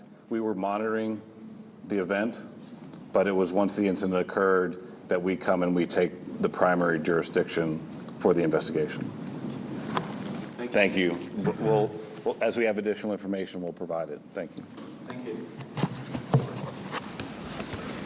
Listening That to a was press such a conference waste of time. with the Yeah. FBI, local law enforcement, Why? back with Jonathan Wacker, They just Evan have to Perez, just John do Miller. something. They just suck, John Miller, dude. let's start That's out why. with They you. can't What be stood good out at to you? anything. Not a lot of information. They're not releasing the name. They believe they're confident they have the Also, they haven't identity actually said of the name yet. That's just of the the internet. alleged shooter, but and they are not saying anything about a motive at this point. No, and they're waiting to confirm the identity that they suspect is that of the shooter through DNA. Pennsylvania People State are already Police running with the and narrative the that it's like FBI some are right-wing at Republican the guy. residence, about an I mean, hour that seems away too. from where the shooting occurred, where they believe. That seems too convenient to be true. Okay. Like, why the fuck would he kill the goat? And they are holding that as they Or try to kill the get goat. their search warrant, and that will probably help them get the DNA. As Evan reported, the suspect was found without identification on him. Now, there are a number of ways that they could have gotten to that name, Anderson. One way would He was a have been DeSantis through, fan. Yeah, dude. Ron DeSantis fans, diehard ride or die Ron DeSantis fans trying to kill Donald Trump. So funny. It's just as not likely as, like, I don't know, like an Elizabeth Warren fan trying to kill someone, like trying to do political violence. in the press conference was that they are asking people to call with tips to 1-800-CALL-FBI if you have any information. The thing that you can anticipate by tomorrow is It's so much they easier will to set up send a things to TMZ digital than this drop shit. site on their FBI.gov site where people can send their videos in. They know that aside from what we have from our live coverage at the event and other networks have. Bro, are these that there motherfuckers are- that defunded? Like we have to do their job for them? Come on, bro. You find the fucking videos, bitch. What do you mean? Like, what the hell is this shit? Just ask TMZ. Give us some goddamn names first, okay? We'll get to work. Oh my god. Oh, it's Kaya. I thought it was like touching your foot again. wet foot. And it was wet. That's down. No. I'm tense. My president almost died. No, I don't think he's actually a registered Republican. Everybody chill. I don't think that's the case, okay? And people are coming up with all these different like formats of this picture. Yeah. Also, we don't know if that's his name. I think it's just too unimaginably convenient of a narrative, okay? But it's also like, even if he is, like, who cares? He's like a mentally ill dude. Like, I don't know. Like, he's. Yeah, but I mean, this like destroys the Chatelet thing. Has to make you wonder, what's Chatelet? Well, just saying, if he was a Demolition Ranch fan, What the fuck is a most likely a Chatelet? Republican. 4chan? Chatelet is a 4chan meme? Dude, every day of my life, I'm so fucking happy I'm not like that much of a fucking online loser, even though I spend like 8 to 9 hours every day online. Like, honestly, what is it? You got Google, don't you? Man, you think I'm gonna Google some fucking loser 4chan shit, dude? I don't want to know about it. Like, You're going to Google it. I'm gonna Google it. Yeah. Shut up.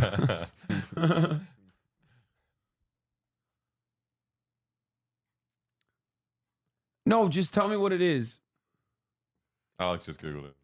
I don't want to tell you. Pipe down. Reporter just called you morbidly online. Wait, you know what it is? Yeah, but I'm not telling you. Chatelet by Pepe. It's 4chan shit. There's no. Oh, I've heard this before.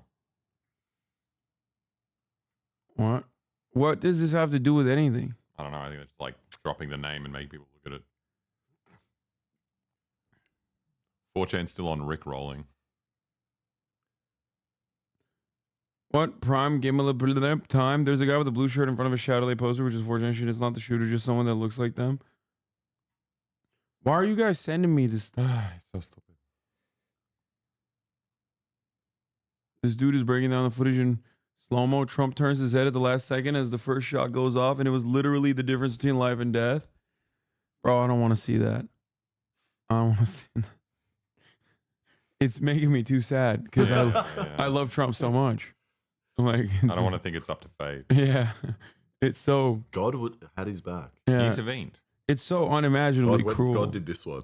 Yeah. Thank God God had his back. Yeah. Hello? Why is it that like anytime like anything like this happens, there's just like an entire Discord server full of people who are like, let's go everywhere we can and just lie. Like, and let's talk about like our inside memes in these other places. Like, it's the stinkiest thing you can do, I think. Oh yeah, the shooter was a Shadowlay fan. It's like, what?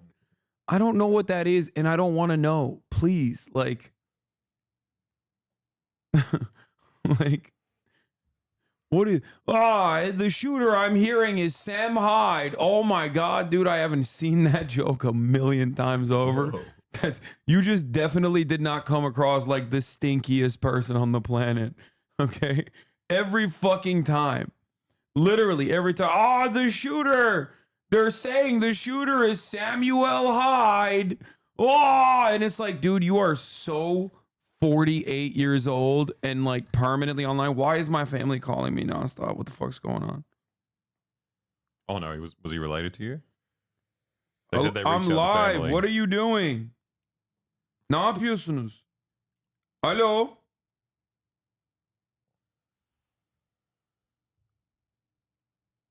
What?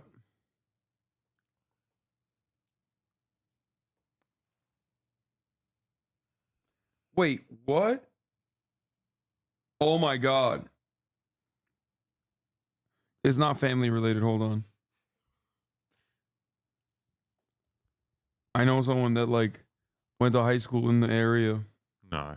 100%. I want to hear more about the Polish perspective on what's happening here. What? Accidental renaissance? No, my mom and my dad were calling me, but also simultaneously, I saw another text message from a friend. Snipers, and the threat was put down. So there's a lot of questions here that remain to be answered, but we'll start seeing that polls some out of of those this. questions being answered over Bro, the next I didn't want to 24 bring hours. up the polls. Jonathan Wacker, Evan Perez, The John Polish Miller, guy brought up the everyone polls. He said at Poland the end mentioned. of a difficult and traumatic day. From what we just heard at the press conference, there is clearly much more to come in this situation, potentially a lot more repercussions from it. And Anderson, as all of this unfolds, and it's very, very painful to even be reporting about what has happened, CNN, of course, will be there to bring it all to you. For now, thanks very much for watching. The news continues right now with Jim Sciutto. His name's not Jim Shooter. Yeah. This is Jim. Find a different guy, dude. There's so many people here. At CNN. No, it's not shooter. Like it's you guys are such anti-Italian freaks, dude. Okay. No, it's not shooter. It's like prosciutto. They did officially call this an assassination attempt. The FBI has. They say they have not identified a motive for the shooter. They say there is no reason to believe at this point there are other existing threats. They have tentatively identified the shooter, but they say they're waiting to confirm the shooter's identity through DNA and other means. They say they did not receive any threat information prior to this shooting. And It's when not asked gone. about the I'm just number of blocked by shots, these multiple fucking shots people. that the shooter was able to get off, the FBI What? said it is surprising the shooter was able to manage that before being taken out by authorities. The widely Donald Trump's circulated advisors photo of say Thomas he is Matthew fine Cook and will be at the Republican is actually National ex-user Convention this week Jew-gazing. after he was shot. He's unrelated to the attempted assassination of the former It happened president. at a rally in Pennsylvania on Saturday while Mr. Trump was speaking, and the cameras were rolling. I really see something that said, What are these take people a look doing? what happened.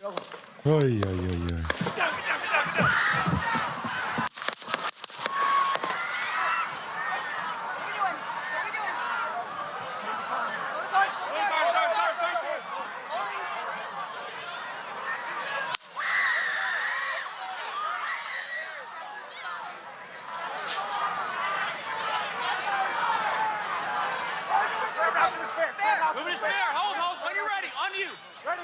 Move! I don't know who the fuck Jew gazing is. The guy in the photo. Get ready. We ready? This has 200 likes. Nobody thinks it's this guy. Like, nobody thinks it's this guy. I don't think. Like, oh, they're posting a photo of him. They're saying that photo. Yeah, it does look different. Yeah, that is him. Yeah, okay. A lot of people do. What is Don Lemon posted it. Did they post his photo? Don't be shy, talk about the shooter. Blood on your hands.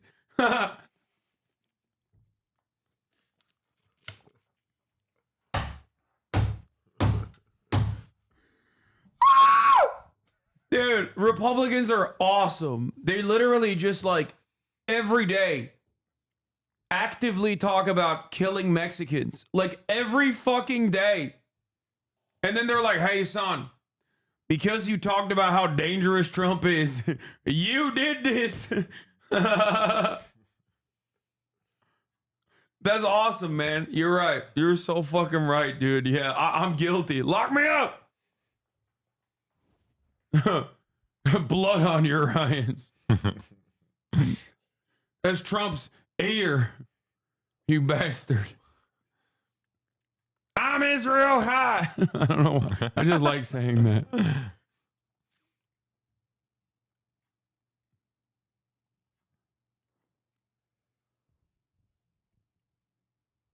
But yeah, no, I've been talking about the shooter. The FBI is now appealing for the public's help in their ongoing investigation.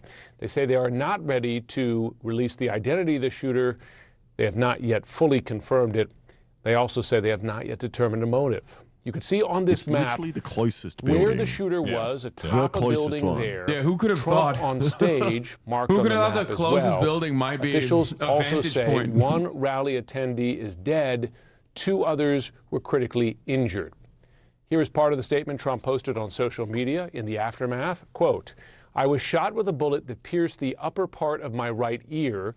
I knew immediately that something was wrong in that I heard a whizzing sound, shots, and immediately felt the bullet ripping through the skin.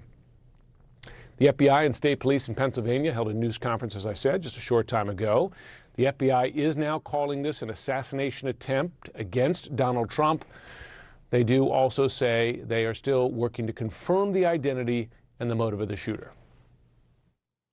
This evening we had what we're calling an assassination attempt against our former president, Donald Trump. It's still an active crime scene. It's not him. As I mentioned, we have a number of agents on scene. I knew it was a Chinese guy. Dude, I This was all never misdirection. said it was this guy, bro. I've never shown his photo. I don't know who this guy is. Okay?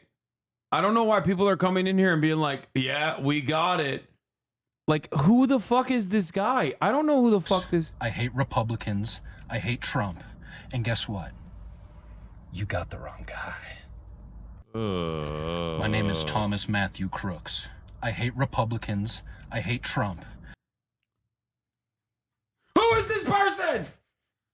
He's the Joker. He's so cool. Yeah.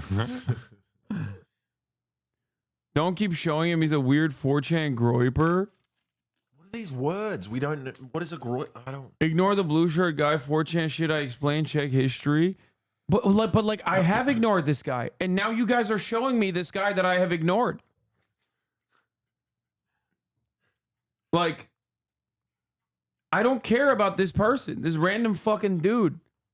He doesn't even look like the dude who got domed.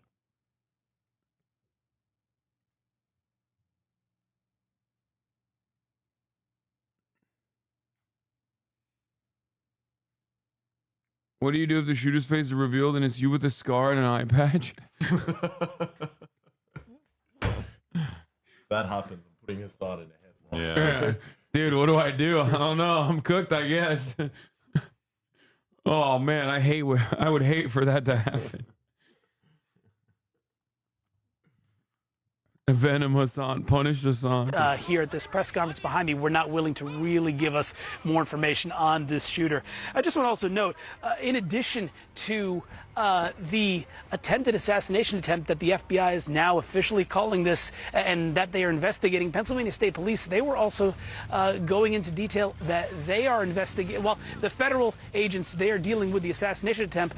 The Pennsylvania State Police, they're dealing with the homicide of one person who was also in the crowd and 2 others who were also critically wounded at that Trump rally due to gunfire as well. There are so many questions that we have. At this point, it's too early, according to law enforcement officials, to say if this was just a lone wolf. It is too early to say how long this shooter potentially was up there on that roof that you've been describing over the past few minutes. And also at this point, it's too early to say what any motive for this particular shooting is. So those are all some of the questions that we are hoping to get answers to in the coming certainly hours and days. One of the things that I'll note, though, is I asked the folks here behind me, the law enforcement officials, if this was a failure of security, which clearly it does seem here that it was a massive failure of security. And the FBI, I think it is funny that they're like, this is officially an assassination attempt, because like whenever they go, what do you think the motive is? It's like, oh, he was just trying to kill the guy behind Donald Trump. Just, you know, just such an unfortunate way to do it. You know, he couldn't just like wait until later. questions that we were asking of these officials about lapses in security here for this event, they said that you have to put those to Secret Service, and of course Secret Service was not present at this particular press conference. So again, there are still at this point a lot of questions that we do have, certainly about the identification of the person, how long he was there, and how in the world this was able to happen. But the FBI and keep saying it's local Thomas law Crooks to go enforcement, video they're going around encouraging as if people Thomas who Crooks, the may video have of Thomas been Crooks at that saying is not rally him. to call in, to provide any Dude, other cell phone video that it's they a might have random taken, person saying that that's their name. Please stop. potentially know who might have been that shooter, to come forward What and is to help with this happening? investigation. And I think that we're just getting an incredible look, certainly a first look, I should say, at the massive guy's dressed scale as of the this Wall. investigation that is underway that's right a now. famous From guy. the That's a federal good level, costume. That's a to the famous local Trump guy. level Like in Trump Western has like a lot of Pennsylvania. famous fans. Back to you. And he would like fly all around. No question, for Danny the Freeman. rallies. As we noted earlier, the FBI is now leading that investigation.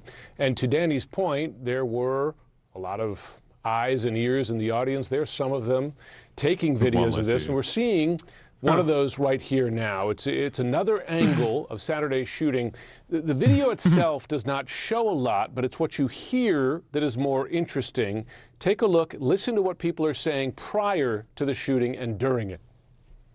And look what happened to us. We've seen this so many times. Probably 20 million people. Show the TMZ video, bro. That shit is way crazier. Dude, that's also wild. They are like saying he's got a gun, and it takes a while for them to shoot the guy. Like, I feel like they tried everything. They tried everything in their power to physically stop this from happening. He's on top of the roof. Don't go over there. He's on the roof, buddy.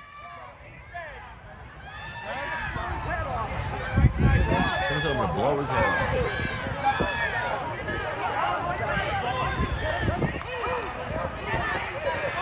He's dead. I just seen his hair go up. They shot him in the head. He's dead. Holy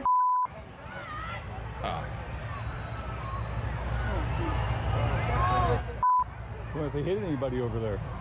Yinzers are so funny.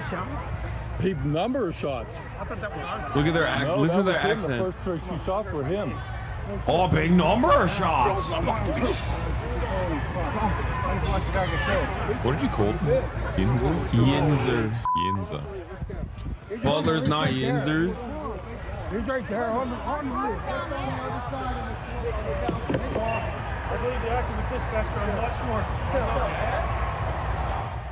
Part of what that video highlights is that prior to the shooting, there were people just outside the security cordon at that event who saw from Pittsburgh, and we don't someone claim on these top Butler of the people? building, someone who appears to have been the Yinzers are shooter, from Pittsburgh. and were attempting to Pittsburghians. warn police about it before those shots were Nah, fired. Of course, Butler that is video deep. here when the Yinzer, shots are ignore fired, that and jag those same off. people witnessing when the shooter was taken out. From there, we go to another angle. It shows a different angle, but a revealing perspective. What you're looking at here appears to be Secret Service counter snipers on a roof of the building just behind where Donald Trump was speaking. And you can see them reacting to something off camera. Kaya, you are being annoying. In fact, the sniper's gun, the weapon jerks upward right there at the moment of the first shots.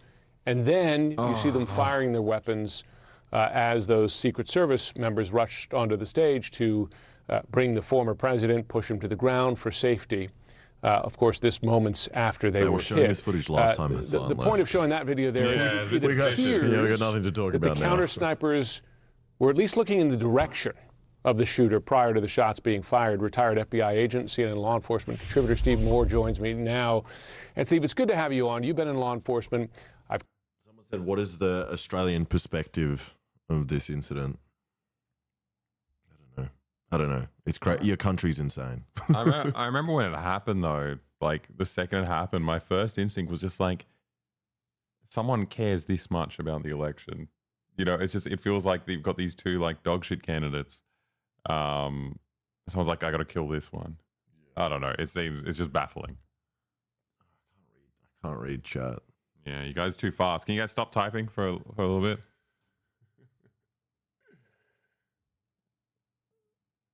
Does this make you want to go back to Australia? A little bit. Yeah. I'm slightly scared there's going to be like a coup. Like it's another civil war. Yeah, we filmed SneakerCon. We don't need to be here anymore.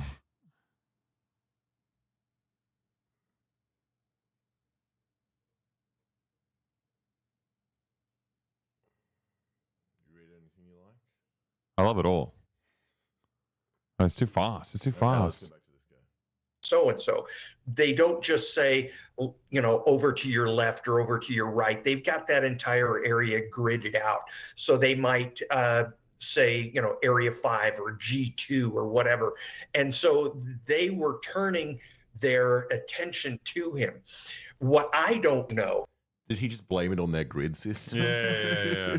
The fact that everyone was pointing at him wasn't enough. To be fair, it's hard. Whenever people play chess and they say fucking H6. What is that? What does that mean? That's I don't know, crazy. it's stupid. How do I go back to normal chat? Wait, Like, where do I? wait, scroll down. I'm scrolling down, but chat's moving. There's too much. fast. No. I Look, can't you're gonna get there. You're scroll scrolling fast enough. No, I'm You gotta- scrolling and I'm not getting there. You'll get it. You get it. Okay, what's the newest?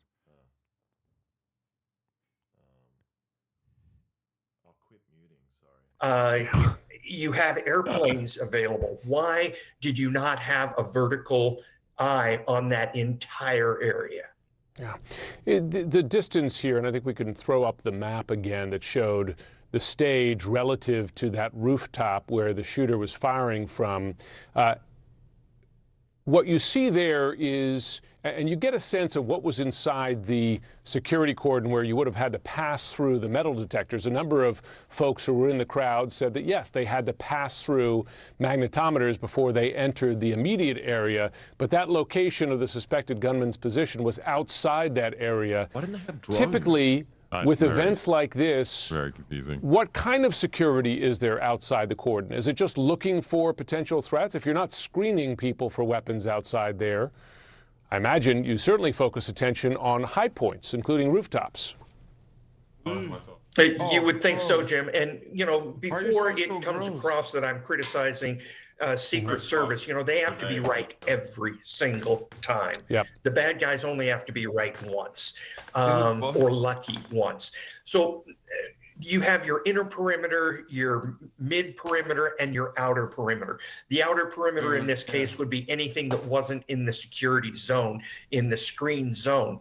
That is frequently an area picked up by local police who are assisting, as you've heard many times during this evening. Local police assist in each one of these things and provide valuable services to the Secret Service. So that would likely have been an area given over to local police. But I'm not sure that it was an appropriate distance to be out. I was a counter sniper for 2 years, and I'm telling you, if that was 100 to 150 yards, which is what it looks like, it's not actually a gimme, but it's close. I mean, that is, if you have somebody trained, that is much too close to have high ground occupied by the bad guy. Oh, our big beautiful bold president, he's out.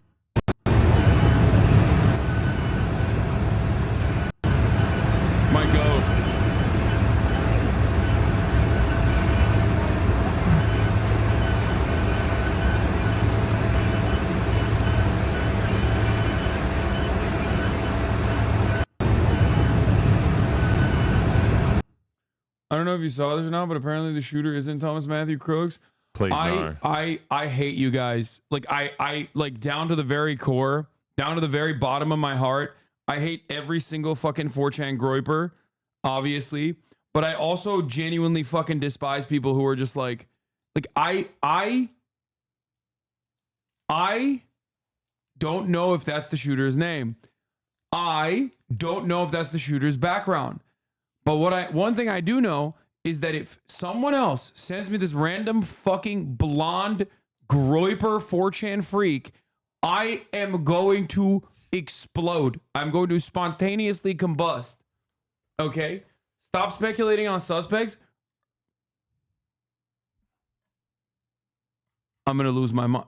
Who are you talking to?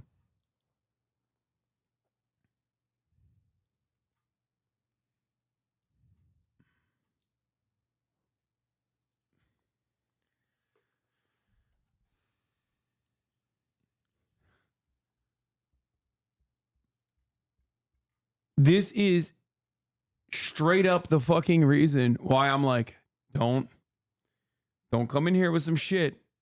Okay? Don't come in here with some shit. You don't know who the shooter is. Just stop posting this stuff. And it's really fucking annoying because some dude in the chat, or not some dude in the chat, but like some random fucking groiper dickhead is being like, oh, I'm the name that everyone's talking about, and I hate Republicans, and it's not me. I'm not the one. Don Lemon posted a pic of Jew gazing and said it isn't said it's the shooter, but it's not. Okay, then go yell at Don Lemon. Why are you in here? Am I Don Lemon? Am I Don Lemon of the Lemon Show? Do I look like I have? Am I Don Lemon? Did I used to work at CNN and then get fired for being misogynistic? Okay. Is that me? Am I Don Lemon? Go yell at Don Lemon. Don't yell at me. Don Lemon is so not me. He didn't even come on the broadcast. He was supposed to. We were supposed to have a convo. He didn't even fucking come on the broadcast.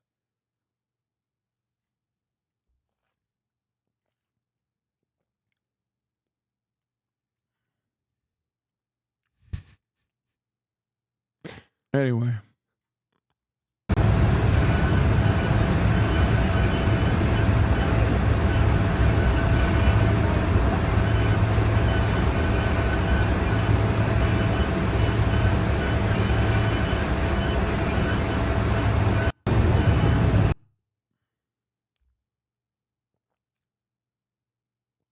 Play the TMZ video just for the audio. The conversations going on are crazy.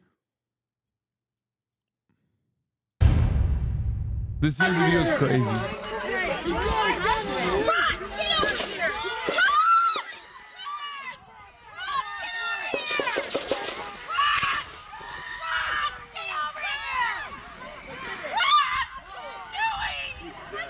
hope he's turning this way. Be careful, guys. Is that he's turning this way? Yeah, no, he's super dead. He just got popped at that point. He is not turning anywhere. You know what I mean?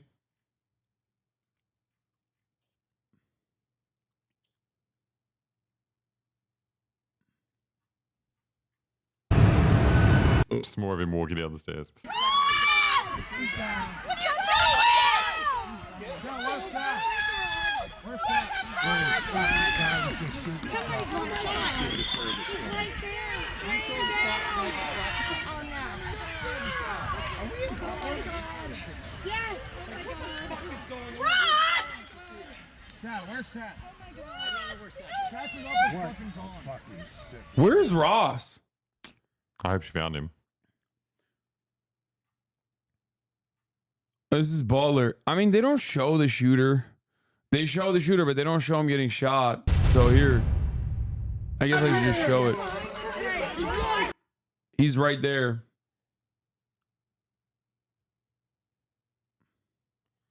People oh my still God, think please it's the stop. Crooks. Don't even read it. It's so stupid.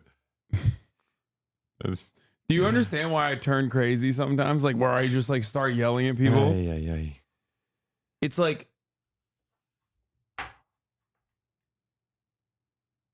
do you get it?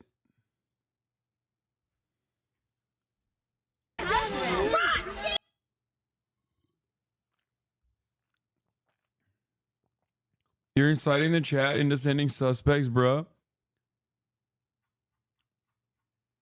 There you go. Take the ban. Especially if that was you trying to fucking...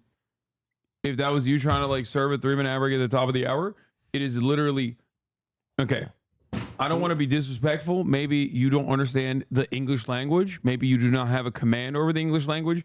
But I'm doing the exact opposite of that when I say don't fucking talk about these situations like before there's actual confirmation.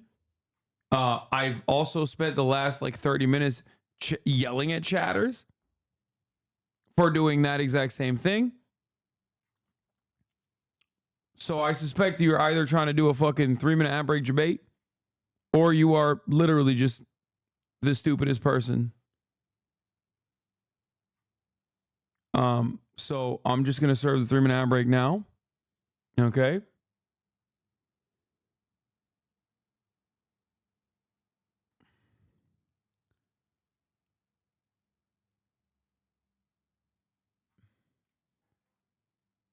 I'm very sorry. This sucks, bro. I usually watch it on YouTube. I never knew why you yelled at chat so much, but damn. Yeah.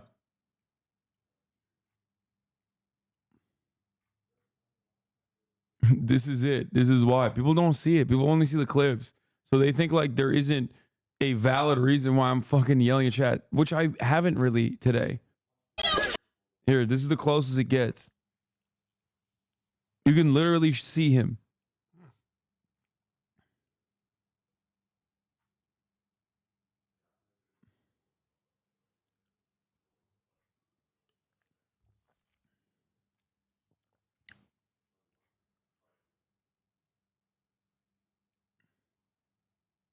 Trump assassin really didn't want us to see Hasan's Elden Ring build. It's true. Holy fuck, how are you not freaking out right now? Why would I be freaking out?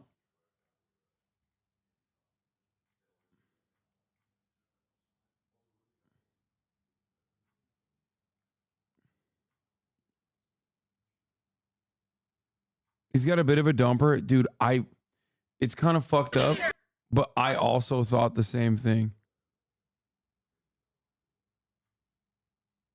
Anyway, this is like his last moment, basically.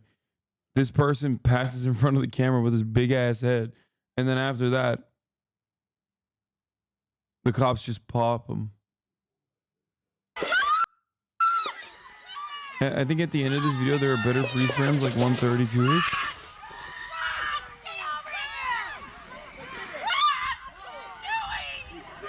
I hope he's turning this way. Be careful, guys. What are you doing? Where's that? Somebody come on. He's right there. I'm sure the stop sign is shot. Oh no. Are we in Cutler? Yes. What the fuck is going on? Dad, where's Seth? Oh my God. I don't know where's Seth. It's got to be wild to be the guy named Ross in this situation. And like, there's a dude who tried to assassinate the president, like in your immediate vicinity. Like, I feel like Ross is not the worst guy here. You know what I mean? Even though he's very prominent in the video, it's just a bad day to be a Ross, I think. Because I don't think it's Ross's fault, whatever is happening.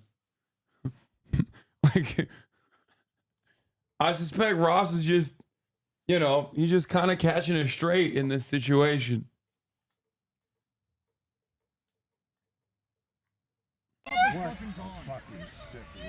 Dude, that's exactly why we need fucking Trump here. Wait, what? Oh, the fucking Secret Service don't fuck around, man. Holy shit. That's right. Yeah, look, they're undercover. Where's Seth? That's him laying. Wait, they don't show him getting shot, do they?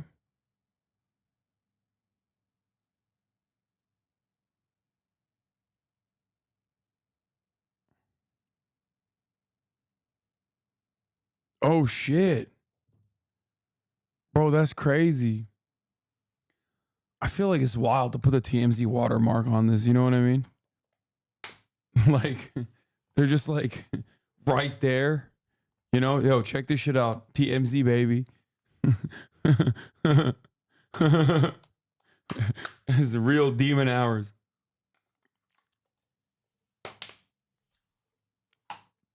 Wild thing to just put your, it's like the Zapruder footage. And you just put your fucking copyright on it.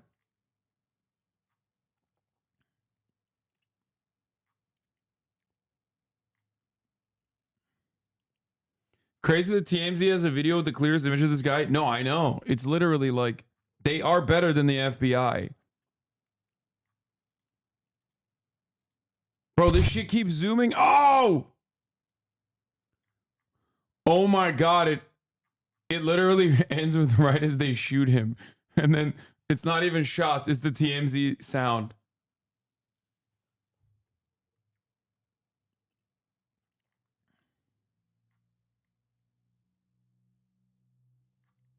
So this is the guy.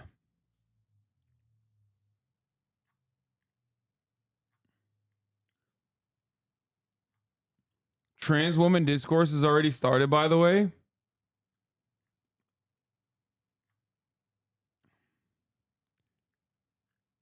course it has. Yeah, I think this guy did it. You think?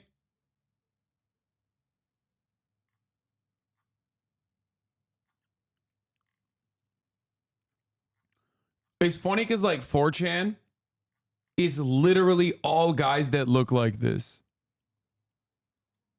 Okay? And it's currently all the people that are transvestigating this guy also look like him, which is why it's like pretty funny. They're like, oh yeah, this weird guy with the fucking long hair and looks like he hasn't had a shower in months, like must be trans. It's like, bro, you look like him. You look exactly like him. He just looks like a basement dweller.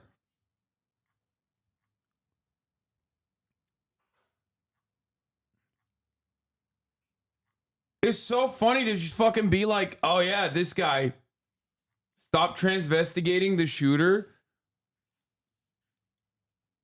Top of the hour, bud. I already ran the ad break.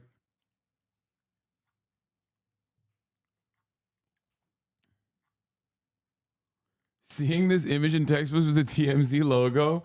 Yeah, attempted assassination of Joe Biden or Donald Trump, colorized 7/13/2024.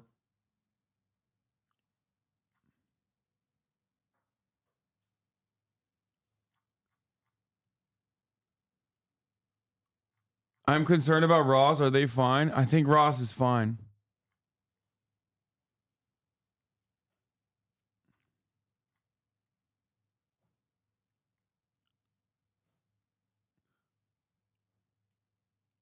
We got to check your 2024 predictions for this. Are you going to be on tomorrow? Yes. I actually had a trailer that I was going to be shooting tomorrow, but we understandably moved it. So I will be live tomorrow. I also had a birthday party that I was supposed to attend, which we will be attending. Yeah, we're going. Go grab Alex. And let's get going. This is the Obama war room for me.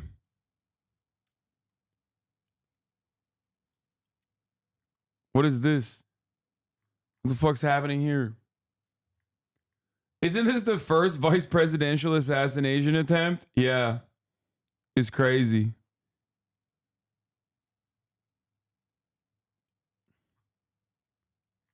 Assassination party? No, man, it's a birthday party. Has the shooter been identified yet? No. It's all the FaZe guys in LA, I think. How's Rage doing? Is his eye all right? Do you guys know? At 10 p.m. birthday party? Yeah, brother, we're not fucking children. What do you mean? Isn't that Kason on the right? Yeah, it is. Now his eye is cooked.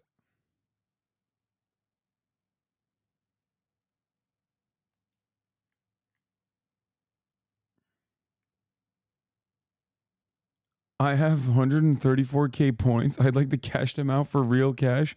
I'll DM you my Cash App. Yeah, that's how it works, man.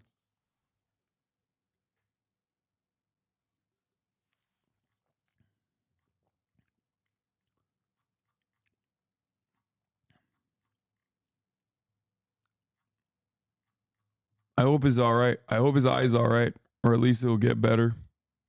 I like that they're. By the way, Chatter said he has. Wait, what is this?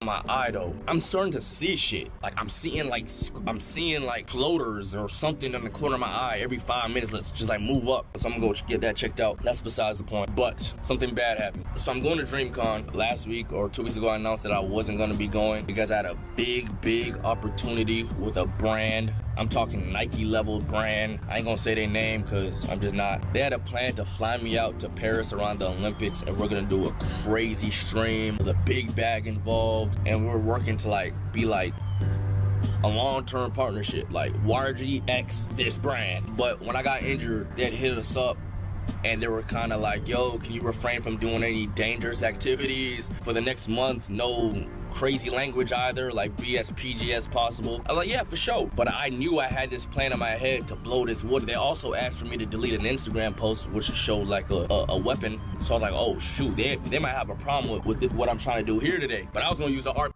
To be fair, he didn't do anything that crazy. Like, he was just cutting wood. You're a jabroni with your own motives? Yippee. Who says jabroni? What do you think happens next? I didn't answer him. Yeah, it's not like he was doing something crazy. He was like chopping wood. Problem is he was chopping it at night. That's one thing. And he also didn't have like, I guess, eye protection. But ultimately,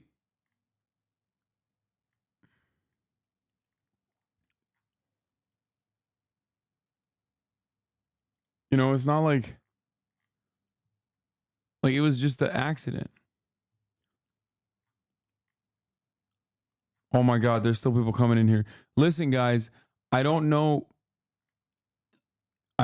That's how he injured his eye. Yeah, he was chopping wood and he like released it. Like he like the axe hit him in the eye.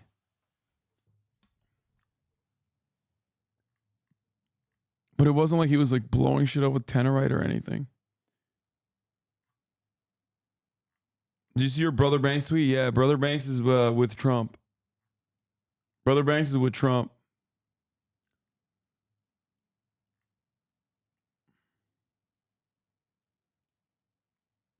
Hey, Hasan, just popping in the stream. Just wanted to let you know Donald Trump was recently shot in the ear. I think you should really cover this. Just checking in. When you 2v2ing Max v. Jason? I thought we were going to do it tomorrow, but I don't even know if we can do it tomorrow anymore. But I want to do it still, but we'll figure it out. Do you think we'll ever know the motive? Dude, this is one of the few instances where like the motive, it seems kind of obvious, right?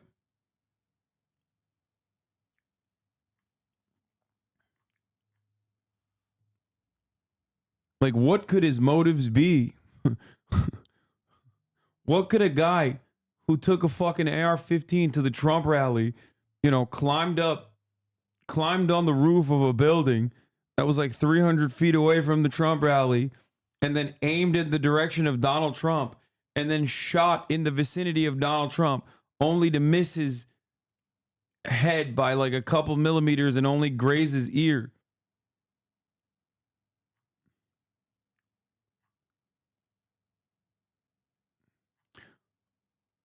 Oh, motive is oh, you mean like, is he actually fucking anti-Trump because he's a Democrat? Is that what you guys are asking? Freeman joins us now from Butler, Pennsylvania. And we heard from the FBI and police that they believe they know who the shooter is. They're waiting to confirm his identity, but they've not identified a motive. There's a long... I think they just wanted to kill Trump. But as far as like his ideology goes, I don't know. He could be like a crazy, he could be like a fucking crazy liberal. He could be a crazy guy in general. Because like, remember the guy who fucking shot Ronald Reagan and, you know, didn't kill him. He was the guy who shot Ronald Reagan was just like cuckoo for Cocoa Puffs.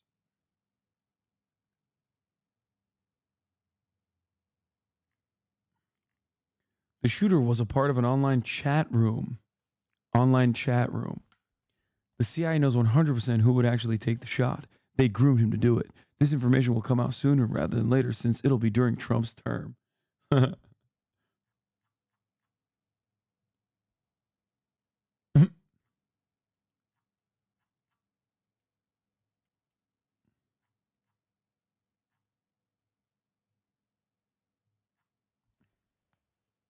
My man said chat room. Like a 55-year-old.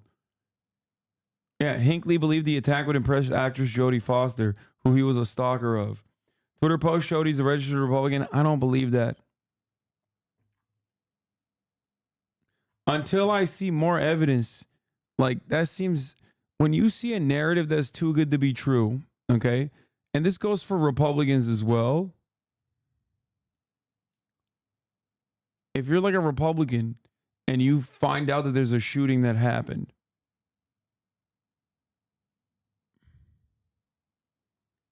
okay, and then you're like, oh, the shooter I'm hearing is like insert whatever marginalized group you hate, maybe don't immediately rush to that judgment.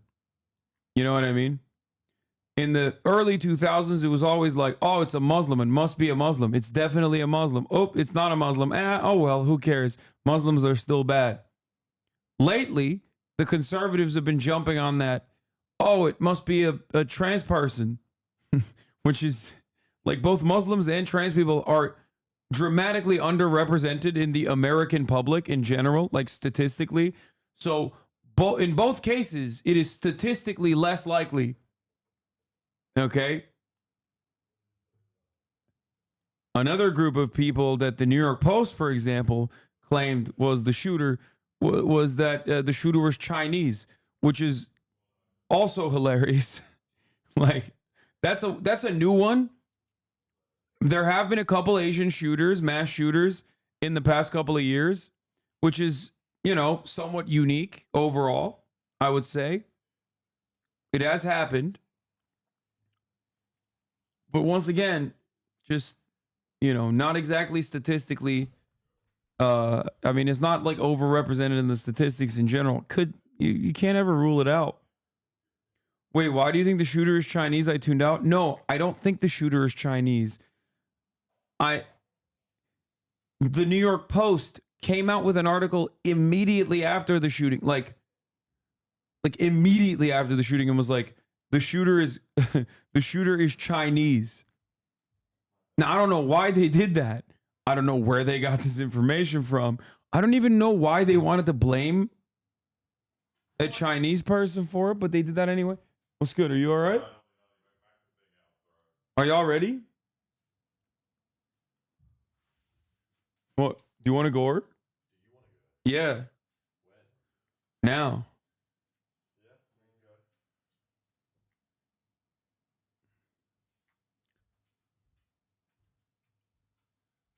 New York Post, the shooter is black or Chinese. My Albanian sources claim the shooter is Serbian. Anyway, I'm really tired. And we have an event to go to.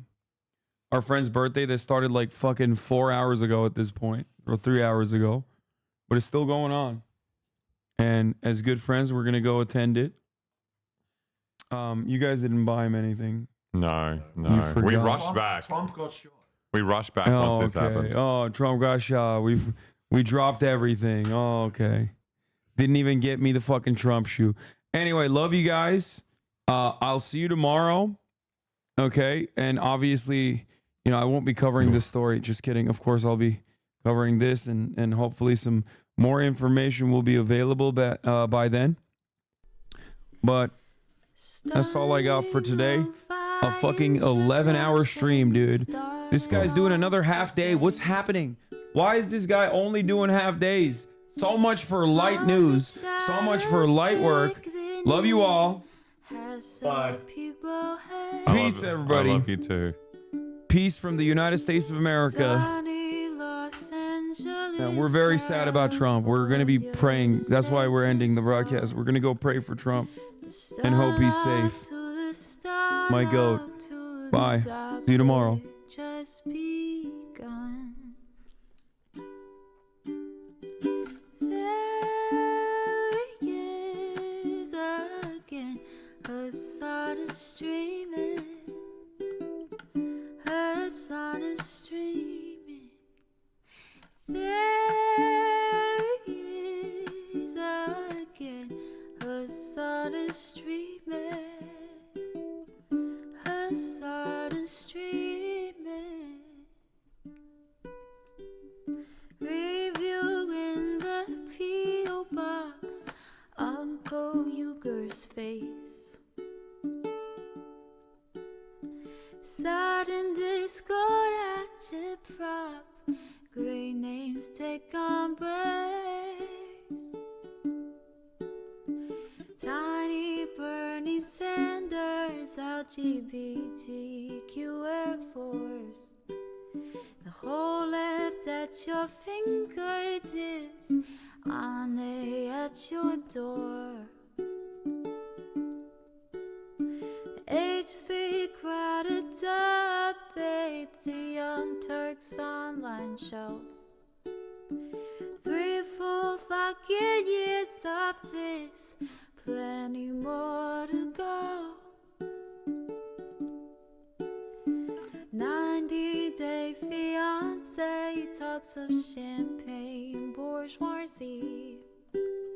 A Trump rally live reaction, a mass riot at DC. There he is again, Hasan is streaming. Hasan is streaming.